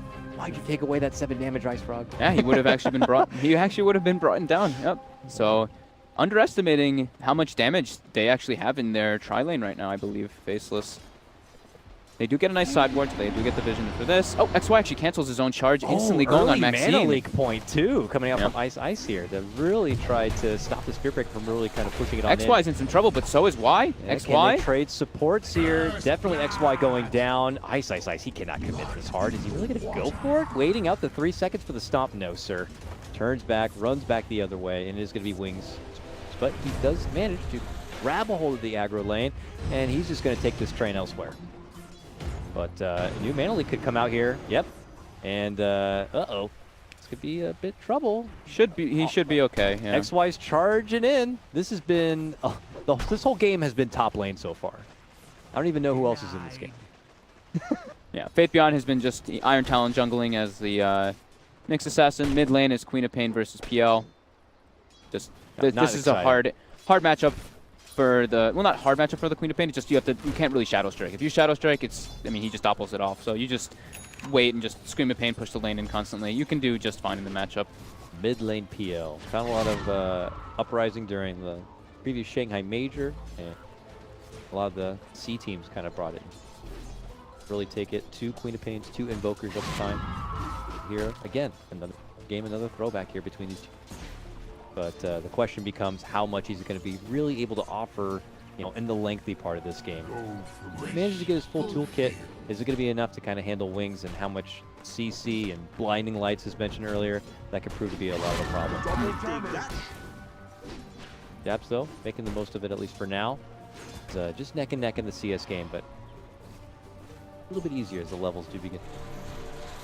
And when the bottles come out, it becomes a little bit tougher. Blink he doesn't have Blink skilled up. He's going to get ran down here.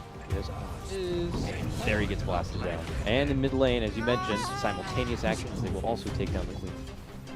Blink not having Blink. Didn't have it skilled. He went for the 2 in the Scream and the 1 on the Shadow Strike early on. I guess just not anticipating he was... Dire's middle I mean, how can you not anticipate you're going to have pressure coming your way when there's a Spirit Breaker on the other side? There's a DD Spirit Breaker as well. He may have actually survived if it wasn't for that. Fair enough. Because there wasn't a secondary Spirit Lance coming through. But now it's going to give it a PL a lead over a Queen of Pain. That's where it becomes much harder for Blink Queen of Pain. Oh, they're just going to now leave Black completely alone. Witch Doctor just is going to stop pulling as well. They're going to go for a smoke pressure onto that safe lane. Just pressure that Morphling, since the Spirit Breaker wasn't really able to from the start, since he was pressured so hard from the Oracle and keep it alight. That deep aggro ward on Wing. They saw that smoke. Round, they're thinking about making a move for Ice. New mana leak, no more mana for him. They do not want to get caught too far forward, and that's when the trap card is revealed. They move in for the old man. Can they bring him down? Ice will get dropped. It's going to be Ice. He takes that last hit. Back and forth we go. Down to top lane is where the action is, though. Yeah, that's always the scary thing that's going to happen when you're running a pretty much exclusive jungler as your offlaner, since he can't match up versus Lifesteal because it's an atrocious lane for the Nyx assassin. He just goes jungle. Supports are free to do whatever they really please to do. Yep. Bit the pressure to be jumping between that top lane and then right back to the mid lane again. Here, XY happy to kind of be the bouncer for the potential 4-minute rune, but it did spawn bottom. Faces take advantage of the fact that the Nyx assassin isn't really present at the moment. Pressure all of the other lanes. See, they are able to snag that arcane rune at the bottom. And it looks like Ice is going to go cross country and join the bottom lane. Yeah, they're getting just wards to be able to watch the charge. The one on the river is going to go down, but then the bottom one, they're going to be able to see the movement from bottom. If there's any supports down there, they're going to be able to expect the smoke rotations now with that top lane. Minor stun there allows the clap, but burns it off right away. Yeah, too far and away right there. There's a charge in motion. It has to be canceled here.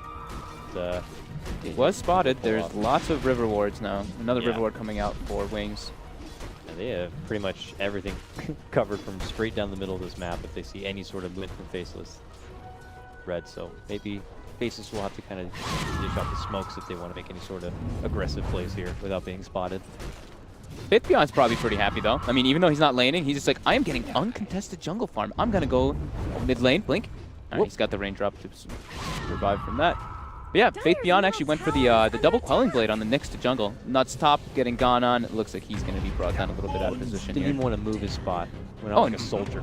Y actually takes the last hit there, rather than giving it to Shadow. About that one later. But yeah, the super farm-oriented Nyx, just wanting to... he's sitting in the jungle, so he's like, why not the Calling Blade Iron Talon?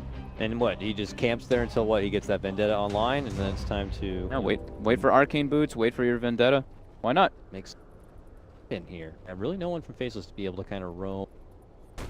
So we see Nuts draw the line bottom for Black. He's like, all right, Black, it's enough about you holding the lane at this point. They're going to find their experience anywhere anyway, so start pressuring that tower. We're going to make the aggressive move top at the same time.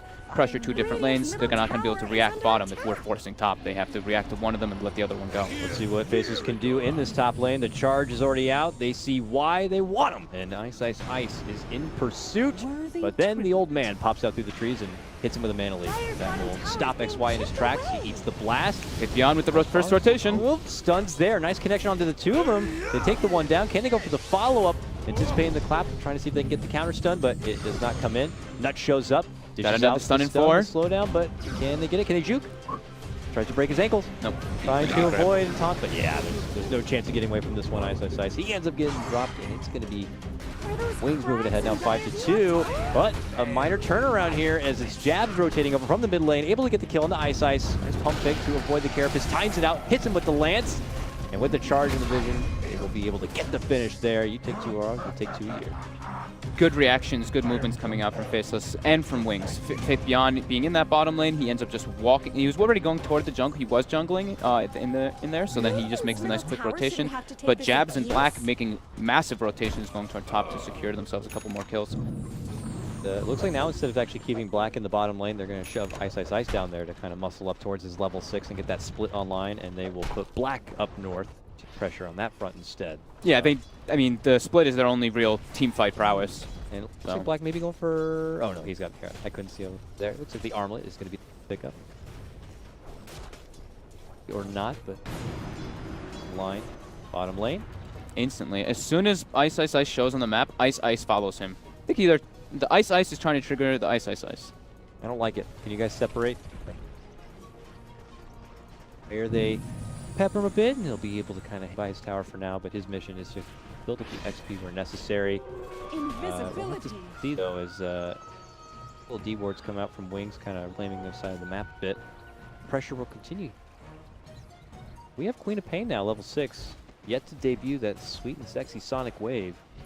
Curious to see where her crosshairs will lie, putting some use to that. Dire's top tower is under Let's see attack. where we want Beyond to go. He's actually not going to be going for the Arcane Boots. He's going for a Midas on the Nyx Assassin, just straight up jungling, going for just Mega Greed play. Mega Greed, yep. What we've been seeing a lot. Lots of Midases coming out in this tournament. How do you feel about it? I am not too happy about it. I'd like to see a little bit more fighting. I mean, it's the thing is that there's good fighting. It's just that a lot of the games seem to be dragging on just because people are very. They just feel if they can just want to greed. They just want to be greedy. You get a minus, and then as we all know, a minus is really at its worst right after you get it. Not much good's Really happening not to Radiant's getting anything else bottom besides the tower. attack speed and bursting up the extra bit of farm. beating on So Dire's it needs top the more tower. time. It needs Dire's top more tower is bit of passive gone. play. For the late game, they have. I mean, it's Cuddle Morphling versus PL, Lifestealer, Panda. So they're already like we have a single core Morphling with a Queen of Pain. They need to be able to go for those type of scaling items, right? So it makes sense, at least for this situation. It's not just like, oh, we need minus because we want to take it. We just want to be greedy. No, it's like this game is inevitably going to go for that late scenario. Split online now for Ice. Opportunities there to make it work or not. But definitely a pumped brakes from both sides here. Say that. See, Jan has his Vendetta to work with. Sentry Maybe gets placed mid. Setting up a kill would get that Midas that much faster. And yeah, Sentry goes mid, but he actually down bottom here. Might be able to actually grab him here. Left on this Vendetta. Just what that Holding off here. They do Doesn't not quite look spot like they him. know he's We'll see him now, but he's so deep at that point. There's really no need to go that far. Hard bring down. He has the brain drop already. They don't. I mean, once the one stun is committed, that's their only lockdown. So you'll Charge is out though from XY onto FaceBN. He does pop the Carapace as the bomb dishes out from Black. They get the stomp. They're going to get the finish. It's going to be taken down, but they also get the Witch Doctor as their own response. Nice little Fate's Edict there to avoid the extra damage from the boulder. And now Ice will be able to quickly jet away. Yeah, a little bit of a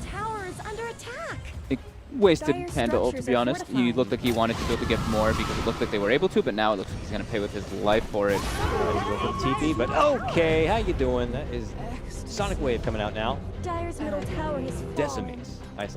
Space for Jabs, at least, to claim that mid tower. Yep. Jabs still quietly farming his way here. This mid lane. Do you think Drums will resurface as the build for Phantom Lancer here, now that Drums is kind of more of a popular item again? Come on, hold that thought. Nuts is in trouble. Nuts is in trouble. Trying to make it away. XY's able to step in. They charge it back forward. Black steps in, and they're going to be able to at least get the coddle down. Nuts get dropped. I think usually the build is just diffusal. Straight diffusal still? Yeah, Early I mean, bots, something like that. He went already committed for the treads, and yeah, he just put the diffusal into his quick buy. Okay. I've seen. I was gonna say maybe he doubles back for a minus even because I mean I wouldn't put it past people right now, but I think the diffusals absolutely need to be a real force. I mean that's when you get online. You get your diffusal and then you're actually a hero basically. Ice. Rival. With the Mana Leak. Ice is spamming that taunt on Panda. Yeah.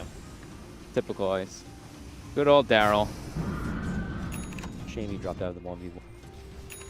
Understandable, as he feels like, I guess, according to the report, he says that it's a curse to him. Every time he plays in the 1v1, he doesn't do so well in the tournament. So, stepped away from that, gave RTZ the spot.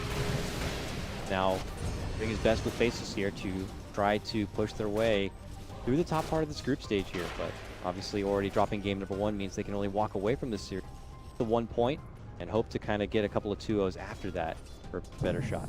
See here, now in his brew, crankled up. Bit beyond in position. He's got his Midas already finished up at a good timing. Ice spamming the taunts.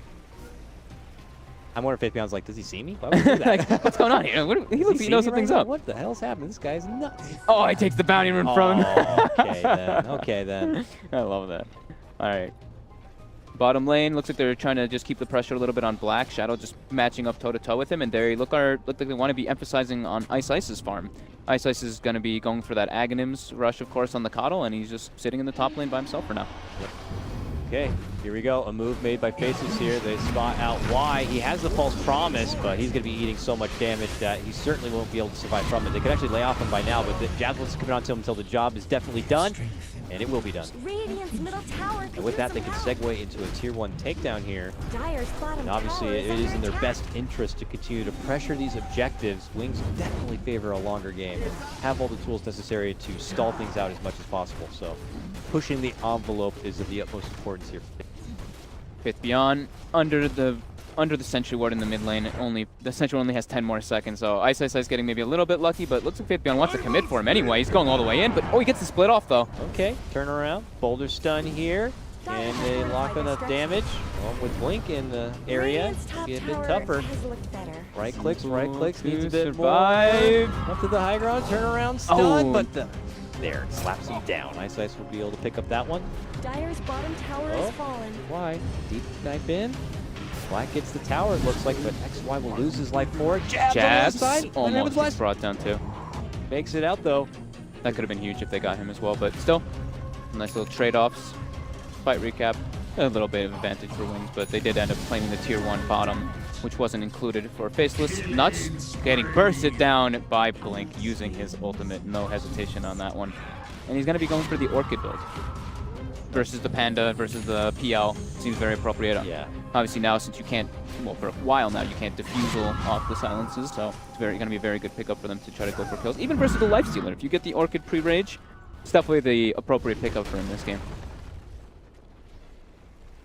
For Nuts though, trying to go a bit deep and try to get some wards down. It was, Radiant's bottom tower is under attack. but here we see pressure coming through. No more. Faceless happy to get the objectives done here. 3 tier 1s go down, and get more.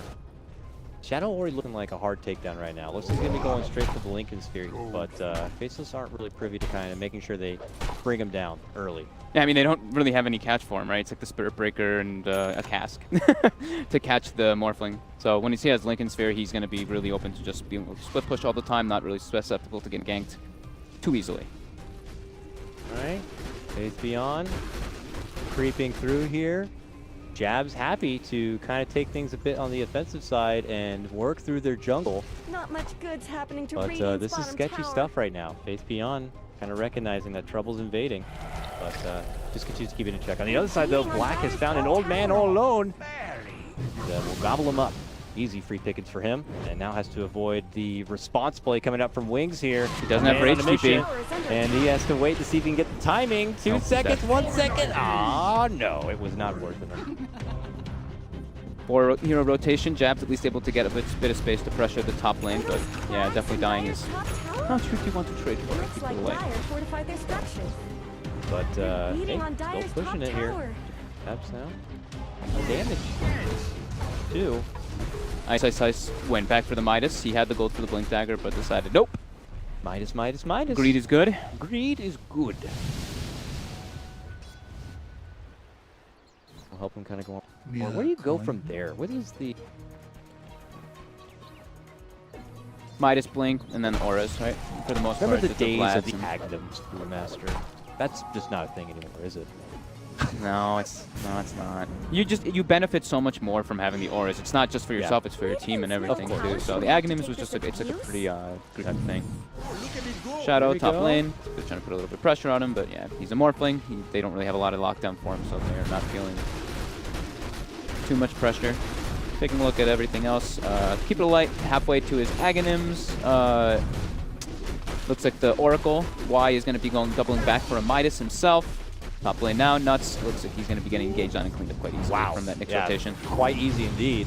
He just Defusal just got picked up though. The mana being taken away. He's going to be forced to kind of bring in the gains. And they'll be able to pull up just enough.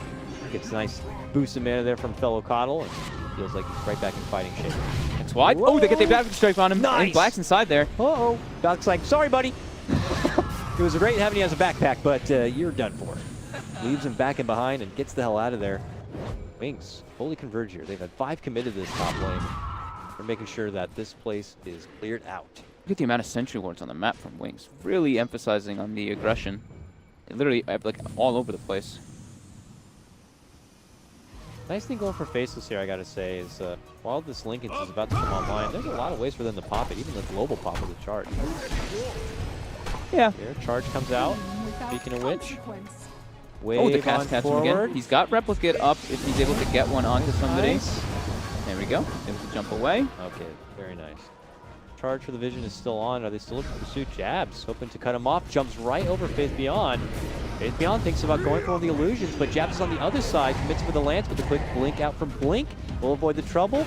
There goes committed. another strike, committing in for Faith Beyond. He gets the false promise, so they put their sights instead for the Oracle, throwing him up in the air. They step back, can they get him first damage to finish him off through the false promise? It looks like they can. They'll both go down. Nice hard push here for Faceless. The cross map charge ends up working in their favor. Now they're going to be able to claim this tier 2 quite easily. But lots of map control going the way of Faceless now. Have to take this abuse? That's what you got to do against this lineup. Faceless are onto it. Top tower is under attack. First tier 2. Top tower has fallen. Be taking their business to the next lane. Just some good primal splits with like pre-blink dagger. We're not, seeing too much action from Blink, able to kind of find those pickoffs with Sonic Waves because we a lot of Faceless kind of that buddy system. Yeah, Blink isn't kind of like prioritizing finishing up that Orchid more. He's just like, I really want to get this item. It's super important in this game for us to be able to team fight properly. They will have to do it through farm instead of kills, so the Faceless are able to kind of step away and reevaluate from a nice promising push to the top lane here. That much further. Top 2 network still belonging to at this time. Oh, thank God. I'm so happy that Black did that. He had S and Y in his quick buy, and I was like, oh man, I really hope that he switches to a Manta because the Orchid's going to be coming out soon, and he does actually do that. Nice. So he's going to be able to remove that Orchid, which I think is extremely necessary. Not only just the Orchid, you can remove the Mana Leak, a couple other things as well. It's fun though. Not often you get to see a Manta lifestealer in a game. Situation though, obviously, very necessary. Shadow shows himself in lane, but we have Faceless. Pocketed up Spirit Breaker ready to charge on in with Black on his side. Really revealing too many openings at the moment, but they are being watched by Faceless. The smoke with comes that out. ward.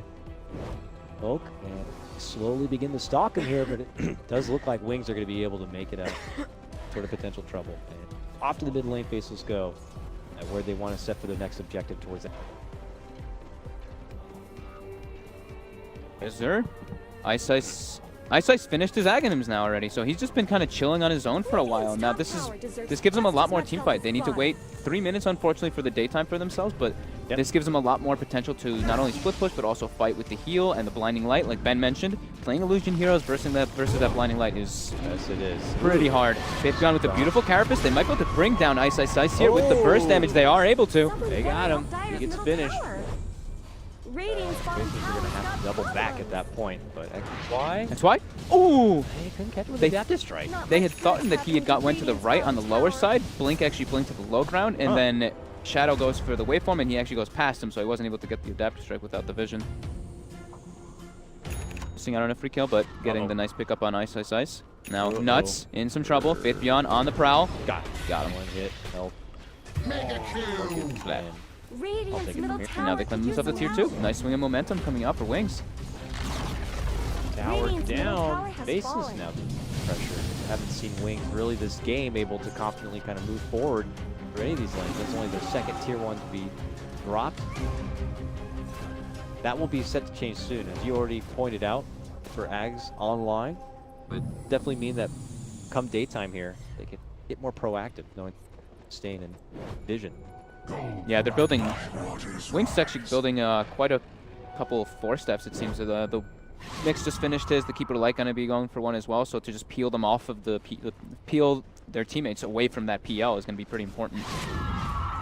PL, even Black's lifesteal. Yeah. If you have Spirit Breaker charging on in, you need that way to kind of separate yourselves from the serious clash that Faceless do bring. Yeah, because they already have one form of like save if they get the False Promise, and if they get like a couple 4-steps away, then they can actually save them with that instead of just like delaying the inevitable death. I'm very interested. Plays here from the a lot of fun with stuff.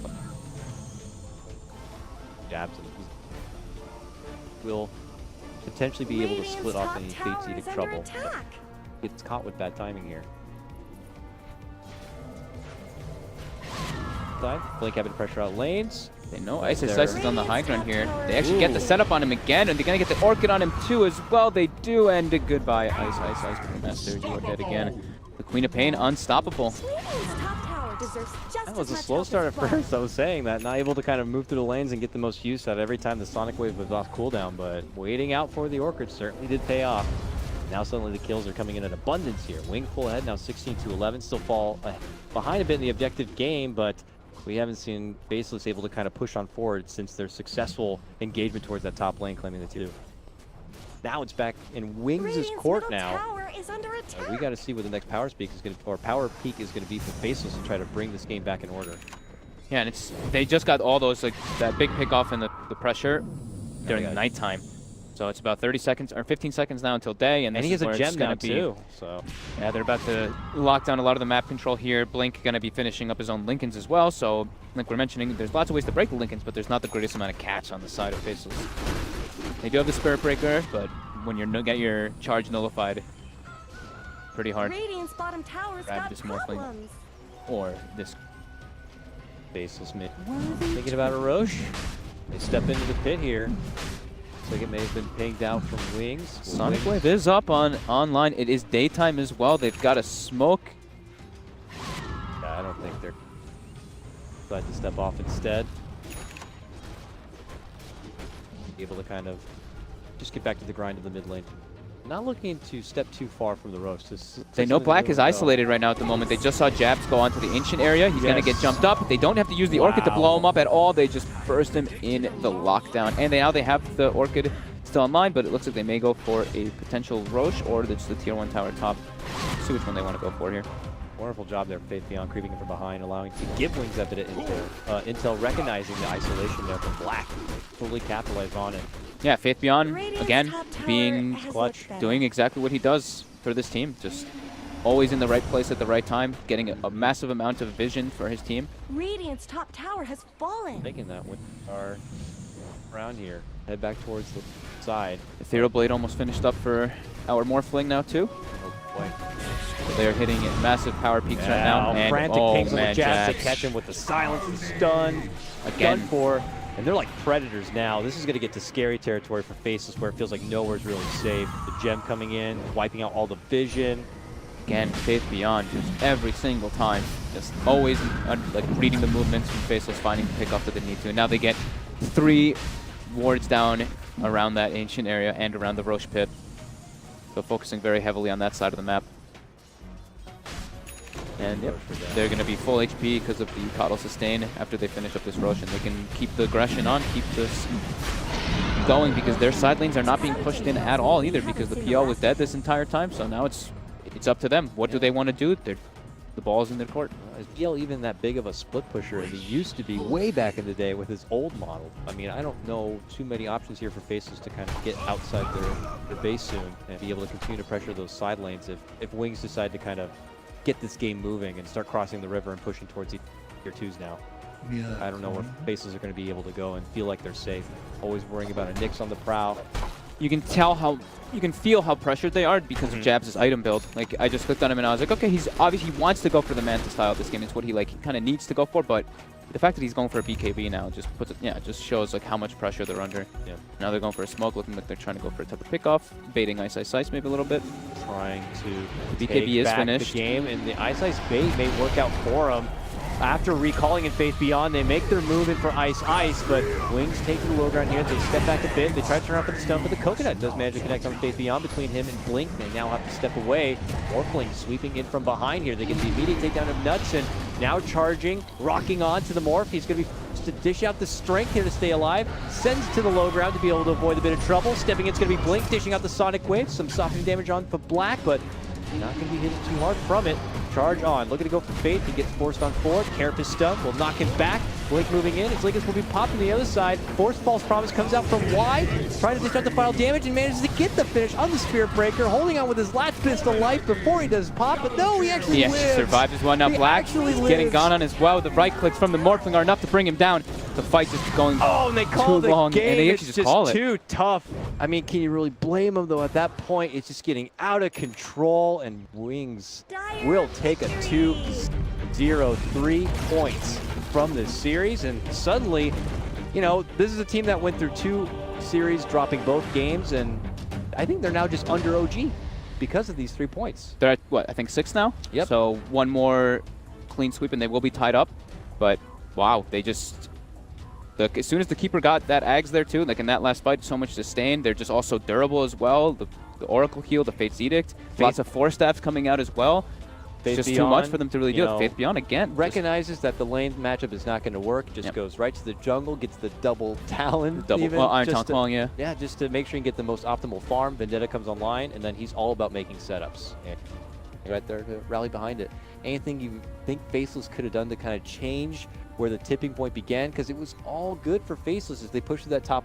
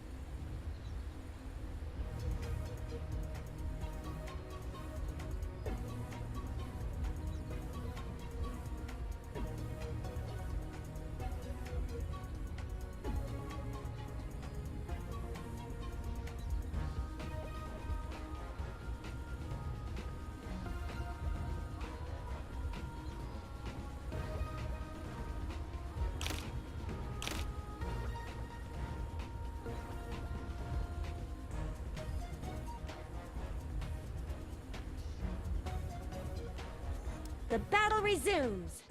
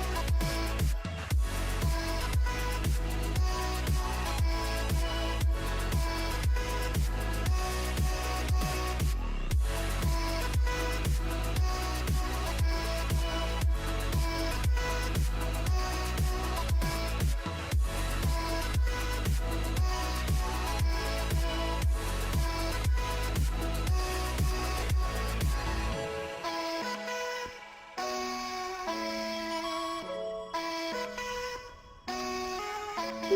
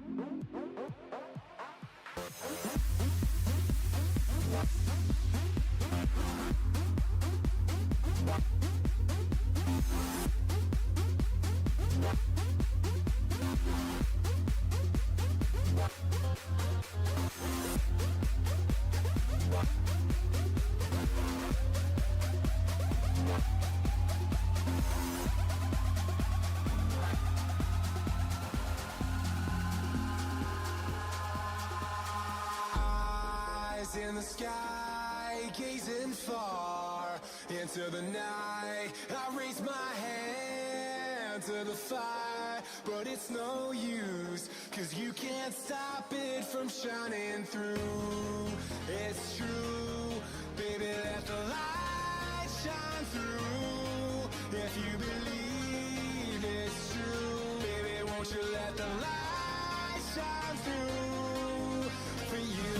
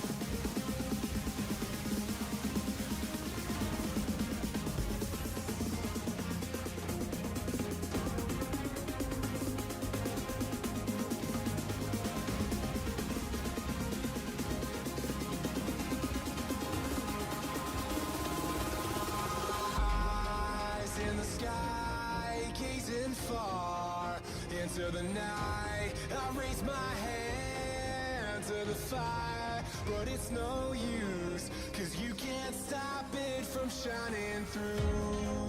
It's true, baby, let the light shine through. If you believe it's true, baby, won't you let the light shine through for you.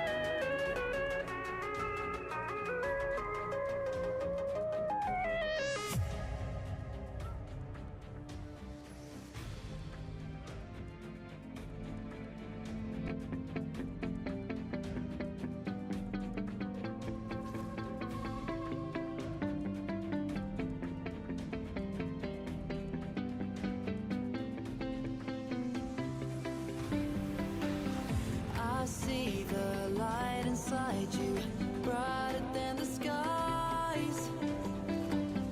Hold on, just let us escape and fly away tonight. We have the world in our sight, and I know together we'll be alright. Can you see forever we will go?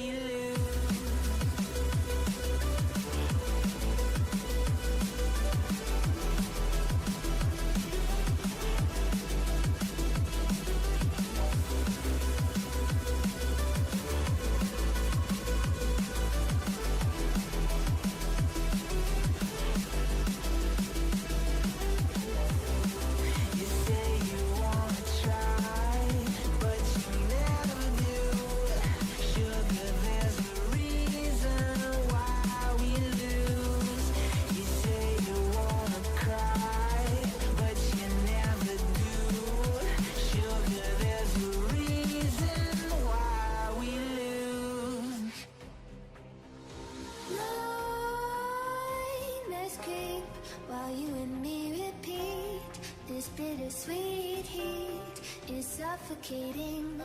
I'm waiting and always hesitating. Kryptonite desires set my heart afire. Heart on fire. Set my heart afire.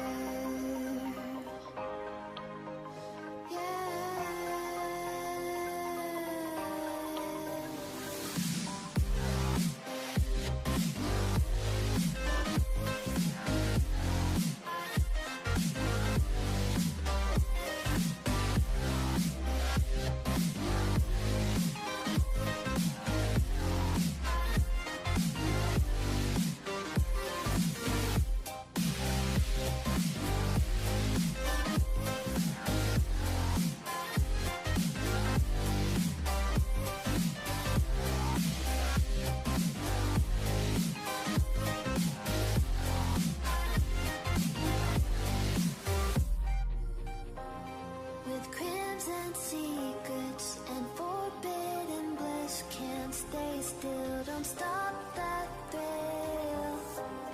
My bones crave your skin, temptation within, mistakes ignite the silence.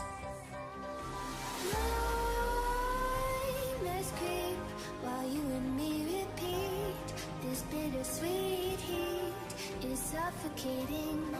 I'm waiting and always hesitating. Kryptonite desires set my heart afire. Heart on fire. Set my heart afire.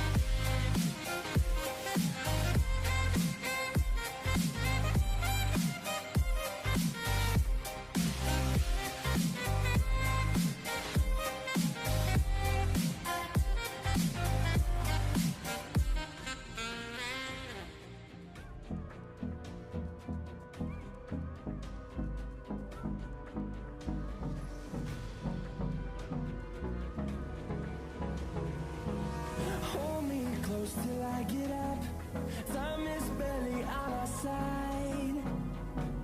I don't wanna waste what's left.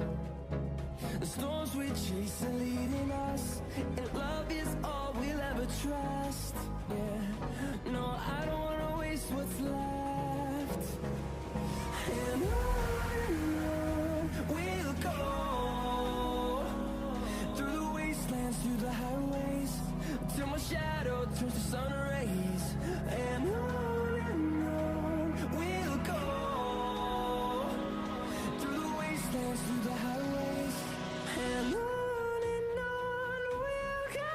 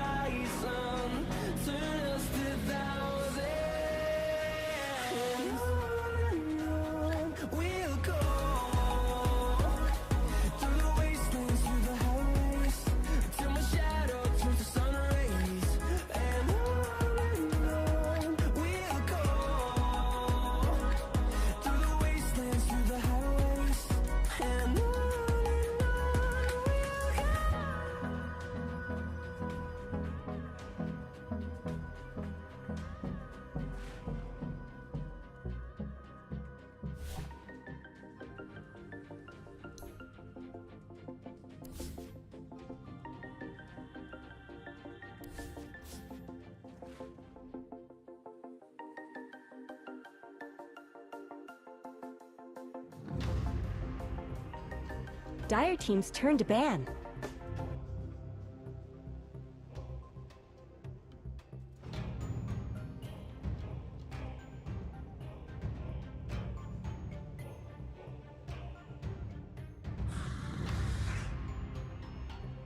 Radiant Team ban.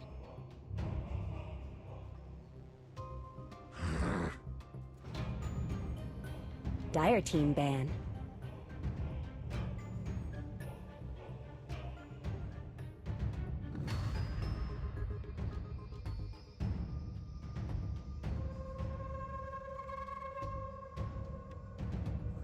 Ten seconds remaining. 5 seconds remaining.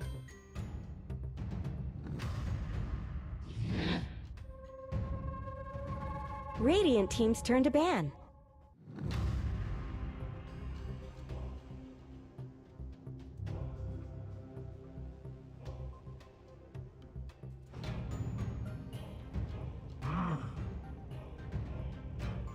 Dire Team's turn to pick.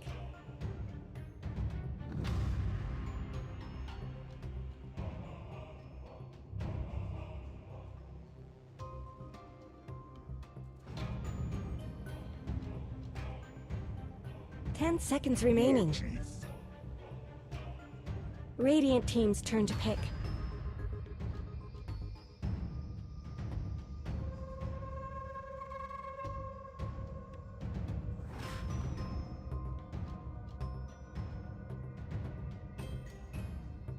Ten seconds remaining. 5 seconds remaining.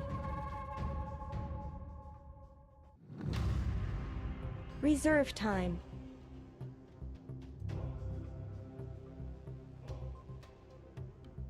Monkey King. Radiant Team's turn to pick. Dire Team's turn to pick.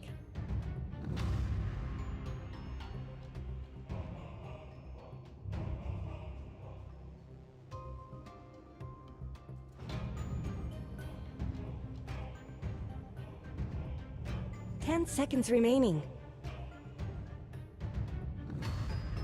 5 seconds remaining. Reserve time.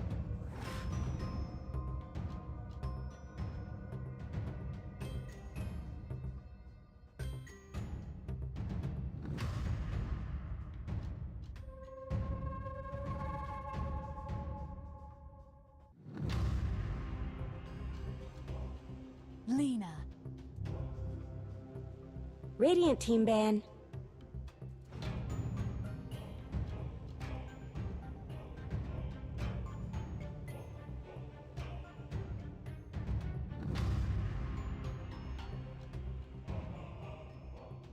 Ten seconds remaining. 5 seconds remaining.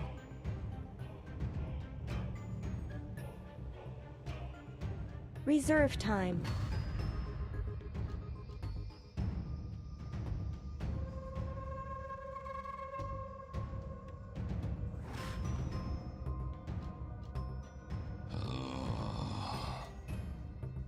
Dire Team's turn to ban.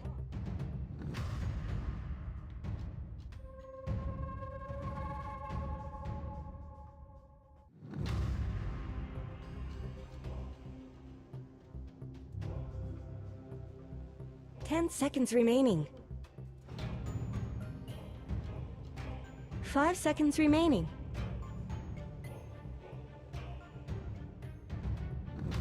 Reserve time.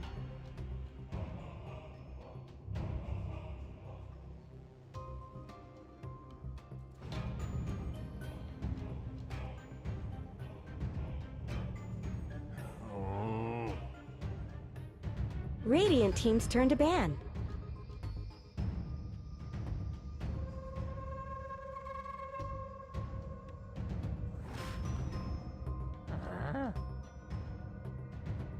Dire Team ban.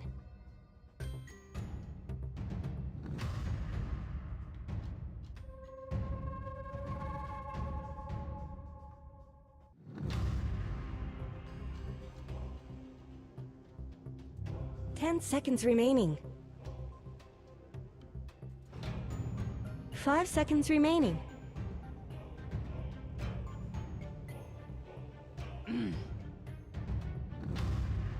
Radiant team's turn to pick.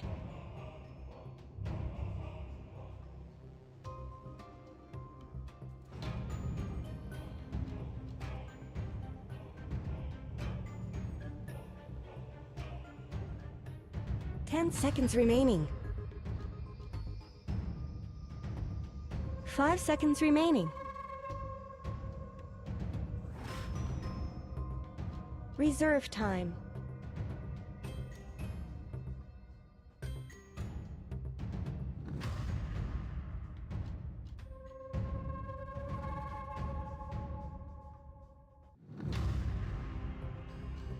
Slada.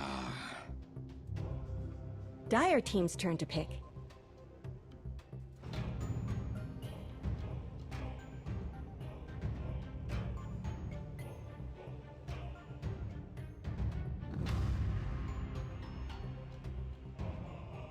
Ten seconds remaining. 5 seconds remaining.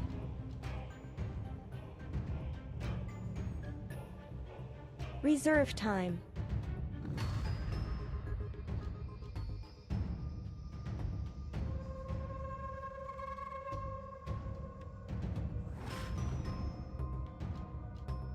Winter Wyvern. Radiant team's turn to pick.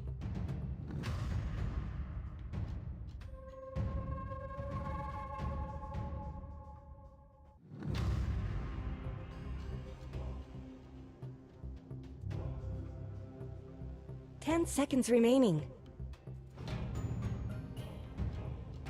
5 seconds remaining. Reserve time.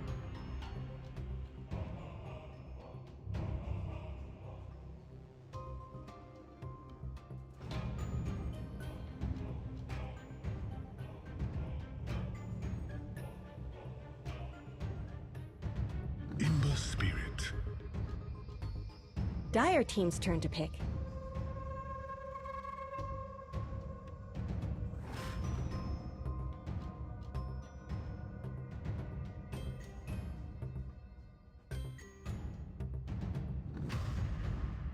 Ten seconds remaining. Radiant team ban.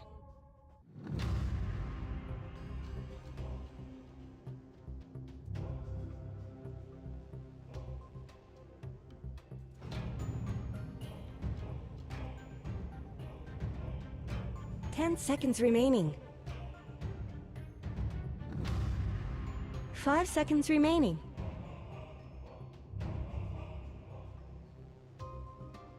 Reserve time.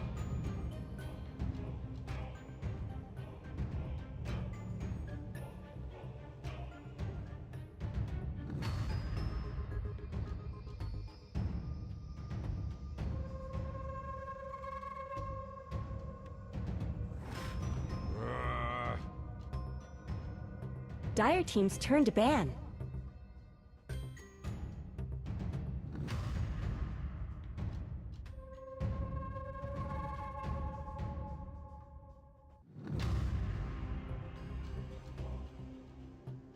Ten seconds remaining. 5 seconds remaining.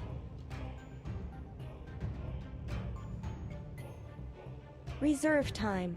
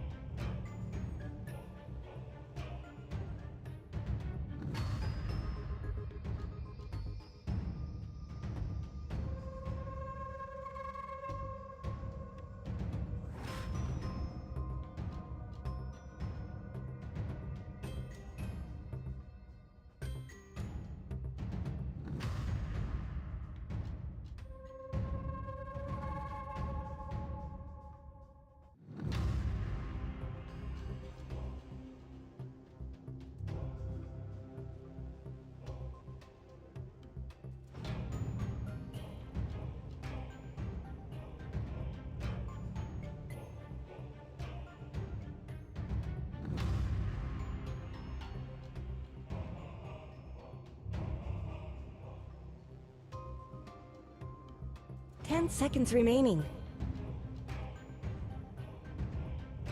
5 seconds remaining. Dire team's turn to pick.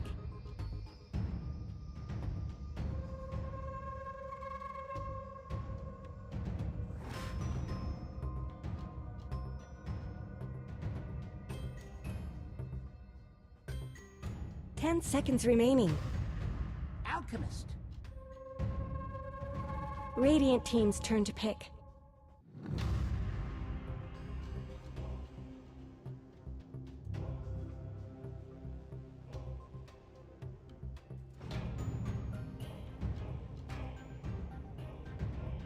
Ten seconds remaining. 5 seconds remaining.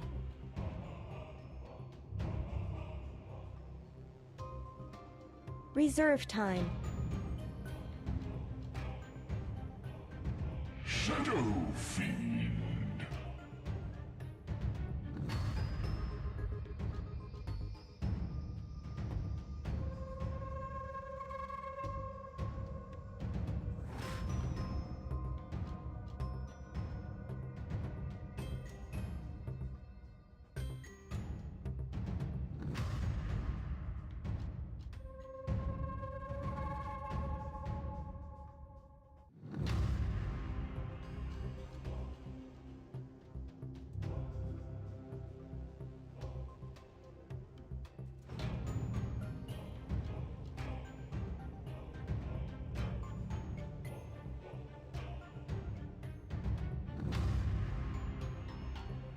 Ten seconds remaining. 5 seconds remaining.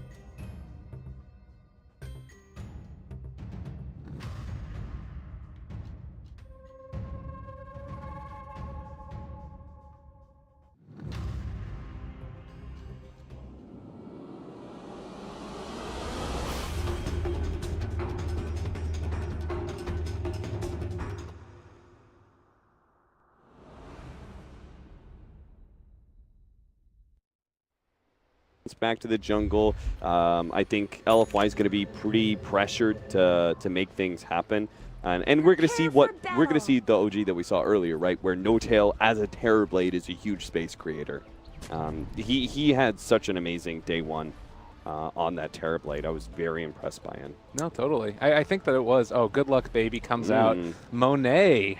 All right. A little bit saucy early on here. I like this. You don't always end up seeing the sort of banter that you normally have between similar regions. It's nice to see it. Yeah, I know. Trying to distract OG with sex appeal is a pretty good idea, I think. No Tail's pretty susceptible to that. Clever play. Much like the Arteezy, Eternal Envy, love-hate relationship. You know how Envy got the early one-up on Arteezy by tilting him in a pub?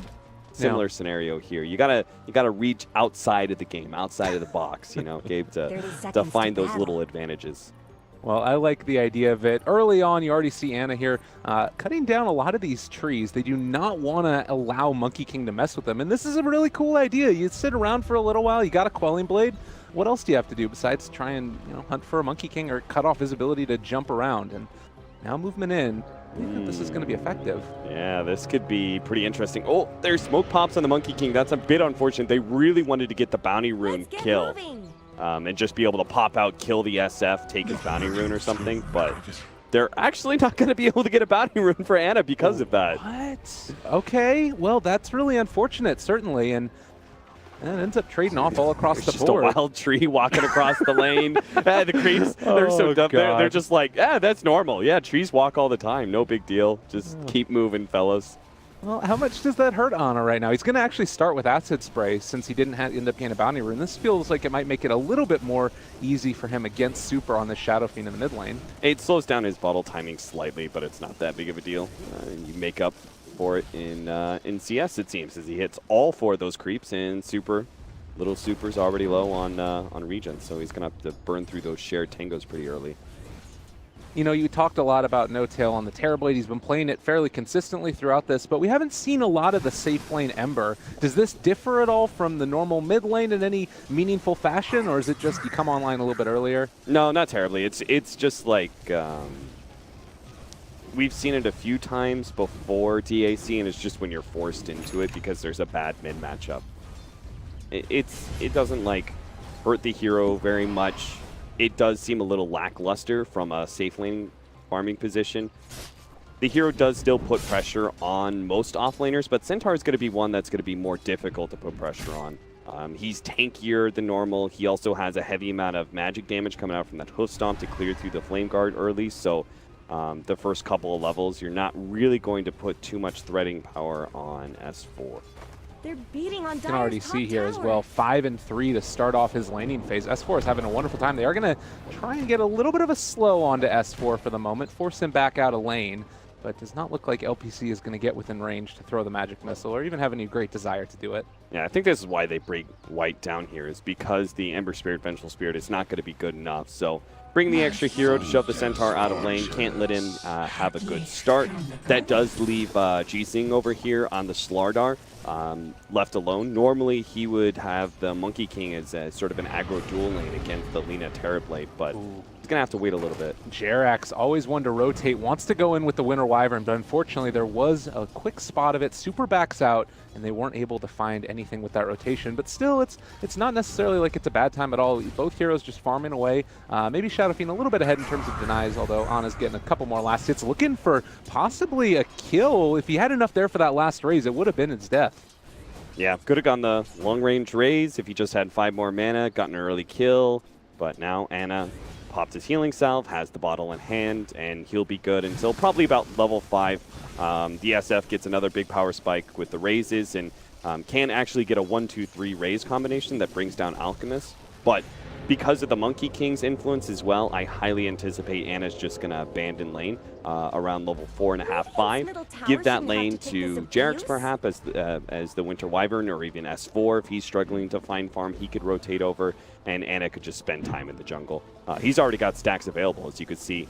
Ooh, this is really good. Yeah, this early levels, Monkey King is going to try and soak up some experience here. And if he gets a couple of levels, gets a couple points into that Boundless Strike, suddenly you're going to have a great possibility to find kills when Ana goes back to mid lane and then the raise comes out. But for now, at least, just going to soak up experience. Looks like LPC is going to come over to contest a little bit as well. They need to do something because they can't just let this Alk farm like this. White is going to jump down and start getting some damage onto Ana. Maybe they can actually kill him. There's the magic missile that comes out. Super there as well. Right click and the raise. They take him down. Jerax is just going to back out and away. White in the meantime trying to run away. They've brought in flies. Well, a very tenuous situation. The neutral ends up denying the Monkey King. S4 is chasing Super, who is behind and in between the tier 1 and tier 2 towers. And, well, they lose another as well. 3 die, one of them to neutrals, but it's a heavy price to pay for killing that Alk. Yeah, I think that OG did not expect that kind of rotation because there's a big reason why you don't rotate into that off-lane jungle area, is that you're very rapidly going to be surrounded by heroes. There's a lot of TP points, and there was an aggro dual lane situation going on for OG. Nice denying the bounty rune there from Super, denying that from Ana. So it ends up working to the favor. Like, yeah, they took the stack, but it doesn't matter. Like, Ana came back. He got a little bit of CS in mid. The supports really benefited off of that, but they're going to kill Ana again. Nicely done. This rotation game from LFY, constantly putting them in positions to find these kills. It's working out fabulously. And I'm looking around at some of the other lanes, and it's going pretty well there. No Tail is... Oh, they got another kill here. Jerax is going to drop. Wow. And Super keeps being the one to find these kills as well, which I feel is so important. Yeah, he's moving around quite a bit as the SF. Very smart of him, though. They are going to lose their offlane tower pretty early. That's kind of standard against a Terrorblade, who's got a very favorable matchup against the Slardar. There's not much G-Sing can really do about this. This has been the sort of style that No-Tail has been playing as well, trying to make space for Ana in the mid lane so that way he can just farm to his heart's content and then carry them in the later stages of the game. It does feel already, though, that, you know, they're able to hem in Ana a little bit. They also were able to get finally the D wards over on the camps that Alchemist was stacking. Do you need to be too concerned about Shadow Fiend just getting out of control, being 3-1 and with 30 last hits at this point? It depends on how well S4 is doing, because if the Shadow gets farm, he can still be shut by an early Blink Dagger from S4. So that can me. Level 6 on Lina, they get the Blink Dagger on Tark's trying to initiate on the big damage dealer every single game. Pretty susceptible to heavy nuking power. So I would be too concerned if I was OG, and simultaneously if I'm LFY, I don't want to feel too big about shutting down Ana's farm early, because the Terrorblade is going to be coming in to create space for Ana. So you create a minor bump in the road now, but it doesn't mean much in the long run to an Alchemist. No. The acid spray, kill off the creeps very quickly. Ana heads back to the jungle. It makes sense. Apparently we've got a little bit of Ka going on. Yeah, a little Kale. G-Sing is, because No-Tail's pushing into him so heavily, he is getting some okay CS as a Slardar. Like, Slardar is usually very inhibited in CS. It gets very poor farm as a solo offlaner. He's so easily shoved away by one support and one carry, but because of a 1v1 scenario, he is getting a bit more, and maybe he can have an earlier impact in this game, just like S4 is. But I highly anticipate this Centaur is going to be a lot more impactful. We'll have the faster Blink Dagger, and his skill set honestly will allow him to just do a lot more. No, definitely. The Stampede, very impactful in the early points before the Blink Dagger even comes online. But it's also worth noting, they don't have as many of those easy point-and-click stuns that you sort of need to start the team fights. Fly is probably the best example of it with Light Strike Ray, but that's not super reliable. It does feel to me like there's going to be this timing when you've got Boundless Strike, you've got Magic Missile, and LFY are going to hit a nice timing there. Do you think that that's something that you need to be concerned about for OG? Yeah, this is going to be timing pretty soon here. Usually when you have level 8 or 9 and working on Veil is when your safe lane Ember Spirit comes into play and starts being super active. But they're actually going to try and bring him in a lot earlier, and it may surprise OG. Oh, they're on the No-Tail, the jump forward with the Remnant Monet. Oh, they don't decide to go for it. And so because of that, it recognizes that Ember Spirit rotated out of lane. We'll see if they can make anything of it nonetheless. You see S4 at bottom, he's like, sweet! All right, I get a now 1v1 against a level 3 Vengeful Spirit. More farming time for me. I really like that OG keep on just tearing down trees whenever they get an opportunity to. They just keep on buying Quelling Blades and make that happen. A scan is going to reveal that Sing is heading down towards that rune as well. Winter Wyvern is going to head off into the trees, and from that, be able to continue the aggression. Yeah, they hook up with the Monkey King Slardar duo. This should be, in theory, a very powerful duo. A lot of physical damage, the minus armor, now that Slardar's level 6. But they're not leaving any important heroes at top. In fact, it's going to be maybe LPC dies. Oh, well, trying to turn. S4 actually is going to end up dropping there. The Stampede, just a second too late, and well, Super ends up being a part of that kill again. He has been everywhere. I was like, S4 is probably like, what the hell is a Shadow Fiend doing in the bottom lane? Like, how did that happen? LFY seem to have some pretty unique ideas about moving this SF around so much. They're now going to let Monet occupy the middle lane, though I do like, this is what OG's special flavor is to the Terrorblade. They bring him online super early and threaten towers. They pretty much play like around the clock on this Metamorphosis timer. Every single time it's off cooldown, No-Tail looks to make an aggressive maneuver. Likewise, though, the rest of LFY is here, and Super ready to jump in at a moment's notice. There were a couple of pinks. They might have scouted out that they're in the area. It does look like OG are going to back out after doing about half damage to that mid-tier 1 tower. Yeah, but look at the damage that No-Tail caused. LFY, they took a lot of chip damage on their mid-tier 1 tower. They also had to rotate multiple heroes into mid lane, and yeah, OG had to back off, but No-Tail's still going to make use of that Metamorphosis on the jungle. Now, LFY is doing the right play. They had to rotate like that, but now they have too many heroes here. They want to try and threaten the tower and see if they can actually get a fight. They're going right away onto Ana. Oh, the Nice Sunder swap. coming in from No-Tail. Going to keep him alive. Yeah, that's a little bit of help from your friends right there. Yeah, that was cool blade there from No-Tail. He's got to back off, hit a shrine up, and then go straight into the jungle again. While Anna uses that full HP to work on the Radiant some more. I was wondering if maybe they're thinking about diving further with a second Remnant towards No-Tail, but that might have been a little bit too bold. Fly just going to soak up a little bit more for himself. No-Tail comes back. Nothing really lost from that play. Still, S4 Centaur is going to farm barely close to his Blink Dagger. Done good farm.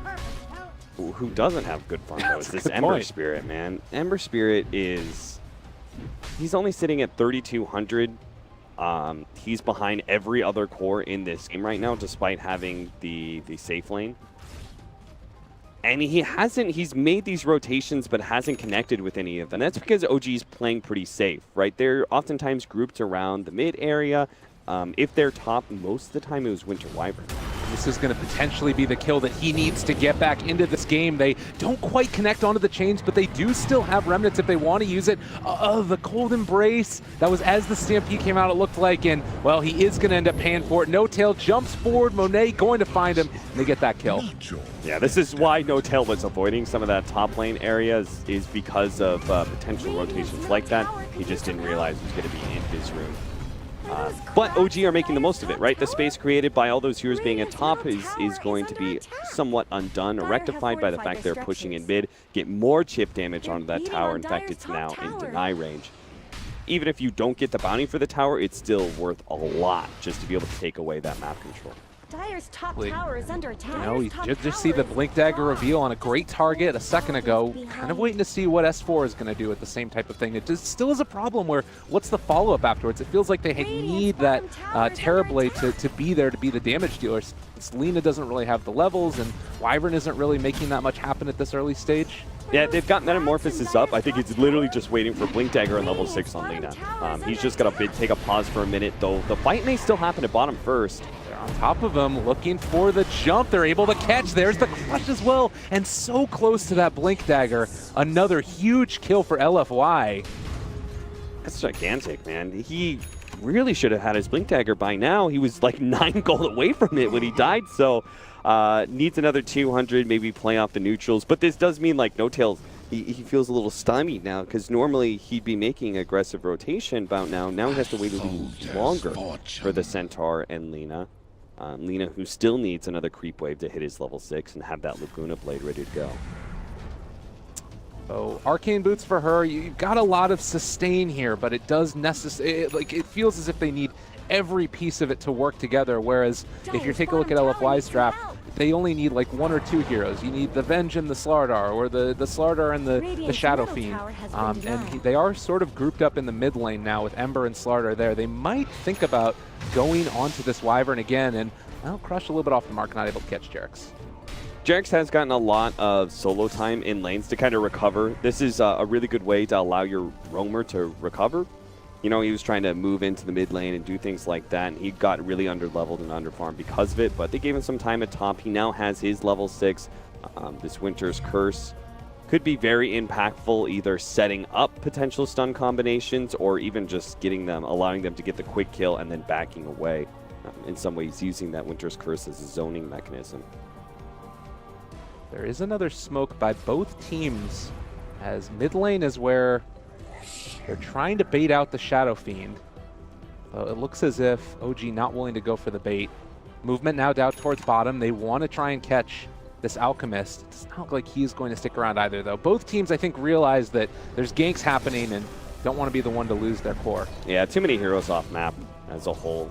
So OG know to play pretty defensively. You can see their wards also very defensive, based around guarding the entrances to jungle areas, where Anna is most commonly going to be found farming. So they just want to protect him. Oftentimes they want to play aggressive with 4 heroes on one side of the map, so Anna's able to farm the other side of the map. They want to draw attention away from him. Also an Invis rune on S4. This might be the missing piece in their draft, and this little team fight that's coming up will end up tilting the scales, but looks like LFY again going to back out. Ember Spirit goes mid, knows he needs to catch up, and they're going to leave it be at that. So a very disciplined play coming out from LFY. I'm pretty impressed with what they've been able to put together so far. Yeah, I did not watch the series of LFY versus Wings, but I think it was Fogged who said that LFY looked really good in that series. It wasn't just Wings choking or anything like that. So LFY definitely deserves to be here. They're not just some schmucks who just kind of wandered into a big tournament like this. There's the Shadow Blade. Still not going to find. It's just OG are playing too grouped up and too defensive. At some point in time, LFY, this is the thing, is that OG play this kind of style, and teams will get a little bit too anxious. They know they need to get a team fight to happen eventually, and they're not patient enough. So eventually they just stumble into the wrong fight. You know, they push into a tier 1 tower that's defended by OG, and OG will experience this big windfall as they successfully defend a tower and have a good team fight around it. LFY, they need to keep that patience. I know the Alchemist is in the game, but you can't worry too much about the build-up of the Alch. That'll just like force mistakes to happen.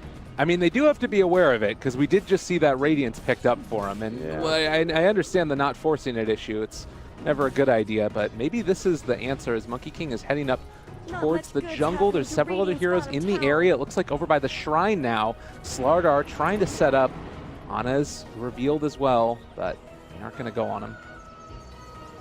Duper may still find a Shadow Blade initiation. Got problems. Looks like there is a sentry ward already dropped though, and fortified. looks like OG now the ones to be aggressive. Very back and forth cat mouse games going on here. Yeah, this aggressive poke out from OG with this smoke, but again, it does seem like LFY have pretty good read. They're going to let LPC drop here. Not a big deal by any means. It's not like there's even a mid tower for OG to try and pressure anyway, so they're just going to use that time to go back and farm jungle.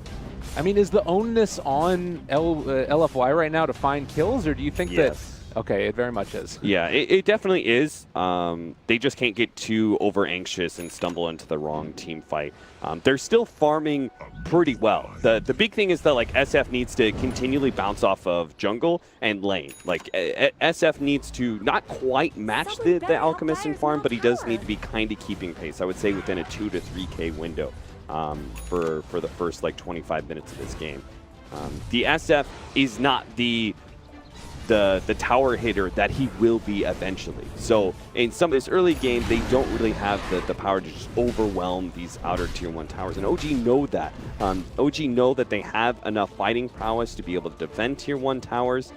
And it's why they're waiting for that mistake of LFY. You know, it almost feels to me as if LFY are thinking that they can go later, though, and be comfortable in it. Because you saw there the Slardar, he's going back for the Hand of Midas at this point. Obviously, it's just to remain relevant as the game goes on. He knows it has the potential to go late, but it doesn't feel as if they're under pressure, or maybe they're...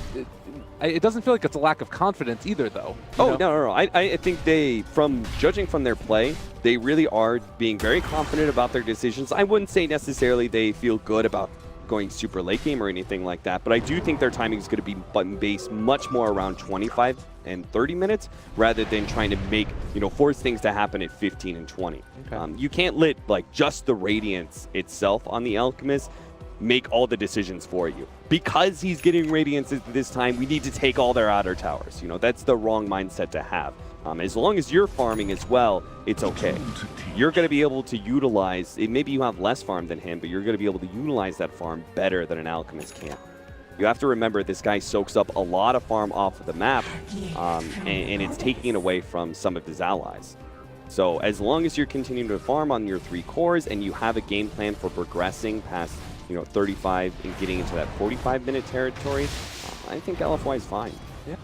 And you saw there, the Midas did just finish off for the Slardar as well. Ember Spirit's gone to his Blade Mail on top of the Veil, and with the bots next, I believe, is what he's going to be going for. You have a nice situation here where he can keep the lanes pressured out and then go as 4 with the rest of them and have the ability to jump into the fight at a moment's notice. Yeah, remember I kept referring like a crime of opportunity or something like that. It's based around opportunities. That's what LFY are sitting at a point, right? They would love to be able to take these outer towers. They would love to be able to take tier 1 on both sides of mid and the off lane tower and kind of open up the jungle areas a little bit more and limit the area that OG can farm a bit. But it's only going to be found through the right kind of smoke rotation, the right pick-off or team fight initiation.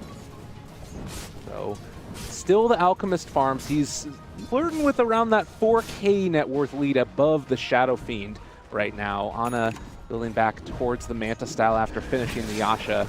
But I certainly feel like with this BKB, now might be that good timing for LFY to look for a group up, look for some type of pressure on the map, and it does look like that's going to be the smoking going. Yeah, you don't commit to this somewhat earlier BKB on an SF without having a clear game plan in mind. So Roshan, tier 1s, tier 2s. Yep. Presence of the Dark Lord is maxed out. You've got yourself the amplified damage. Vengeful Spirit in the area. OG realizing that this is happening just a couple seconds too late and does not look like they're going to be able to contest. So a free Roshan, and LFY, they just keep on assembling these chess pieces together, all the little advantages they're building up, and now it does feel like it's going to be the time for them to take advantage of it and try and take a fight. Yeah, look at the farm difference right now between our Slardar and our Centaur. You can't point to the hand of Midas being the difference maker there, right? He just picked it up. It's the fact that Alchemist and Terrorblade are taking so much of the farm that it's hurting their 3 position. And normally that's okay. But LFY are playing it pretty smart, pretty farm efficient. They do know their Alchemist game. It's been run a lot in the Chinese meta leading into this tournament. They ready to get very aggressive here. They're going to jump forward, hoof stomp onto both of the cores. They do still have the Winter's Curse if they want it. Monet's in trouble. They turn it now onto the Shadow Fiend, but he gets swapped out. Great play there by the Vengeful Spirit. Monet's still going to be controlled and brought down. That's only the Aegis for now, though. Looks like OG to be at least a little bit careful. There's a corrosive haze on a lot of these heroes. They get a crush onto 2. S4, he's going to end up not going down. Actually, they do find that kill with the raise. BKB pop from Super. So now OG need to be a little bit more trepidatious about going in. It is still not enough for them to really break OG and take that tier 1 tower. So I would say that's an OG win. They fought into an Aegis. They also used another BKB charge on SF, and they still held. This is a combination of they have this Winter Wyvern who's really tough to push into because the Splinter Blast. They also have the Acid Cloud that's out. And it's also another thing is just the positioning of OG. They always are reading where LFY is going for a push like this, and they set up preemptively, making it a lot more difficult. A very good hold. LFY would love to be able to start breaking down these objectives, but with only one tier 1 taken in that top lane, feels like it has to be off the back of Super catching somebody out with a nice Requiem of Souls, or possibly just a Slardar crush followed up by Ember Spirit and then finding the pickoffs. OG is not giving them those opportunities.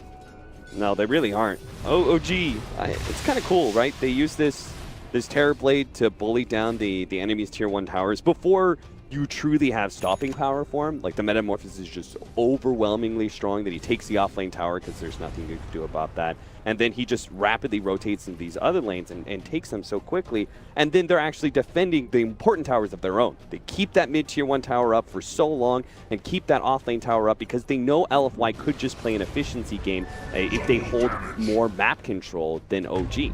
So they want to keep this map control intact as long as possible. Well, taking down Fly right here and then following it up with soon to be a tier 1 tower is certainly what they need to do. The Force Staff, or rather Hurricane Pike from Terrorblade, not able to save Lina there.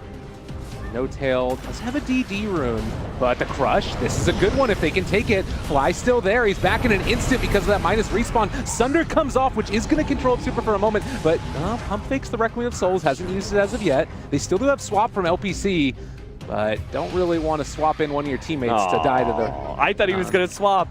I was like, just do it, dude. Save your own life. Well, he gives up his life to make sure that all of his allies are able to run away. That tier 1 is still up, though, because of the fact that OG kind of baited out a team fight farther to the right. LFY took the bait, they chased it down, and did not focus on taking that tier 1. I think they really should have just been happy with the kill they got on the Lina, quickly taken that tier 1 tower, and then kind of gone from there. If there were more opportunities to fight after that, sure, go for it, but... I mean, now we're looking at 18,000, almost 19,000 net worth on the Alchemist, 6,000 gold ahead of where this SF is. And SF has a lot of items that allow him to fight right now. You've got that Shadow Blade, Yasha for movement speed, but it definitely is feeling like their window is rapidly closing to actually kill this Alk. Yeah, with their item choices, but between the earlier BKB and now going for an SNY and the SF, it's like at first they were saying, no, we're okay being able to like just kind of farm for right now. We're going to hit our timing at 25, 30 minutes. It'll be okay. And then all of a sudden now they're just going all in at that 25, 30. They're not trying to give SF items to allow him to progress, 35, 40 minutes like we were talking about earlier. They're just like saying, we have to win this now. Yeah. And I'm not sure if that's crumbling under pressure. I'm not sure if that's like the right idea for this matchup, but I can kind of see where they're coming from. They're feeling like, man, we just really haven't been able to crack OG yet. And they do have 50% of the map with an Alchemist. They have a Terrorblade as well. We also have some really good Ags to pass around. Yeah. I think the other thing to mention is that if they do manage to kill off that Alchemist right now, it's a lot of items that allow that to happen. That's a huge swing over because you do still have the Slardar that's actually almost ahead of the Terrorblade in terms of farm. So the rest of the heroes from LFY are there. It's going to need to be a group effort put together to bring down the raid boss in that Alchemist. Let's see, how is our Slardar doing? He picked up a Force Staff, and he's now going a Shadow Blade next instead of maybe more of a team fighting item in like BKB. But he is doing a remarkable job keeping up in farm. I think the G-Sing is pretty good in that from an offlane position, is keeping up his farm rate. That's why he's, I think, really good on Legion Commander in particular. Yeah. We'll take that. Well, No Tail shows up, and that dissuades LFY from going any further towards the Tier 1 tower.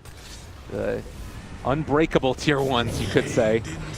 Oh, Ana now getting the stun ready, but the Shadow Blade, he's going to stun himself. Scary time, but the Force Staff going to keep him from getting gone on. Good decision from LFY there not to overcommit or anything. And the Stampede, they're trying to find it. LPC, he is going to get caught, but it is only a Vengeful Spirit. I guess it's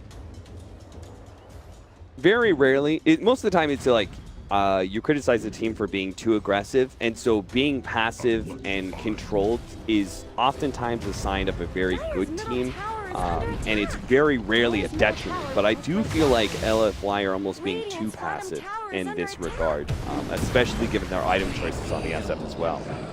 This is their time. If they bring down the Alk off of this, it would be huge, and that's going to be a lot of damage there. Force Staff away, keeping Monkey King alive. Still, there's not enough of the rest of the heroes here to make this work. Shadow Fiend shows up, pops his BKB, turns to maybe try and fight. Monet's going to keep a couple cold by the chains. Requiem of Souls come out, but it's just no damage. They're not on any of the heroes of OG. They're going to get this Tier 2 tower. Radiant's bottom tower has fallen. OG, I think they now have this game. It's just like they're getting so big.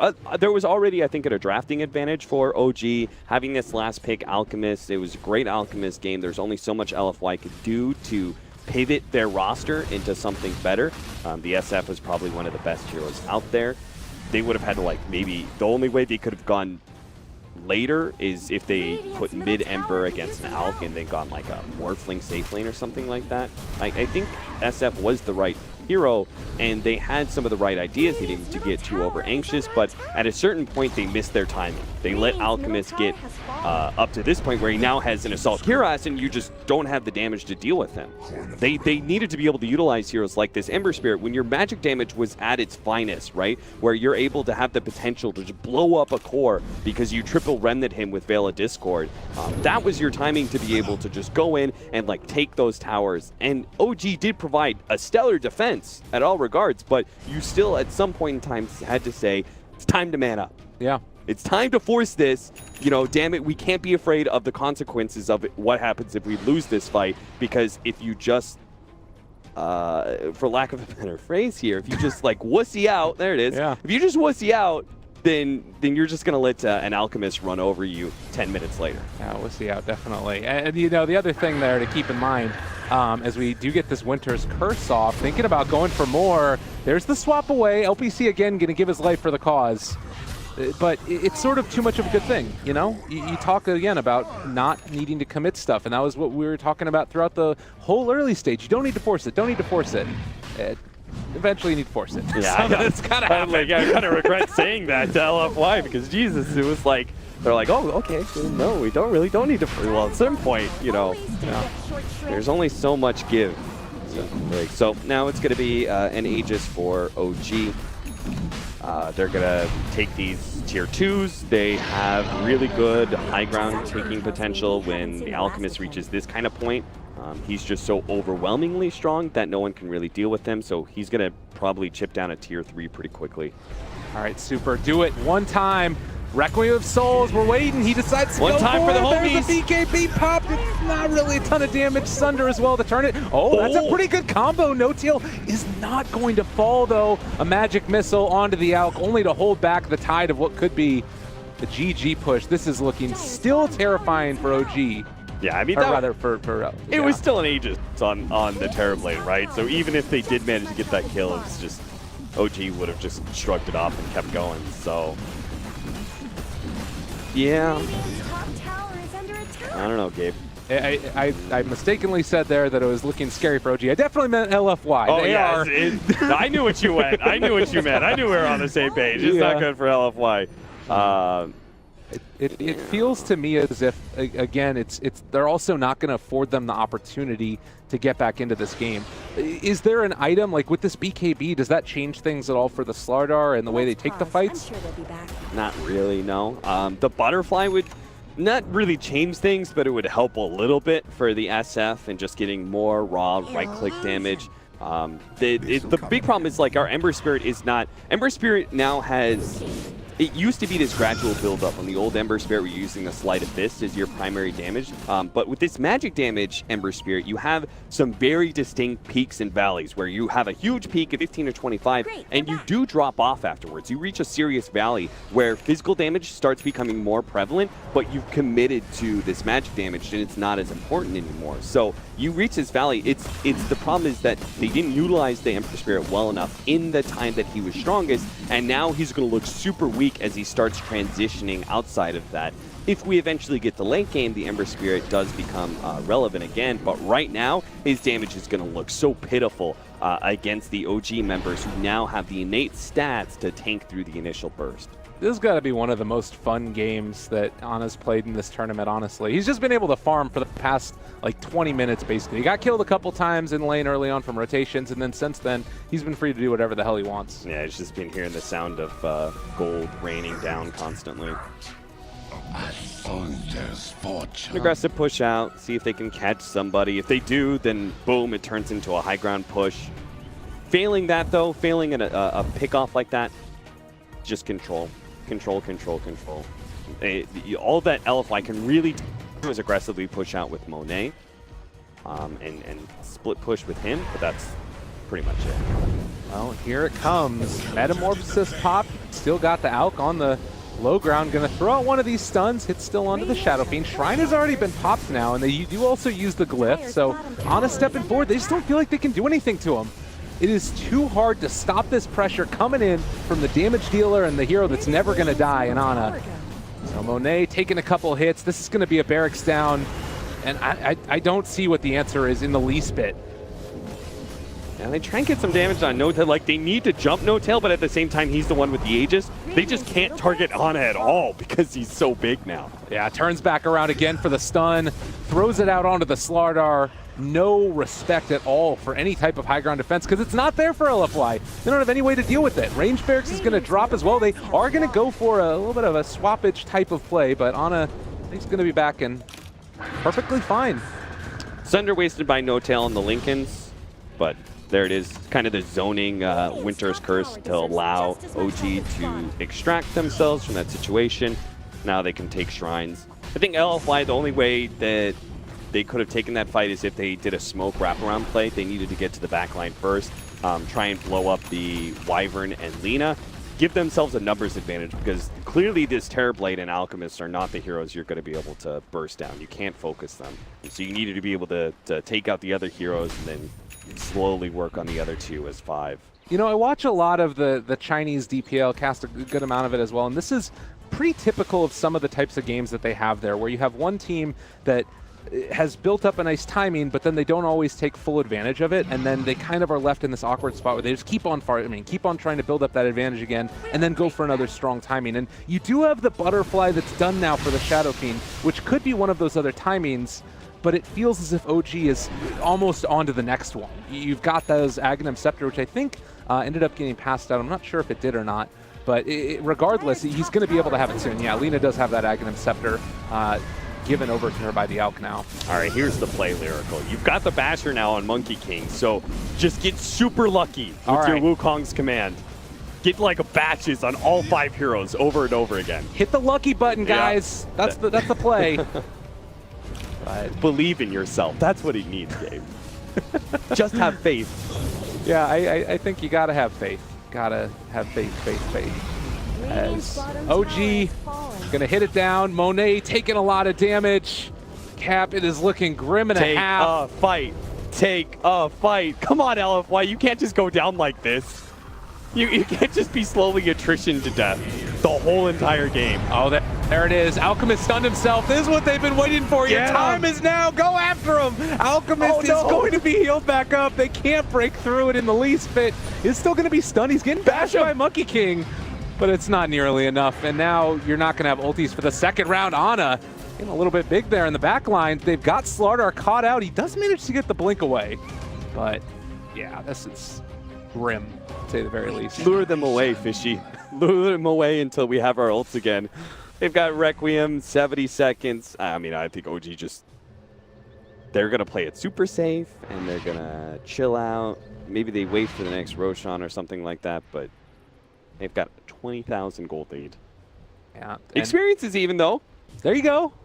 Yeah. The silver lining around this cloud that's sort of been this game for LFY. You do also have S4, who's finished off his Aghanim Scepter, so even if they did manage to start to bring that Alchemist low, you've got that countermeasure coming out from S4. Yeah, I don't know how you actually deal with the innate regen of the Alchemist combined with the percentage-based regen of Cold Embrace, and then add on top of that if you throw magic damage at them, they can just pop the Centaur ultimate and mitigate most of that. It pretty much guarantees that under Cold Embrace and potentially using that ultimate, that Ana will just full heal. You know, you'll just full heal up in 4 seconds, he'll be good to go again. It is quite difficult to deal with, and it's not just the Alchemist draft too, though. It's been the way that they've played around the nice timings from Shadow Fiend and the Ember Sphere. Like, that could have been a Naga Siren. It'd be pretty much the same story, I feel like. So, OG getting ready to move in yet again. Tier 3 tower already down, looking to try and secure their second lane of barracks if they want, or possibly just take down some wards and put the fear of God in LFY. Metamorphosis back up. Time to go. They taking the damage, pops the Blade Mill again. You can't Blade Mill the buildings, unfortunately, and that's going to be a melee barracks down. Super jumps forward. There was another stun that went down onto Ana, and now they're starting to bring down that Ember Spirit. Another stun throws out onto him. Requiem of Souls doing absolutely nothing. The MK ulti is not really able to disrupt this team fight all that much. White is going to drop. They lose 2 and they lose the game. Did you see White? He was in he was next to that one little tree.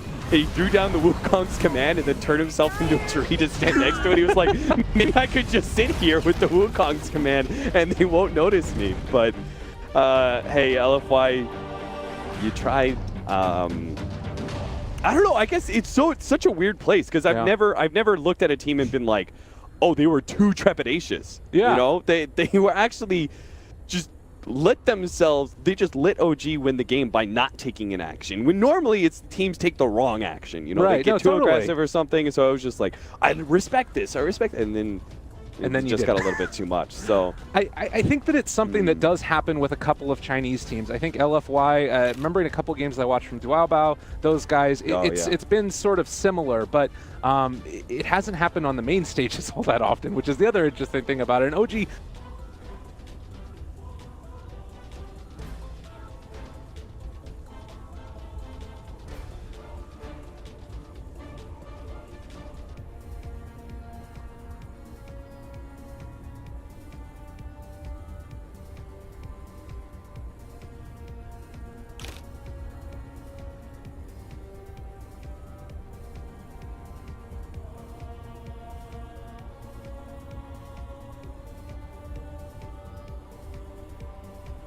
I'm fine with waiting and all, but let's go!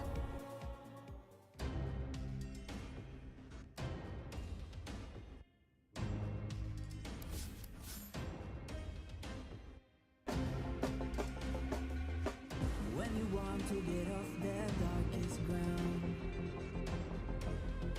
but gravity pulls you straight down. Earth from a bird's eye view.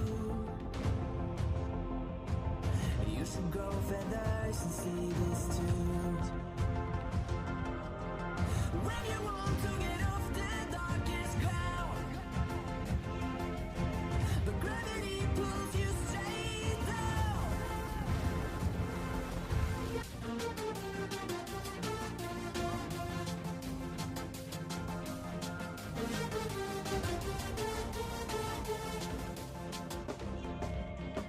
When you want to get off the darkest ground,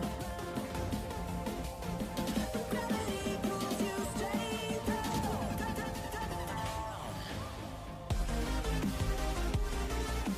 Clear skies.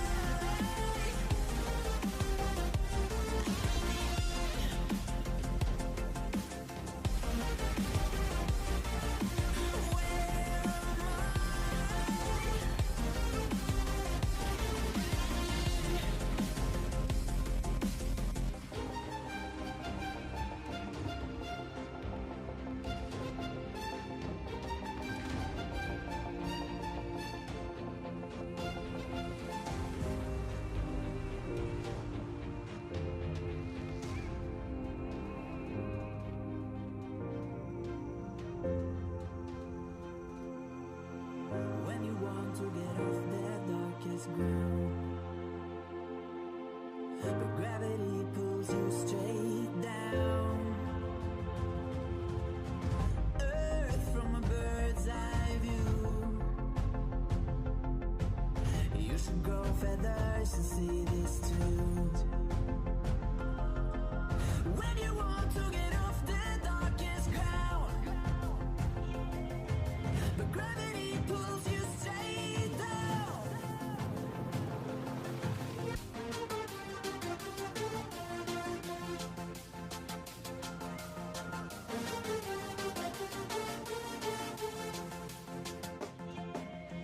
When you want to get off the darkest ground,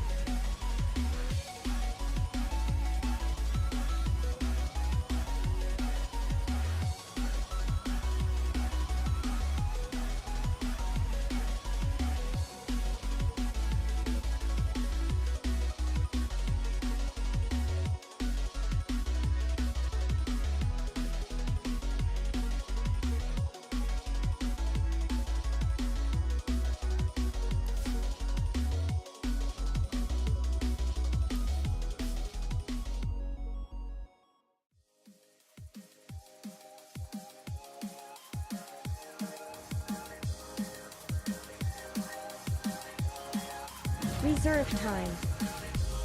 Dire team's turn to pick.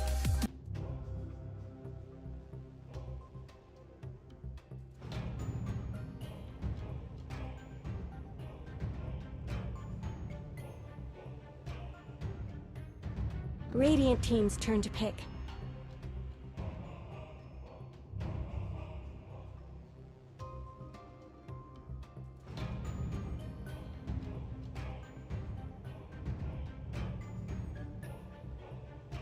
10 seconds remaining. 5 seconds remaining. Reserve time.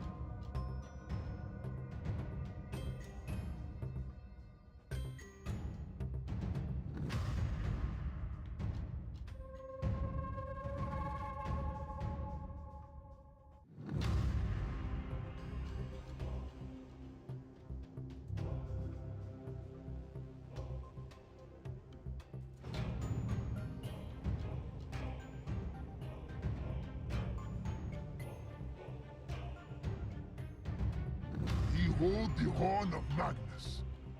Radiant team's turn to pick.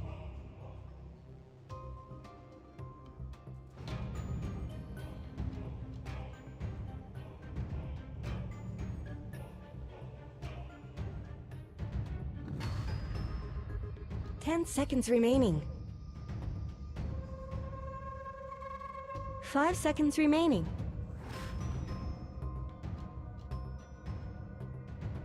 Reserve time. Dire team's turn to pick.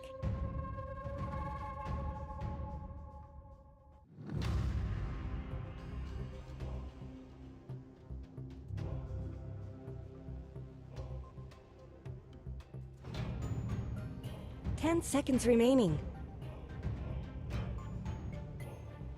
5 seconds remaining. Reserve time.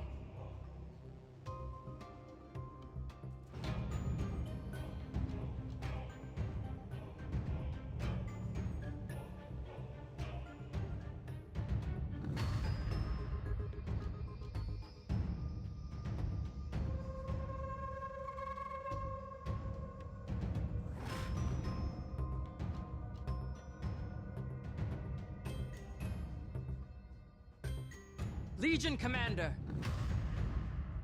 Radiant team ban.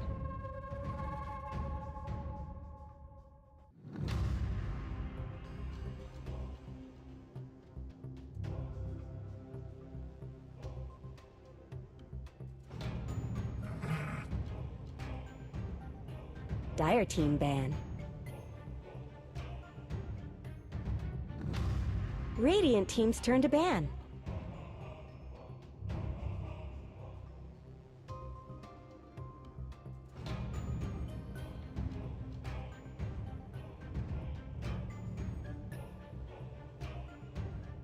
Ten seconds remaining. 5 seconds remaining.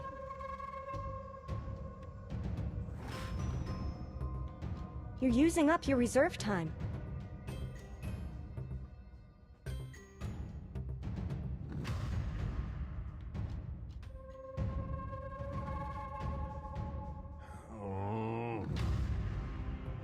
Dire team's turn to ban.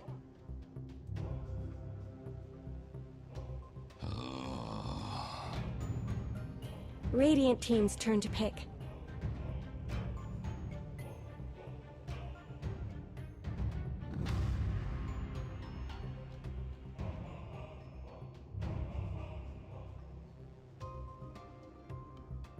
Ten seconds remaining. 5 seconds remaining.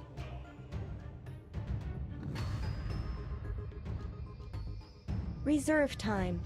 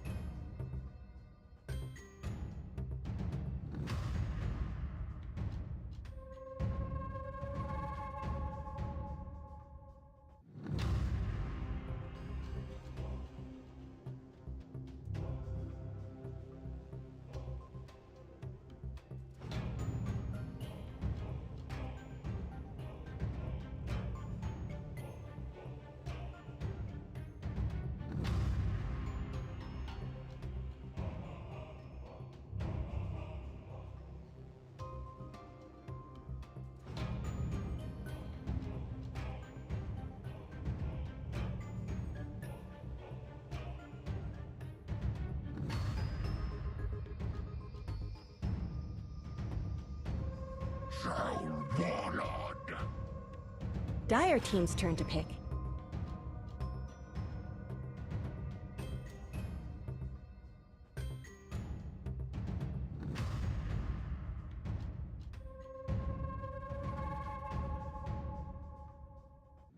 Seconds remaining. 5 seconds remaining.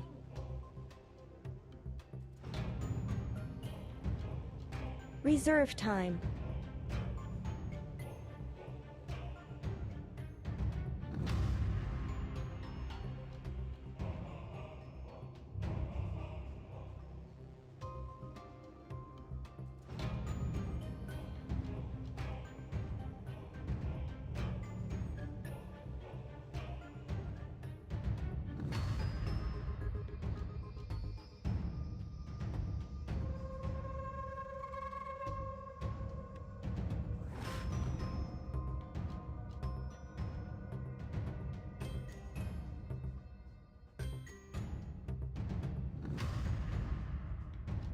Disruptor.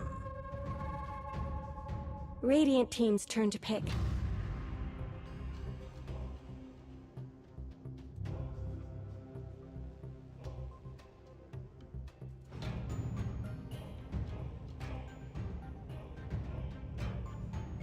Ten seconds remaining. Dusk. Dire team's turn to pick.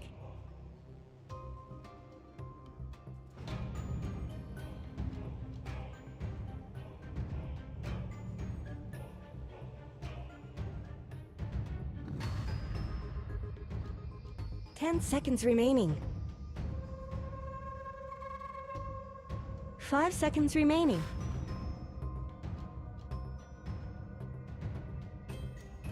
Reserve time.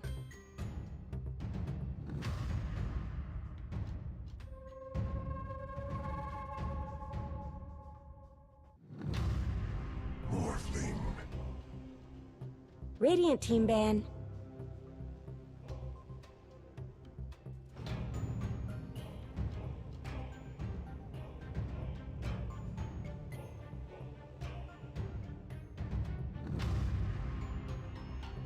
Ten seconds remaining. 5 seconds remaining.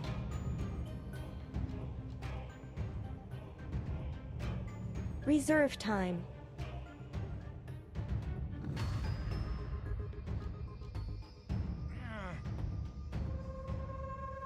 Dire team's turn to ban.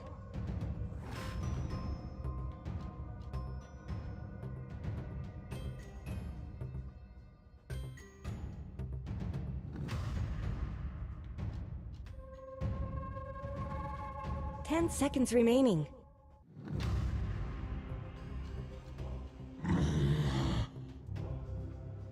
Dire team's turn to pick.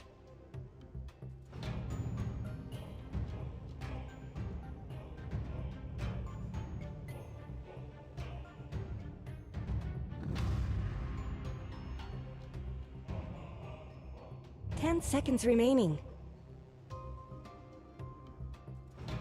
5 seconds remaining. Reserve time.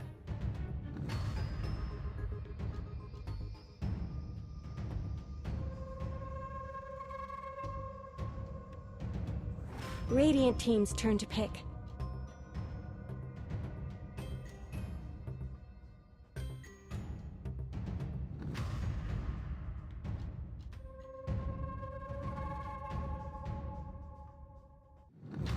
Ten seconds remaining. 5 seconds remaining.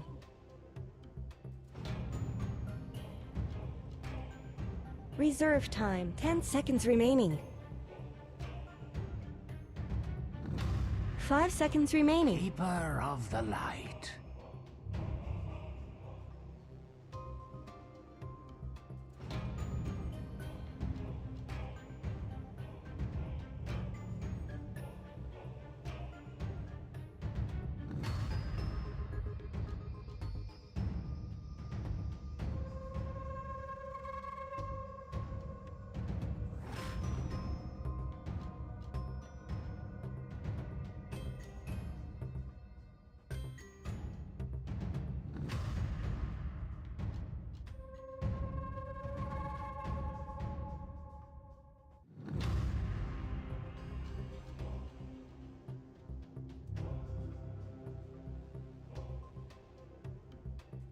10 seconds remaining. 5 seconds remaining.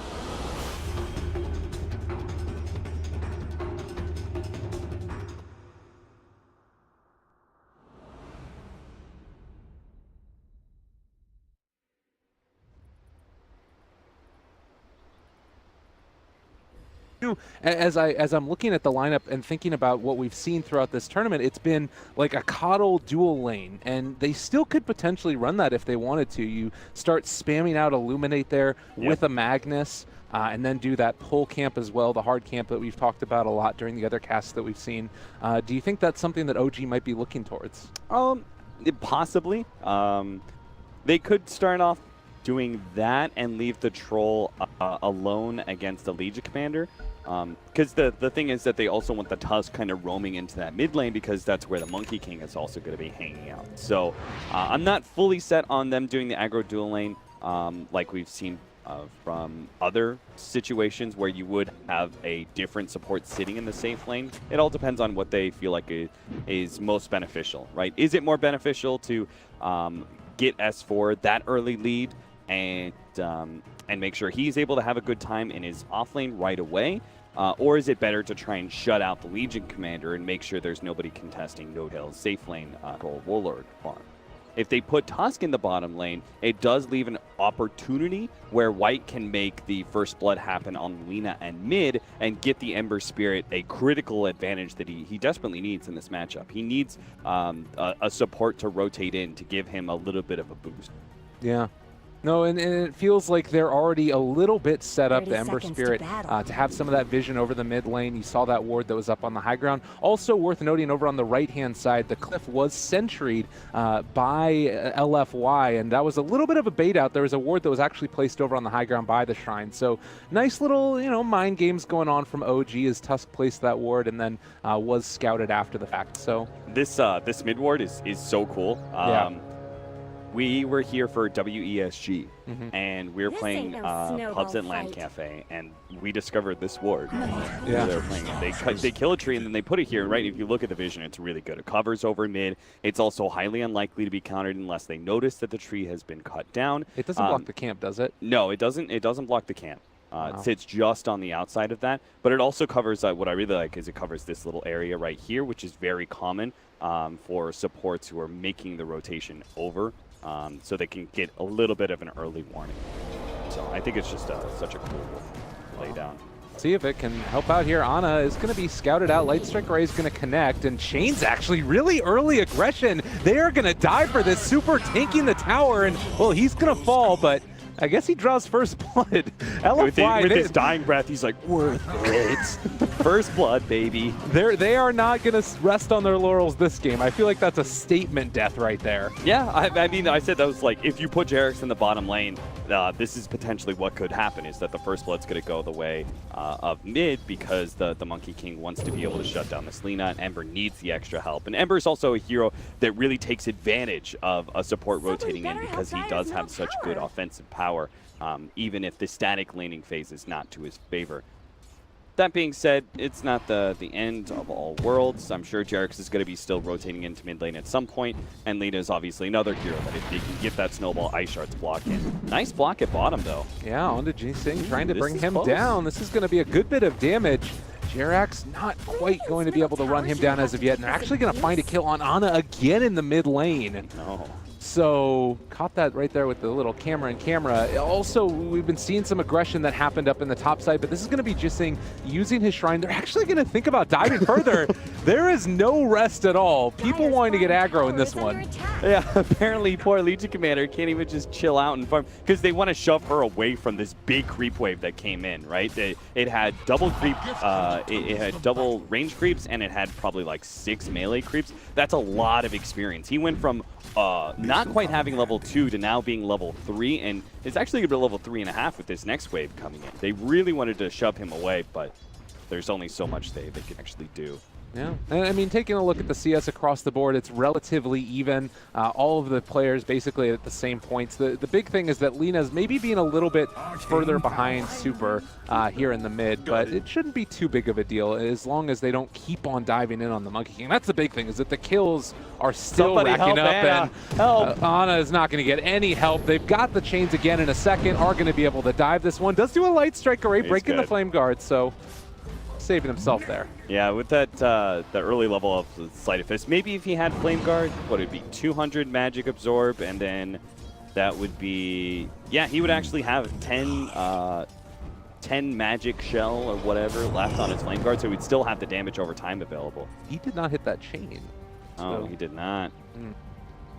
Well, unfortunate there. Ana going to get away again. So, I mean, it's still been so much pressure there in the mid lane. Now S4 up top. Just going to keep on being zoned, but not sure if they realize that Fly is in the area as well. They should, and Illuminate spam is going to continue. Yeah, he's been here all laning phase. So I'm sure they do know. S4 is sitting at 7-4 plus another 3S. Oh, man. Another kill down bottom. They do manage to block him out just enough to be able to get that kill, so. This is pretty much the lane that I expected to go quite well for S4. He's not actually getting quite as much as CS as hoped, but it's just that the problem is Disruptor's such a poor laning hero, so it's pretty much kind of just a Morphling by himself. I imagine that Magnus Keeper Light is very powerful. You have the Monkey King that's sort of stalking that top side now as well. They could try and make something with that, although it is going to be LPC going to pick up the Bounty Rune. Maybe now that they're going to bring back in the Disruptor, S4 possibly in a little bit of trouble. They're going to go with that slow for the moment. They do have another Boundless Strike if they want to use it, as well as, of course, the waveform forward. Kinetic Field's been dropped. S4 in a lot of trouble and out of mana, out of time, out of life. Maybe Jarek can turn things around. Monet is not really the target because he still has that Strength Morph. Yeah, they're not going to be able to run him down as of yet, at least. Oh, the blast? Kinetic Field, it's really low, but it's not going to be enough to find the kill. Monet's still sticking around on such low HP, but they are going to be able to find that kill onto Jerickson. Well, Fly is still here as well. They can start life-stealing off of this if they want. OG continuing to dive for this. S4 has come back in, trying to bring down Monet. They do have another right-click, and that's going to be enough to find the kill. Double for S4. LFY got a bit too greedy there. They've just been like content with the 2 kills that they got and just back away.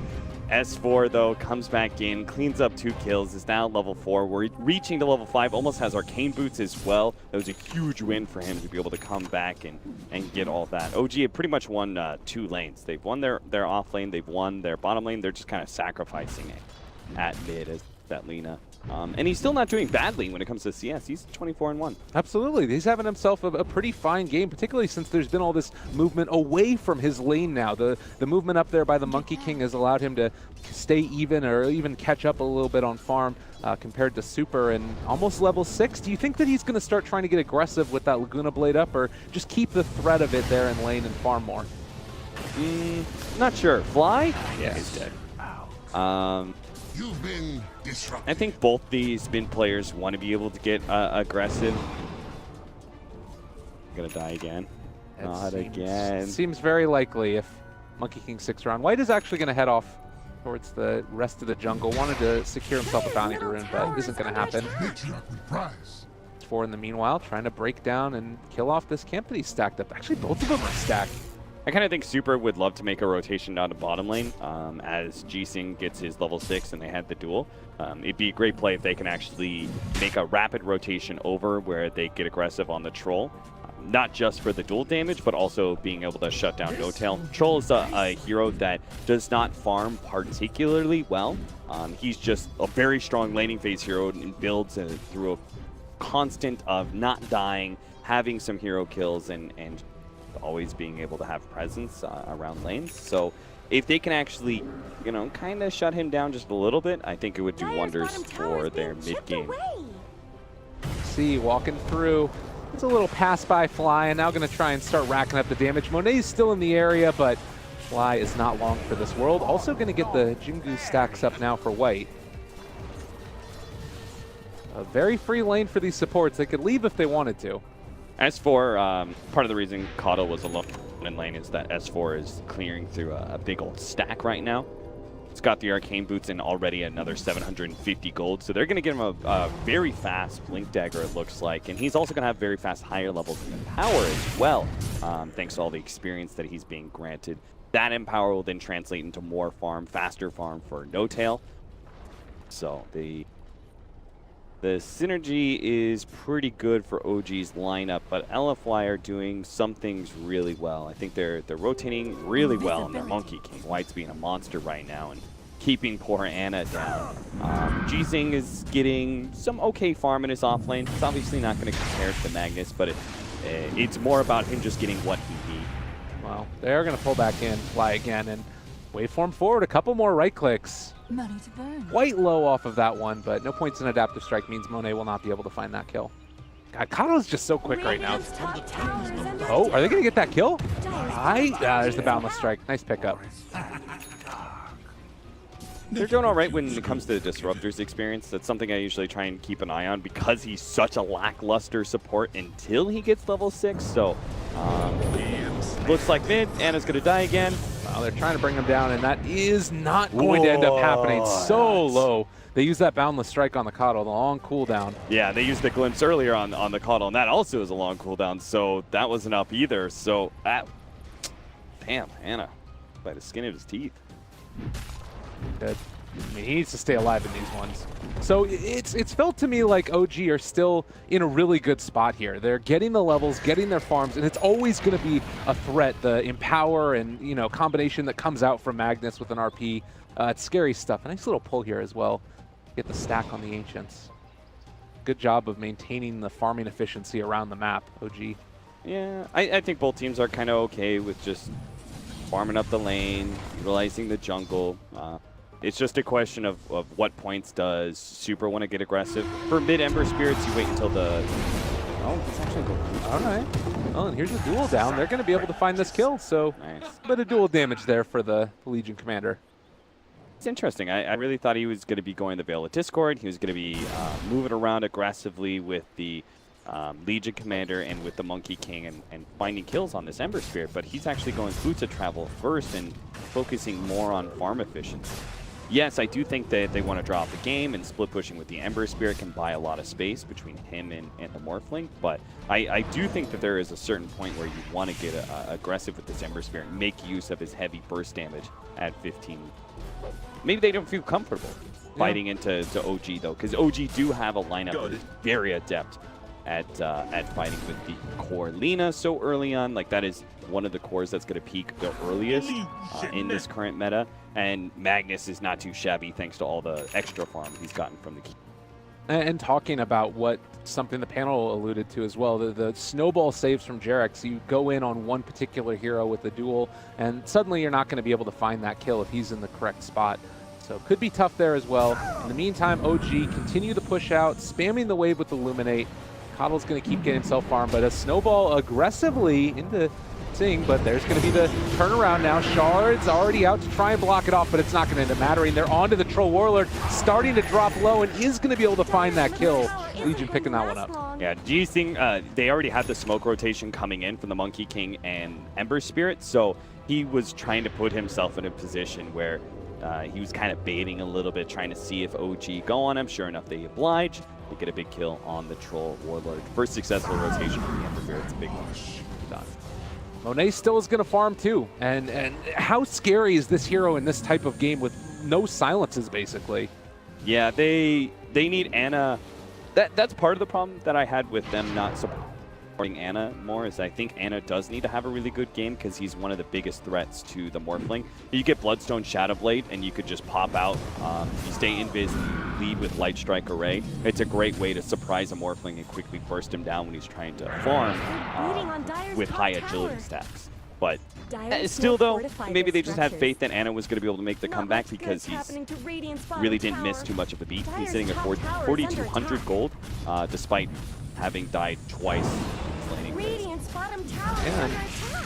Well, he's still going to be able to get in towards that Bloodstone at a decent clip. You do have a big rotation up here by OG, and it looks like Coddle trying to make sure that he secures that bounty rune, but Monkey King already in the area. Over by the other rune, it's Super again aggressive towards Jerax. He's going to try and go for the Nice Remnant dodge. forward, able to dodge away from that Light Strike Ray, and they do find the kill onto that Tusk. White pump faked the ulti, but did not go for it in the end. They're beating on The Dire's Disruptor, top they tower. do have their level 6. They have yet to use Static Storm. So I wouldn't even mind like another smoke play. Oh, they actually have an Invis rune for Super, so this is a great rotation behind the mid area. They have a replicate too, so Monet is here. They're on to S4 already. Gonna jump forward onto him. Static Storm is down. This is going to be a kill now onto the Magnus, looking for more. There's gonna be the jump forward by the Ember, possibly. They don't even need to go for it. They're just gonna kill off Lina. So that's 2 cores down. LFY are looking great again. I like that LPC played that very safe and threw out the Static Storm very early on the Magnus to make sure there wasn't some sort of RP or even just a skewer play from that Magnus. You know, locked them in, made sure they get that 1 kill, and then obviously with the positioning and the number of heroes that they had, they could just turn it into more the glimpse on Anna. So LFY's looking really strong. OG's main time, like it's similar to the way LFY we're kind of looking at game number 1, is that their big peaks are going to be around 25-30 minutes. So suffering pre-15 minutes is not the worst thing in the world for them. It does mean their mid game is going to come off to a little bit of a rocky start, though. Whoa, No Tail taking that big old stack of Ancients, and this is certainly going to help them. I mean, that's the big thing, I guess, is that if they can still get in to the items that they need, it doesn't stop that timing push that they're going to want to hit. I do worry, though, that if maybe LFY start moving around, finding more of these pickoffs, that's going to put a hamper on their timing, and then they fall into a position where they're always playing from behind. Oh, lordy, lordy, lordy. That one hurt. Sorry, S4. Don't worry, nobody saw it. Well, No Tail's going to have... He's going to pick up the SNY, but they have SNY, Vlad's. That's a really big peak. Another one is going to be when he finishes up the BKB as well. OG seemed to just be pretty content to play around No Tail's farm at this point. You have that Blink Dagger for the Legion the Commander. surprise And there's a jump up in the top lane already there. Monet is going to be turned upon the Legion Commander. Waveform forward, excuse me, the Lina, and she is going to end up dropping in a second, possibly? Maybe not. They can't quite kill him off, and the snowball forward, and going to be able to get the Walrus Punch onto White. The rest of LFY is wrapping around. I don't know if this is a bait so much as just trying not to be a desperate situation. They are able to kill off that Morphling. Static Storm a little bit too late, and now I don't know if they're going to be able to find these kills. Coddle gets the Blinding Light pushback. Super is going to try and chase him down, but they've already lost the 2 cores, so to me, this is a kill you have to get, but it's really not that worth it. Yeah, losing their Morphling was really bad. To be fair, though, they should have lost their Morphling a lot sooner. The missed LSA there from Anna really hurt them a lot. They were looking to just quickly get a burst kill on a Morphling and then move from there. All around, a little bit rocky for both teams, but LFY have got the Veil of Discord coming in for this Ember Spirit, and he has the Boots of Travel. All their timings seem to be solid. They just have to weather the mid game where this Troll's going to just be a monster. He's going to get his SMY, he's going to have a huge stat pool, he's going to survive through burst damage, and he's going to have the attack damage to burrow down towers and get a lot of map control. Coddle did so much in this fight too. That Blinding Light, it allowed Ana to stay alive a lot longer. Yeah. So necessary.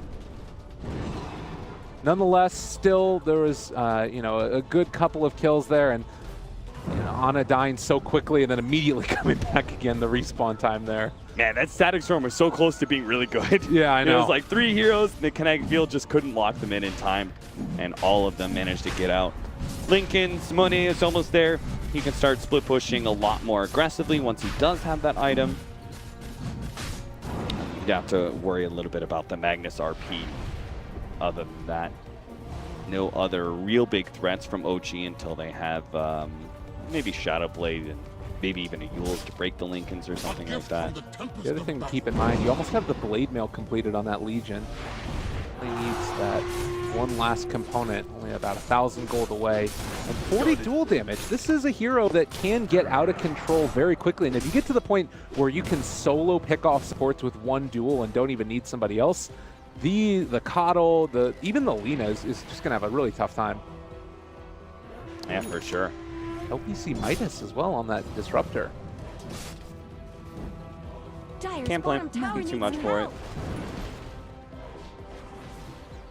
Ag's upgrade is on Disruptors oftentimes looked as just kind of like luxury. Like, yeah, if you can get it, that's really cool and everything, but it's not really the point of the hero. But I do believe LFY are planning to push this game pretty late. They'd like their Disruptor to remain as relevant as possible.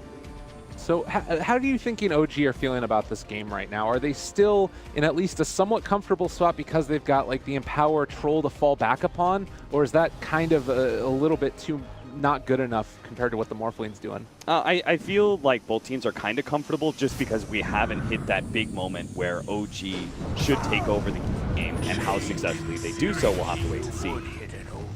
Coddle just drops there in the jungle. S4, they're diving for this one, man. Just saying, not afraid of anything. It's going to be contained inside the shards now. He's blocked off from the rest of his team. They do drop the Static Storm. A little bit of a zoning one. Not often you say that unironically. Actually was. Yeah, I kind of saved Jinxing, I guess. I think he just kind of hoped that didn't really have the vision over there, that he was going to catch somebody and help save his buddy at the same time. Not really the case, though. Morphling bounces back up to top lane, which is pushing in. I think Troll, does he have his S and Y coming in? Yeah, the same just coming in now. So with the S and Y complete, that's the big stat upgrade with the healthy amount of strength that he has. Oh, they're actually going to try and get a quick kill now. On top of him, a good pushback. That means not all those remnants hit. Still find the kill. There's going to be the RP. S4 trying to turn this, but No-Tail's already down. So they are going to lose two for the side of LFY in the midst of all that craziness. It looked for a second like it was actually going better for them, but they find another kill onto LPC. So OG able to turn that back around. Yeah, you could see it's just like that. That was the Troll. They had a hard time killing the Troll before he actually had the Sange in his inventory. I think he picked it up like halfway through. It's just like this hero is going to be really tough for them to be able to crack, and even when they get the right kind of initiation, they blow everything they have on him, he still doesn't fall immediately. So this is the problem that I kind of foresaw that's going to be coming up for LFY. Yeah. But this is also just the timing of the lineup. LFY have plenty of options to play around. They can go ahead and split push pretty heavily. They're going to also see if they can break apart OG and make some smoke plays here and there. That's another duel. Yeah, they're there on top of him. Going to be able to secure that one. Last time the Troll Warlord ended up getting the dual damage, but up to 50 more now for Juicing, and getting, again, closer to that Blade Mail. Still a little ways away. Last set of Creep Waves should be able to secure it, though. 5 successful duels by 20 minutes is really impressive. This is like the hero for Juicing. This is the hero that he's known for the most, and we're really seeing why. He has a knack for finding these openings and is going to translate into a third core really nicely. Sometimes you see Legion commanders and they just fall off late game because what happens is they didn't get the dual damage early, and it just, if you get that early dual damage, allows you to start snowballing, you get more and more dual damage, etc.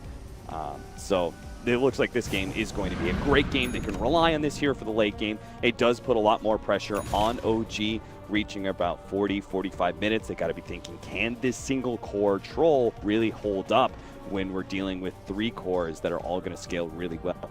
Now Radiant scan there, and they realize that people are heading down to try and deal with No-Tail. He's still going to stick around in this area. Uh-oh. Maybe not anticipating that LPC is there. There's the glimpse back. Was not the glimpse play.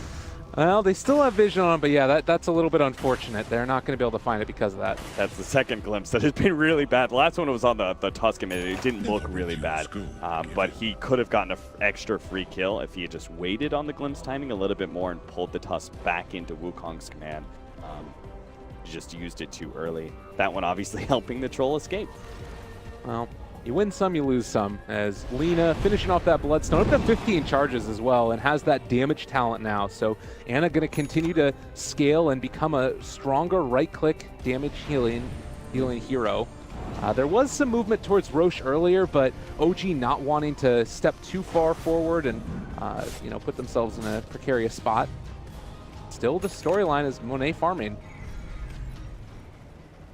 What's he sitting on now? Dire's Ghost top Scepter, tower is working under on that attack. Ethereal Blade.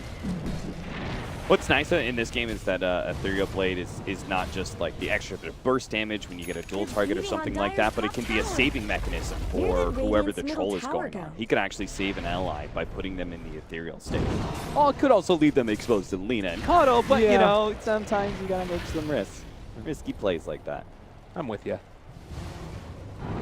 The Blade Mail too, just going to be so effective against the troll. Mention the Lina eventually too, that sort of glass cannon type of hero that we've been seeing her turn into. Kind of feeling again like LFY, do they need to just try and play the pickoff game constantly? Like, do you need to focus down any one particular hero, or is it just based off of whoever shows in the lane? I think it's more about what opportunities present themselves when you've split pushed OG break apart. So whenever you can get bottom lane and top lane pushed out, naturally OG are going to have to show probably 2 heroes, and that's where your openings present themselves.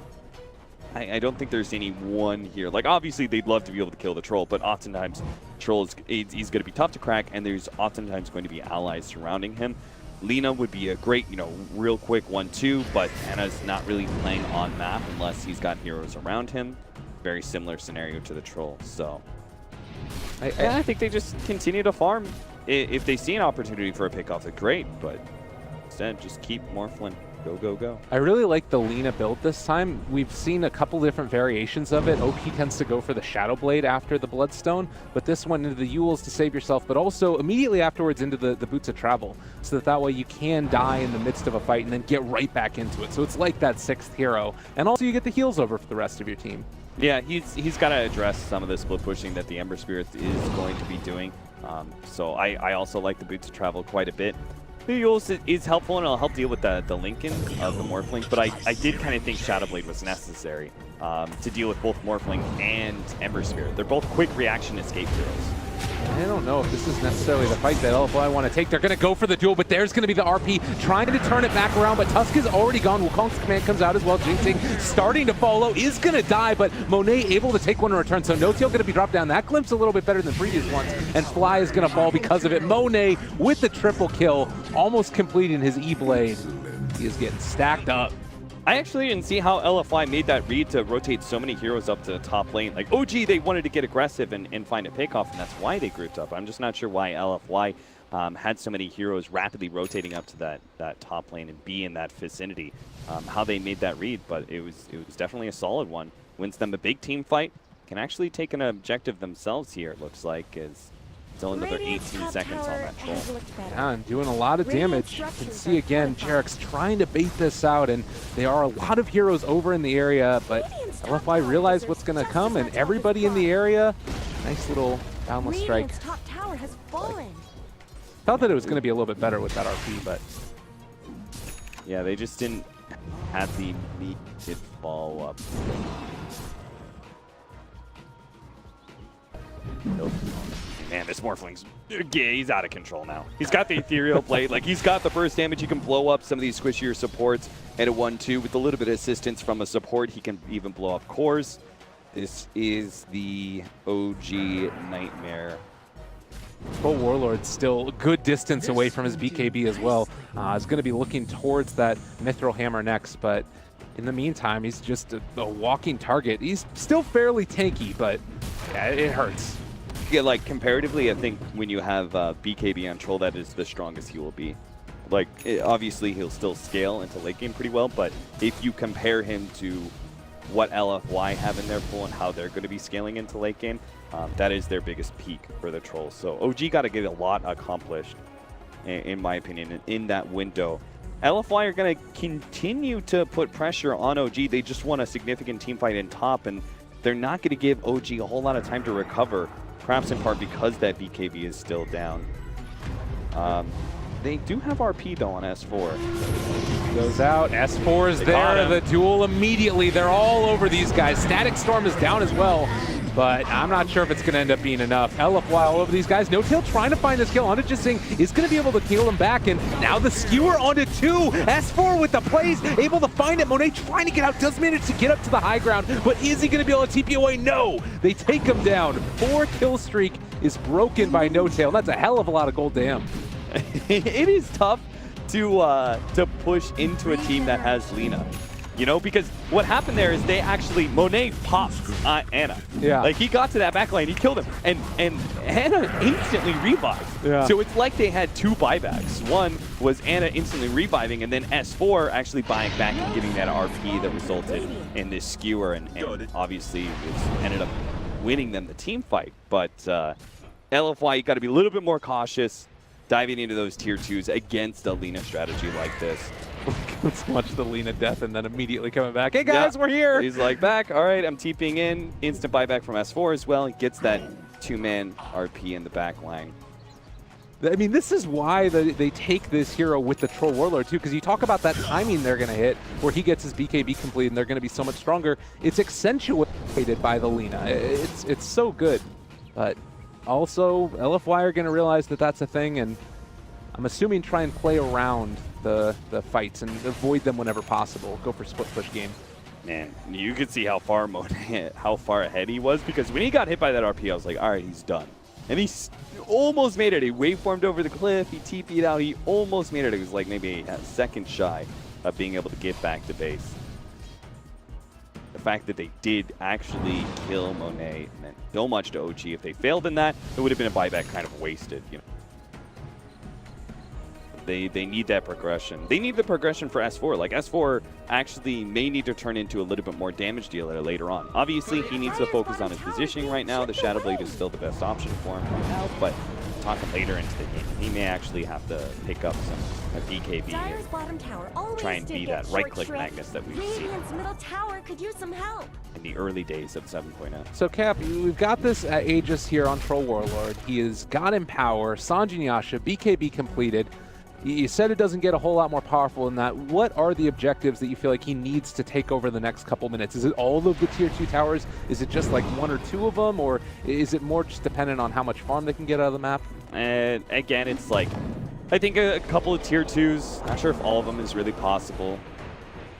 Husk is dead. Just save him. Oh? Oh my God.